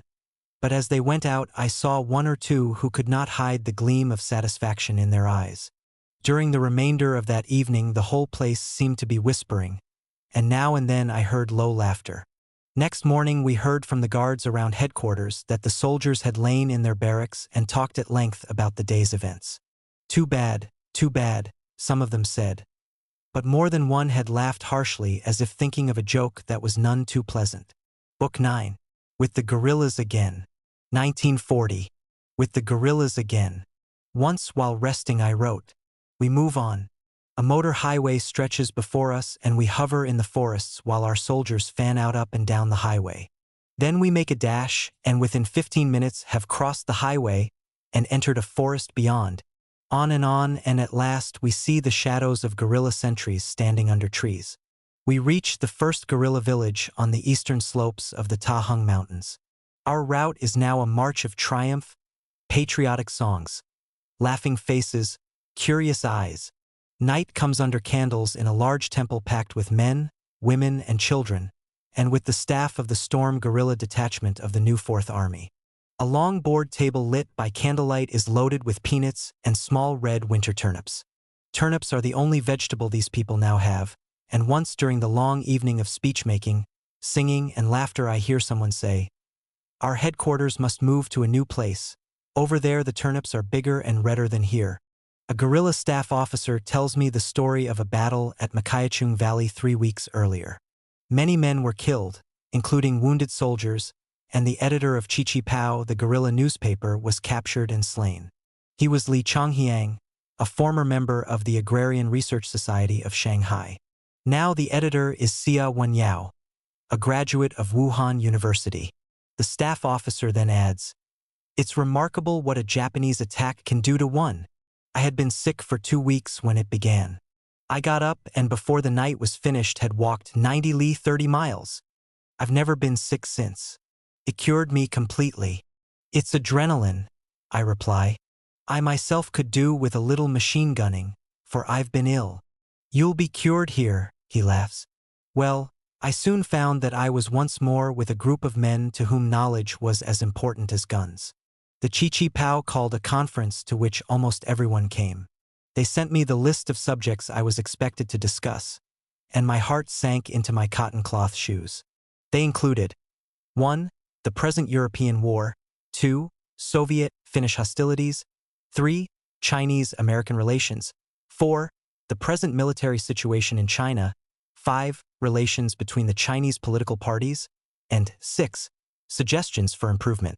The women leaders of the guerrillas, one of them a military commander known as Big Sister Chen, also informed me that they were calling a conference of women from 11 districts in the enemy rear, and that I would be expected to speak on the international women's movement and the achievements of Chinese women in the war.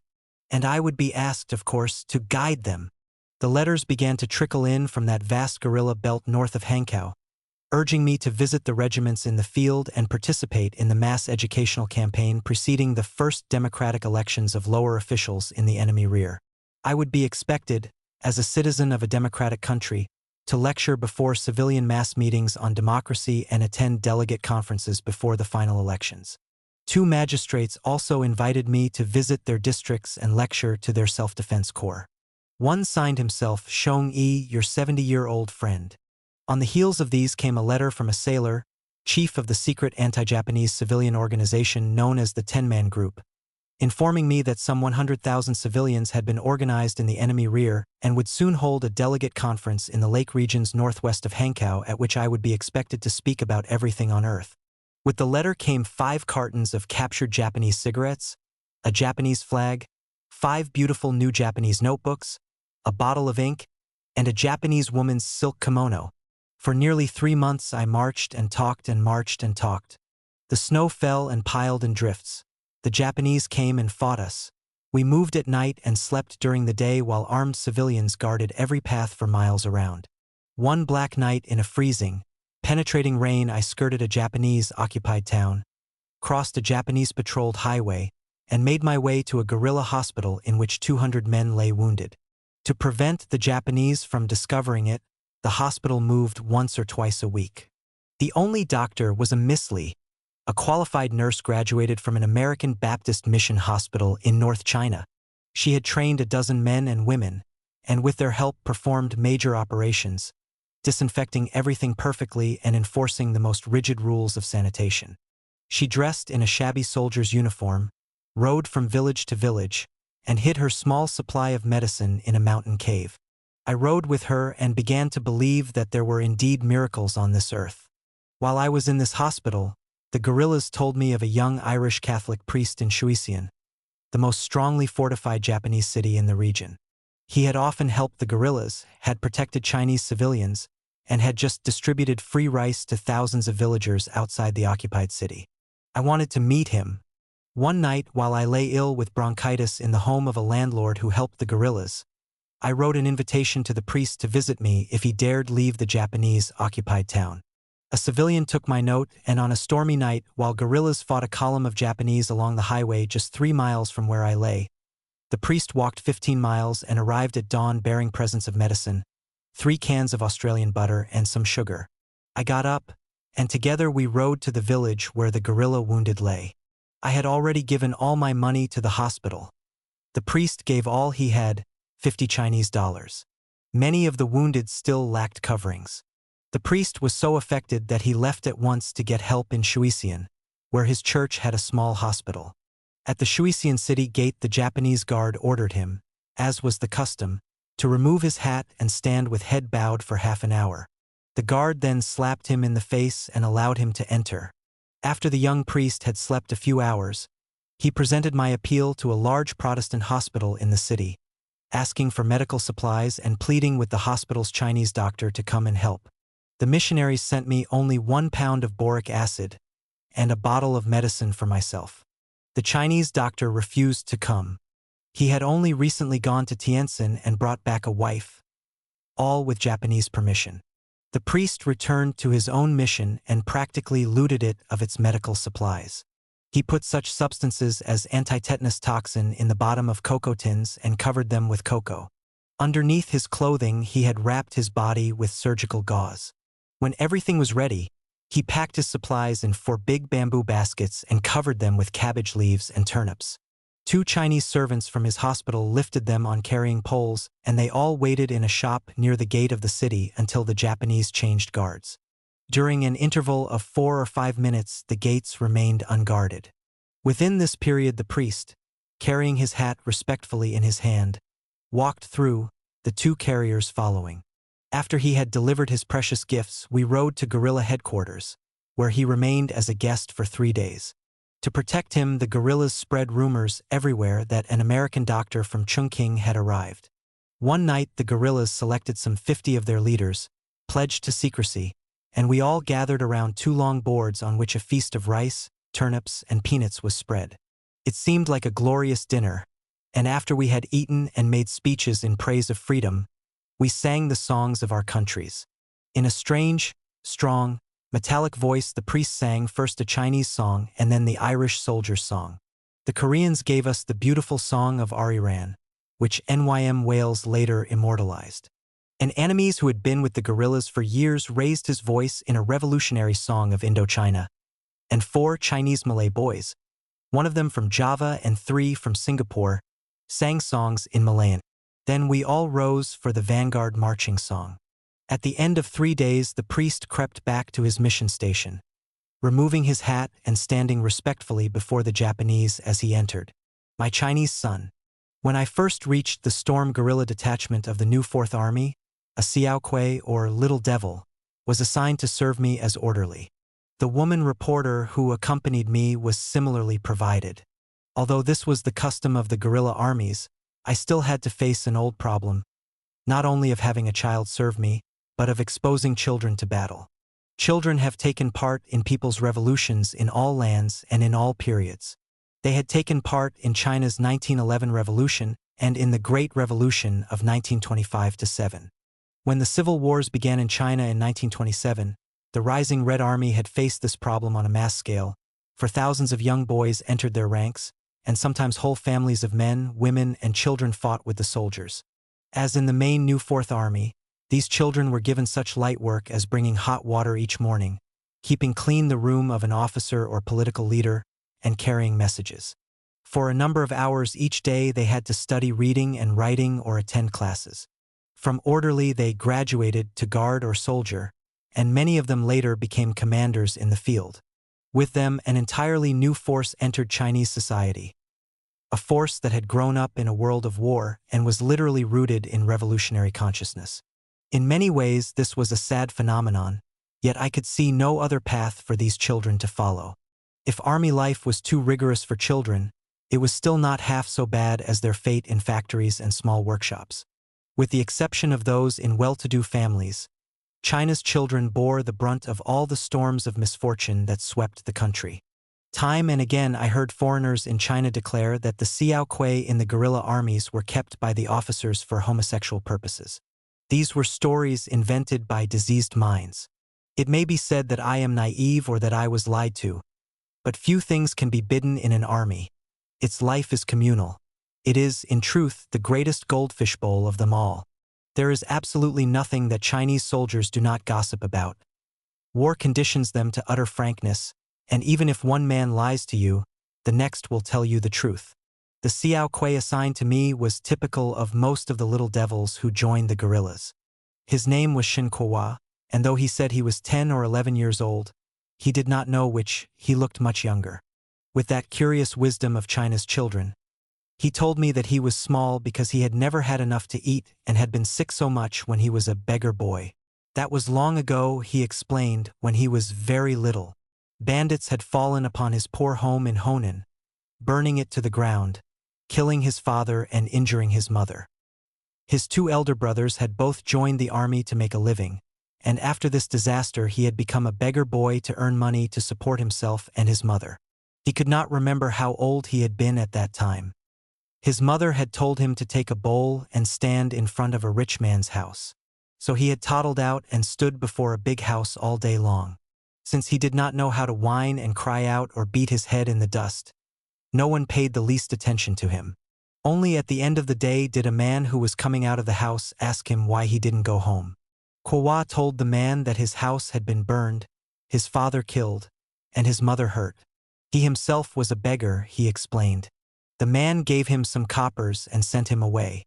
When the snow fell and the wind howled, the woman reporter and our 2 little orderlies often remained in my room all day long because I was one of the few persons in the detachment for whom a charcoal fire was provided. Like every soldier in the detachment, the 2 children had lice.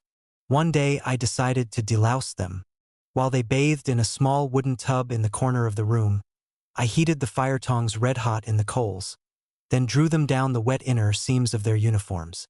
When Kuo had bathed, he came up in all his naked innocence and stood by the table watching me, talking all the while about the years before he joined the guerrillas. All the Lao Pei Xing, common people, have lice in winter time, he said. I had them when I was a beggar boy and when I worked for the big landlord. If you have just a few lice, you have to scratch all the time. But if you have very many, you no longer itch, but get a headache which does not go away. Yesterday, another soldier died of this louse sickness. While he was dying, many lice crawled off his body into the straw. Kuo took the lack of medical care entirely for granted. When he had been a beggar boy, he said, he himself had often been ill. He would simply lie down somewhere until he felt better. Sometimes people had set their dogs on him, and one dog had bitten him on his leg, leaving a long scar. I'm afraid of dogs, he added. I'm afraid they'll catch me. He had a scar on his left cheek, but that was a result of the time when the bandits had burned down his home. Having no conception of time, Kuo did not know how long he had been a beggar. He had watched the rich little boys go to school because they had thrown stones at him. He wanted to study, but found he could not because he was not rich.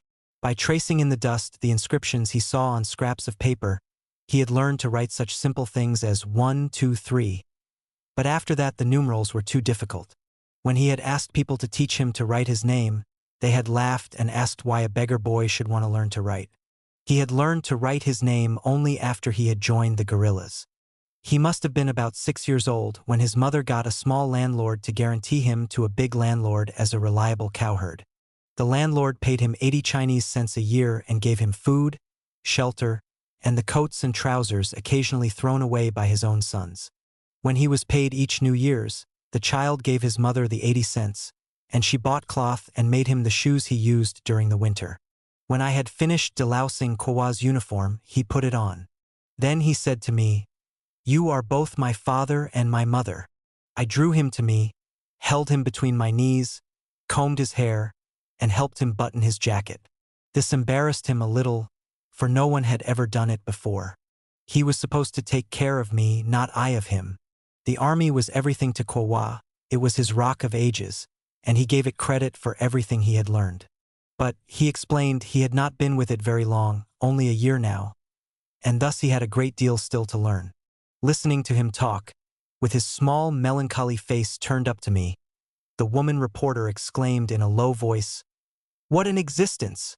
As Kowa talked, the wind wailed outside. He went to the window and peeked through the hole in the paper stretched across the frame. The storm would not last long now, he assured us, for when the wind sounded like that and the snow lay on the earth as it did, the storm would soon stop. That he had learned by watching many storms while he worked for the rich landlord. We asked him how he had come to join the guerrillas. He had once been sent into Kayashan, on the Peking-Hankow Railway, he said, and had stopped to watch an army of soldiers march through. Then suddenly he had seen one of his brothers among them. But this had been his bad brother, he explained, his good brother having been killed in the battle at Marco Polo Bridge at the beginning of the war. His bad brother talked with him, but would not give him or his mother any money. Instead, he called Kowa a fool for working for 80 cents a year and advised him to get a job that paid good money. From the soldiers Kowa had heard talk about the 8th Route Army. It was a good army, a poor man's army, the soldiers said. Officers could not beat or curse the soldiers, and everyone learned to read and write, and there were clubs and singing groups. Kowa asked where he could find this poor man's army, because, he explained to the soldiers, he himself was a poor man and would like to join it. They laughed at him and told him the army was far, far away. So he went out and asked a policeman, but the man only shook him and said that the 8th Route Army was made up of bandits. Shortly after, he came across a bearded old soldier dressed in a shabby military uniform, and asked him the same question.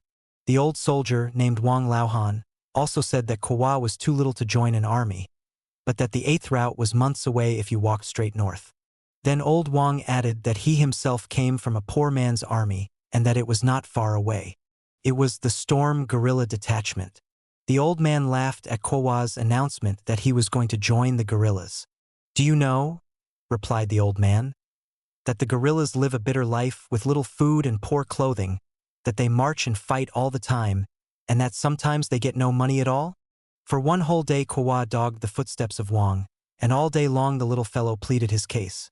Because of too little food and too much sickness he was smaller than he should be, but he didn't want to get rich and he could walk long distances and carry heavy burdens. Here the landlord's servants beat him and made him do much of their work, and no one would help him write even his own name. Finally, at the end of the day, Wang Laohan grew so weary that he said Kowa might go with him and try out the guerrilla life. Kowa followed him into the mountains, and since then he had been an orderly. The woman reporter often sat with the two children, helping them with their lessons. Each of the boys had a small primer written and published by the detachment itself.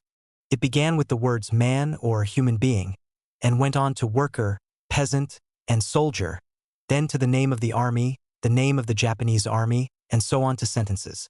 Across the bottom of each page was a question for discussion.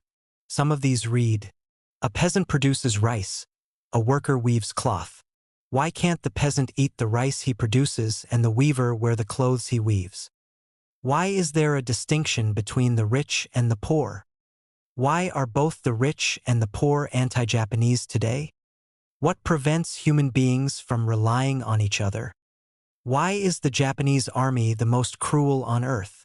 It was such questions, I feel, that were accountable for much of the opposition to the 8th Route and New 4th Armies. "When I grow up, I want to join the cavalry and fight the Japanese," Kowa said to me more than once. And each time I thought of lice and typhus and wondered if he would live to become a man, to lead poor men into battle. Soon I had an opportunity to join a platoon of troops going to join a field regiment in the lake regions to the northwest of Hankow. The woman reporter decided to go with me, but we both felt it would be dangerous to take our Xiao Kuei with us. Yet when I thought of leaving them behind, I could not shake off the memories of the lice and the relapsing fever that menaced them constantly. When I told Kuo that I was leaving, he seemed to be struggling to keep from crying. I could not endure it, and wrote a request to the detachment commander asking for permission to take the child with me. Kuo took the message and shot away like a streak of light, but I later heard from the commander that he did not really deliver it. Instead, he popped into the room of the commander, saluted, and announced that I wanted him to go with me. The commander was somewhat surprised, but the boy stood his ground. He argued that he had often marched with the army all night long, carrying heavy loads. Furthermore, he pleaded, I needed him because he knew all my habits and needs. The commander replied that since I really wished it, Kuo could of course go with me. The child asked him to write this down, and soon came running back with the written permission. I was surprised, but thought that the army knew what it was doing.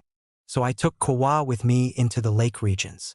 On the third night out, we stopped at a village about 5 miles from the motor highway which we planned to cross at midnight. A group of new volunteers, as yet without arms, had gathered to join us in the village, and a number of travelers carrying bundles were also waiting for us. For the highway was used by the Japanese to send reinforcements up to the Ta Hung mountain front, and they had established garrisons in all the larger villages nearby. When the darkness was deep enough, we lined up to march. A number of peasants had gathered to see off their sons who had volunteered.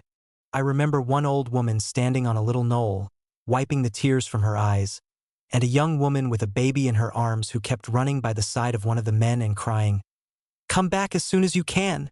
And then out of a house on the outskirts of the village, we heard an Amazonian voice bawling the name of a youth. Before the woman reached us, we were already marching rapidly. But she caught up with us and ran up and down the column, peering into the face of each man. We learned that her son had run away to join the guerrillas and she was trying to find him. But not a sound came from our marching column, and long after we had left her behind, we heard her voice wailing in the night. A few hours later, we skirted the walls of a village, intending to cross the highway beyond. But just as we came within sight of the road, we stopped dead in our tracks. There, about 100 yards ahead of us, were a dozen or more Japanese soldiers, rifles slung across their backs, standing around a huge bonfire in front of a building. As we watched, several Japanese came out of the building with tables and chairs and threw them on the fire. Then they all stood about, warming themselves contentedly. We drew back behind the village walls, and the guerrillas put their heads together and began whispering. The woman reporter and I joined them. They were planning to wipe out the Japanese. We both protested. We had just passed a Japanese garrison a mile away, we argued, and they would come out and attack us from the rear. We also pointed out that we did not know how many more Japanese were inside the house or what their equipment was. We had no more than 25 rifles and 1 machine gun, and the machine gun had only 24 cartridges. Finally, we persuaded them to make a short detour and cut in towards the highway a few hundred yards away. The woman reporter and I were both riding our horses. Just as we approached the highway, we heard the roar of approaching motor trucks. Immediately, a wild whisper fled down the column, ordering everyone to run and all non-fighters to get into the shelter of the hills.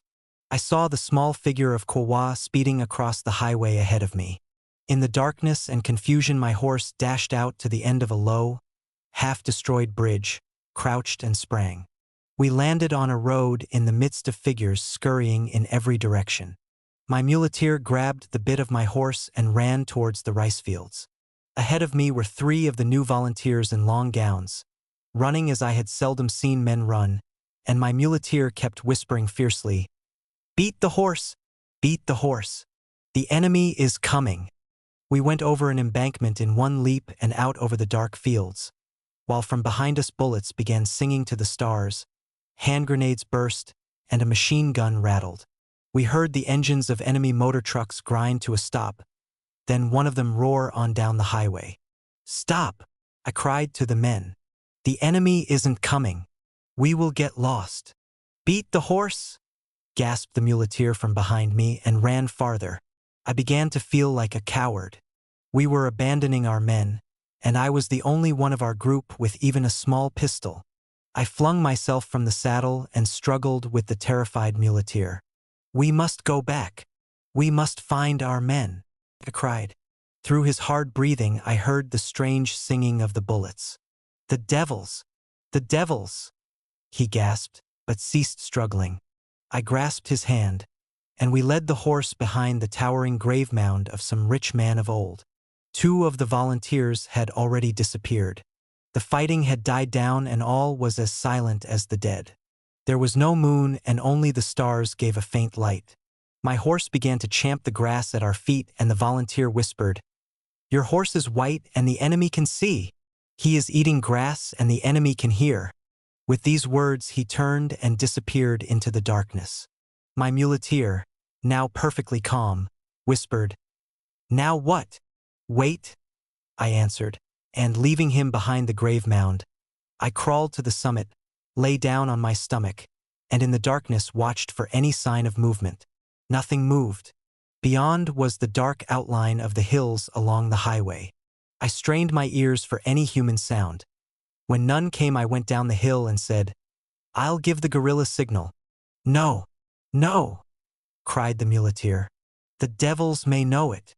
"I must," I said in desperation, and crawled up the hillock again, lay down, raised my hands and clapped softly. No answer came back. I tried again, this time a little louder, and heard whispered protests behind me. No reply. I clapped again sharply, and from far away a cautious signal answered. I tried again, and it was repeated. I grabbed my muleteer by the hand and my horse by the bridle and began to drag them in the direction of the signal. The muleteer kept saying, "It may be the enemy." We moved forward, cautiously giving the signal at intervals and hearing the answer drawing ever nearer. Soon we were very near. We stopped short and stepped behind our horse. I drew out my pistol, released the safety catch, and waited. Out of the darkness in front of us came 3 dark shadows. "Password," they demanded harshly, and we saw their rifles trained upon us. "Asses!" cried the muleteer in wild joy, and ran towards them and fell upon their necks. The 3 guerrillas slung their rifles back over their shoulders and, laughing, gave me pats of joy that almost knocked me down. "We got M! We got M!" they cried, and holding hands we walked across the rice fields. One of them whistled softly in pure joy, broke off and laughed. "Ayo!" When my hand grenade landed right in the body of that truck. Did the devils scatter? Did they scatter? He turned to another and said, "Now listen here, remember that when a truck is running, you must not throw your hand grenade right at it, but ahead of it. That's the reason we failed to get that first goddamn truck." "Tamadi," the other cursed. "Of course our machine gun had to jam. Couldn't wait until later. And of course we had to have only one." Cursing the machine gun and making uncomplimentary remarks about the mothers of Japanese soldiers, we finally reached a market town 3 miles from the highway. Here the Japanese had established a puppet government, but without troops, and every puppet was one of our men. The whole government came out to welcome us, and its chief stood in the midst of our troops talking excitedly. As we came into the village, I was surprised to see Kawa standing by like a lost soul. As soon as he saw me, he ran to me, placed his 2 small hands on my arm, and stood in perfect silence looking up into my face. When the order had been given for us to scatter, he had fled with the woman reporter and a young poet, Lo Fan, who had become my assistant. But when he had learned that I had disappeared, he had begun running about in the darkness crying out, asking if the devils had caught me. The woman reporter had taken him by the hand and told him to be silent, but he had said that he must go and search for me, that I would answer to his voice, but no other. When they told him he was a child and would get lost, he ceased crying, looked around at the hills and trees, and answered, "I will find her and come back."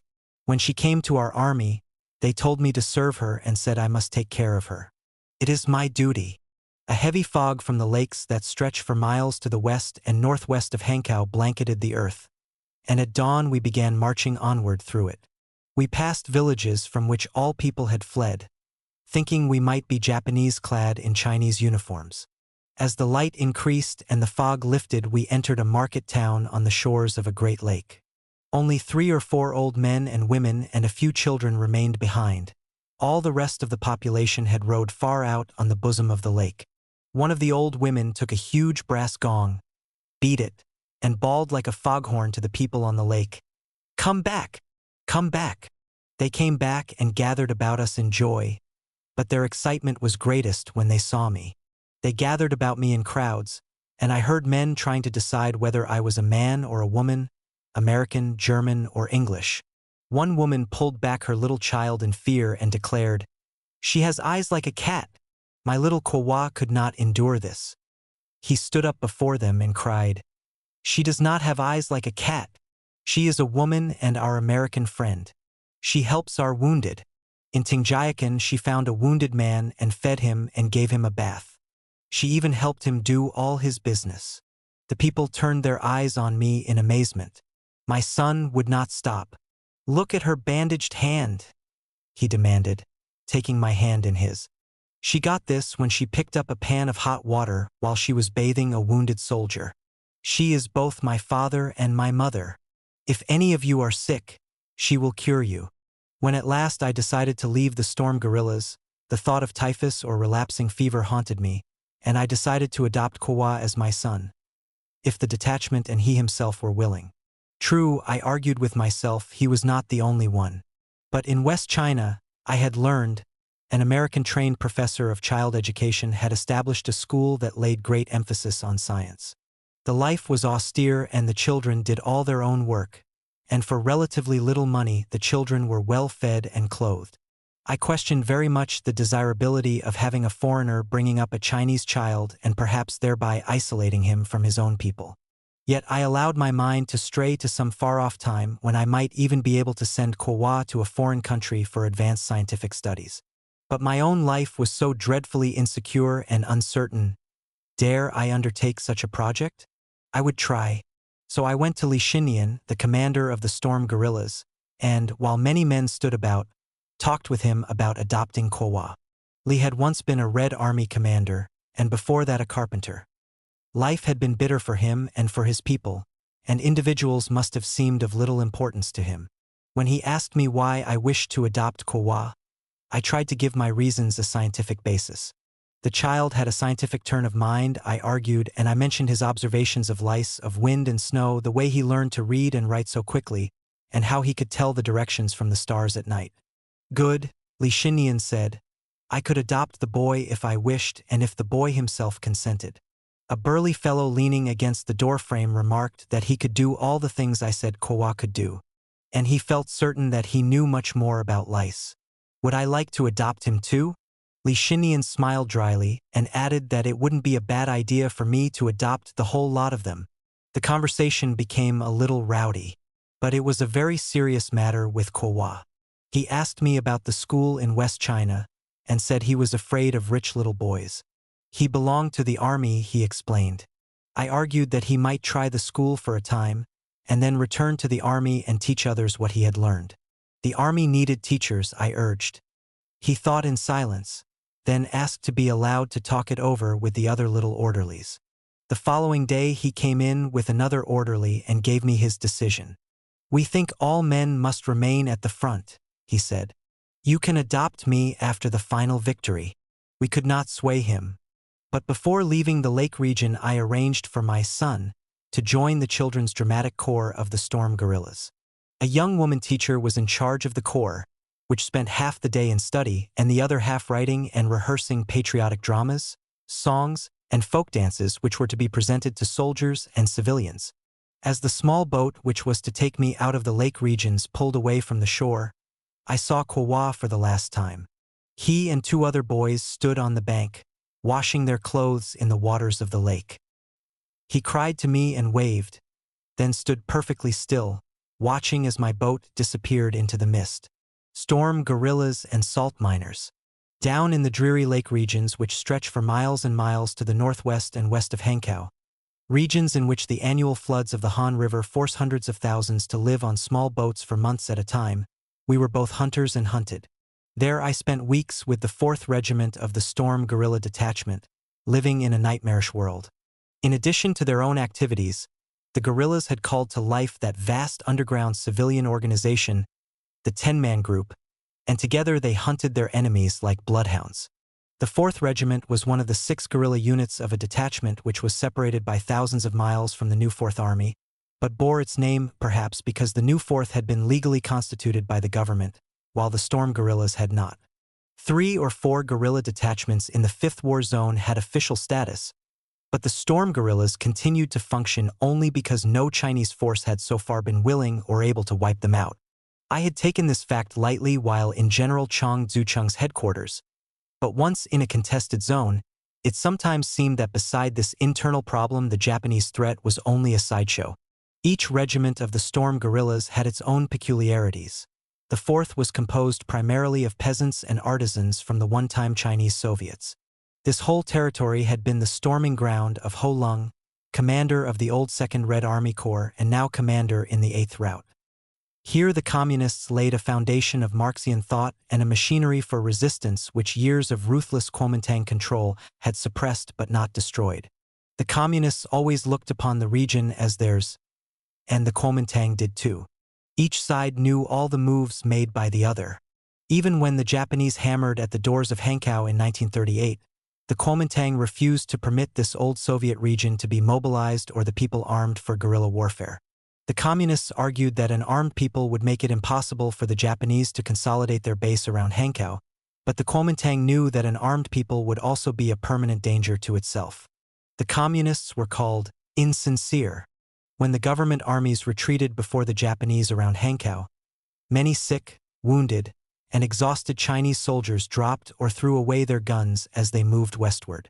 The civilians who had once fought for the Soviets gathered up and hid these guns, although bandits gathered others and became a menace almost as fearful as the Japanese. As official Chinese authority disappeared under the Japanese tide of conquest, Chinese communist organizers began to filter into the region, knocking on doors at night. And well did they know every door. The chief of these organizers was a thin, restless man named Tao Chu.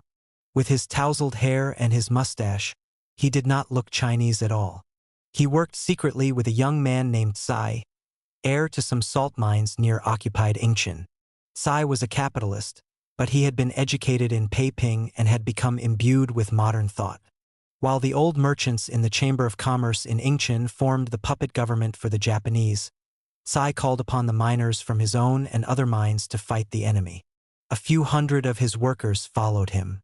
They were given guns salvaged by the people, and Tsai used his fortune to finance them.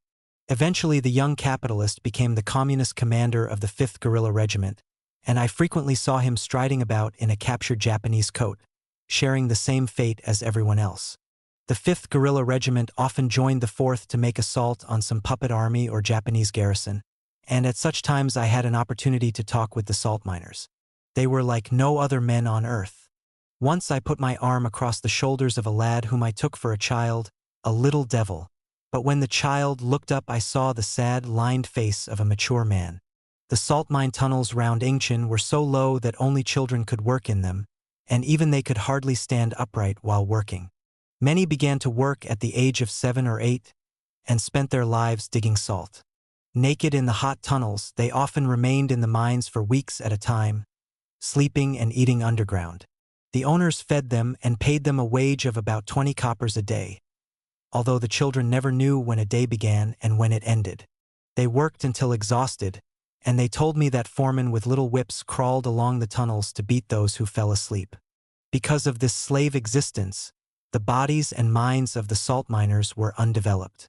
They followed Tsai against the Japanese because he was the owner who clothed and fed them. To them, it was only another kind of work.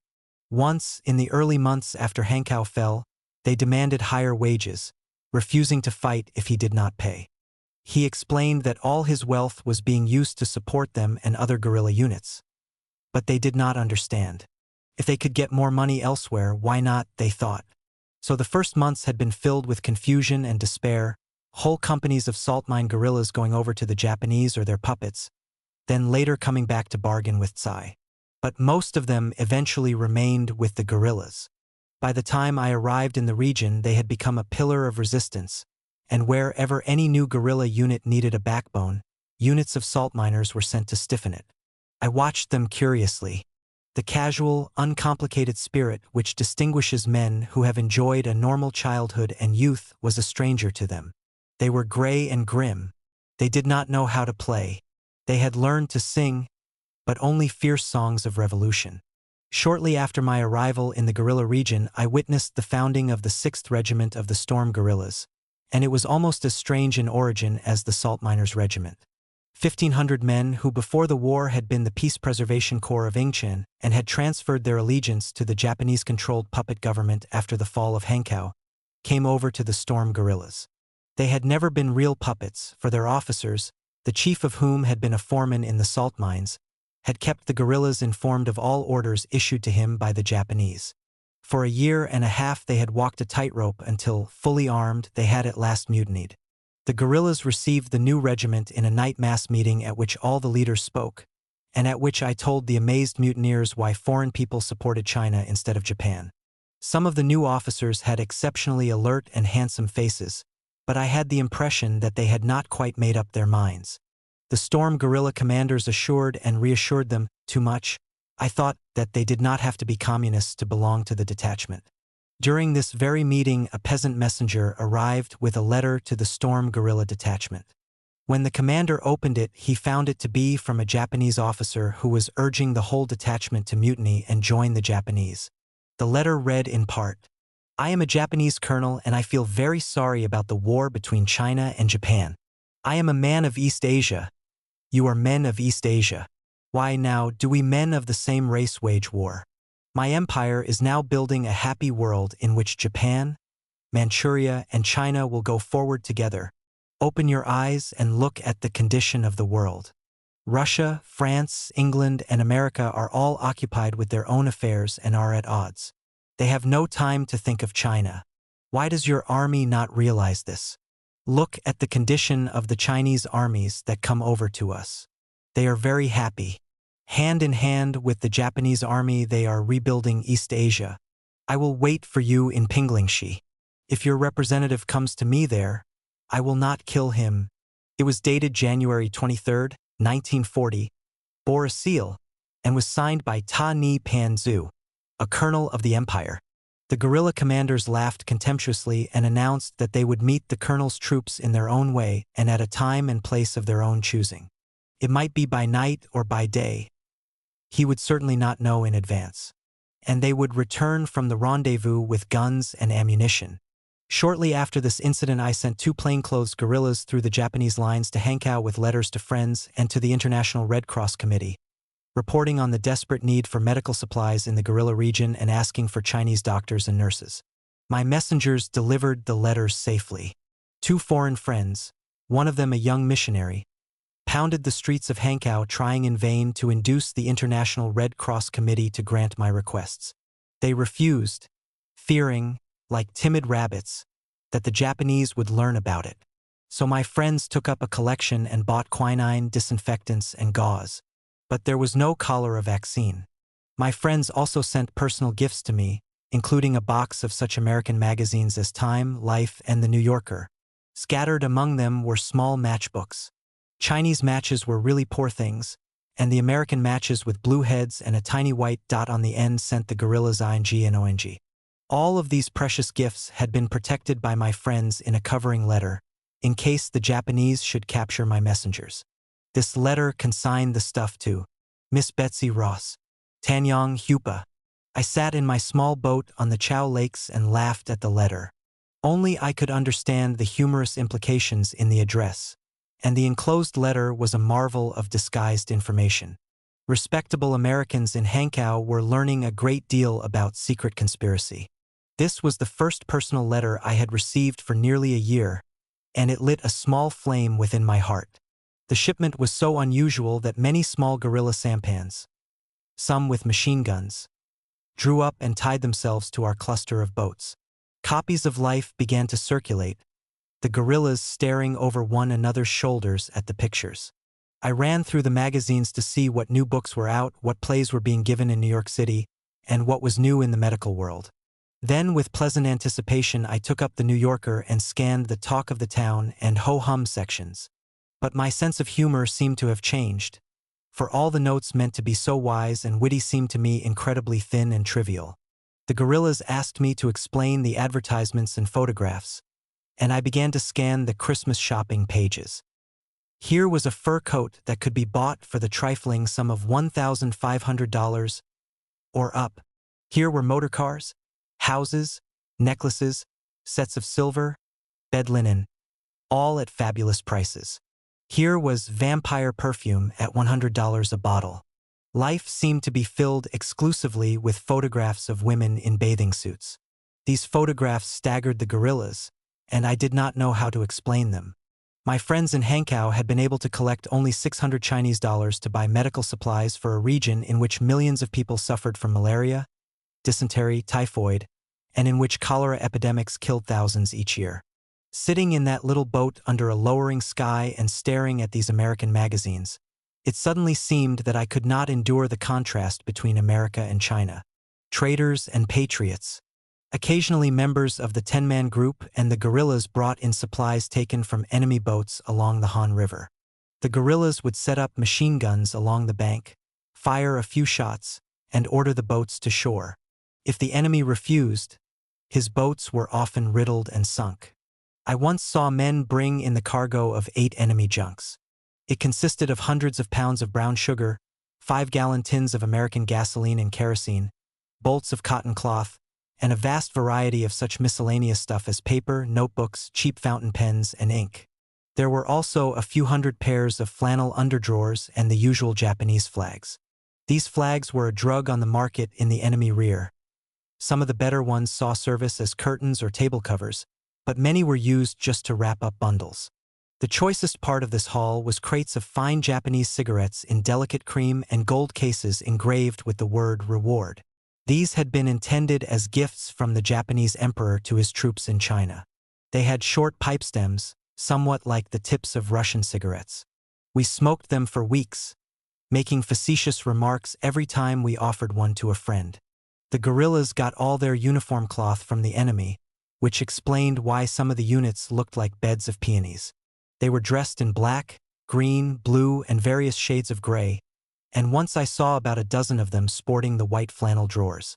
Chinese traders were brought in every week, and in the middle of February I talked with 20 puppet soldiers who had been captured in a battle between the guerrillas and a puppet army commanded by Wang Buqing. The captured puppet soldiers were sad-eyed, dreary-looking men who said they had been forced into the puppet army. After the capture of Hankow, one said, the Japanese had come to his village in Huangpei and burned it to the ground. Hearing that coolies were wanted to build a Chinese railway, he and 5 friends had gone to a Chinese recruiting agent. They were led up the Han River to Chujishan and then told they were in Wang Buqing's army. They knew nothing at all about political matters, but Commander Wang had delivered a speech in which he said that his chief, Wang Qingwei, had really been sent by Generalissimo Chiang Kai-shek to make peace with the Japanese, and that was why Wang Qingwei was in Nanking.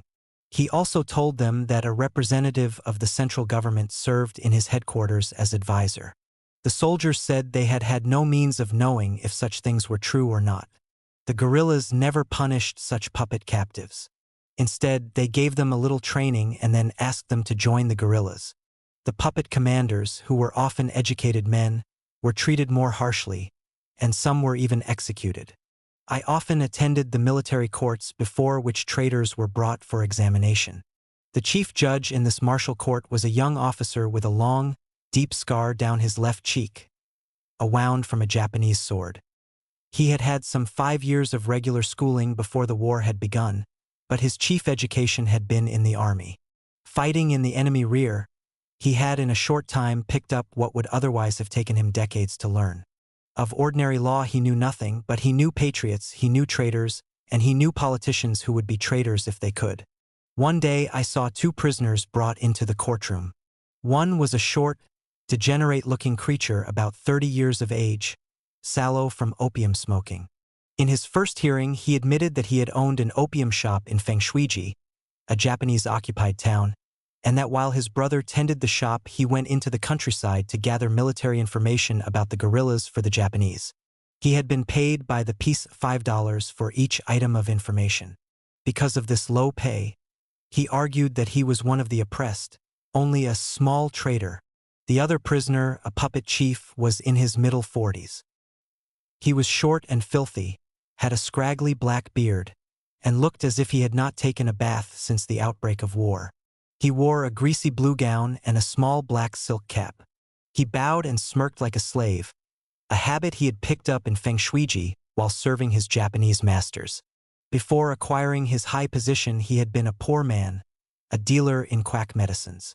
He boasted of his skill, describing himself as an injection expert who could cure almost any disease by aphrodisiacs or concoctions of herbs, tiger's bones, coffin nails, and snakeskins.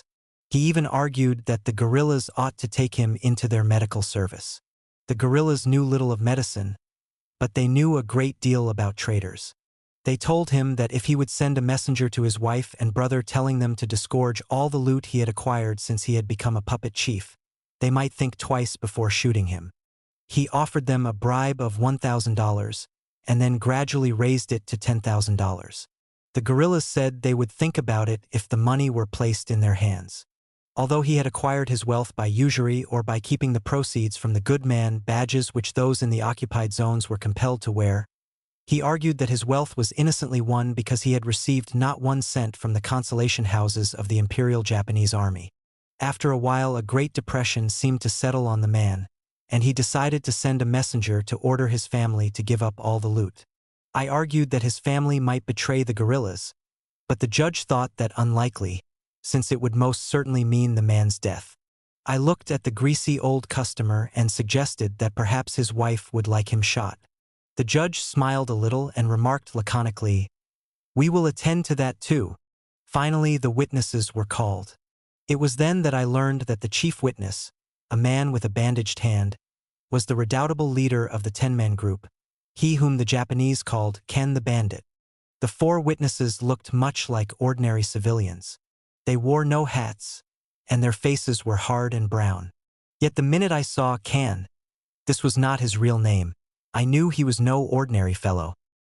He wore civilian clothes, perhaps, but he walked with the quick, decisive step of a military man, and there was nothing unconscious about that lean, alert face. He had all the earmarks of a patriot who would not spare his enemies. Were I a Japanese, I thought, I would arrest him on general suspicion. I had already heard a great deal about this man. He had been the son of a peasant of moderate means, which meant he had studied in a public school for a number of years. In his youth, like many other peasants, he had joined the Ha-Lu-Ban, branch of an ancient peasant secret society said to have been organized to fight the Manchus who overthrew the Ming dynasty. This organization had gradually degenerated into a cult that practiced superstitious rites not unlike those popular in American lodges.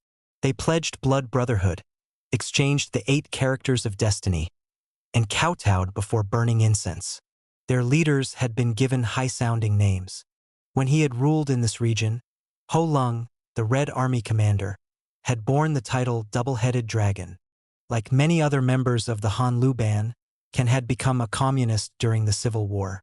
When the Red Army was defeated, he had been arrested and sentenced to 7 years' imprisonment. But even fearful prison conditions had not broken his body and spirit, and when the Japanese invasion stimulated a national united front, he had been released. He had gone directly to Hankow and served as a guard in the government military airdrome.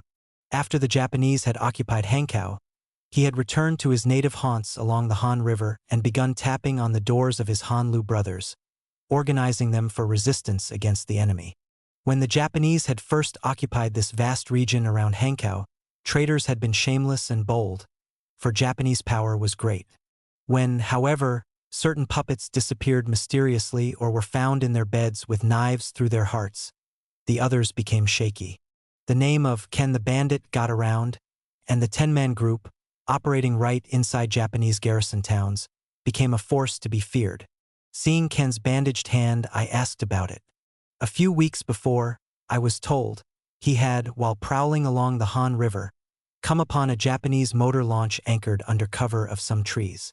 He crept up and saw a Japanese officer and 2 women on the deck. He aimed a pistol and pulled the trigger, but it jammed and could not be fired. He crept close, leaped onto the launch and grappled with the officer.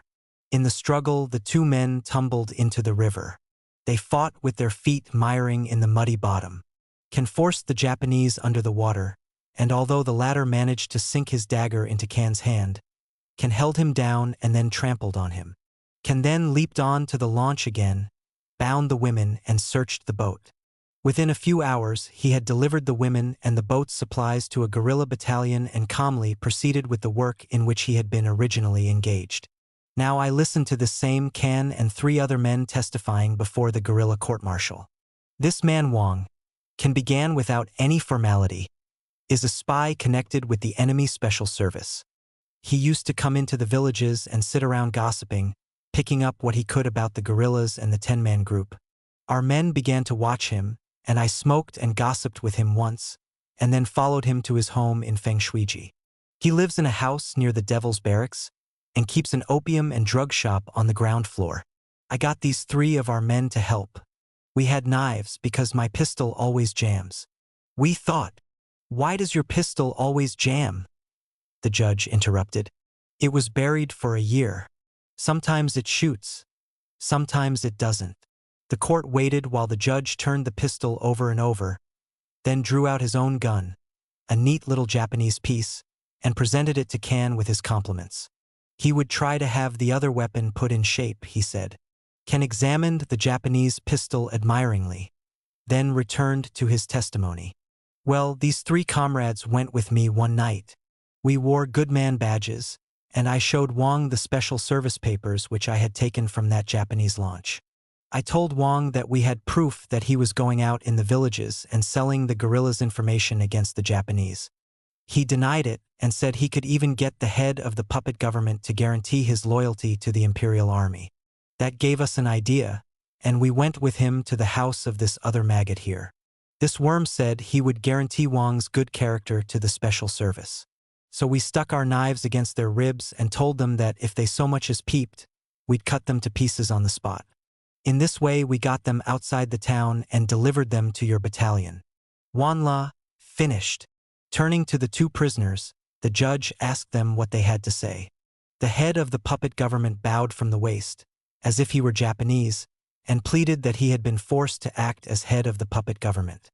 Kan interrupt dit laconically. "The only thing a man can be forced to do is die." Wang the spy again pleaded that he was but a little traitor with a large family to support. One of the witnesses snorted, and the judge turned and asked me if I wanted to ask the prisoners any questions. "I'm new at this court business," he explained. "Maybe you can help." I asked Wang where he got his opium and drugs, and the judge exclaimed in surprise, "From the Japanese, of course," and then remembered to ask the spy to reply. The spy repeated the judge's words, but added that the Japanese charged too much, which again, he said, made him one of the oppressed.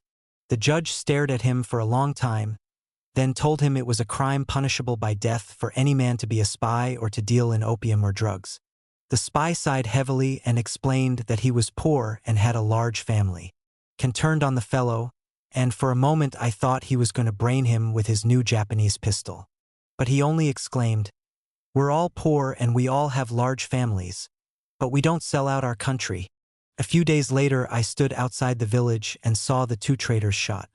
Villagers were not allowed to watch executions, but a small group of guerrillas gathered near me and shouted, "Death to all traitors!" Ken had already gone on another mission. I had examined his hand before he left. The Japanese dagger had cut the nerves and the hand was paralyzed. "It's good it was my left hand," Ken remarked. He still had a good right hand and he had a new Japanese pistol. Some men were lucky. Farewell. As spring approached, the atmosphere in the enemy rear was like a threatening sword. Word came from General Chang Zucheng that he was taking his 33rd Group Army west of the Han River for rest and replenishment and that I could reach him there. But the Chinese winter offensive was petering out. And as the offensive slackened, the Japanese began preparations for a spring counteroffensive. The roar of artillery from the mountains to our west had never ceased, and the highways were an endless stream of enemy trucks carrying supplies and troops up into the mountains encircling Hankow. We knew what that would mean. Once again the mountains and the plains would run with blood. It was clear that we were all in for it. The first elections of lower officials of towns and villages in the enemy rear had served to replace old officials with militant members of the 10-man group, local school teachers, blacksmiths, peasants, and even a woman. True men, the new officials were called, because they had never wavered in the war, were honest, and did not smoke opium or gamble. The 10-man group had finished a winter congress in which it had decided to mobilize every person in the enemy rear for the coming struggle. While the guerrillas fought, the 10-man group was to train new fighters and destroy traitors. After that, everyone went gunning for puppets. One day I saw the leader of a puppet government hustled before the guerrilla court-martial, condemned to death within 10 minutes, and executed within another 10. There's something dreadfully decisive about a beheading. Within a week, the guerrilla regiment with which I moved had fought 3 battles. We slept in our clothing, and almost every midnight a warning knock at our door would send us scrambling to our feet. We would roll up our blankets and within 5 minutes be in small sampans out on the lakes. I sent off another messenger to Hankow with an appeal to the International Red Cross Committee for medical supplies, but knew that we would get nothing. A feeling of despair took hold of me.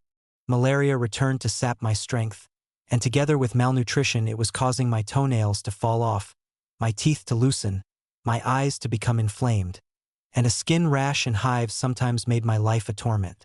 Yet I tried to keep my shame to myself, for all this seemed to prove that I was unable to stand what all Chinese must endure or perish.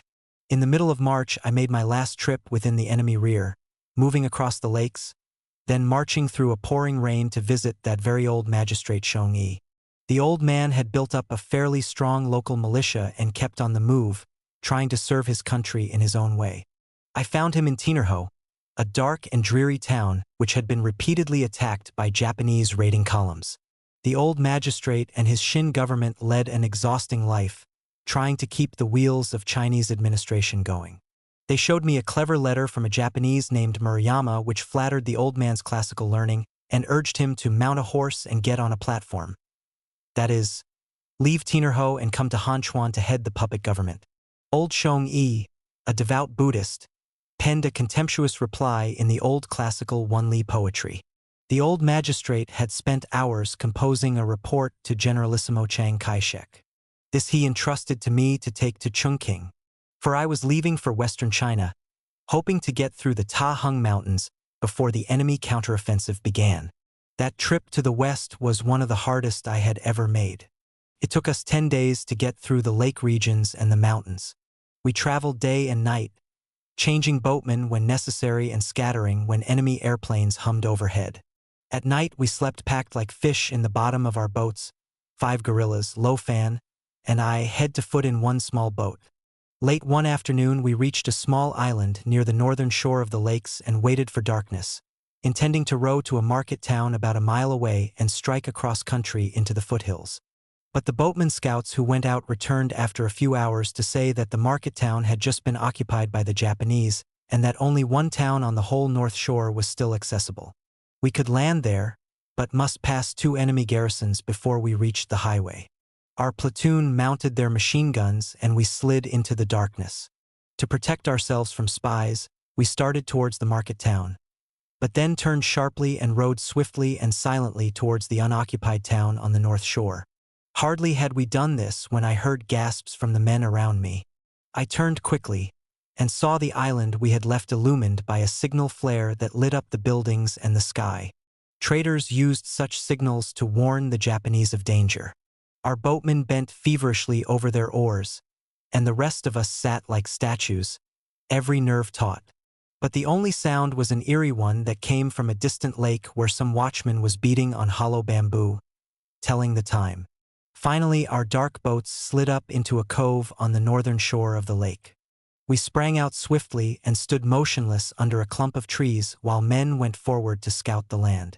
When they returned, we began walking swiftly along the winding narrow paths between the rice fields, making our way towards the first highway. Just before we crossed the enemy-patrolled highway, we sat down to rest, leaning against the high encircling walls of a village. A fog hugged the earth around us. Glancing up at the walls above, I whispered to Lo Fan that if I were a Japanese I would occupy and use just such a village as this. Lo Fan whispered back something that men always say to women. Now! Don't get excited! Don't get panicky! Before I had time to retort, a sharp order to march came and Lo Fan and I began to run, grasping each other's hands to keep from falling. We fled through a dark tunnel that cut right under the highway, and continued to run until our whole column was brought to a dead stop by a guerrilla who cried out, "Look, the enemy!" Looking back towards the highway under which we had rushed, we could see the flare of lights moving about, first on the road itself and then down in the tunnel. Clearly outlined by the lights were the moving figures of Japanese swinging flashlights and rifles. The Japanese, we realized with a shock, had been inside the walled village against which we had rested. Perhaps they had not come out to fight because they had not known how many of us there were. The guerrillas wanted to go back and fight, but we knew the Japanese would retire behind the village walls and get reinforcements from every direction. Complaining bitterly, we continued on our way. A few days later, we left the headquarters of the Storm Guerrilla Detachment and began passing through the Tahung Mountains once again. An official guerrilla detachment under a commander named Cao Shou had just occupied a long valley through which we had to pass. I became nervous as we approached this valley, for many of these official guerrillas had really been bandits. Cao Shou himself was known to be fascist in outlook and connected with the notorious Blue Shirts. He had only recently informed many people that the Minister of War of the Chinese government had ordered both his guerrillas and the 29th Group Army to attack and annihilate the Storm Guerrilla Detachment. There seemed to be no end to the complexities of Chinese politics. My fears seemed to be confirmed the moment we entered the Forbidden Valley. Voices challenged us from the hillside, and then in a trench directly in front of us we saw a row of bare heads and a line of leveled rifles. A voice demanded our name and mission. I removed my cap to show my blonde hair and started forward. I was ordered to halt in my tracks. An officer with the face of a bandit took my passport and military pass and disappeared. After what seemed hours, he returned and took Lo Fan and me to a village where I argued with a commander for the right to pass through the valley. The permission was granted, the officer cynically adding, "Remember, to Cao Shou's headquarters only." At last we reached the large village in which Commander Cao Shou's headquarters were located. I had visited him once before in the foothills of the Tahung Mountains, and he had been very pleasant. But now he seemed to be mentally preparing himself for conflict with his own countrymen. In a loud voice he accused the Storm Guerrilla Detachment of inspiring democratic elections in the enemy rear and of organizing the people into 10-man groups, all of which he branded as communism. When I asked him what was wrong with democratic elections, he charged that they had been held by violence. When I declared that I had seen no violence of this kind, he would not listen. He continued to work himself up until I began to fear that he might act against us that very night.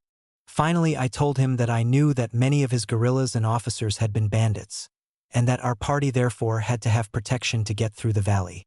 To my astonishment, he admitted the charge, but added that he was trying to retrain them. At last he agreed to send a guide to take us through the mountains to the point where his territory ended. His last words, however, were, "It's the last time I'll grant such a request." Even then we doubted at times that we would ever get through the valley. For hours on end we stumbled through the dark forests, tripping, falling, getting lost, clapping, and calling to each other in the night. At last we approached the small village where Cao Shou's domain ended. Completely exhausted, we dropped onto a threshing floor outside the village while the guide went up to the dark houses, banged on the doors, and shouted the name of his guerrilla detachment. Not a sound answered, not a light glimmered. Finally, our own commander gave the guide some cigarettes and dismissed him, telling him we would make our own way through the mountains. We all sat perfectly still and listened to the stones rolling from his path as he went farther and farther down the mountainside. Then our commander went up to one of the village doors, tapped and called, "Comrades, open! We are storm guerrillas passing through the mountains. We need a guide." A faint light showed, and a moment later the heavy, weather-beaten door swung back, revealing a peasant woman holding a candle and, behind her, the haggard face of a man. In another moment all the doors within sight had swung open, and men, women, and children came flocking out. Chattering freely, some began carrying rice straw into the houses to make pallets for us, while others fanned the fires under the large rice pots. Our guerrillas hustled about, talking with the people like brothers. Book X. Chungking and After. 1940 to 1941. Chungking. The news trickled into Ichang on the Yangtze that the Japanese had blasted their way across the Han River to the plains beyond, scattering the Chinese armies like sparks from an anvil. First we heard that Shaisai on the Yangtze had fallen, then that it hadn't. The Chinese had little to live on except hope, and it was not easy to admit the loss of new territory. Each spring and autumn the Japanese had moved out of their strongly prepared defenses and tried to annihilate the main Chinese armies. But never before had they crossed the Han. Then we thought the high mountain ranges guarding Ichang on the east could hold them, but soon their planes began blasting away for troops and tanks, and Ichang was bombed. Despite official statements that the Japanese were being beaten back, every steamer and junk going upriver from Ichang was jammed with evacuees and wounded, and every mountain road was lined with refugees. I left Ichang on a river steamer shortly before the city fell on June 11th. Soon afterwards I met a Red Cross doctor who had escaped from Shaisai with his staff and supplies. Of the 150 military hospitals on the Central Front, he said only 5 had turned up. "What about the wounded?" I asked. He said nothing, and I knew the answer. The Japanese had cut right through the 29th Group Army, commanded by General Wang Sansu, he said. That army was still running back towards Sichuan, and General Wang had been shot by his superior officer. I recalled that, in January, dapper General Wang Sansu had boasted that he would send the Japanese scurrying back to Hankow. And in May, before the Japanese offensive had begun, he had added that he was also going to exterminate the Storm guerrilla detachment in the enemy rear. My trip from Ichang through the swirling Yangtze gorges and on to the upper river was made under a perpetual air raid alarm. The winter fogs that hover over the upper river in winter and early spring had lifted, and the Japanese had begun their annual blitz raids. Every town and village along the way had already been bombed, and the British flag painted on the decks of our steamer certainly would not protect us. The lower decks were packed with wounded, and everyone's nerves were ragged from the tension. As our boat approached the Chungking Pier, a Chinese official and I became engaged in a violent argument with a young Englishman who insisted on defending the Munich Pact and Chamberlain, declaring with all the ignorance of a Far Eastern Britisher, "Our old greybeards know what they are doing." We stopped suddenly, alarmed by a dull roaring noise. It turned out to be a series of dynamite blasts set off by men preparing new tunnels under the high cliffs of Chungking. Chungking was pitted with these deep dugouts, some of them equipped with ventilating and lighting systems and capable of accommodating thousands of people. When an air raid began, the city lay as silent as the dead, not a soul stirring except for a few soldiers ready to shoot down anyone who might give the enemy a signal. When the planes came at night, we always heard the soldier guards as they fired at any flicker of light. Even after the planes were gone, Chinese planes roared low over the city, machine gunning any light that showed before the all-clear signal sounded. And each day we saw the bloated corpses of human beings slowly floating down the river, drifting against junks, and being shoved away by boatmen with long, spiked poles. The Japanese planes would come over in 3 or 4 formations of 30 to 50 bombers each. Sometimes we would stand on the south shore enjoying an illusory sense of safety and watching the bombing of the northern city. When I first arrived, as many as 24 Chinese fighter planes were going up to challenge the bombers, but as the days passed there were fewer and fewer of these. Once I saw one solitary Chinese fighter turn and go after a formation of bombers coming upriver. At such a moment I longed for the ability to write just one deathless poem to that little plane. Sometimes the incendiaries landed in the Yangtze and sent up white clouds of fumes and obscured our view of the northern city. We would hear the crackling of the fires beyond, and as soon as the all-clear had sounded, the people would pour from their underground havens to try to save the city. When the fires had died down, the whole city would resound with hammering and sawing as the people rebuilt their homes and shops. But life in Chungking went on. The industrial cooperatives held a national exhibition of home industries from every part of the country. I lectured before clubs in the northern city and raffled off war trophies to buy medical supplies. The wife of the British ambassador took a theater and gave a performance of Snow White to raise money for Madame Chiang Kai-shek's war orphans. Foreigners gave air raid parties, and every foreign home on the South Shore was filled with bombed-out people. The British ambassador ignored the Japanese warning to all foreign embassies to move to the South Shore neutral zone, and a number of us sometimes gathered in his home for afternoon tea. The blasting of tunnels sounded continually. Soldiers drilled and sang. Government institutions set up new communities out in the country. Gangs of coolies hovered near the airdromes, repairing them after each raid, and factories and arsenals hummed on. And right at the height of the air blitz, the people celebrated the annual Dragon Boat Festival. Gaily clad crews of boatmen covering the Yangtze and its tributaries. Of course, the time came when the Japanese began dropping bombs in the neutral zone. No one in the zone had trusted them anyway. When Colonel Dave Barrett, American military attaché, and I were once caught in such a raid, Barrett, who knew the dangers of America's Japanese policy, drawled, "Wariel, our chickens have done come home to roost." One June night, I attended a play given by Japanese captives organized in the Japanese Anti-Imperialist League. About 20 young Japanese soldier captives under the leadership of the Japanese revolutionary writer Kaji wrote their own plays, published their own magazine, and put on plays for the Chinese population and for war prisoners. The day after the play was given, the theater was suppressed by Mr. Chun Li-fu, Minister of Education. The plays were considered revolutionary because they showed the effects of war upon the poor people of Japan. Great changes had taken place in China since I had left Hankow in 1938. Many reforms had been introduced in the Army Medical Administration, headed by Surgeon General Liu Qite, and the National Health Administration under Dr. P.Z. King had built up a network of free medical clinics throughout Free China. The foundations of socialized medicine had been laid. The wartime emergency medical schools, headed by Dr. Robert K. S. Lim, now had 2 additional branches, one on the eastern and one on the northwestern front. Nearly 5,000 medical officers and nurses had already been retrained. Mobile anti-epidemic units trained in these schools now operated in the war zones, inoculating the armies and the people against epidemics, constructing wells, and purifying the water supply. But while the Chinese government had transformed Western China into a powerful base of resistance, and institutions of historic importance had grown up, these very changes had unleashed numerous reactionary forces.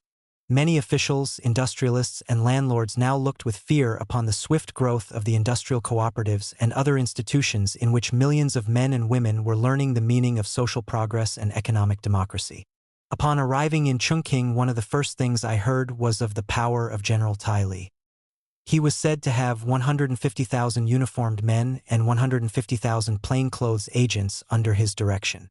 No one knew whether Generalissimo Chang controlled him or he exerted control over the Generalissimo. Of the many reports which he had placed before the Kuomintang, one was a charge that leaders of the industrial cooperatives were agents of the Communist International, a charge which covered anything from mild liberalism to actual membership in the Communist Party. As a result, many Chinese leaders of the industrial cooperatives had been driven out and others arrested. At a small dinner party, I heard a foreigner and a Chinese discussing a secret report said to have been given to General Tai Li by an official of the Chinese Red Cross Board of Directors, charging that Dr. Robert K. S.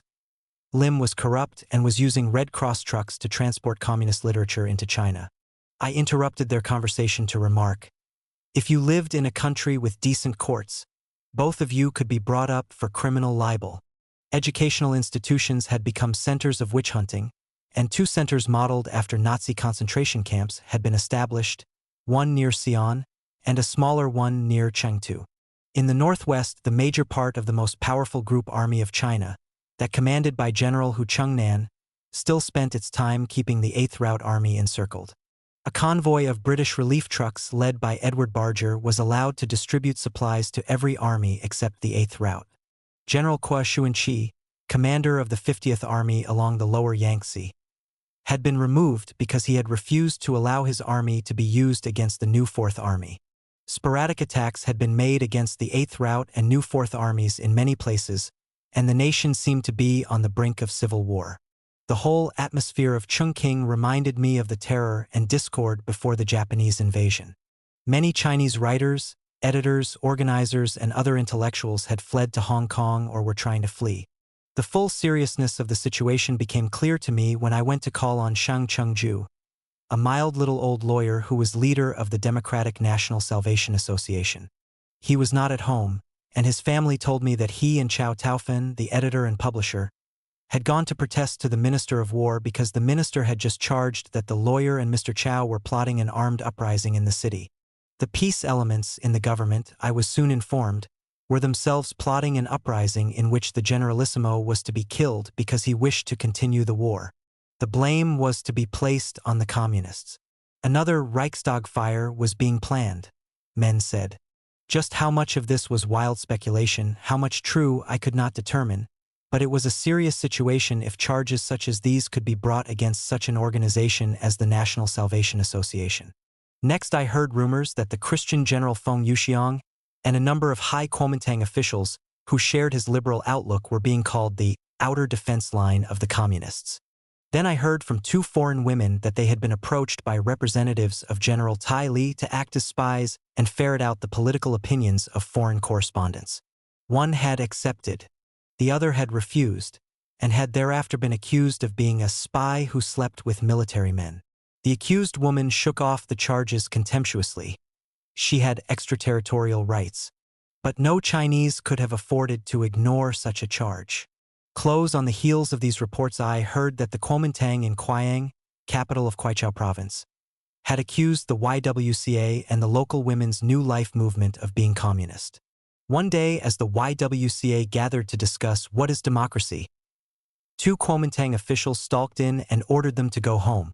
The officials announced that no meeting of any nature could be held without Kuomintang permission and without a Kuomintang member in the chair. Immediately afterwards, Kuomintang officials went through the streets of this city during an election of women delegates to a Kuomintang conference and paid illiterate women 10 cents each to vote for women whom they nominated. This incident was carried to the high authorities in Chungking, and they condemned it as political racketeering. Waves of political reaction got underway whenever new Japanese peace proposals were made to the Chinese government. As a rule, the Germans were the channel through which such offers were made, though Chinese of Hong Kong and a few followers of Wang Qingwei, one of them a high official in the Ministry of Communications in Chungking, always took a hand.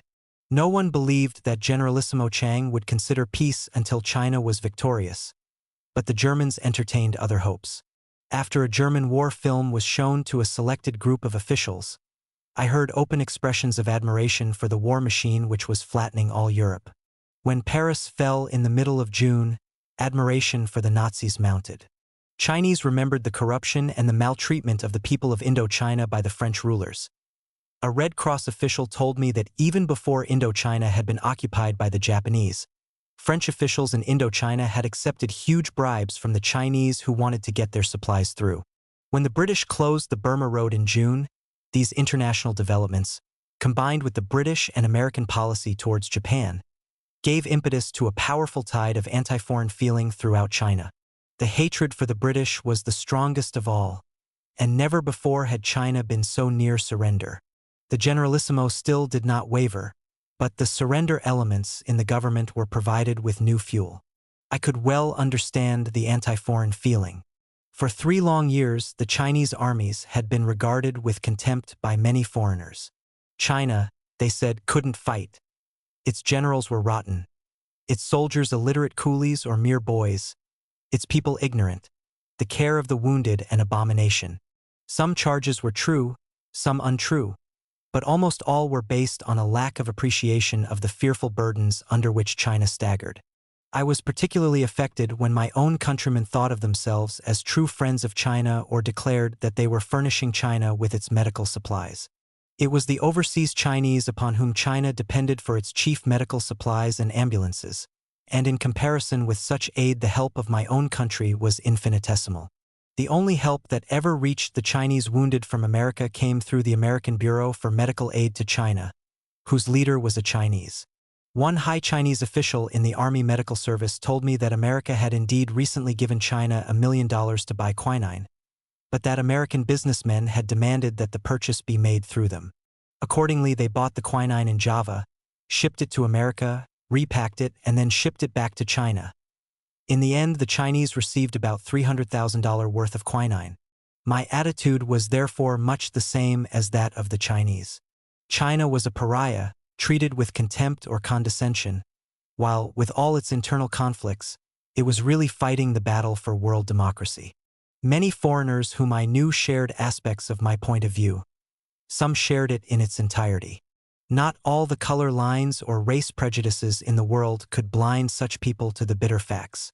The American public seemed so uninformed or misinformed, or so very soft, that it seemed incapable of facing a situation so serious. Because of this, the foreign correspondents feared to send out the true facts. The truth? One foreign correspondent said, "I simply don't know what the truth is." So we all suffered from a kind of mental paralysis. Gathered in the wardroom of the Tutuila, an American gunboat anchored in the river in front of the American embassy, many of us argued about these issues repeatedly. Sometimes there were a dozen people shouting at each other. China would make peace. China would not make peace. America should enter the war. America should not. And once the Belgian charged affair, a fascist, challenged another Belgian to a duel for calling the Belgian king a traitor. I was called an idealist, an illusionist, and so forth. Only when the Japanese bombers came over did we all realize our common danger. One evening, while Captain Bartlett was still commander of the Tutuila, I was his dinner guest. During the visit, an air raid alarm sounded. The men took up their battle stations, and the captain gave me a steel helmet and a life vest and led me above, where he had only the sky for cover. When bombers had come, I had been accustomed to falling on my face in a ditch, but now I had to stand out in the open. I asked the captain if bomb fragments ever fell round the gunboat, and he answered that they did indeed, that one fragment had cut a hole in the deck and another had hit the helmet of a gunner. The chief thing, he said, was to note where the first bomb fell and then in what direction the bombers were going. "And if we are hit?" I asked. The captain replied that in such a case we would know exactly where the bomb had landed. The bombers went to Chengdu that night, but never have I felt more like a rat in a trap. I recalled a conversation with Jack Belden, the foreign correspondent, who had made a short trip to the headquarters of the new Fourth Army while I was there. He had asked me if I was afraid of air raids. I admitted that I was, and to my surprise he admitted that he was too, and that the fear grew greater instead of less. We both thought this fear might be overcome if we were permitted to fight in a few battles. A gun seems to absorb fear. Many Chinese soldiers had told me that when they first went into battle, they were afraid. But as the fighting had progressed, fear had vanished. Jack Belden carried a copy of Tolstoy's War and Peace with him and said that if the names and places were changed into Chinese, it might easily seem like a version of the present war. He asked me who could write such a book on China, and I said that I thought it could be done only by a Chinese who had actually fought throughout the whole of it. But I also thought that Jack might one day write a very fine book. He had been with many Chinese armies and in order to reach them had to use all kinds of maneuvers to get past officials. He was more objective than I. He represented no cause and could stand aside and observe, whereas I always forgot that I was not a Chinese myself. To me, the problems, strength, and weaknesses of China seemed to be those of the whole world. The medical corps fights on. As June drew to a close, and while the air blitz was still trying to reduce Chungking to ashes, Dr. Lim came and took me back to Quang, headquarters of the Red Cross Medical Corps. To get through the masses of trucks and people waiting to leave Chungking was a problem, and once on the road our trip was made under continual air raid alarms. Because we were in a Red Cross car, the armed guards in the silent, deserted villages allowed us to whirl through and take our chances. We intended to take cover only when we saw planes coming directly at us. If we stopped for air raids, Dr. Lim kept saying, China would get nowhere. An urbane gentleman before the war, this little doctor had become as hard as steel. If fear ever gripped him, a greater fear of subjection and slavery overcame it. He had tasted too much of his country's bitterness. Dr. Lim gave me a room in his small cottage and undertook to treat me. It was on his advice that I had refused to have my gallbladder taken out in Chungking. While lying in bed, I read books from his small but excellent library, and when he could steal an hour from his numberless tribulations, I would outline for him what I had read. He had little time for reading anything but reports and medical books, and to his organizational and administrative duties he had added another which would occupy many months. He was writing a series of medical manuals with which he hoped one day to equip every army medical worker in the field. His light always burned until the small hours. The medical corps had grown tremendously under his leadership, and ambitious men had already decided that it was too powerful and lucrative to function under a man of nonpartisan democratic outlook. Political intrigue was hampering his work, and he was already spending too much of his time in protecting himself and the medical corps from snipers who were trying to use the Chinese Gestapo against him. My affection for Dr. Lim was very deep and my admiration even deeper. His education and culture were, as I have said, the best that British liberalism had to offer, but he was lonely in his own country and a stranger in England or America. One evening he told me how he had once set out for America to attend a scientific congress. Missing him, his colleagues had sought him on Ellis Island. They had found him in the immigration pen with a deloused button pinned on his coat. He was a man whose mind worked in the broadest terms perhaps too broad for his age. Upon him depended in large measure the fate of all the wounded of China. Only his plan to re-educate the medical personnel of the entire army could bring permanent relief to the sick and injured. But political intrigue can wreak havoc with such work and such a man. I was never without deep concern for his future, for he was tough and stubborn, determined to fight to the end.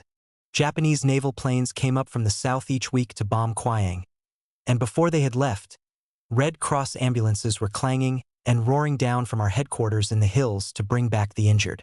International publicity had long since revealed our location to the enemy, and in addition our headquarters was now connected with the great medical training school, hospital, and orthopedic center. This center had been equipped and financed with British aid, but the entire medical corps still depended for most of its support upon the Chinese of Java. On July 28, enemy naval planes made a special detour to bomb the Red Cross headquarters and the medical center. After that raid, when doctors had to operate on wounded men injured a second time and convalescent soldiers had to help prepare temporary shelters for the night, Dr. Lim began plans to decentralize and scatter the wards, a layout which would make medical work still more difficult. That evening Dr. Lim brought in a huge bomb fragment and, looking at it speculatively, said, "I've half a mind to make special medals of it and confer them on American firms that sell war material to Japan." While under treatment I began work on a chapter on Red Cross work for Madam Chang's new book, China Shall Rise Again, and I also began lecturing in Kwayang educational institutions. On July 7th, the anniversary of the war, Dr. Lim had introduced me as the main speaker before a conference of Red Cross and Army medical workers in the region. I reported on conditions in the war zones. That large hall filled with blue-clad men and women war workers was an inspiring sight, and I considered that opportunity the greatest honor that had ever been accorded me. There were now 16 European doctors in the medical corps, and they had already been in service for almost 9 months. Although they represented many nationalities, we called them the Spanish doctors, because they used Spanish as their lingua franca and because they had all served in the Spanish Republican armies. The Norwegian Red Cross had secured their release from French concentration camps, paid their passage to China, and maintained them while they worked as volunteers. These men were entirely different from any other foreigners I had met in China. Despite definite political differences, they were united as anti-fascists. Unlike several other foreign doctors whom I had known, moreover, they dressed, ate, and lived like the Chinese. They saw all the sanitary and scientific backwardness of China, but they saw these conditions in their proper perspective and responded by shouldering whatever burdens they could.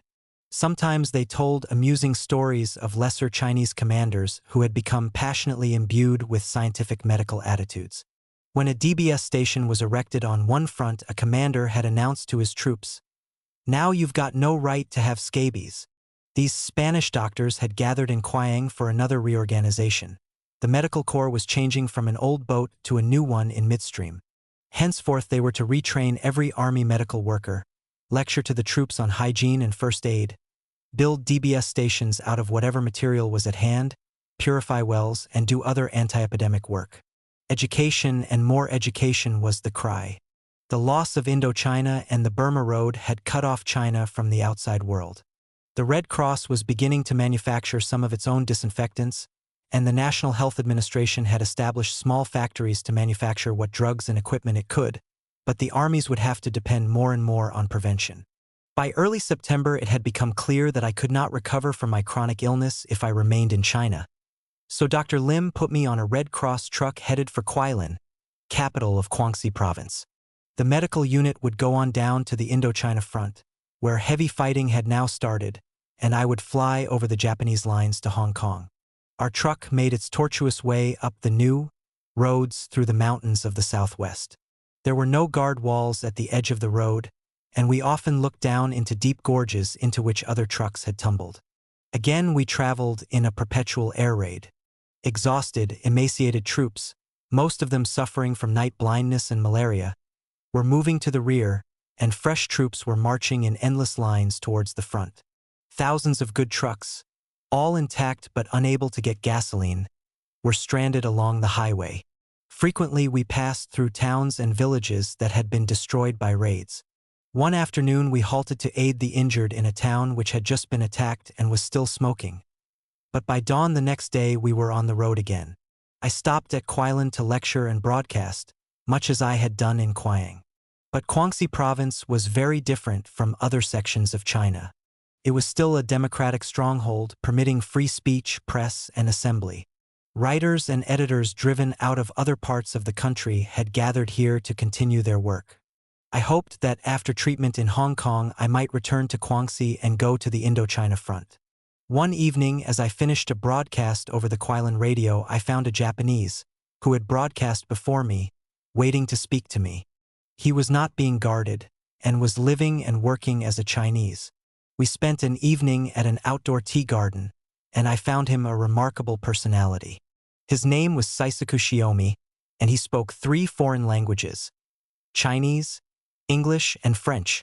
Up to December 1938, he had been secretary in the Japanese consulate in Hanoi, Indochina, and at the same time in the pay of the Japanese Secret Service. He had been captured by Chinese troops while on a spying tour of the frontier. For 1 year, he had refused to help the Chinese in any way. During this time, however, the Japanese revolutionary writer Kaji, who worked in all the camps for Japanese war prisoners, had given him books and talked to him, and he had finally decided to participate in the anti-fascist movement. "My entire life's training," he said, "was as a diplomatic official. I used to believe that I was blessed to have been born Japanese, and I thought my government was doing the right thing in invading China. I could not help seeing that we Japanese were the only men of color who had not been conquered by the white race. The militarists of my country were able to use this fact to inspire us with the belief that we were fighting for the liberation of all colored people. But since I have studied and thought, it has become clear to me that our own militarists merely wish to take the place of the white imperialists. It took a long time for me to change my whole life's training and take a step which the Japanese brand as treason. However, I see that the rulers of Japan, like those of most other countries, merely use the common people as sources of wealth in time of peace and as cannon fodder in time of war. Now I broadcast in Japanese to the Japanese troops and people, trying to explain what I believe. I work for real peace and justice, and my mind is at rest." He spoke quickly, nervously, as if torn by internal conflict. He kept assuring me that he was happy, but I could hardly believe that a man of his training could slough off the outlook and attitudes of a lifetime. Before we parted, however, he asked me to tell his story wherever I went, because the Japanese had denied that it was the voice of their consular official that was coming over the air. "Tell everyone that you have seen and talked with me," he urged. And then I almost believed him. I wondered what I would have done under similar circumstances. That same night, official friends took me by car to the airdrome, and we stood in the pitch dark and watched a small red gleam come out of the east high over the dark rim of the mountains. It was a special plane which brought banknotes from Hong Kong. I was the only passenger going out. A truck rolled up to load the plane with a ballast of stones, and a little later we soared into the night and began nosing our way through total darkness over the Japanese lines towards Hong Kong. Hong Kong. At 3 in the morning, I looked down from the plane on Hong Kong, its soft lights reflected in a dark, slumbering sea. Surely no scene on earth is so lovely. On such dark nights, I knew, Chinese junks slid silently across the water to hidden coves along the Kwangtung coast where scores of undernourished coolies picked up cargoes and began trotting towards the far-off interior. So it had gone since Canton had fallen in late 1938, and so it would continue until Hong Kong fell to the enemy. We landed in a flood of lights. The polite British official who received me refused to search my suitcase. He paid my. Once in the room, I moved about gingerly. It was clean and spacious, and provided with thick carpets, easy chairs, and sparkling mirrors. It seemed a shame to dirty the spotless linens and the white bathroom, and the soft bed kept me awake most of the night. But the morning brought my friend Mrs. Hilda Selwyn Clark, wife of the medical director of the Hong Kong government. We crossed the bay, but before going to the palatial Queen Mary Hospital, where I was to be treated, she asked me if there was anything I wished or needed. I said I wanted some ice cream. So at 8:30 in the morning, we went into a deserted hotel lounge and confounded the waiter by ordering ice cream. Hilda then suggested that I get some nightgowns. We bought two, another useless luxury, when all is said and done. Later we had occasion to stop at a pharmacy, and that to me was almost unbearable, for it was stocked with far more medical supplies than I had seen in any Chinese army on the whole front. Its glittering cases overflowed with beauty accessories for women. All that I needed was a toothbrush, paste, and some soap. The superintendent of the Queen Mary Hospital stared at me, but kept his composure until he had settled me in a beautiful room overlooking an azure sea. Then he fled to Professor Paul B. Wilkinson, chief medical consultant to the Hong Kong government, who had been retained to direct my treatment. Waving his arms in the air, the superintendent declared that an impossible-looking woman dressed in a boiler suit had just blown in. Dr. Wilkinson tried to comfort him by assuring him that, despite these disadvantages, I possessed a fascinating gallbladder. In the months that followed, I argued with Dr. Wilkinson up and down Hong Kong, but we still remained friends. He was one of those Englishmen who become very patriotic when they find themselves in a faraway place. He was a recluse, or liked to think he was, living in a world of classical literature and medical research, quoting Latin and Greek at the drop of the hat, and winning the fear of his medical students. Before coming to Hong Kong a few years before, he had been stationed in isolated regions of Africa, where he had seen and treated only Negroes. He seemed to like them much better than officials or Americans, whom he regarded as semi-savages. The Negroes, he always said, possessed great pride, dignity, and sensitiveness. Before coming to him for treatment, the women would always bathe and make fresh little aprons of green leaves. To the rich Chinese, the professor was indifferent, but for the Chinese poor his heart was filled with tenderness and respect. Though the Hong Kong police had forbidden me to speak, write, or otherwise take part in public life, Dr. Wilkinson one day surrendered the rostrum of his lecture theater to me, and I spoke to the medical students of Hong Kong University about the conditions and needs of their wounded countrymen at the front. The doctor followed this up by urging graduates to join the medical services of their armies.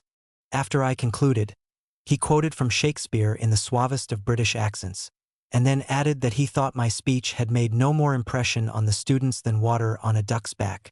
We got 3 volunteers out of the lot. After treatment in the hospital, I took up residence in the country home of Dr. Ronald O. Hall, Bishop of Hong Kong. The bishop and I soon became fast friends. Like my friend Hilda, he was engaged in every kind of relief work for Chinese soldiers and civilians. He was a devout Christian who tried to live a Christ-like life. No easy task in a British colony founded on race and class discrimination. From my viewpoint, it was an utter impossibility. Along with Hilda and her husband, Dr. Percy Selwyn Clark, he campaigned against discrimination and tried in vain to force through such social reforms as an 8-hour day and a minimum wage. But the trade unions which might have supported him had long since been suppressed by the British rulers. Bishop Hall once told me of a typical incident which he had witnessed while on a trip which the Japanese had permitted him to make to Canton. A poor Chinese woman with a baby on her back had stepped off the boat before him. She carried one precious can of powdered milk for her baby. Noticing it, a Japanese sentry had ripped it from her hand, opened it with his bayonet, and scattered the powder in the mud at her feet. Then he let her pass. I was soon a member of a small but very active group of British men and women engaged in relief work for China. Hilda, the leader, was secretary of the Foreign Auxiliary of the Chinese Red Cross, and thus the agent through whose hands went the supplies sent by British relief groups and by the American Bureau for Medical Aid to China. She was also secretary of the China Defense League. Madame Sun Yat-sen was the chairman, and without her help the League could never have functioned. As the wife of a high official, she might easily have been content to give her patronage to organizations. But she came from the British labor movement, and thus did not scorn to do her own typing, telephoning, and similar work. In her office I met every kind of relief worker from Hong Kong and China, among them a representative of the American Red Cross who drew a salary so fabulous that it was almost sickening. Officials called Hilda utterly and scrupulous words which, in the mouths of such individuals, always amused me. Some men held that she twisted the governor, Sir Geoffrey Northcote, round her finger. When it came to her aims, Hilda was certainly as tough as nails. Though Hong Kong considered itself a British colony and, as such, was neutral in the war, it was in reality a part of China and was rent by the same problems as the mainland.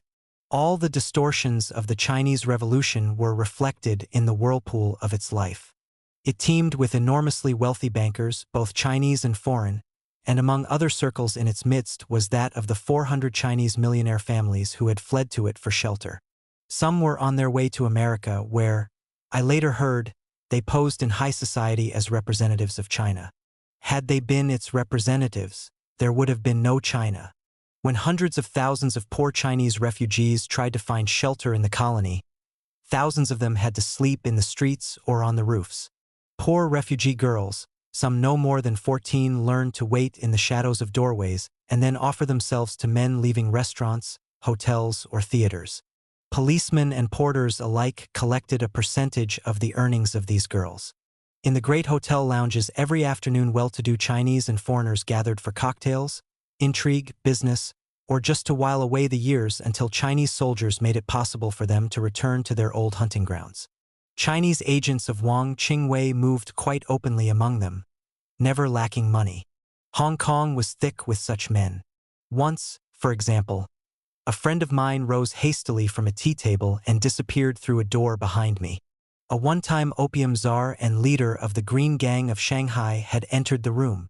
He was now on the board of directors of the Chinese Red Cross. He and several members of his gang had become anti-Japanese, although other members still worked for the enemy. Yet even he was less obnoxious than those 2 or 3 other members of the same Red Cross board who were trying to drive Dr. Robert Lim from his position and make room for one of their own henchmen. I knew that such men were interested only in their own power and prestige, and not at all in the wounded. I never hid my opinion of them, even when they stood before me, thereby virtually ending my chances of returning to China. My friends, both foreign and Chinese, were sometimes called the political literary set. We were united in work for China, but, like other Chinese political groups, were torn by bitter ideological conflicts. Take the case of the 2 British communists in my set. At the beginning of the war in Europe, one of these young men had gone to England to join the RAF, but learned upon arriving there that the British Communist Party considered the war imperialist. So he came wandering back to Hong Kong, his passage paid by a relief organization. I personally could not see how on earth any Englishman, right or left, could want to do anything but fight when threatened by a Nazi invasion. One day one of these Englishmen, finding me reading Tom Wintringham's book on tactics, announced that Wintringham was a traitor. Wintringham had commanded the British battalion of the International Brigade in Spain, but when the Battle of British had begun and British cities were being destroyed from the air, Wintringham had volunteered to teach the Home Guard the military tactics he had learned on the Spanish battlefields. He rejected the Communist Party line, and for his trouble was called a traitor. For similar reasons, John Strachey, the political economist, was called a contemptible idealist. We got echoes of the American Communist Party line. It was the same as the British from American travelers. True, the communists had fought the fascists in Spain, and they had added their voices to those of trade unions, liberals, and other Americans opposing the sale of war materials to Japan. But when I heard these men talk about the war, I could see little objective difference between their policy and that of the America Firsters and the various religious pacifist groups. I agreed that the Soviet Union should be defended against attack by any capitalist power, which included the Nazis, but why advocate a peace with Germany? I regarded all these peace movements in America as poisons drugging the American people and keeping them totally unprepared to meet the coming attack. But what was wrong with the American people that they permitted this? Even the most obtuse person in China and Hong Kong knew that the Japanese intended to attack the colony, and that this would be merely a small episode in some greater strategy. The Japanese had boasted that they were going to do it, and their Tanaka Memorial had even outlined the plan of attack. They had been steadily moving troops southwards through Indochina. They had prepared Siam for occupation. Their activities in Burma had for years been so effective that all but 2 Burmese nationalist papers were pro-Japanese. When the Burma Road into China was first opened, Japanese influence had been so great that the workers of Rangoon had declared a general strike against the shipment of arms to China. Japanese agents had been working for years in Afghanistan, India, the Dutch East Indies, and the Philippines. Though the Indian National Congress supported China and was anti-Japanese, many Indian terrorists were connected with Rash Behari Bose, an Indian who had for years lived in Japan. So we knew the Japanese attack was coming. One Japanese naval officer in Hong Kong had in fact gone so far as to remark that it would not be necessary to fight for Hong Kong, because it would merely fall into Japan's lap like a rotten fruit. Another Japanese official informed the American consul general that his army could capture Hong Kong simply by destroying the water system. Nor did the Japanese confine themselves to mere talk.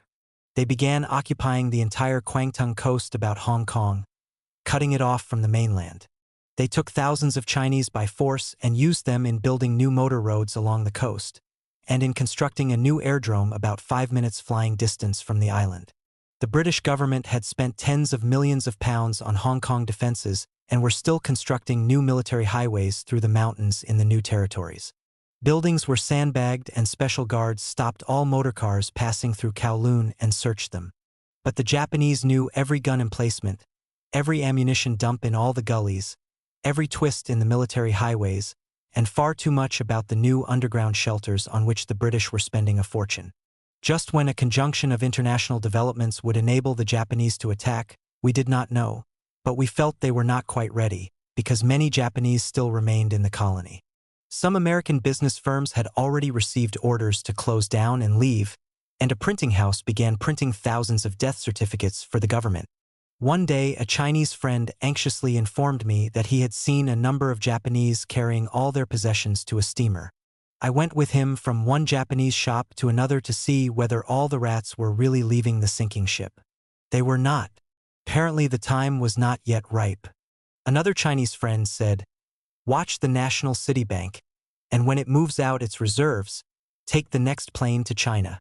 Hong Kong's Air Force consisted of just 3 old planes. At night, they droned over the islands at 100 miles an hour in order that the searchlight squads might practice on them. Sitting on the terrace of Norman France's home, he was professor of history in Hong Kong University, we used to watch the planes and say, "The Air Force is out tonight, all 3 of them." Professor France, a member of the artillery section of the Hong Kong Volunteers, was later killed in the fight for Hong Kong, as was one of the British communists who had opposed the war, but who had fought when the Japanese attacked. British authorities estimated that their forces would be able to fight for about 3 months. The more optimistic expected that British naval support would have come up from Singapore by then. And perhaps America would have entered the war by that time and naval help would have come from Hawaii, the key to the Pacific. The American Pacific Fleet based on Hawaii could hold Asia, and then, of course, there were our bases in Alaska and the Aleutians. Some Englishmen argued that Hong Kong was of too little importance to warrant either British or American naval help. The colony seemed to be nothing but a sacrificial outpost intended to detain and absorb Japanese troops that would otherwise be thrown against more important objectives. I heard one English doctor argue that thousands of people would be killed for the sake of British imperial prestige. But what should Hong Kong do? Should it lie down and do nothing, or should it be returned to its rightful owner, China, which also could not defend it? A great many Englishmen and Englishwomen, including Professor France and the Communist and many other men who died for it, cared little or nothing for the whole British Empire. They were passionately interested, however, in the preservation of the British Isles. They remained in Hong Kong out of a sense of duty and because it would have looked cowardly for them to leave. While most British women and children were evacuated to Australia and a few to the Philippines, some remained in Hong Kong, getting medical training in anticipation of a Japanese attack. Among the latter was my friend Hilda. She and her husband, together with a number of my other friends, were later taken prisoner by the Japanese. While some of the British were alert to the danger, they themselves had an Achilles heel in their own racial and class prejudices. For instance, British women and children were evacuated from the colony, while Chinese, Indian, and Eurasian women and children were not, despite the fact that they were British subjects. To help support the evacuated English women and children, the Hong Kong government imposed a sales tax on certain goods which everyone, rich and poor, had to buy. There was no income tax on the wealthy of the colony. Of course, many of the English themselves, among them my friends, challenged such shameless actions. Often, moreover, I heard British officers make contemptuous references to the Chinese as a third-rate power. When the Japanese fought the British, they would learn what real fighting meant. There were a few hundred Chinese in the Hong Kong Volunteer Corps, fine men, but British soldiers refused to bathe in the same pool with them. Not only this, but the British had not considered it worthwhile to negotiate with the Chinese government for the joint defense of Hong Kong. Over an official dinner table, I once argued with a British officer who declared that had the Chinese been worth anything, they would have held or recaptured Canton.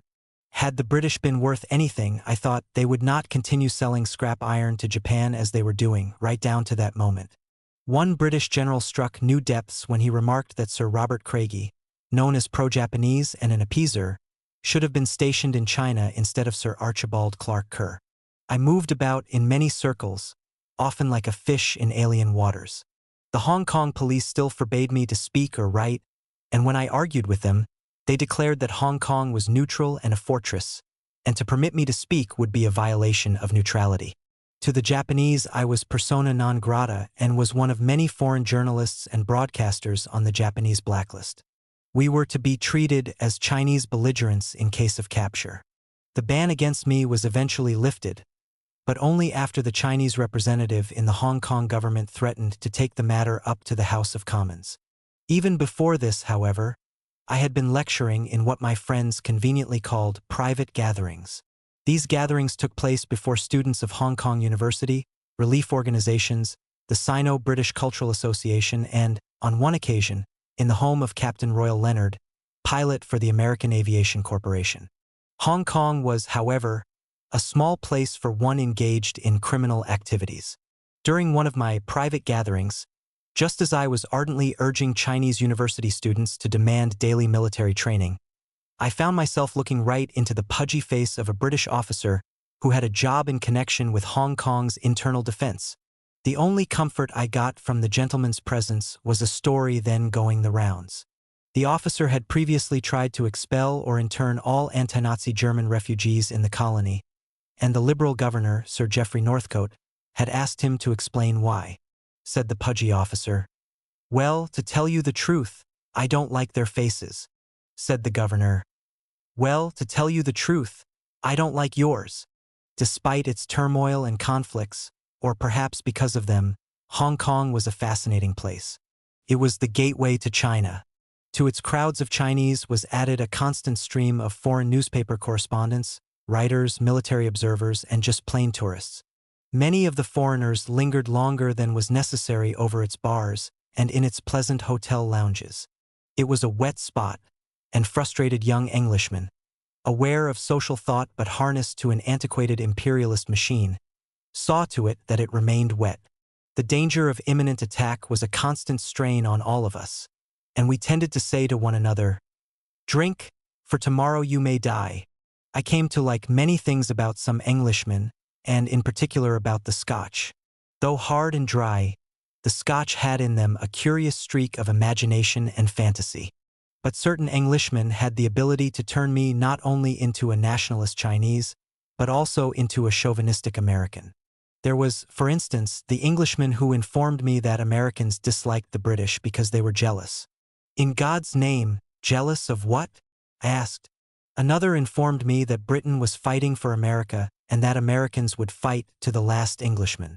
When I retorted that Britain would fight to the last Greek, the sparks flew. Some Englishmen talked in a most unreticent manner of how very reticent and cultured the British were and how vulgar and flamboyant the Americans. But some of my friends, although they were English to the bone, were neither reticent nor stodgy, and some of them were as flamboyant as the Star-Spangled Banner. One of my Scotch friends was young David MacDougall, who had been sent out as a civil servant and given the job of distributing the dull pamphlets published in Singapore by the Ministry of Information. MacDougall was head of the Hong Kong office, but I never caught him reading one of his own pamphlets. He read undesirable leftish literature instead. He served in the Volunteer Defense Corps and was wounded in the defense of the colony. Later he escaped to the mainland with a number of other Chinese and British officers and officials and was transported into the interior by guerrillas.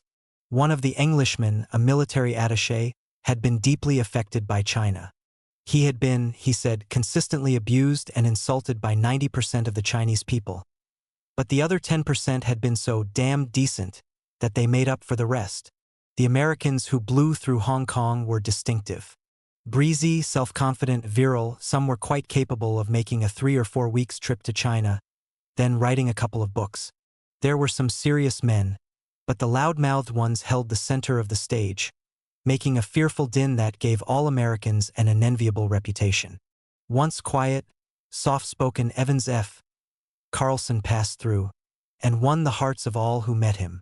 He was making another tour of China, this time for the industrial cooperatives. Whole droves of American military and naval intelligence officers soon began to heave in sight, but all of them seemed to be on their way to Egypt. Their route lay through Chungking by air over the Burma Road to Rangoon, and thence through Singapore, India, and the Middle East.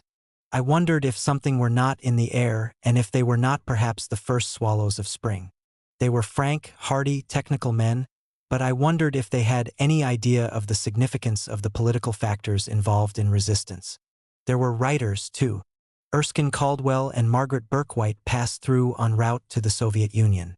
Ernest Hemingway blew in, offering to stand everybody to drinks with the lucre won in his last literary victory, and entertaining us with tales of far-off places.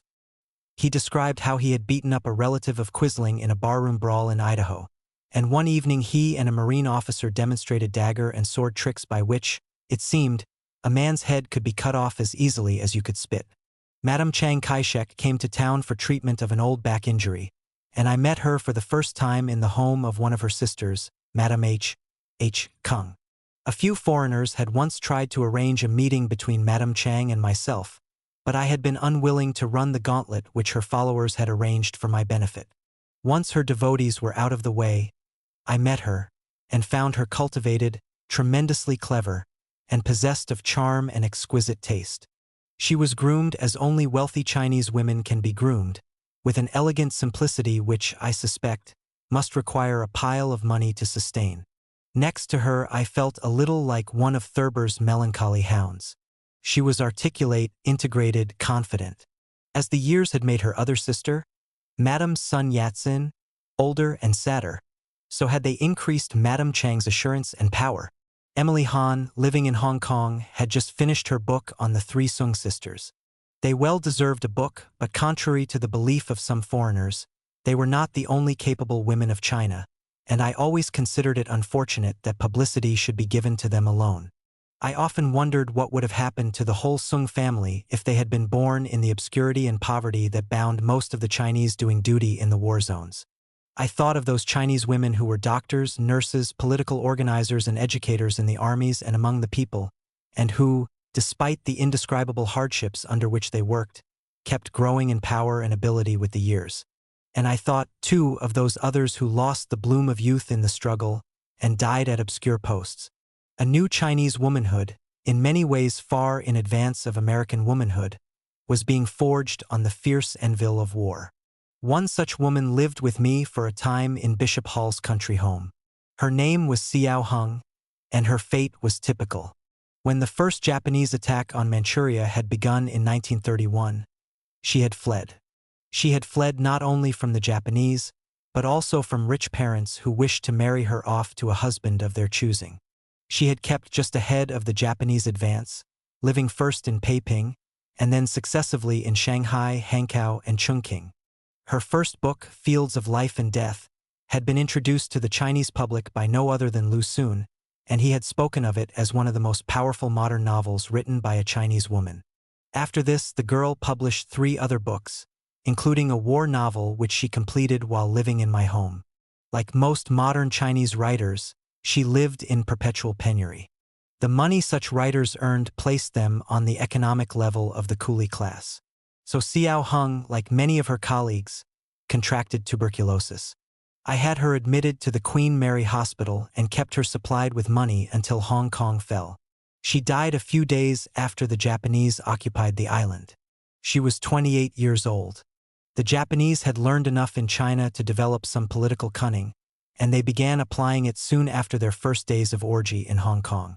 They began posing as men who were liberating the Chinese from white imperialism. Thus, when Xiao Heng's husband asked for permission to cremate her body and take the ashes to Shanghai to be buried beside her master, Lu Xun, the Japanese granted the request. So clever were Japanese tactics in some respects, and so emasculating had been the influence of British policy on the Hong Kong Chinese, that many Chinese chose to live under Japanese rule in Hong Kong rather than go into China. I entertained no illusions about my fate should I become a prisoner of the Japanese. The American Consul General had already placed my name on a list of those who were to be taken to China by emergency planes when the attack came. I had not recovered from my chronic illness and, under the perpetual 0 hour in which we lived, could do little writing besides publicity stories to raise money for the orthopedic hospital under Dr. Robert Lim's direction. If I returned to China, I knew I should be unable to write at all. In addition, reactionary forces were mounting in China and had affected not only leftists, but even such nonpartisan organizations as the industrial cooperatives and the Red Cross Medical Corps. I therefore considered returning to America, but I lingered on, hoping that some magical combination of circumstances would enable me to return to China. One day, an American pilot amused me by the way in which he urged me not to return to America. In his soft drawl, he said, "Why, honey, don't you know you'll be unhappy back there with all those foreigners?" He was quite right, yet I decided to return, hoping to be able to tell Americans about the way Chinese lived and how they fought for freedom. I had become a part of the vast struggle of China. How much a part one first began to realize, I had, in truth, become one of those creatures who have no home anywhere. In the summer before Hong Kong was attacked, I took passage to America. I dared not travel via Japan, for the Japanese were taking wanted Americans off American ships in Japanese harbors and putting them through an inquisition. So I decided to take my chances with a Norwegian shipping firm, fully aware that some of their ships had already been sunk and captured by German raiders. We crept across the Pacific in an unbroken blackout. Among the 12 passengers on board were 3 Pentecostal missionary ladies, one of whom was my cabin mate. She did not even know who Hitler was. These ladies had originally come from the American South, where they had had Negro servants, and in China they had had Chinese servants. Thus, when they once discoursed on heaven, they described it as a place where truly pious Christians would sit on the right hand of God through all eternity, while the less pious would be their servants. Another passenger was a young Belgian priest who had become a Chinese citizen. He and I agreed about most things in China, so we spent 4 weeks on the Pacific arguing about religion and the future of society. Upon entering San Pedro Harbor, the 2 of us leaned over the rail and stared dejectedly at 3 big Japanese tankers, riding low in the water and steaming slowly out towards the Far East. "Look," remarked the young priest as we stared at the Japanese sun painted on the tankers. "That sort of thing has been going on since September 18, 1931. Everything that is happening in the world today can be traced back to that date." A new generation had been born and come to maturity since I had first left America 22 years before. There had developed an attitude and a way of life that were entirely foreign to me. Among other things, commercialism seemed to have eaten into the very heart of American life and culture. Shortly after I landed, a newspaper woman in Los Angeles took me to a broadcasting station, hoping to have me broadcast on China. The first question the young station official asked me was, "What's your radio sales record?" I didn't even know what he meant. Later I learned that, in order to tell the American people a few facts, you must first sell them soap, dandruff cures, or crazy crystals for constipation. Nevertheless, I did lecture occasionally. Once, when I told a group of businessmen what I thought of the sale of war materials to Japan, one of the men declared that I wished to destroy everything. I asked another young businessman what he read. He used almost the same words that I had heard from a Chinese official. Since leaving college, I have not read. I go home from work at night, have dinner, and sometimes take in a movie. I compared him with the Chinese soldiers I had met, and I was glad he couldn't read my mind. What appalled me most of all were American women. Working-class women had their homes and children, but besides these there seemed to be a sea of middle and upper-class women, few of whom had anything to do. They had less connection with most of the main activities of their society than even Chinese women. Men members of the Town Hall of Los Angeles told me that if women were admitted, they themselves would resign. And women's clubs seemed to be places where women made weak attempts to fill up their empty lives. Speaking before one of them, I kept seeing in front of me a great room gleaming with white linen, cutlery, elegant clothes and costume jewelry as useless and artificial as the creatures who wore them. In San Diego, I met Evans F. Carlson once again, and we discussed with foreboding the state of the nation around us. There was waste and softness on every hand. No person in California could think of life without a car. Mystic cults of every kind grew as scum forms on the surface of a stagnant pond. Even radio broadcasters lectured on astrology, telling people how to plant their gardens and regulate their entire lives by the stars. Lindbergh drew a crowd of 25,000 in the Hollywood Bowl. Senator Wheeler howled over the radio, and up to June 22 the communists attacked President Roosevelt and called the British imperialists. That the British government was imperialist, no objective mind can deny, and India provides the bloody proof. But our own unclear tendencies leave room for speculation. These did not change after either June 22 or December 7. My decision to leave China had brought to a close the most important chapter of my life. Looking back, I was far from satisfied. I knew I had made countless mistakes. I hoped I had done a little good. For the future, I still had one great job to do, to tell America the truth about China, how the Chinese had fought and were still fighting. I had vowed by everything that I believed not to forget Chung Yi's words. Tell your countrymen,